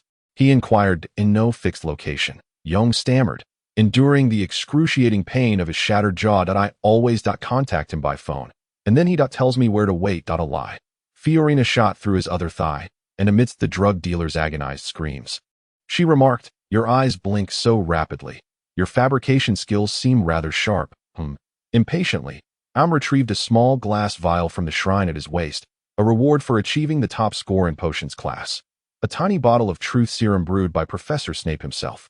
Initially reluctant to squander such precious liquid on the dregs of society, the dealer's deceit had drained his patience. Yet, as Alm brandished the vial, Young cried out in terror, I'll tell you. Sticka Palace. I acquired all my goods at Kingston's Sticka Palace." Observing the suddenly fluent drug dealer, along with his frantic demeanor, Alm furrowed his brow and forcibly administered 2 drops of the truth serum. The answer remained Sticka Palace. Alm exchanged a glance with Fiorina, nodding in silent agreement. The gray-furred creature swiftly dispatched the dealer with a shot to the head, then retrieved a walkie-talkie from his pocket to summon his bodyguards for cleanup. Meanwhile, Alm's brow remained slightly knitted. The dealer's reaction provided 2 crucial clues. One, he had likely encountered something akin to Alm's potion vial, suggesting he had either seen a potion-brewing wizard or witnessed others using a wizard's concoction. 2, he had witnessed someone suffer terribly from the effects of a potion, and thus his terror at the sight of Alm's vial was entirely justified. At least one wizard must be entrenched within this drug trafficking organization. But it mattered little. Anyone daring to peddle drugs in my territory, no matter if that wizard were the Minister of Magic, would meet their demise in London, Kingston, along the banks of the Thames. Amidst the desolate warehouses of the docks, a sprawling 2-story establishment flaunted its neon lights and search beams, resembling a troupe of scantily clad dancers emerging from a coal miners' gathering. This was the newly opened nightclub, Sticka Palace, alluring the restless souls of London's sleepless city like a siren. The grand entrance, styled after ancient Roman baths, hinted at the revelry within, as vehicles pulled up, delivering throngs eager for indulgence. The pulsating beats of the DJ reverberated through the surrounding warehouse glass, while men and women writhed and leaped in a smoke-filled dance floor frenzy. The haze served as the perfect veil, obscuring all but the occasional low growl and the tautly pointed toes. Every individual here laughed, wept, and raged, their emotions amplified to the extreme under the influence of substances, surrendering themselves to boundless ecstasy. As the midnight chime resonated through the air, the roar of a chainsaw echoed across the venue. Chapter 61. The killer wailed, "It seems we may have acted a tad hastily," Oem remarked, observing the throng of bodies jostling in the dance floor. Addressing Fiorella, "What did you say?" Fiorella, her senses overwhelmed by the deafening music, exclaimed, "I can't hear you." It was 11:45 at night, a time that for ordinary people signified the depths of night, yet for a nightclub, the revelry had only just begun. However, this Sticka Palace was anything but ordinary. While other clubs still warmed up, this place had already plunged into a euphoric frenzy. Enraptured souls, ensconced in the potent aroma of the unique herb, pressed against one another, lost in a fervent dance of ecstasy. It resembled a petri dish teeming with maggots. Thanks to Oem's adept use of the illusion spell, they boldly strode past the imposing security guards at the entrance. Yet, both were momentarily taken aback by the unashamed spectacle before them. their youthful hearts unsure of how to react. Nevertheless, Omu and Fiorella instinctively huddled together, retreating to a corner away from the crowd, disdainfully observing the evidently deranged individuals engaging in every conceivable coupling, plugs to sockets, sockets to sockets, plugs to plugs, and even a grand plug conga. Such a myriad of peculiarities and dazzling displays. Fortunately, the runes inscribed on their masks effectively shielded them from the addictive essence of the herb in the air. Otherwise, they too would surely have succumbed to the madness. Leaning closer to Fiorella, Omu shouted, "Shouldn't we have inquired who that wretched soul received their drugs from?" "What does it matter?" Fiorella retorted, drawing an MP5 from her puffy coat. Loading it with a decisive click. "Since we don't know who it is, let's eliminate everyone present. Are you aiming for a massacre?" Omu thundered, gripping Fiorella's ear with urgency, urging her to summon her bodyguards. "Look over there. What are they doing?" Fiorella shrieked, pointing towards the center of the venue. Omu lifted his gaze, only to behold a strikingly pale-skinned man adorned in an exquisite purple robe, gracefully stepping atop the shoulders and heads of the crowd. Making his way to the center of the dance floor, the man's beauty was almost otherworldly, so exquisite that it blurred the lines of gender. Even the frenzied crowd fell into a collective silence, each person gazing up in rapt fascination, reaching out in hopes of touching or kissing his alabaster toes. Amid the pulsating beats of the DJ's set, the beautiful man looked down upon them with indifference, as if surveying mere insects. Suddenly, he began to shed his purple robe, raising his arms high, revealing an oddly shaped, sharp dagger in hand, fully exposing his body to the gaze of the onlookers. "Good heavens! Does he have breasts?" Fiorella exclaimed, her incredulity directed at the man's chest, which bore an anomaly uncharacteristic of his apparent gender, her voice drowned by the cacophony of music. The strikingly handsome man, adorned with feminine features, suddenly plunged a sharp dagger into his chest, and blood gushed forth along the oddly shaped blade. Yet his visage remained devoid of expression, as if he felt no pain whatsoever. He merely gripped the hilt with both hands, carving 3 deep, bone-revealing digits into his own flesh. 666. In an instant, the man's exquisite countenance elongated, his pupils squashed and expanded into a rectangular shape, while 2 large, curved horns pierced through his skin. His legs sprouted thick brown fur, transforming into cloven hooves. From his back erupted a pair of wide, bat-like black wings. Beneath him, a serpentine creature, adorned with emerald scales, writhed sensuously, its tongue flickering in and out with vivid life. The moment his transformation was complete, the crowd descended into a frenzied ecstasy once more. This time, however, they danced around the man in a lascivious choreography that defied description, each beat of the music concealing profound and dark incantations. Under the influence of narcotics, the throng chanted in unison, involuntarily praying to an unknown entity, as pearlescent wisps of smoke billowed from their mouths and nostrils. These were the souls they willingly offered.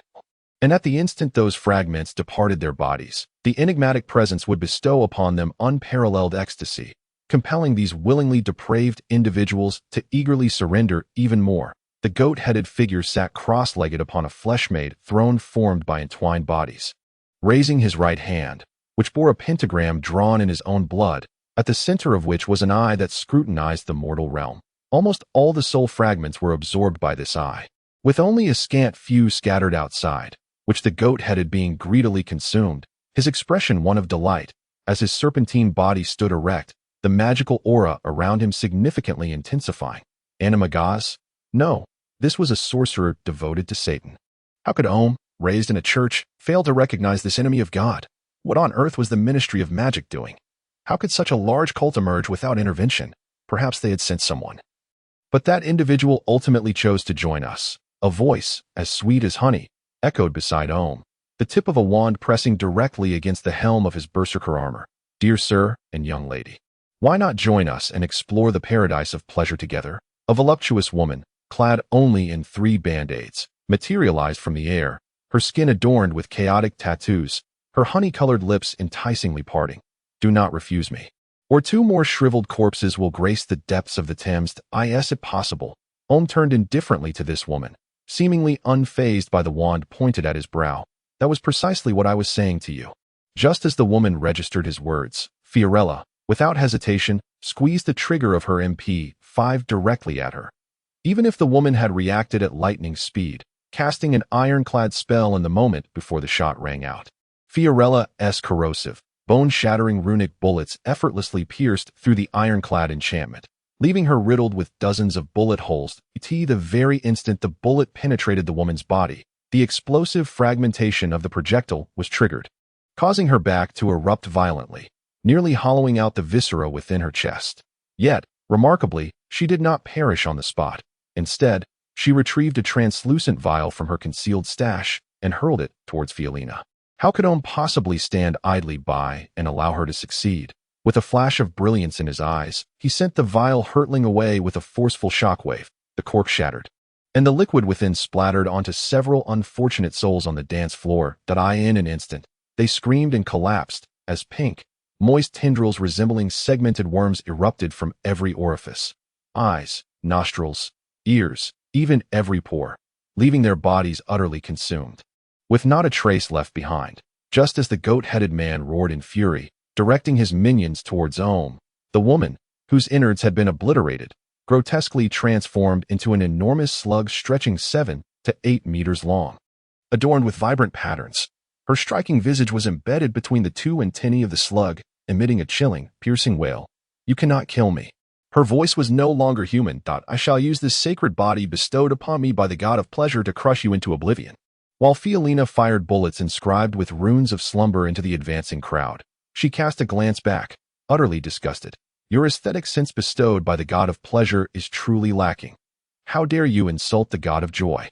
I shall torment you for 666 days, turning you into a sacrifice for the god of pleasure." "Enough!" Omu bellowed, his black robe billowing as torrents of psychic energy surged forth, rendering the disoriented masses unconscious. Collapsing to the ground, this god and that god. What utter foolishness! Even if the world must have a deity, the entire set of barbarian armor quivered with excitement under its master's formidable psychic energy, each segment glowing a fiery red. Omu reached into the shrine at his waist and drew forth a 1.5-meter-long single-handed great sword, its blade deep black and adorned with golden wing-like engravings. The edge was not a straight line but jagged like the teeth of a shark, roaring and whirring like a chainsaw propelled by engines and psychic energy. Chainsaw Sword Mk1. Killer Whale. The roaring blade was aimed directly at the colossal slug. The 10-eyed augury instrument coldly scrutinizing the vibrant woman's face, Omu loudly declared, "Then it shall be I who takes that role." Chapter 62. The machine's spirit delighted, arrogance. "You shall endure the eternal punishment of the god of pleasure." With a sharp shriek, the slug woman's slimy body suddenly bulged with hundreds of long, thick tentacles, each tip adorned with structures resembling lips, emitting a thick, phlegmy sound towards Omu. Avada Kedavra, the god of pleasure, as spoken by the woman, had evidently transformed her body and soul, and the lethal curse, which posed a tremendous burden to ordinary sorcerers, now poured forth from her tentacles like a torrential downpour, vowing to completely engulf Omu.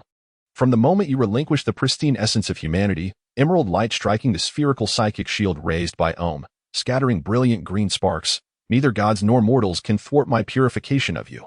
Bow down, heretic. With a thunderous crack of lightning, azure arcs shot forth from Omu's hand, the immense psychic energy causing the slug woman's corpulent, glistening form to writhe uncontrollably upon the floor, emitting the most repugnant squirming sounds. Just as Omu was poised to sever her head, the multitude of tentacles upon the slug woman suddenly coiled together into a long whip, its surface bristling with countless vicious fangs, aiming a vicious strike at Omu's head. The world is in torment, hearts weary and bodies fatigued. Kneel and worship my lord. Indulge in unbridled ecstasy. The augur within his helmet effortlessly tracked the incoming whip's trajectory and encased in obsidian armor.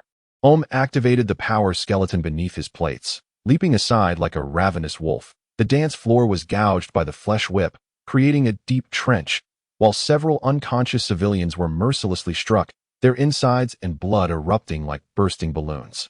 In the midst of her struggle with the goat man at the center of the dance floor, Fiorina suddenly felt a substantial, warm, and soft mass crash against her neck.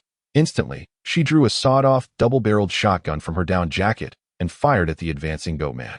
The explosive pellets erupting in a mist of blood from its chest, sending the creature tumbling into the bar. Seizing the moment, Fiorina tore the mass from her neck, a grotesquely blackened lung, corrupted from countless unconventional cigarettes. She discarded it carelessly, crushing it underfoot, and pulled a walkie-talkie from her pocket, bellowing, "Are you all deaf? Get in here and help me take these bastards down. As Omu listened to the clattering debris striking his armor, the augur locked onto the slug woman's grotesque visage. The psychic engine of his killer whale weapon roared with thunderous might that he charged forth like a heavy steam locomotive towards the aberrant entity. Hearken, the thunder is his stride. Behold, the dark clouds are his cloak. Feel, the lightning is the wind of his blade. Confronted by the oncoming juggernaut that was Omu, the slug woman screeched and lashed out with her whip. Attempting to sever him in two with a heavy stomp, Omu pivoted and struck upward with his sword, the chainsaw roaring, its voracious teeth greedily biting into the coagulated flesh. The resilient flesh whip was swiftly severed by the killer whale. Copious alien blood splattering upon the berserker's armor, eagerly licked and consumed by the searing plates. The machine's spirit rejoiced. Feeling the exultation of the berserker armor, Omu roared, bringing his sword down upon the slug woman's head. In that fleeting moment of life or death, the slug woman unleashed astounding potential, her upper body rising like a serpent, revealing her abdomen covered in lewd, fleshy tumors, narrowly evading Omu's strike. Simultaneously, a sharp bone spear shot forth from beneath her, aiming directly at Omu's face. This sudden assault caught Omu in the final thrust of his cleave, and even though the augur had detected the spear aimed at his head, his body could not defy inertia to evade. The slug-like woman wore a triumphant smirk, as if she had already envisioned the gruesome fate awaiting Omu, with a bone spear piercing through his skull. Even if you somehow evade it, I can instantly crash down upon you, turning you into a mere pulp. In this life-threatening moment, time seemed to slow. Omu calmly fixed his gaze upon the swiftly approaching bone spear, the tip of his chainsaw sword plunging into the floor without a moment's hesitation. He did not flinch. The woman's grin grew even more fervent, her excitement causing foul, acidic fluid to spew from her grotesque flesh. This man was doomed. Not even Jesus could save him, I assure you. But would Omu truly resign himself to such a fate? As the tip of the killer whale's sword struck the ground, the chain whirled violently, and the berserker armor's legs propelled him upwards with immense force. The weight of the armor, exceeding 150 kilograms, soared into the air, buoyed by the two forces. The bone spear futilely shot past Omu's feet as he executed a somersault in midair, the rapidly spinning blade slicing through the slug-like woman's skull, and then cleaving downward. The loyal chainsaw sword effortlessly bifurcated the aberration in two, as the heretical blood surged forth like a torrential flood. Omu could distinctly sense the joyous awakening and growth of the machine spirit within the berserker armor and the killer whale. Each plate of the armor suddenly cooled, returning to a profound, inky blackness, devoid of any lingering heat. However, in its wake, a blazing halo ignited atop Omu's helmet, imparting a touch of ineffable divinity to the menacing armor. Each serration of the killer whale erupted with arcs of electricity, incinerating the alien creature that still struggled to reassemble its severed body into pale ash upon the ground. Omu consoled the machine spirit and turned to observe the battlefield of Fiolina and the goat-headed man. Following his transformation, the goat-headed man had utterly lost his ability to cast spells, rendered mute, and his skin's defensive capacity was barely equivalent to that of heavy body armor. The ferocious firepower from the burly bodyguards summoned by Fiolina, their necks thicker than their heads, shattered his limbs, severed his serpent-like head, leaving him gasping for breath upon the ground. Upon seeing Omu approach, crowned with a halo, Fiolina could not help but chuckle. Are you truly intent on becoming a deity yourself? Quite well, when the time comes, we shall venture to the Vatican together and put an end to those priests who prefer to linger in the bodies of young boys more than demons. You shall be the new god, while I will merely play the role of a pope. I have no desire to be revered as an object of worship. Omu pointed his chainsaw sword at the goat-headed man, who was barely breathing. Why haven't you finished him off yet? Did you not provide me with a hammer? Fiolina extended her hand towards Omu. I haven't had the chance to use it yet. Now would be perfect for it to taste blood. What was it called again? Big Bido. It's large force field pummeler. Remember to at least recall its name. Complaining as he spoke, Omu withdrew a massive hammer from the shrine at his waist. Nearly as tall as Fiolina herself, one end featured a robust square head, while the other boasted a sharp, armor-piercing spike. The hammer's handle was wrapped in the hide of a griffin, and its striking surface was engraved with 29 sets of explosive runes. This was a weapon Omu had forged specifically for Fiolina, hoping she too could appreciate the beauty of cold weaponry. However, after it was forged, it had not yet been put to use before the Christmas holiday arrived. This is my hammer, and of course, I can call it whatever I desire. Even though Fiorina regularly trains, bearing the weight of the hammer upon her shoulder proved to be somewhat strenuous, causing her body to lean back slightly, nearly toppling over under the hammer's heft. Yet, with both hands gripping the handle, She forcefully pressed it downward, and the gleaming hammerhead whistled through the air, tracing a graceful arc simultaneously. 29 sets of thunderous explosions were activated, leading to an intimate encounter with the sheep-headed creature's skull. Boom. Chapter 63. Horror, come forth to cleanse the ground. At the very moment the hammer made contact with the sheep's brain, all 29 explosive sets were triggered. The sound resonating like thunder, the sheep-headed creature was instantly reduced to a mist of blood. As the powers of the runes intertwined and amplified one another, their residual force undiminished, creating a crater approximately 2 meters in diameter on the dance floor. The ground was marred with a spiderweb of cracks, and the entire Sticka palace trembled violently. Even the hammerhead, forged from 100% rubidium iron, developed fissures under the immense force, the intricately carved runes by Omu dimming momentarily, slowly recovering under the enhancement of the inner layer's restoration runes. This is truly exhilarating, Fiorina exclaimed excitedly. Now I understand why you are so fond of cold weaponry. Omu nodded in satisfaction, his face beneath the helmet adorned with a smile of mentorship, remarking, inflicting violence upon an opponent personally, feeling the tremor of their destruction resonate through your own hands, is surely far more gratifying than harvesting targets from a distance with firearms. Is it not? No. I still prefer the searing heat of the gun barrel and the fiery powder. Unleashing bullets is the ultimate thrill. Fiorina hoisted the hammer onto her shoulder, forming a 3 gesture with one hand, declaring, you rank only 3rd in my heart for excitement. And what occupies the 2nd place? Omu inquired curiously. For a fleeting moment, it seemed to Omu that Fiorina's cheeks flushed, but she quickly erupted in exasperated protest. Why should I tell you?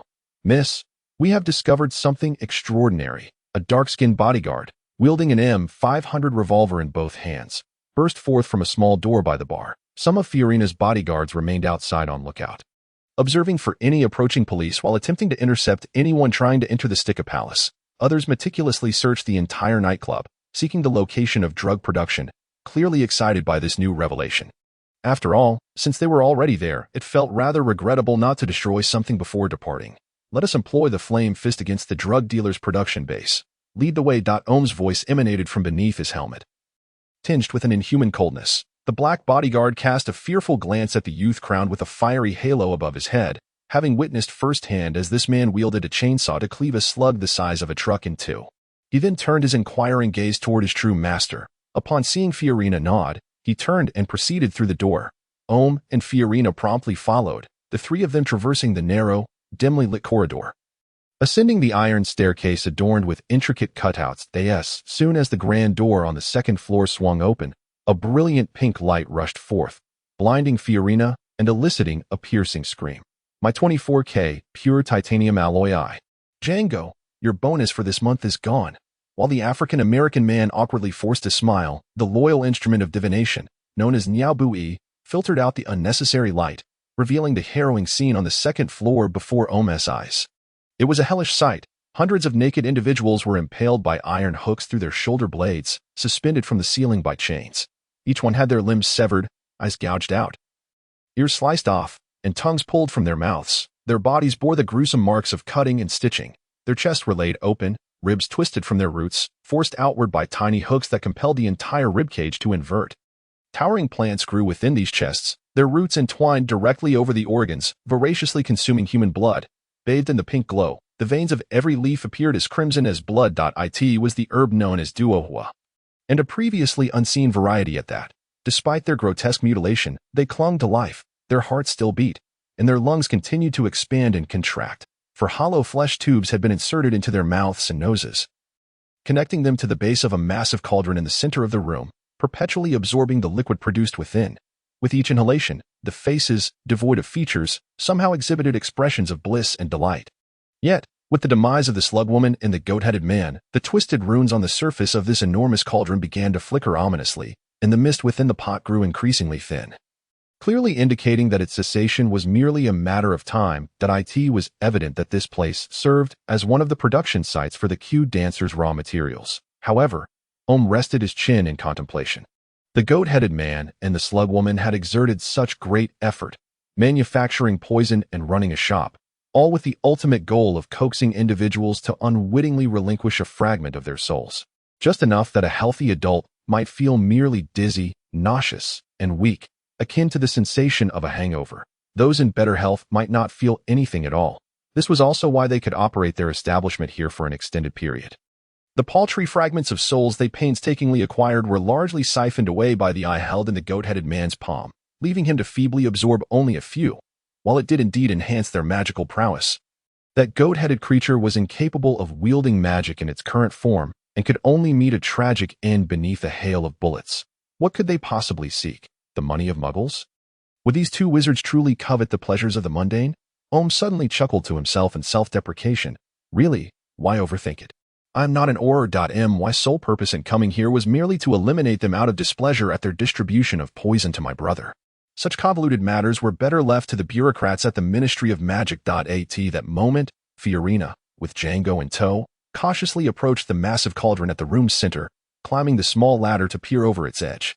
She yearned to discover what manner of substance could nurture such a multitude of flesh tubes, and just as her gaze pierced through the mist, she beheld a striking figure, long-limbed, elegantly poised, and an unforgettable embodiment of both femininity and masculinity. Only obscured by a veil of mist, the vision remained hazy and indistinct. A deep yearning to see clearly, to reach out and touch, to merge with him enveloped her. Just as Fiorina was about to recklessly lean in, Omu abruptly pulled her into his embrace, exclaiming in fury, "Have you lost your mind? How many times must I warn you not to touch things of unknown origin? Why do you persist in ignoring my counsel?" The gray-furred creature shuddered, suddenly recalling her earlier obsession, a wave of dread washing over her. Yet, undeterred by Omu's admonition, she retorted defiantly, "What does it matter? You are here watching over me, aren't you?" With a roar of indignation, Omu's fiery halo flared even more brightly as he seized Fiorina, pinning her beneath his arm. His iron-gloved hand delivered a sharp slap to the gray creature's rear. Ouch! Fiorina let out a blood-curdling scream, and as she clutched her backside, prepared to stand her ground, a series of explosive sounds erupted in the air. A group of cloaked wizards had arrived. They appeared in a flash, brandishing their wands and surveying the room, before pointing their wands menacingly at Omu and Fiorina. Instinctively, Omu shielded Fiorina behind him, and upon recognizing the Ministry of Magic insignia on the wizards' cloaks, he relaxed slightly, spreading his hands in a gesture of surrender while stating, "Ors, isn't it a bit late for a cleanup?" Chapter 64. A dispute unfolds. "Who are you?" A witch with constantly shifting hair color asked nervously, her voice raised. "What have you done to these people? Release the one behind you." The other Ors instinctively aimed their wands at Omu's forehead. It was no wonder. Anyone witnessing a figure clad in dark armor, wearing a skull helmet with glowing red eyes and a halo of flame above, amidst a dim room adorned with the remains of countless bodies, would likely assume him to be the perpetrator. Omu internally clicked his tongue, regretting that he hadn't departed immediately after their skirmish, now facing the risk of being apprehended. But wait, why should he fear these Ors? He was ridding the wizarding world of malevolent threats, having dispatched two unmistakably dark wizards. Surely, they ought to reward him. Suddenly, he recalled that the slug woman had been incinerated to ashes by the killer whale's lightning, and Fiorina had smashed the goat man into a cloud of blood. There were no witnesses to contradict him. However, there were still traces of battle downstairs, which should suffice to prove their innocence. Right. Just then, Fiorina shouted. Django, the black bodyguard, moved with lightning speed, almost too fast to see, throwing a flashbang directly between Omu and the Ors, all eyes fixated on the small device, tense with the fear that it might be a dark magical artifact. In the next moment, a blinding flash and a deafening noise engulfed the Ors. Every wizard found their vision momentarily obscured, accompanied by a powerful wave of dizziness. Yet, as seasoned Ors, they instinctively activated protective charms, fortifying themselves against the chaos. Seizing the opportunity, Fiorina executed a powerful slam, sending the floorboards crashing down beneath her and Omu. Accompanied by a thunderous collapse, the floor shattered, and in an instant, both plunged into the dance floor below. Omu, caught off guard, landed heavily on his feet, while Fiorina, agile as a cat, rolled gracefully to dissipate the impact. Swiftly stowing the hammer into the shrine at Omu's waist, grasping his hand, she urged him to flee, simultaneously signaling her bodyguards with haste. The muscular men, their chests nearly bursting from their suits, silently readied their weapons and sprinted upstairs. Determined to buy their employer precious time to escape, this was the essence of their duty. Bursting through the door, the driver, Drafer, had already ignited the engine of the sleek black Jaguar, its motor humming ominously. The rear door swung open, welcoming its princess. The two tumbled inside as Drafer pressed the accelerator to the floor. The Jaguar surged forth like a true panther. The the force of acceleration pinning Omu and Fiolina firmly against their seats. They exchanged a glance, instinctively turning to observe the diminishing silhouette of the Sticka Palace behind them. After a prolonged moment, reassured that no sorcerers were in pursuit, they simultaneously exhaled in relief. Fiolina removed her hockey mask, rubbing the imprints it left on her temples, and remarked, "They will likely have their memories erased, I suppose. I hope they remember to return to work tomorrow. By the way, why haven't you taken off your helmet? Isn't it's suffocating." The armor was designed without consideration for ease of donning or doffing during battle. All the fastenings were positioned behind me, out of reach, necessitating assistance from a servant for both putting it on and taking it off. As she spoke, Omu gently tapped the area beneath the occipital of his helmet with the fingertips of his iron gauntlet. With a crisp mechanical sound, the chin of the skull helmet fell away, revealing the lower half of Omu's face. However, the lower part of my helmet can be detached in this manner, making it quite convenient for eating and drinking. Even the groin guard can stop. There's no need to demonstrate that function, Fiolina interjected, raising her hand to interrupt Omu's intended display. With a click, Omu reattached the skull's chin, glancing at Fiolina, whose face bore signs of fatigue. "So, how about it? I brought you along for the brawl this time. Talk about camaraderie, right? And it was ultimately thanks to me that we managed to escape. Was my hammer swing remarkably dashing?" Fiolina rallied her spirits, proudly pointing her thumb at her nearly elevated nose. "I dare say Django's execution of the stun grenade was far more suave. Your hammer swinging resembled that of a New Guinea baboon." Omu showed no inclination to spare her feelings. "Tch, ungrateful wretch, utterly lacking in vision. Had I known, I would have left you behind and made my own escape," Fiolina retorted fiercely, stifling a long yawn, curling up like a cat in her seat. Her eyes half closed, she commanded, "Drafer, first take this scoundrel to his church, then return me home." "Yes, ma'am," Drafer replied with meticulous precision. Omu gazed at the girl on the verge of slumber, gently removing the black cloak draped over his fearsome berserker armor. After folding it, he tenderly covered her petite form and leaned down to whisper in her ear, "Please wash it and return it to me tomorrow." Fiorina let out a soft grunt from her nose, turning over and snuggling deeper into the cloak. By the time Omu returned to the Roddle Cathedral, it was already past 3 in the morning, a feat accomplished only due to Drafer's reckless driving, which had enabled Omu to traverse the distance from Kingston to the Wilkinson district in a mere 3 hours. Skillfully prying open the window, Omu slipped into the pitch-black hall of the cathedral, where St. Gillis had been waiting for quite some time, but he remained as handsome as ever, though the divine radiance that once emanated from him had faded, for Goff had remarked that he resembled a foolishly glowing humanoid light bulb. With an octagonal star-shaped screwdriver in hand, St. Gillis swiftly and quietly disassembled Omu's berserker armor, starting with the shoulder plates, followed by the chest piece, arm guards, leg armor, and finally the power frame that encased Omu like a metallic cage. He gathered the components within the altar, and with fervent reverence, he cautiously removed the helmet from Omu's head. The moment the helmet detached, the fiery ring upon it extinguished instantly, and the bird oracle dimmed. A sorrowful testament to the machine's spirit mourning its inability to continue safeguarding its supreme master's body. Omu gently traced the skull imprint on the helmet, using his soothing spiritual energy to calm the machine's spirit within before stowing the helmet away. He nodded at St. Gillis and made his way toward the room.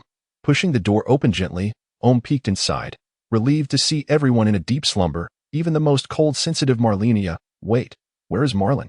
A chilling wooden cane suddenly pressed against Omu's cheek as Marlenia emerged from behind the door, her large, clouded eyes fixed intently on her brother. "Marlin," Omu stammered, raising his hands in a gesture of innocence. "You're still awake," Marlenia scoffed. "What? You can endure the night, yet I cannot." Chapter 65. Fiorina and Marlenia. Omu glanced at the peacefully sleeping children, grasping Marlenia's hand and pulling her outside the room. In a hushed tone, he urged, "Let us speak in the hall," without waking them. The two sat side by side on a bench, and Omu recounted in detail how he had discovered the poison in Lakhad's possession, as well as the events of the night that had delayed his return. When Marlenia learned that Omu had directly confronted a drug dealer, she bit down on his hand in anger, causing him to gasp in surprise. "Are you even aware of pain? I thought you were fearless," she exclaimed. "What? Just because you've learned a bit of magic, you think you're invincible? You talk about eradicating threats, yet you risk being eliminated yourself. Do you know how every night Mother prays for your safety and health? Do you truly think you are worthy of her prayers?" Marlenia's hands roamed over Omu's face and body, confirming that he had not lost any parts before she finally exhaled in relief. However, she quickly adopted a stern expression, crossing her arms and leaving him with a disgruntled farewell. That I am utterly exasperated. I shall never speak to you again. Frustrated, I tugged at my hair. Omu reached out to place a hand on Marlenia's shoulder, yearning to draw his sister back to face him. Yet, as soon as his hand made contact, Marlenia violently twisted away, rising with her cane, determined to leave. Without hesitation, Omu swept Marlenia up in his arms, enduring her futile punches and kicks until she finally softened, burying her face in his shoulder. Sobbing, he gently patted her slender back, saying, "In the past, I would have merely incapacitated the wretch who dared to supply my brother with drugs, indifferent to anything else, but now my abilities have grown significantly. I can not only protect my family but also help others steer clear of ruin. Thus, I have no reason not to act. What do you consider yourself to be, a narcotics officer, or perhaps a deity? Do you truly believe that by dismantling a single drug den, you will eradicate substance abuse from the world?" Marlenia clutched Omu's collar, her tear-filled, reddened eyes fixed intently on her brother. "If your strength only leads you into peril, I would rather you be an ordinary person." Omu fell silent. Indeed, what role had he assumed? The judge, the merciless punisher of the guilty, the watcher, the enforcer of moral conduct, or the protector, the sentinel of his domain? He recalled the revelrous, twisted throngs he had witnessed amidst the fog of the solitary herb in the Sticca Palace, each face awash with frenzied ecstasy. He thought of the Hogwarts students, squanderously indulging in time within the soft, bountiful castle, and of his family, who, despite meager meals and cramped sleeping conditions, always managed to wear joyful smiles at even the slightest improvement in their lives. It dawned on him that he had merely been lamenting the unfairness of the world. They were already so fortunate, yet they continued to ravage their bodies with substances for fleeting pleasure. They were already so blessed, yet squandered precious study time on wizard chess and gobs tones, while they toiled diligently. They still often faced hunger, disdain from society, and even derogatory remarks aimed at their very existence. This was unjust. Omu wiped away Marlenia's tears with his thumb, declaring, "I wish to create a transcendent realm where everyone is born into happiness. A sanctuary devoid of hunger, illness, and sorrow." Standing nearby, St. Gillis's eyes flickered with a newfound brightness of spirit, yet he remained silent, burying Omu's words deep within the engine of his being. "No." Marlenia shook her head in anguish. "I simply desire for you to remain by our side. Is it not the greatest happiness for our family to be together forever?" Seeing the distress etched on his sister's face, Omu felt an unprecedented turmoil within him. Should he disregard others and focus solely on maintaining a harmonious household, witnessing his siblings grow into adulthood and embark on their individual journeys? Was this not an unparalleled form of happiness? His lips trembled as he felt his heartbeat quicken, that he yearned to proclaim a resounding affirmation. Yet the mere contemplation of a world still rife with warfare, pestilence, and famine, where souls languished in ignorance, crying out in despair, rendered that succinct word utterly unutterable, especially this evening, as Omu bore witness to a grotesque cult ritual of soul sacrifice. Observing the contorted forms of two acolytes, he became acutely aware that humanity's essence was coveted by unfathomable, extraterrestrial malevolence. These entities sought to cultivate followers among the living, yearning to plunge the entire world into boundless chaos, using the wails and struggles of humanity as their earthly gospel. Even the Dark Lord Voldemort, who had instilled terror in the wizarding realm for decades, was ensnared by these malevolent beings. What hope did mere mortals possess? Could he stand idly by while humanity offered its very souls to these fiends, allowing the world to descend into eternal darkness? No, the souls of humankind must remain firmly in human hands. With thoughts racing, Omu leaned down to kiss away the tears from Marlenia's cheek, cradling her face in his hands. He earnestly declared, "I shall stand by you. I promise." Marlenia inhaled deeply, embracing Omu's neck, and whispered into his ear, "Omu, my brother, if you dare to speak another falsehood, that I shall show you the meaning of dread." With that, she kissed his earlobe, pushed him away, and with the aid of her cane, slowly retreated to her chamber. Omu watched her departing figure until the door closed, before turning his gaze to the crucifix statue.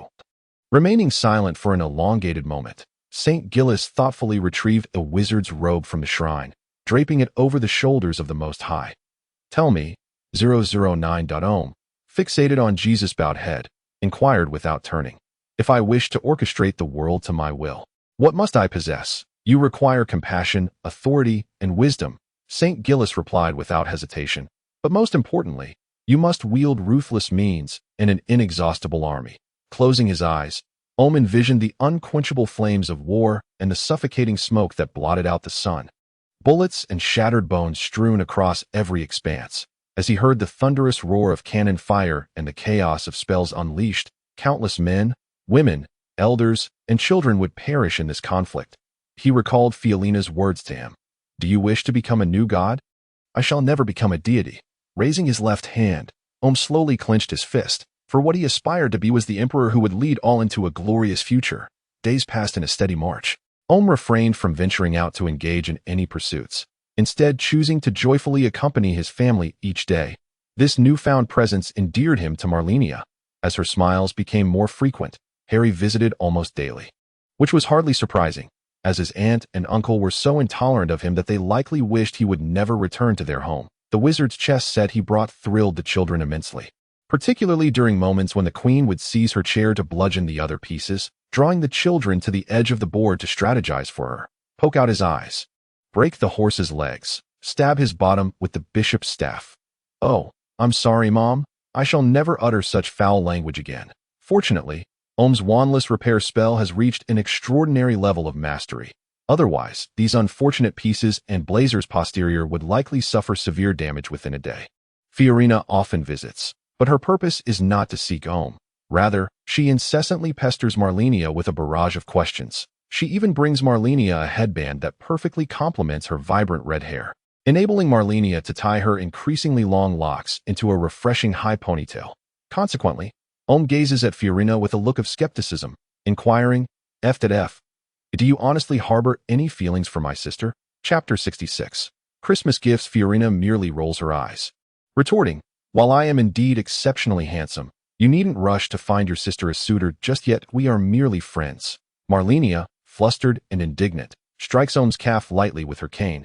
Friends, indeed, to Fiorina, Marlenia, despite her congenital visual impairment and physical limitations, does not wallow in self-pity. Instead, she courageously ventures out to work and contribute to the household, even taking on the responsibilities of the eldest sibling while Omu is at school, which she finds incredibly admirable.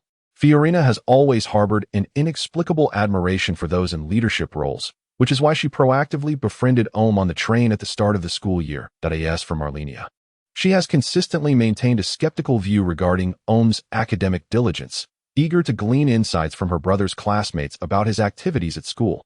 Although Harry is a close friend of Omu's, he is not in the same college, and they seldom spend time together outside of breaks. Fiorina, however, not only attends the same college as Omu, but is also nearly inseparable from him, making her the ideal conduit for understanding her brother better. Despite her incessant chatter about cold weapon brutes, know-it-alls, and various peculiar terms, she can indeed provide a vivid correspondence to Omu's own descriptions of campus life. The days passed, a week flew by, and Christmas Eve arrived. The Roddle church was minimally adorned, with merely a dozen candles lit on the pulpit, bestowing blessings upon all in attendance. Early on the 24th, Fiorina audaciously instructed her bodyguards to bring in a towering 12-meter spruce as a Christmas tree, only to awkwardly realize that such a colossal specimen seemed more suited for a shopping mall than this quaint Roddle church. If they wished to erect it within this modest space, one of either the tree's apex or the ceiling would have to meet an unfortunate demise. You often boast that your eyes function like rangefinders, easily discerning the distance of objects. Yet how could you commit such a blunder? Omu quipped, as he laid the spruce down in the open area outside the church, while his disgruntled killer whale toy whirled around, gnawing at the trunk with its serrated edge, sending wood shavings flying. It craved flesh and blood, yearning for the internal organs and fats to lubricate its gears. Finding this dry wood utterly unpalatable, Fiorina's cheeks flushed with embarrassment, and before she could utter a word, Aaron's burly carpenter mentor, the bearded and robust Benar Swoller, approached with a hearty laugh, exclaiming, "Omu, you little rascal, why does your chainsaw resemble a feeble man suffering from impotence, lacking vigor and drooping dispiritedly?" This old bachelor, who only exhibited a semblance of politeness in the presence of Sister Marika, had a notoriously unrestrained tongue, which undoubtedly explained why, nearing 50, he remained without a woman's affection. The killer whale could hardly tolerate this mockery. It roared in fury, the chain whirring violently, and within mere seconds, it cleaved through a log as thick as a man's waist with effortless ease. Benar, presuming it was a trick of Ohm's, mischievously remarked to Fiorina. Just look at him. Little lad cannot bear being belittled before a girl. Fiorina straightened up, triumphantly placing her hands on her hips, declaring, the chainsaw sword I designed far surpasses your favorite cold weapons. Doesn't it? Mr. Swoller, why don't you step inside and indulge in a few glasses of my mother's homemade eggnog to stifle that mouth of yours, which spews words akin to flatulence? Calming the agitated spirit of the killer whale, Ohm raised a middle finger and gestured towards the irreverent Benar, addressing Fiorina. Once my hurricane sword is reforged, you shall witness the true allure of cold weaponry. Just as St. Gillis brought in a fir tree, now significantly shorn, tucked under his arm, old Iggy and his father, Andre, arrived in a small pickup truck, laden with a cargo of Christmas tree decorations. Even from a distance, Ohm could hear Andre's booming voice. Ohm, you little rascal, come help unload. Such a familiar sound. During his brief stint at Iggy's hardware store, Ohm had often been summoned to work by that thunderous volume. Let the boy enjoy his rare holiday. The silver-haired old Iggy hollered at his father. With a clean-shaven face and wearing tiny round glasses perched on his nose, he towered over the tall Andre, but often stooped, embodying a slightly hunched demeanor. His daughter had recently wed and was off honeymooning abroad, so this Christmas, he had brought his father to Roddle Church to celebrate with the children. No sooner had Iggy's words left his mouth than Fiorina's bodyguards rushed forward, eagerly unloading boxes of decorations from the truck, rummaging through the contents, and nodding to Fiorina. Miss, everything is in order. Noticing the two elderly men staring at her in surprise, Fiorina wiped her face vigorously and waved at her somewhat dim-witted guards, who had suffered a moment of forgetfulness, saying, perhaps you should return to your festivities. Harry, who had been assisting Sister Marika, Marlenia, Elena, and Kalara in the kitchen with preparations for tonight's roasted turkey, found himself at a loose end after the three little girls criticized him for cutting the stuffing too large to fit into the bird. Upon spotting the fir tree that St. Gillis had placed in the hall, he eagerly volunteered to join Cosmos and the others in hanging decorations upon it. The luncheon was rather modest, as everyone gathered on the pews of the church, clutching traditional delicacies of the empire on which the sun never sets, battered fish accompanied by chips. Alm had initially been eager to attempt baking a fish pie. Yet he faced unanimous opposition from his younger siblings, with Lonnie being so frightened that she burst into tears. Alm, the creations you produce, Lawrence remarked, observing Alm's glum expression and choosing his words carefully, may not quite align with the culinary preferences of this era. Sister Marika had been concerned that Fiorina, clearly a child of privilege, would find it difficult to adapt to such rudimentary fare. But surprisingly, she relished the meal the most. My father usually forbids me from consuming fried foods, Fiorina stated, as she stuffed her mouth with chips, for he fears I might end up resembling my uncle. No wonder you always opt for fried and roasted foods at school. Alm realized with a start. Harry, who was never picky, employed the chips as players in a makeshift Quidditch match, explaining the rules to Yuno and Blaze, lamenting the absence of his Firebolt 2000, which would have allowed them to experience the thrill of flying on a broomstick. The afternoon passed swiftly.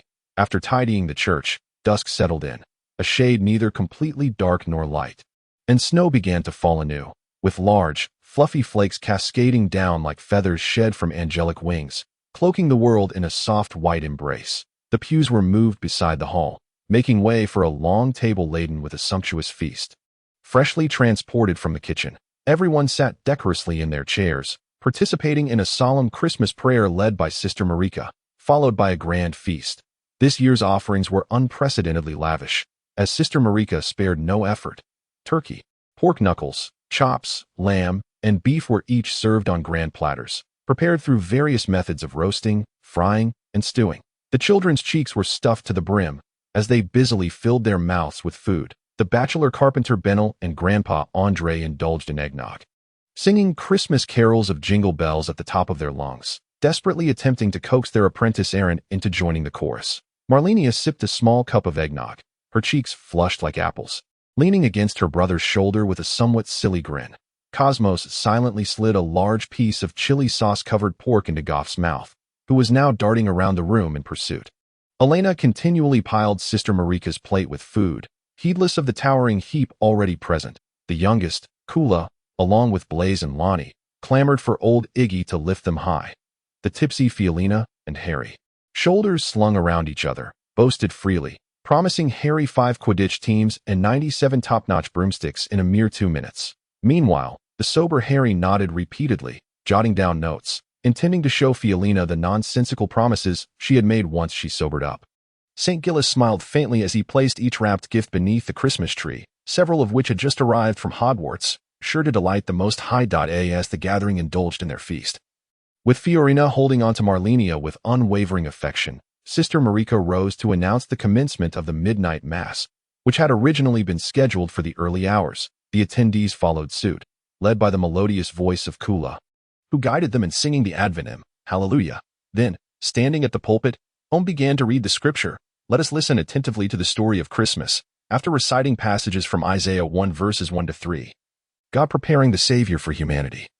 John 3 verses 16 to 17, God's love for us, and Luke 1 verses 28 to 33, the arrival of our Savior. Everyone engaged in a moment of silent prayer, Fiorina curiously observing the actions of those around her, before Sister Marika led the group in a prayer and blessing of the manger scripture. Finally, with a resounding amen, they began to sing Joy to the World, marking the conclusion of the midnight mass. Following this was the joyous time for gift unwrapping, with the magical stone that could turn stone to gold. Omu was no longer in want of money, allowing him to procure the finest gifts for his family. He gifted Sister Marika a silver crucifix rosary, each bead intricately engraved with runes of healing. Presented Aaron, who had long dreamed of becoming a pilot, with a splendid model airplane. Bestowed Cosmos a perfectly fitting pair of basketball shoes. Prepared a complete set of painting tools and pigments for the artistically inclined Elena. Handed Goff a low-poundage hunting bow accompanied by dozens of sponge-tipped arrows. Offered Yuno, who aspired to be a police officer, a book titled 100 Tips to Become a Good Cop. Procured for Lawrence a salve to remove burn scars from Diagon Alley, while also gifting Kula a harmonica that would automatically harmonize with her singing. Lackad unwrapped a rugby ball from his package, as Omu hoped he would become more active and cease his weight gain. And Blazer received a soccer ball, which he jubilantly screamed in delight, running around in sheer exuberance while holding it aloft. Omu personally unwrapped the parcels sent from the house elf left at Hogwarts for Marlenia, Gumin, and Lonnie, revealing brass prosthetics and a powered exoskeleton that gleamed under the light. Lonnie's prosthetic was secured to her with a belt, and upon sensing its owner, the internal mechanism responded immediately, allowing her to finally touch her own cheek, prompting her to leap with joy as she playfully ruffled Blazer's hair into disarray. The powered exoskeleton enveloped Gumin's lower body, and with a mere thought, his legs stood upright. The sensation of standing was nothing short of euphoric. Driven by his will, he unsteadily made his way to Omu, tears streaming down his face as he embraced his omnipotent elder brother. Marlenia, adjusting to her new reality, moved slowly, her brass prosthetic resembling a real foot complete with 5 toes, producing a clicking sound as it made contact with the ground. With vacant eyes, she scanned her surroundings in confusion, and Omu, sensing her search for him, quickly approached to support her, inquiring, "What is it? Is any joint not functioning smoothly?" Marlenia slowly shook her head, sorrowfully replying, "This is the finest gift I have ever received, yet the gift I prepared for you pales in comparison, not even a fraction of its worth. What nonsense are you speaking?" Omu gleefully snatched the cane from Marlenia's grasp and exclaimed, "Behold, a cane that my sister shall never again require. This is the most splendid gift I have ever received in my life." Chapter 67. A Christmas Eve fright. It was truly astonishing. Grandfather Andre, who once repaired boilers aboard the illustrious aircraft carrier, gazed in awe at the intricate prosthetics before him. One comprehended better than he the exceptional skill required to enable such artificial limbs to perform movements nearly indistinguishable from those of an ordinary person. The technology had indeed transcended the capabilities of this era. Omu, that little rascal, what has he been learning out there? Sister Marika was oblivious to these marvels, as she presently assisted Germaine in strolling about the hall. Her face radiating with joy. As long as the children thrived, her heart brimmed with happiness, the lingering effects of alcohol still evident. Fiorella eyed the rectangular package Omu had prepared for her with suspicion, inquiring, "You aren't planning to gift me a folding shotgun, are you? I already possess dozens of those." "Impossible. Just unwrap it and see for yourself," Omu replied, watching Marlenia clumsily practice her steps, a smile gracing his lips. This statement piqued Fiorella's curiosity further. Unable to contain herself, she tore into the wrapping with wild abandon. Upon revealing the contents, her face transformed in astonishment that it was a skeletal bird adorned with a diminutive human skull. Its emaciated frame revealed complex mechanical structures visible through its ribcage, while its original wings and tail feathers had been replaced with bat-like membranes, supported by slender metallic frameworks. As Fiorella touched it, a fiery crimson glow ignited within its eye sockets, and it stretched its neck to emit a hoarse call. With a flurry of wings, it ascended, circling the Christmas tree before performing a self-check. Then gracefully landing upon Fiorella's shoulder, nuzzling her hair with its bony head. A messenger that would never require feeding, cleaning, or rest. What do you think? Do you like it? Omu inquired, scratching the skeletal bird's metallic chin. In times of need, it can even sever a cow's leg bone with the push of a hydraulic lever. If I were to use it for delivering messages, it would surely frighten someone to death. Fiorella mused, her gaze fixed on the flickering essence of life within the bird's eye sockets. But I adore things that can terrify. Thank you, my dear. Oh, heavens, look over there, Harry exclaimed, his voice filled with excitement. Suspended beside him was the servo skull had gifted him, which autonomously retrieved the golden snitch. In his hands lay a dark silver cloak, flowing with the smoothness of liquid. This was sent to me by an anonymous individual. What could it be?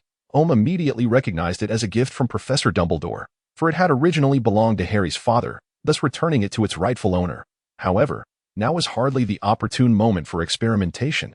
Casting a glance at Grandfather Andre, old Iggy, and Binnell, who were preoccupied with the skeletal bird, he advised Harry, "This is an invisibility cloak. Harry, perhaps you might consider trying it on later." Harry was engrossed in reading the slips of paper that tumbled out from a small package containing an invisibility cloak when he heard Ohm's words and, slightly dazed, looked up and said, "What? Oh, of course that as he spoke, he lowered his gaze, fixating intently on the elegantly penned note, pondering inwardly. Who could it be that urged me to make good use of it? Ohm began to unwrap his own gift, revealing that he, Fiorina, and Harry had all received sugar-free chocolates sent by Hermione. Alongside this, there was a vehemently worded letter addressed solely to Ohm, vehemently condemning him for having taken his coveted Jess crown. She also boasted that she had discovered methods in the library this week to alleviate the cognitive dissonance caused by the Jess crown, leaving only a severe neural pain to be addressed. A true learning enthusiast would not halt their progress merely due to a lack of auxiliary tools. Ohm, awestruck, displayed Hermione's letter to Fiorina and Harry. She was indeed a person who studied out of pure love for learning. From the modest package, Ohm unearthed a pair of vibrantly colored woolen socks gifted by Professor Dumbledore, their significance unknown, yet Ohm sincerely hoped that no one had worn them before. His younger siblings had crafted for him a coffee-colored turtleneck sweater, albeit with one sleeve longer than the other, and far too small for Ohm, who had grown taller. Nevertheless, he gratefully accepted it. Last, they had the energy to contemplate matters beyond mere sustenance. This was indeed a positive development. Harry's gift was the golden snitch he had caught during his first Quidditch match, an item of immense sentimental value that he unhesitatingly bestowed upon his friend. Once you become a Quidditch star, Ohm remarked playfully, pinching the golf ball-sized golden snitch between 3 fingers, I shall take it to the broom shop in Diagon Alley to auction it off. It must be worth quite a fortune. As Ohm had anticipated, Fiorina's gift for him was indeed a firearm. However, unlike conventional firearms, this handgun bore numerous holes, feeling surprisingly lightweight in his grip, likely weighing around 500 g. The bullets were distinct as well, not comprising the typical projectile and primer, but rather a single entity. Gyrojet, a rocket firearm developed by the American MBA company, utilized rocket-propelled bullets containing solid propellant, allowing the bullets to continuously accelerate even after firing. This was the inspiration behind my design for the explosive dart gun. Fiorina teased the skeletal bird, mischievously winking at Ohm, adding that the MBA had only produced 1,000 units, thus possessing a collectible value several stories high. Thank you, Ohm said, gingerly placing the solid fuel bullet back into the cushioned box. That I shall cherish it. Who said you should keep it? Fiorina shot him a playful glare with her striking olive-green eyes. I intended for you to use it to blast some imposing figures. In an atmosphere filled with joy and tranquility, the night gradually deepened, and the wind and snow intensified, the howling cold wind outside, laden with icy shards, battered against the windows, accentuating the warmth and comfort of the church's dry hall. The little ones, brimming with energy that quickly waned, soon began to yawn incessantly. This was the first time little Lonnie could cover her mouth with her hand while yawning one by one. They swayed drowsily. Sister Marika ushered the children to brush their teeth and wash their faces while she and old Iggy tidied up the table, Perhaps it was due to the abundant laughter shared that evening. Sister Marika's cheeks flushed, and her wrinkles smoothed out considerably, as if a trace of youthful vitality had returned to her prematurely aged body, causing old bachelor Bernard to stare in astonishment. Om furrowed his brow, taking the dirty plates from Sister Marika's hands, and discreetly pointed to his own eyes with his index and middle fingers behind his mother's back, then jabbed a finger at Bernard. That I'm watching you. Keep your eyes in check. This tidying up lasted nearly an hour. Om and Grandpa Andre moved the long table back to the kitchen, while Harry and Marlenia meticulously cleaned the plates, and the benches were returned to their original places through everyone's cooperation. Old Iggy retrieved 2 large, thick sleeping bags from the pickup truck, having anticipated that the night would either end in drunkenness or being snowbound in the church, though both scenarios had indeed come to pass. He had prepared nonetheless. He and his father, Andre, found a cozy spot by the fireplace to lie down, while Bernard lay pitifully on the bench, wrapped in a blanket. Fiorella and Marlenia slept together, and Harry was warmly invited by Aaron to join them in bed. Om gently nudged Blazer, who was still sucking his thumb in slumber, toward the bed, placed the shrine he wore at his waist on the bedside, and, reflecting on this fulfilling and joyful day, closed his eyes. It felt as though an eternity had passed, yet it was merely a fleeting moment when Om was jolted awake by the icy, hard hand resting on his shoulder. St. Gilius, with a grave expression. He addressed Om. Rats, they are everywhere. Chapter 68. The Rodent Frenzy. Rats, show me. Om's mind was filled with confusion as he quickly rolled out of bed, slipped on his shoes, donned a garment haphazardly, and grabbed the shrine from his bedside, following St. Gilius out of the room. The hall was shrouded in darkness, the embers in the fireplace casting a faint glow, while the increasingly sharp sounds of the wind outside mingled with Bernard's rhythmic snoring. Yet amidst the wind's howl, Om discerned an unusual noise obscured by the snowstorm. When Om was a child, he had once been awakened by the sound of mice gnawing at the foot of his bed. And now the commotion outside the church was a cacophony of thousands of gnawing and nibbling sounds intermingling. Furthermore, there was a faint, almost imperceptible echo of human screams carried by the wind and snow. It was as if one were enduring the tortures of 1,000 cuts, subjected to a slow and agonizing execution, experiencing the pain of being skinned alive. The chilling realization sent shivers down Om's spine, rendering him unable to fathom the extent of the chaos outside.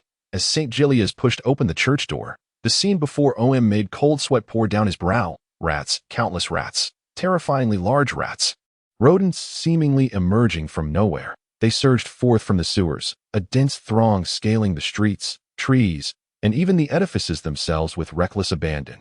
Each rodent was of monstrous proportions, with tails that nearly rivaled the length of an adult's arm. Their robust, ebony fur soaked in a mixture of filth and melted snow, eyes gleaming with a haunting, emerald hunger. Their formidable, sharp incisors effortlessly splintered the wooden doors of houses, while their powerful frames shattered windows. The mice invaded the buildings flanking the street through any available crevice, ravenously devouring everything within reach, be it food, timber, or even humans. They greedily consumed all that was chewable. Fortunately, the moment the rodents appeared, St. Gilius had conjured a hemispherical psychic shield, leaving these gluttonous beasts to futilely slide against the invisible barrier. This psychic shield enveloped the entire Rodel church. Otherwise, the ancient wooden doors and glass windows would have surely succumbed to the overwhelming tide of rodents. As for his family, at that moment, Om was unconcerned with the minor wizard restraint law. He swiftly drew his wand from his sleeve and directed it at St. Gilius's psychic shield, exclaiming, "Ultimate armored protection." This was a signature spell of Professor Frivol, and as his disciple, Om had naturally mastered it. This incantation could create a magical shield encompassing an extensive area, capable of withstanding a significant barrage of magical attacks. Even artillery fire could not breach it in one blow. Its drawback was that it could only remain fixed in one location, unlike typical iron-armored spells that followed the wizard's movements, and it demanded a tremendous amount of magical energy. Each increment of protective range consumed exponentially more power. However, Om often utilized it to train his psychic capacity, and with each depletion of his energy, he felt a slight increase in the psychic reserves available to him.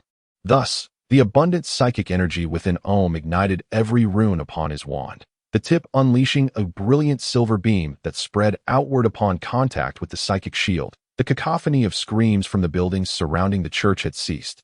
Yet the rodents continued to pour forth from the sewers, seemingly endless. Houses crumbled under the relentless gnawing of these colossal vermin.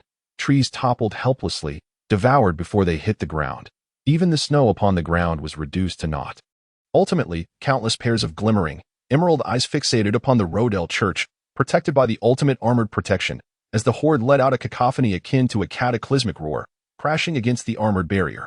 With a thunderous boom, the tide of rodents momentarily collapsed only to rise again. 009. Awaken everyone. Have Fiolina and Harry come to me. Omu sensed a violent tremor in the armored spell and stepped forward, thrusting his wand beyond the barrier, bellowing, "Fire God, clear the path." A fierce ring of flames erupted instantly, causing the rodent tide to disintegrate. Thousands of mice charred in the conflagration. Yet, this was merely a temporary reprieve.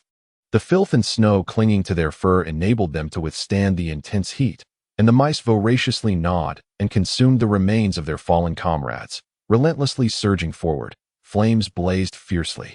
A pillar of fire erupted forth, heralding the arrival of Harry, closely followed by Fiorella. It was evident that they had been roused by the commotion of the rodent horde, hastily donning their garments to rush out and lend their assistance. Omu turned his gaze and beheld Sister Marika, clad in her nightgown, alongside the children standing at the church entrance, their faces etched with terror. Old Iji appeared pallid, while Bernard and Grandpa Andre rolled up their sleeves, ready to charge into the fray. "Return," Omu bellowed, simultaneously launching a shimmering blue explosive into the throng of mice, obliterating hundreds of them into fragments. "That we shall handle this. You must all retreat." Before Bernard and Grandpa Andre could utter a word, Omu gestured with a decisive push, an invisible yet potent force compelling them back into the hall. He unleashed another fire spell, scattering the amassed tide of rodents amidst their ear-piercing shrieks, and shouted towards St. Gillis. 009. Go inside and inspect the sewers of the church for any emerging rodents. Write 2 letters, one addressed to Professor Dumbledore and the other to the Ministry of Magic, requesting wizarding aid. St. Gillis swiftly bowed and dashed into the church. Fiorella, while brandishing her wand to unleash thunderous explosions upon the rodent swarm, shouted, "What on earth do these mice consume to grow so enormous?" Naturally, the gluttonous rodents thrived on rich sustenance. Harry transformed his fiery breath into a robust fire python, once more descending upon the sea of mice. Voraciously biting and rolling amidst them, he seized dozens of rodents in one go, flinging them into the air, allowing them to traverse through his flaming throat, turning them to cinders. The charred corpses of the mice, barely having time to emit the scent of burning flesh, were ravenously devoured by their starving kin. Even though Omu had annihilated thousands of rodents, the dark tide showed no signs of abating. Moreover, these cunning creatures maneuvered to the rear of the church, scratching and gnawing at the energy shield while surreptitiously burrowing underground, attempting to circumvent the insidious barrier to feast upon the delectable flesh within. Yet, how could Omu and St. Gillis allow such a breach of their defenses? As these loathsome-tailed beasts reached the depths of the energy shield, they despaired to discover that the delectable treasure was encased within a perfect sphere. This revelation only fueled their frenzy, prompting them to launch relentless assaults on the energy barrier, entwining themselves into a long whip-like formation, striking with ferocity from all directions, many rodents meeting their demise against the shield, yet undeterred. St. Gillis, lacking the robust energy of Omu, could only hastily pen letters within the church while extracting every ounce of power from the mechanized soul to sustain the barrier's existence at the very moment when the 14 and the skeletal bird took flight with the letters. The flickering flame of the mechanized soul in St. Gillis' eyes momentarily extinguished. The energy shield shattered instantly, leaving only Omu's ultimate iron armor spell steadfastly guarding the church. In that fleeting moment, he could feel his own energy being drawn upon in vast quantities by the iron spell, all to withstand the relentless assaults of the rodent tide. Even with energy as formidable as Omu's, he could barely endure for half an hour. The blizzard howled, and the long night stretched endlessly. The three found themselves isolated and helpless. When would the dawn arrive? Chapter 69. Follow my radiance and blade 009. Omu roared, unleashing a surge of terrifying claws that melted hundreds of giant rats into a gruesome broth. Fiorina pushed her magical energy to its limits, unleashing thunderous explosions and pulverizing destruction as if it were of no consequence. Yet not a single drop was splashed upon the towering tide of rodents that rose to the height of 2 stories. The fire python emitted a mournful cry as the rats, drenched in water and snow, recklessly lunged at it, despite Harry's temples bulging with exertion as he desperately channeled magic to sustain its flames. The fire python ultimately succumbed amidst countless green eyes, The rats gnawed and climbed upon the corpses of their kin, swiftly encircling the entire ironclad spell. An outsider gazing upon Rottle Cathedral. It would appear as an enormous, unyielding sphere of vermin. Even the mightiest tree could be toppled by a swarm of ants. And these colossal rats were far from mere insects, nor was Omu a tree. With every passing second, Omu's ironclad spell endured thousands of assaults. If he continued to hold his ground, he would inevitably be worn down and perish here. In a rapid succession of thoughts, Omu made his decision within mere fractions of a second. The rats could no longer besiege the shield. Everyone must be placed within the shrine, and one individual must lead the way in guerrilla warfare. That individual could only be myself, clad in the berserker armor and endowed with the most potent psychic energy. With a surge of spiritual energy, the shrine activated, and the berserker armor, wielding the chainsaw sword, emerged like a malevolent spirit freed from its chains, unleashing a terrifying roar towards the tide of rats. Its arms contorted as it strained to reach behind for the buckle, yearning to unite with the Supreme Lord, to soak every joint and rivet of its armor in the blood of its enemies. 009. Adorn me. Amidst the cacophony of gnawing and shrieks, Omu bellowed, his eyes radiating a cerulean brilliance. The robust lightning of psychic energy surged forth, instantly dissolving the rats clinging to the ironclad spell into a thick, foul broth, creating a fleeting vacuum amidst the encroaching tide. St. Gillis stumbled out from the cathedral, his eyes dimmed, the once luminous fire of his mechanical soul extinguished, and his exquisite visage marred by the disappointment of failing to fulfill the task of the god of all machines. His body, forged from mundane iron, had sustained near-fatal damage due to the overload of psychic energy. Yet, before this vessel was utterly destroyed, he could not afford to falter. The mechanical click resonated from his forearm as an octagonal screwdriver sprang forth. Steadily and swiftly, St. Gillis dismantled the berserker armor, lifting the sturdy, weighty ribs of the power framework to position it behind the Supreme Lord. Throwing the shrine to Harry, Omu stepped back into the power framework's foot cage. As the leg apparatus enveloped his legs through a series of intricate mechanical springs, he shouted to Harry, "Gather everyone from the cathedral. We must break through." After Omu's examination, he discovered that the air within the shrine was, in fact, circulating through some wondrous magic, perpetually maintaining a fresh and pleasant state. Not only can it house living beings, but it also prevents any metals placed within from undergoing oxidation. Nodding vigorously, Harry took off running. Fully aware that in such moments, being overly cautious would only squander precious time, he unleashed a barrage of 17 or 18 explosive curses in quick succession, panting heavily as Fiorella glanced back at Omu. Exchanging a silent but profound understanding, from the olive-green eyes of the typically boisterous young witch, Omu distinctly discerned a singular phrase, "survive." Pressing her lips together, Omu leaned back forcefully. The rib plates of his power armor snapping shut around his body like a triggered bear trap. Responding in harmony with his movements through the flow of runes, the skeletal arms, forged from a blend of vanadium titanium, rubidium iron, and mithril, enveloped Omu's limbs, securely locking them in place, as hydraulic rods and oil pumps facilitated the opening and closing of his arms for self-checking. Finally, two massive protective plates slid from his shoulders to the front. Interlocking with the rib plates, St. Gillis wielded his screwdriver with the swiftness of the wind, tightening every necessary connection, his eyes emitting crimson beams of psychic energy to weld them shut. Just as St. Gillis donned the armor plates onto Omu, Harry dashed out, the shrine in hand, whispering urgently in Omu's ear, "Everyone is inside. To ensure their entry, I had no choice but to use the sleeping spell. You have done exceptionally well, Harry.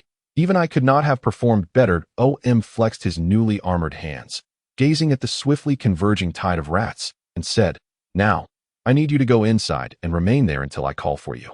Harry, filled with frustration, shouted in exasperation. Under normal circumstances, he would never abandon his friends to save himself. Yet he recognized that this was not the time for petulance, that he loathed his own weakness, lamenting that he always depended on Omu to navigate through perilous situations. The last time Voldemort resurrected at Hogwarts had been like this, and now this inexplicable wave of rodents was no different. Did he not have even a shred of growth? With these thoughts lingering, Harry cast a deep, resolute glance at Omu and dutifully stepped into the shrine. The final piece of berserker armor was affixed, the shrine hanging from the bronze chain at his waist, with only the skull helmet being clutched under Omu's arm. He observed the little witch still bombarding the tide of rats with reckless abandon, grabbing the killer whale and pressing it firmly onto her shoulder. Take a breather, F.F. Leave the rest to me. Fiorella, gazing into OM's dark eyes, breathed heavily and patted the radiating chest plate with vigor, exclaiming, I like a manly guy like you.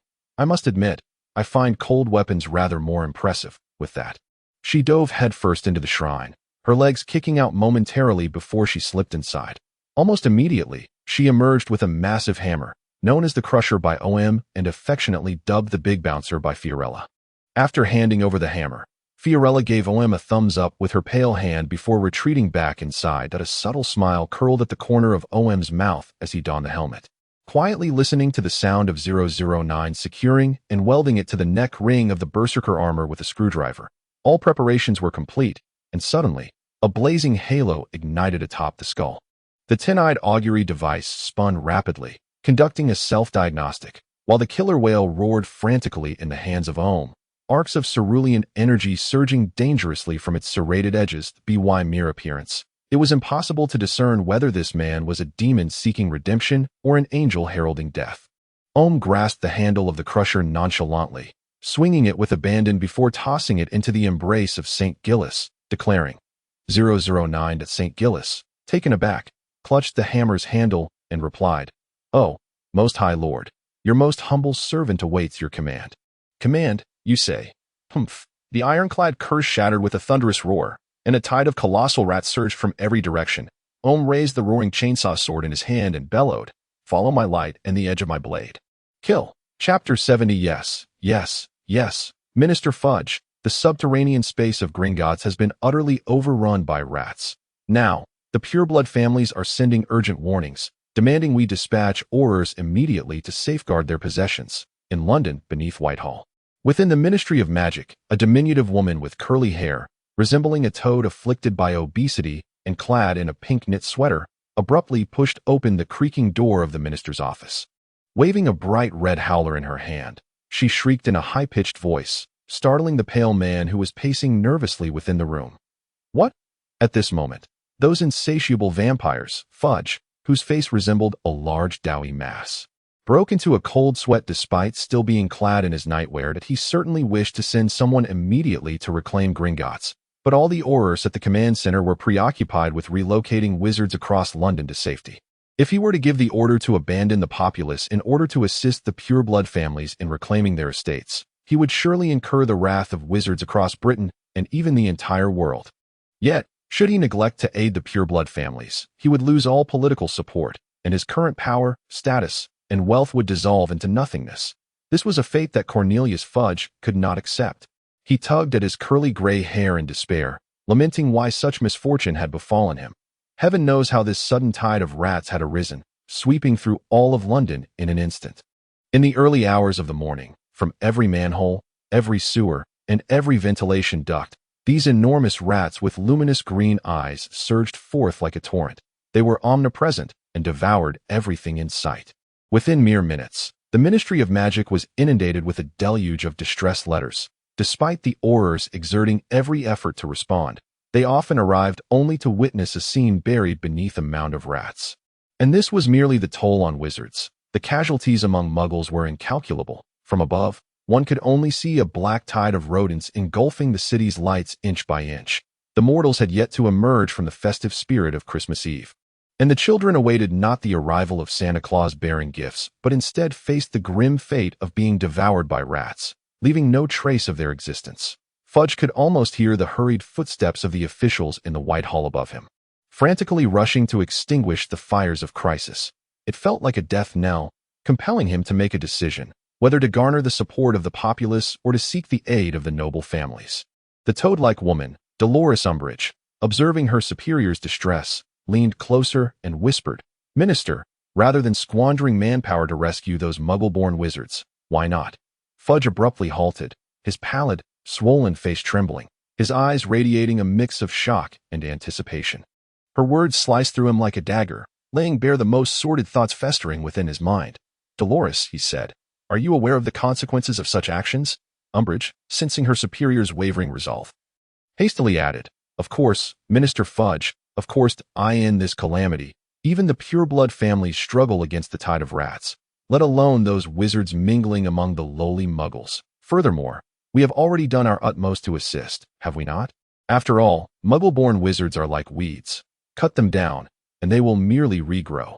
Yet, the support of pureblood families is irreplaceable. Fudge bit his lip, his hands tightly intertwined, his pupils quivering with tumult. After a moment, he turned to the enchanted window, which revealed a clear night sky adorned with a sparse scattering of stars. That we have done our utmost, have we not? He murmured. Indeed, Minister Fudge, Umbridge acknowledged, bowing to his back. We have done our utmost.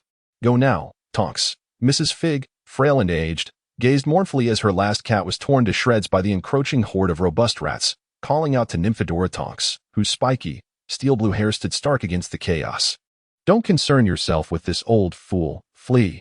Impossible. Tonks, with her heart-shaped face, swung her wand with fervor, conjuring an invisible barrier that resisted the oncoming tide of rodents. But obstacles lay thick. I shall attempt the disapparition once more. We can escape together. She fervently recited the 3 Ds essential for disapparition in her mind: destination, determination, deliberation, while gripping Mrs. Fig's shoulder and spinning in place, just as her magic carved a narrow passage through the air.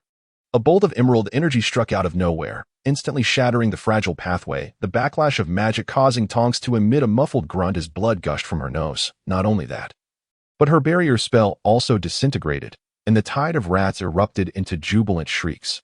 Lunging towards the 2. Tonks, forsaking the blood on her face, summoned her strength to cast a shield charm, enveloping herself and Mrs. Fig in an invisible barrier, her voice filled with defiance and fury as she cried out, Why? Why has disapparition failed?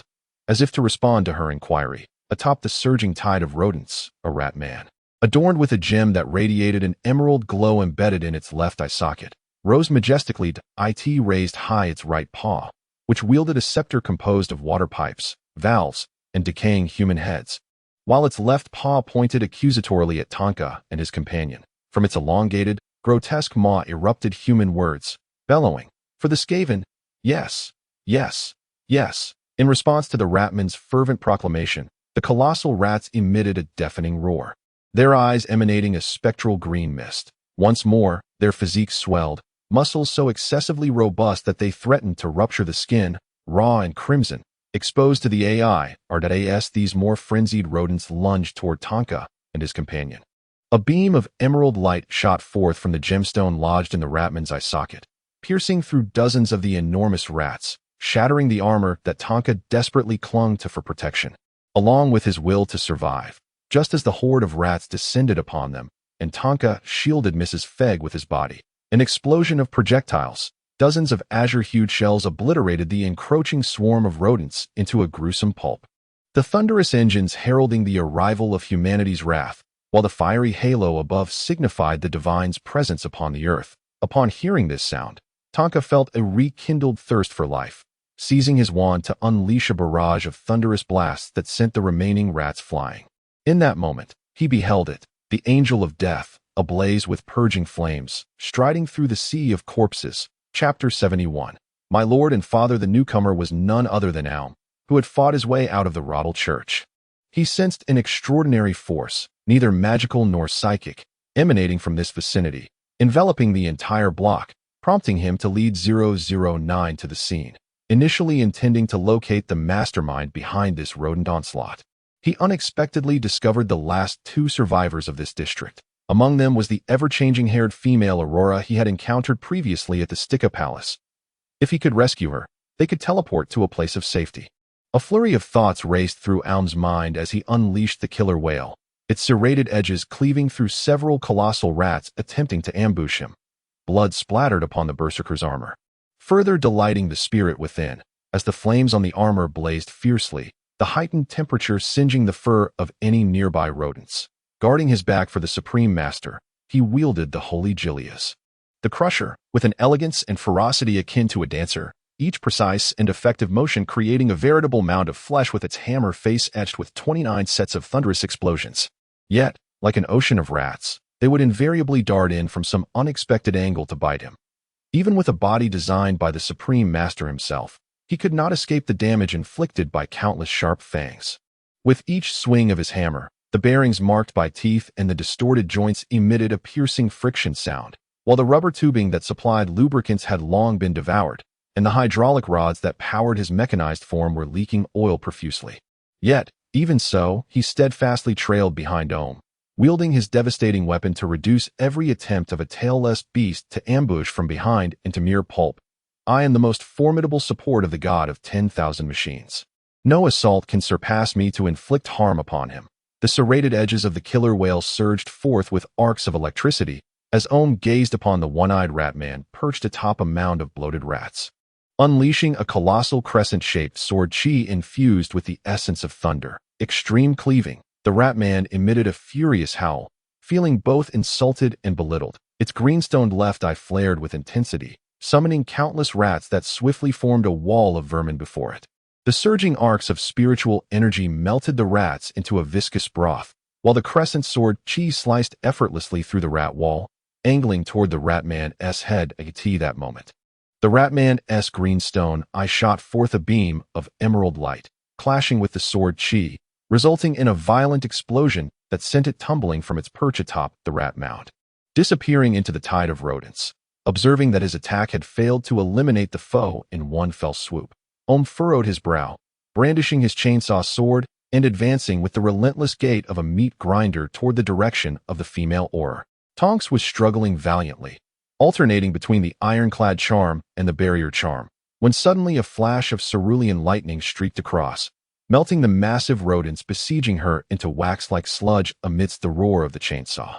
A mysterious figure clad in black skeletal armor stood resolutely before her, wielding a sword.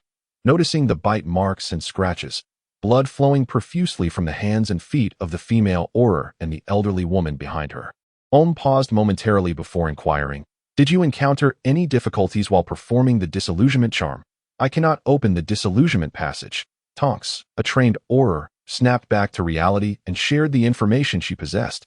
"Each time I attempt to initiate the disillusionment, a beam of emerald energy shatters the passage, precisely matching the hue of that Ratman's eyes." Upon hearing this, Omu's brows knitted tightly. Simultaneously, he planted a foot firmly on the ground, casting a transmutation spell that caused dozens of earth spikes to erupt in a fan-shaped area before him. Impaling the oncoming wave of rodents midair, St. Gillis followed up with a mighty blow, pulverizing both the earth spikes and the rats into a fine mist. It seemed the air was saturated with a power that was neither magic nor spiritual energy, but rather the ability wielded by those rats capable of standing upright. A spatial blockade. Indeed, they had effectively grasped the wizard's most formidable escape skill. Contemplating this, Omu, grasping the killer whale, continued to sever the bodies of every tailless beast daring to approach him without respite. Addressing Tonks, "Can you still fight? Let us break through together." "I can still fight, but Mrs. Fig." Tonks obliterated several rats into a chaotic mash, casting a hopeful glance at the armored figure. This man should possess the means for both of them to escape. Shuntihi, with a slight click of his tongue, Omu found himself reluctant to assist the elderly lady across the street, a good deed he would normally be inclined to perform. At this moment, he was disinclined to let her become a hindrance to his actions. However, in order to prevent the only wizard present who could utilize the art of teleportation from foolishly remaining here to provide sustenance to the rodents, he first unleashed a barrage of explosive projectiles to clear the area of the oversized vermin. He then turned to his mechanical servant, whose strength had significantly waned after numerous damages, and commanded, 009. Carry Mrs. Fige and ensure her safety. He had no desire to place someone bitten by a rat into the sanctuary, alongside his kin. What if the wounds harbored a contagion carried by the rodents? Feeling a surge of purpose bestowed by the Supreme Lord, the soul fire within St. Gillis' eyes blazed brightly. Elated, he hoisted Mrs. Fige onto his back, exclaiming, "Your will is the direction of my advance." Omu remained silent, silently expanding his psychic awareness to its utmost limits, attempting to discern the presence of the ratmen concealed within the swarming rodents. Yet, his efforts were in vain. Neither his psychic perception nor the wildly fluctuating divination instruments could isolate a particular rat amid the overwhelming tide. The multitude of life signatures and the strange energy in the air severely disrupted Omu's sensory capabilities, compelling him to press his lips tightly together and resort to the most rudimentary and brute approach: to kill. He sought not to eradicate every rat, but merely to breach the enigmatic energy's perimeter, thus enabling a direct teleportation. Determined, Omu forged ahead, using the wailing killer and the lightning claws to carve a path through the chaos. St. Gillis provided cover from behind, his increasingly battered form wielding the great hammer to scatter any rats that dared to obstruct their advance. Tanguis was shielded between the two, tirelessly clearing the encroaching tide of rodents from both flanks. Beneath the pitch-black sky devoid of moonlight, human dwellings and creations crumbled under the savage onslaught of beasts, their proud civilization proving utterly incapable of surviving even a second against the claws of the wild. Amidst this primordial wasteland, three figures pressed forward, driven by their love for family, friends, and their master, striding through the stench of fresh blood and the countless ravenous eyes of beasts, as if nothing could thwart their relentless march. Until, Chapter 72, My Savior shall arrive. Mechanical soul, please accept my offering, swallow this light, and then spew forth death. St. Gillis prayed fervently, as the soul of the crusher roared in fury, the runes upon its hammer face shattering and reforming in an unending cycle. Obliterating the foes of the Supreme Lord time and again. Mrs. Fege, slumped upon his back, could no longer feel her legs. Despite St. Gillis' utmost efforts to protect the elderly lady, the omnipresent rats had completely shredded her lower legs, leaving two gaping wounds that gushed blood incessantly. The old woman's complexion turned pale as she succumbed to faintness from the significant blood loss, even as Tanguis continually cast healing spells upon her. The sharp, unyielding teeth of the rodents merely tore her wounds open anew. This was nothing short of torture. As Mrs. Feger's wound was once more gnawed open, the elderly woman jolted back to consciousness from her faint, crying out to Donks, "Let me die! Donks, let me go find my cat." However, Arabella. Donks gazed sorrowfully at Mrs. Feger, her brows furrowing low. She truly did not wish for this long-standing member of the Phoenix Society to perish here. Do not lose hope. St. Gillis hoisted Mrs. Feger up, simultaneously delivering a crushing blow that splattered a mass of flesh and blood. The God of all machines shall surely grant us redemption and salvation. In that very instant, a remarkably robust rat man, standing on its hind legs and towering at nearly 5 feet, burst forth from the shadows, brandishing a sharpened steel rod, aiming to impale St. Gillis, the very being that had slain countless of its kin. And the person upon his back? Omu turned his head slightly, aware that he could easily obliterate the Ratman's upper body with an explosive blast, yet he chose to ignore it, instead preparing to reclaim the crusher. That was a weapon forged for Fiorella. It could not be allowed to fall into the hands of Artb. By the time Donks noticed the burly Ratman, it was already too late. Even as she desperately redirected her wand and shouted Mrs. Feger's name, she could not prevent the Ratman from delivering that fatal thrust. Mrs. Feger seemed to sense something, as she lay upon St. Gillis' unyielding back. A smile of relief graced her lips. "Kick, Schwer, Mr. Paw. Mau Mau. I have come to find you." Clang, sparks flew. St. Gillis abruptly twisted his body, the sharp steel rod piercing through his metallic chest, causing countless gears and bearings to seize instantly. The piston that symbolized his heart shattered in that momentous strike. Nevertheless, St. Gillis did not falter. He raised the crusher high, and as he swung the mighty hammer towards the Ratman's head, the fire of the machine's spirit blazed fiercely in his eyes. Roaring like a lion, "Our Savior shall come." The Ratman emitted a deafening screech, yanking out the steel spear and recklessly thrusting it towards St. Gillis' jaw. The colossal hammer obliterated the Ratman's skull, its two glimmering green eyes bursting forth, and with the activation of the thunderous explosion runes, its entire body disintegrated into countless chunks of flesh. Yet, its upward thrust successfully pierced through St. Gillis' skull, crafted from ordinary metal, causing the fire of the machine's spirit to dim to its lowest ebb, and he collapsed weakly to his knees, extending a hand toward Omu's retreating figure. 2. The Most High Lord, the surrounding horde of rats, witnessing the breach in the trio's ironclad defense, surged towards St. Gillis, devouring Arabella Feger in an instant. "Arabella? No!" Donks cried out in anguish, frantically unleashing spells at the swarm of rats surrounding her. Omu's eyes blazed with cerulean light, and powerful psychic energy erupted from him, melting the rat horde within a 10-meter radius into a foul-smelling slurry of charred flesh. After securing a brief respite for himself, he immediately turned to face 009, who was kneeling on the ground, its head pierced by rebar, reaching out to wrest the colossal hammer, the crusher, from its grasp. However, just as he extended his hand, St. Gillis suddenly grasped Ohm's hand tightly. His eyes ablaze with a spirit that flickered like a dying ember, and he struggled to articulate. I have always believed my Savior would come. And indeed, he is my father.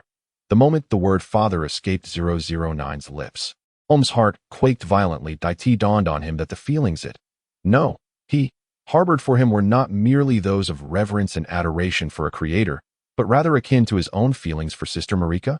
He had never regarded himself as a mere tool, yet he dutifully undertook the tasks expected of one without a hint of complaint, from the moment he was bestowed a name, whether he was 009 or St. Gillis.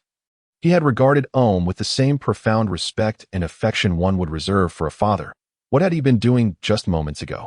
He had witnessed his own son perish in a struggle against an alien foe.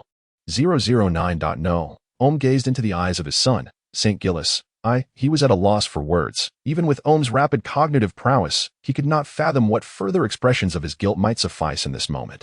Upon hearing his father's call, St. Gillis's face, formed of simulated spiritual energy, blossomed into a pure smile. The fervent flame of his spirit surged, igniting himself, as molten iron cascaded from his eyes. He proclaimed, I willingly forge my body into my father's wings to soar the heavens, simply because I will not dishonor the name of St. Gillis. The searing yet gentle molten iron coursed up the arms of the berserker armor, transforming from mere iron into a wondrous, blood-red metal under the ardent spirit fire of St. Gillis, intricately etching beautiful, sacred patterns upon the dark plates of the berserker armor, as if St. Gillis had infused his very blood into its depths. Ohm felt it. Even through the heavy armor, the unparalleled warmth of St. Gillis's blood radiated into him, directly affecting his being.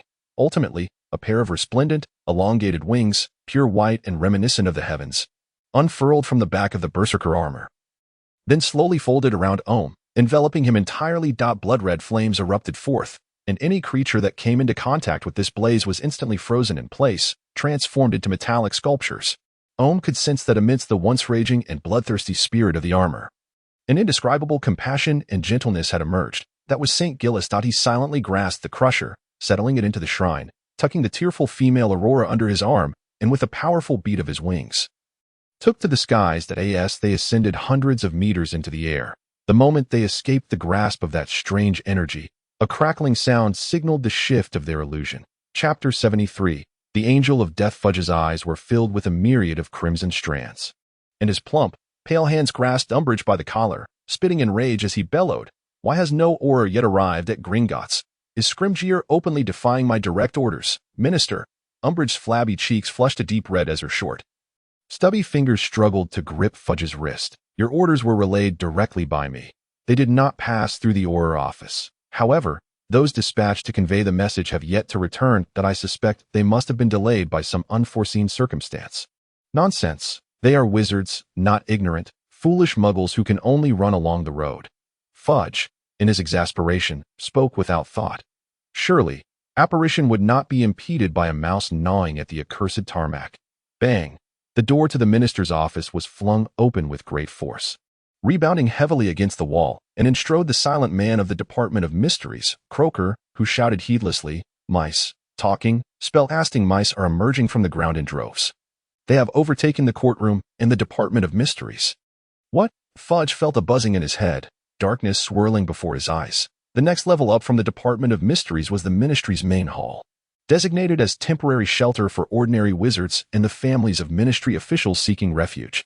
If anything were to happen to those individuals, not only could countless wizards perish at the hands of these mice, but the very seat beneath him would surely be relinquished to another.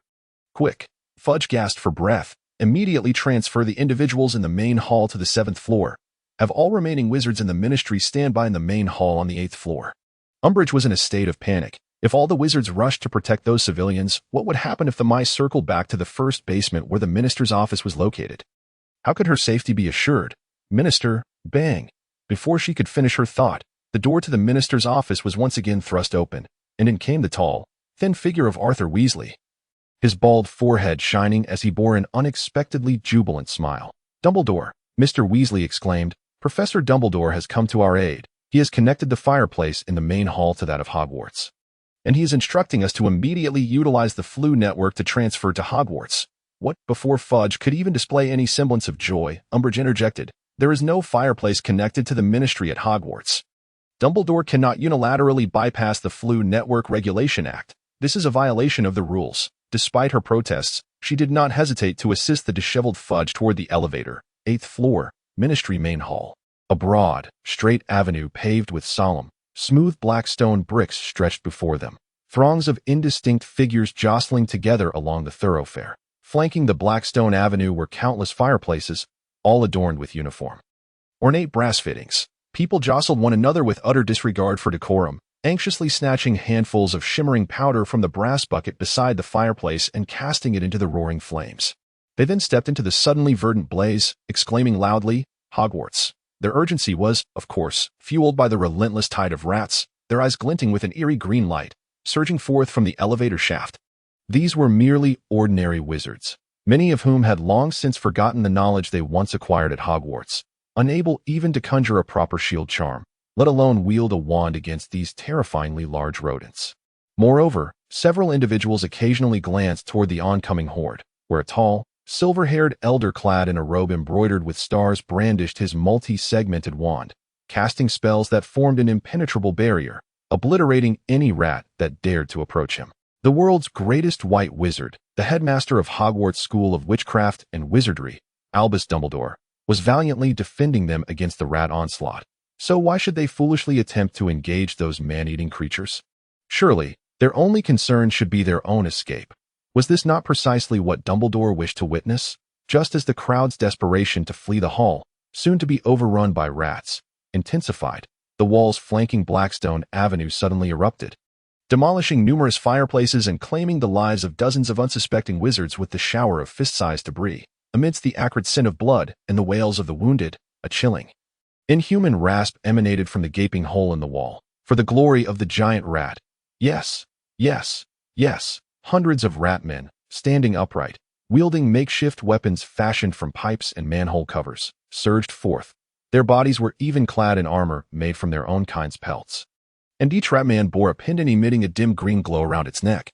They brandished their crudely crafted arms and leapt into the throng of robed wizards and nightgowns alike.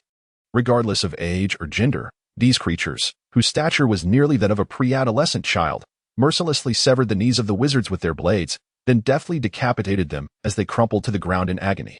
These hundreds of ram men wreaked havoc, causing scores of wand-wielding wizards to flee in a panic, clutching their heads in despair.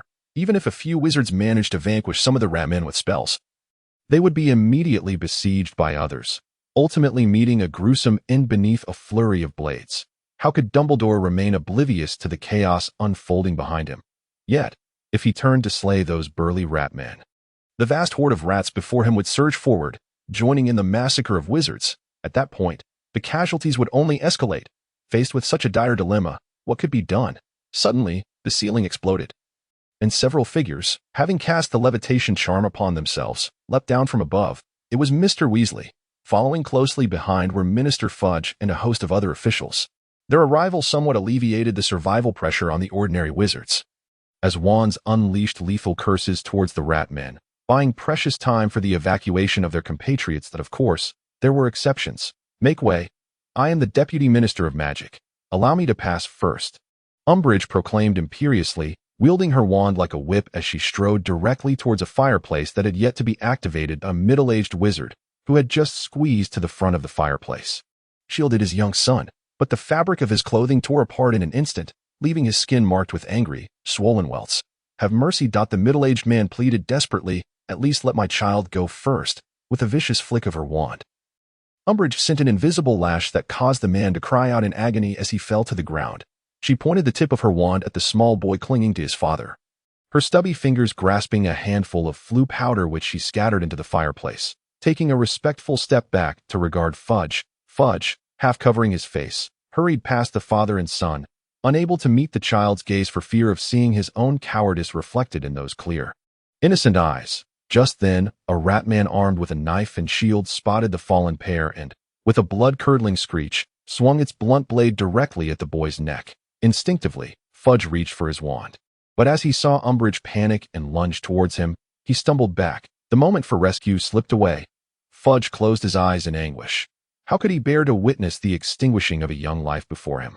And in that fateful instant, A crimson telephone booth plummeted from the sky, crushing the Ratman into a pulpy mess. Blood splattered across the face of the terrified boy, who stared blankly at the imposing figure perched atop the booth. Before Fudge could comprehend what had transpired, Umbridge shouted, "Hogwarts," and the two vanished amidst the emerald flames. What a wondrous sight it was, cloaked in blood-red patterns, crowned with a blazing halo of fire. The grotesque skull with eyes weeping tears of compassion unfurled its sacred, ethereal white wings, resembling an inverted, casually discarding a woman. The creature wielded a chainsaw sword that emitted a deep, resonant growl. The boy gazed at him in a daze, murmuring, "Angel of Death," with a single flap of its wings. The metallic skeleton instantaneously dispatched all the Ratmen at a speed beyond mortal perception, leaving only the thunderous roar of the chainsaw echoing in the air. The wizards could scarcely comprehend the scene before them as hundreds of Ratmen heads soared into the sky, while their bodies remained rooted, blood gushing forth like a celebration of divine arrival. The Angel of Death hovered in the air, and people instinctively glanced up at him before hurriedly rushing into the fireplace. Yet, just before their journey to Hogwarts commenced, a fleeting question flickered in their hearts. For whom do the angels' blood tears flow? Chapter 74. The resurgence of Voldemort. Omu retracted his wings and descended beside Dumbledore. The blessed killer whale, imbued with the grace of St. Gillis, unleashed a barrage of lightning, incinerating hundreds of the massive rats into charred remains. Dumbledore seized a fleeting moment to catch his breath. He gazed at the towering figure clad in armor, wings unfurled, as it unleashed those familiar arcs of electricity. Hesitantly, he inquired, "Omu, it is I, Professor." Omu responded calmly, raising his hand to fire an explosive projectile, forever severing a lurking Ratman's spear-armed upper body from its lower half. It was evident that this position could no longer be held. "We must abandon this place and relocate elsewhere to Hogwarts," Dumbledore commanded, sweeping his wand dramatically. The heads of 1,000 rats involuntarily shifted 50 centimeters in response to his wand's movement, tearing through flesh and skin, severing vertebrae and organs, causing them to plummet from their necks. "I shall provide cover for you. You must leave first." Noam unfastened the shrine from his waist and handed it to Professor Dumbledore, speaking with unwavering conviction. "Hogwarts needs you to oversee its defense. Leave this to me." With that, he stepped forward, his body radiating with the luminous blood-red sacred symbols. Extending his left hand, a single drop of exquisitely vibrant blood fell from the fingertip of the berserker armor. Sacred blood. Omu felt the sanctified spirit merging with the essence of the berserker, and he uttered a fervent incantation. "Pray." As this droplet, resembling a ruby in its brilliance, struck the ground, ethereal crimson flames erupted, surging towards the horde of rats like a tsunami. Each drop of blood was a supreme blessing bestowed upon Omu by St. Gillis. The enormous rats shrieked in terror, for any minuscule contact with this sacred fire would result in a multitude of hollow, clustered crimson metal spikes erupting from within their bodies, causing torrents of blood to gush forth, fueling the ravenous flames that in mere seconds, thousands of rats were transformed into visually striking sculptures amidst the inferno. Before the remaining vermin could scale the mountainous pile of their fallen brethren, Omu flapped his wings, and the killer whale in his grasp erupted with lightning, slicing through the tide of rats like a streak of intertwined black and white light. His mouth and eyes seemed to breathe fire, the chainsaw sword carving wide swaths of crimson through the rat swarm, despite the continuous onslaught of Ratmen in leather armor attempting to sever the angelic wings. They ultimately fell prey to the voracious beast wielded by Omu. Dumbledore watched with growing concern as Omu wreaked havoc upon their foes, sensing an underlying sorrow concealed beneath his student's calm exterior. Yet, he could not peer into Oumu's thoughts through the avian divination device nestled within the metallic eye sockets. Thus, he buried his concerns deep within, clutching the shrine as he turned and bellowed in a voice like thunder, directing the chaotic throng of wizards, akin to a swarm of flies, to orderly enter the fireplace for their escape. The fleeing wizards observed, with growing dread, the diminishing number of mice still scurrying about the grand hall as the crimson flames raged on. Compounding their fear was the sight of a mysterious and formidable skeletal angel soaring above, seizing those armed Ratmen and rending their throats and bellies with the sharp blade it wielded. Fortuitously, the world's most powerful white wizard stood guard at their flanks, instilling a profound sense of security that allowed the wizards to exhale in relief, just as they believed they were on the brink of escape. However, clang, clang, clang, clang.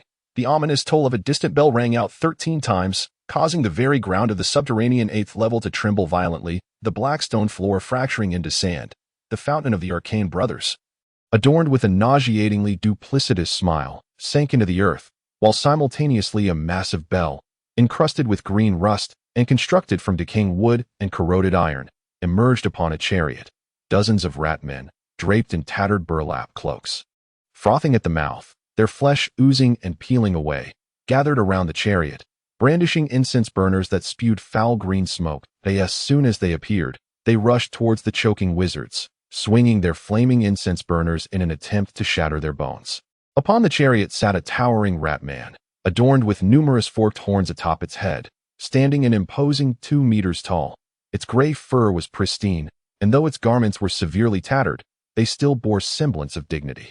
One paw clutched a scepter topped with a cloth-bound stone the size of a human head, while the other held a black-covered tome, its elongated tail coiled around a piece of charcoal, incessantly scratching something onto the pages of the book. "Dumbledore, we meet again," it intoned with a sinister voice, its red eyes glimmering with a mocking human-like amusement as it beheld the wizards trapped in the hall. With a mere tap of its scepter, the bell behind it quivered once more. Clang! Each twisted rune upon the green rusted bell erupted with a profane luminescence, its clapper resembling a colossal incense burner, filled to the brim with decaying flesh and green stones, continuously exuding dense green smoke. The sound of the bell, a multitude of blisters erupted upon the skin of every mouse and wizard present, causing them to bend over in violent coughs, as if they might expel their very lungs. Tragically, some of the younger children burst in an instant into a grotesque amalgamation of bone and pus. Only Aum remained unscathed, the blood-red lines on his berserker armor shining with a sacred radiance, shielding him from the blasphemous toll of the bell. Even Dumbledore could not suppress a cough, stirring the air with his wand before thrusting it upward.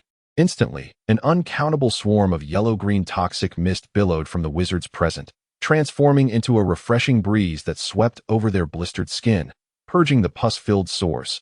Meanwhile, he contemplated with urgency. Again? Could it be that this was not merely a rat, but a dark wizard inhabiting the body of a rat? Dumbledore's blue eyes fell upon the black tome cradled in the ratman's left paw, and upon closer inspection, he found himself wide-eyed in astonishment. At that moment, just as Dumbledore was tending to the wizard, Omu, with wings unfurled, dove downwards, enveloped in blazing crimson flames, his berserker armor gleaming fiercely. The chainsaw sword, imbued with an unstoppable momentum, plunged directly towards the cranium of the long-horned ratman. A mere 40 inches from the ratman's head, its staff suddenly erupted with brilliance, conjuring a dense, emerald barrier that materialized out of thin air, halting Omu's charge. With a low growl, Omu flapped his wings once more, the provoked killer whale howling in fury as the serrated chainsaw spun to a searing red heat. In a fraction of a second, the crackling electricity tore through the barrier, the humming blade closing in with alarming speed. The ratman emitted an irate hiss, relying on its rodent instincts to narrowly leap off the cart. The killer whale's serrations sliced through several of its horns with the ease of cutting through soft tofu, barreling past and cleaving the plague-ridden bell in twain. Omu seized the foul-smelling clapper of the bell and, with a sudden twist, hurled it towards the ratman who had just landed, with powerful thrusts of his feet and wings. He shot through the air like a released arrow, aimed directly at the ratman. Dumbledore, with impeccable timing, brought his wand down, casting a transfiguration spell that transformed the entire ground into a mire of potent adhesive.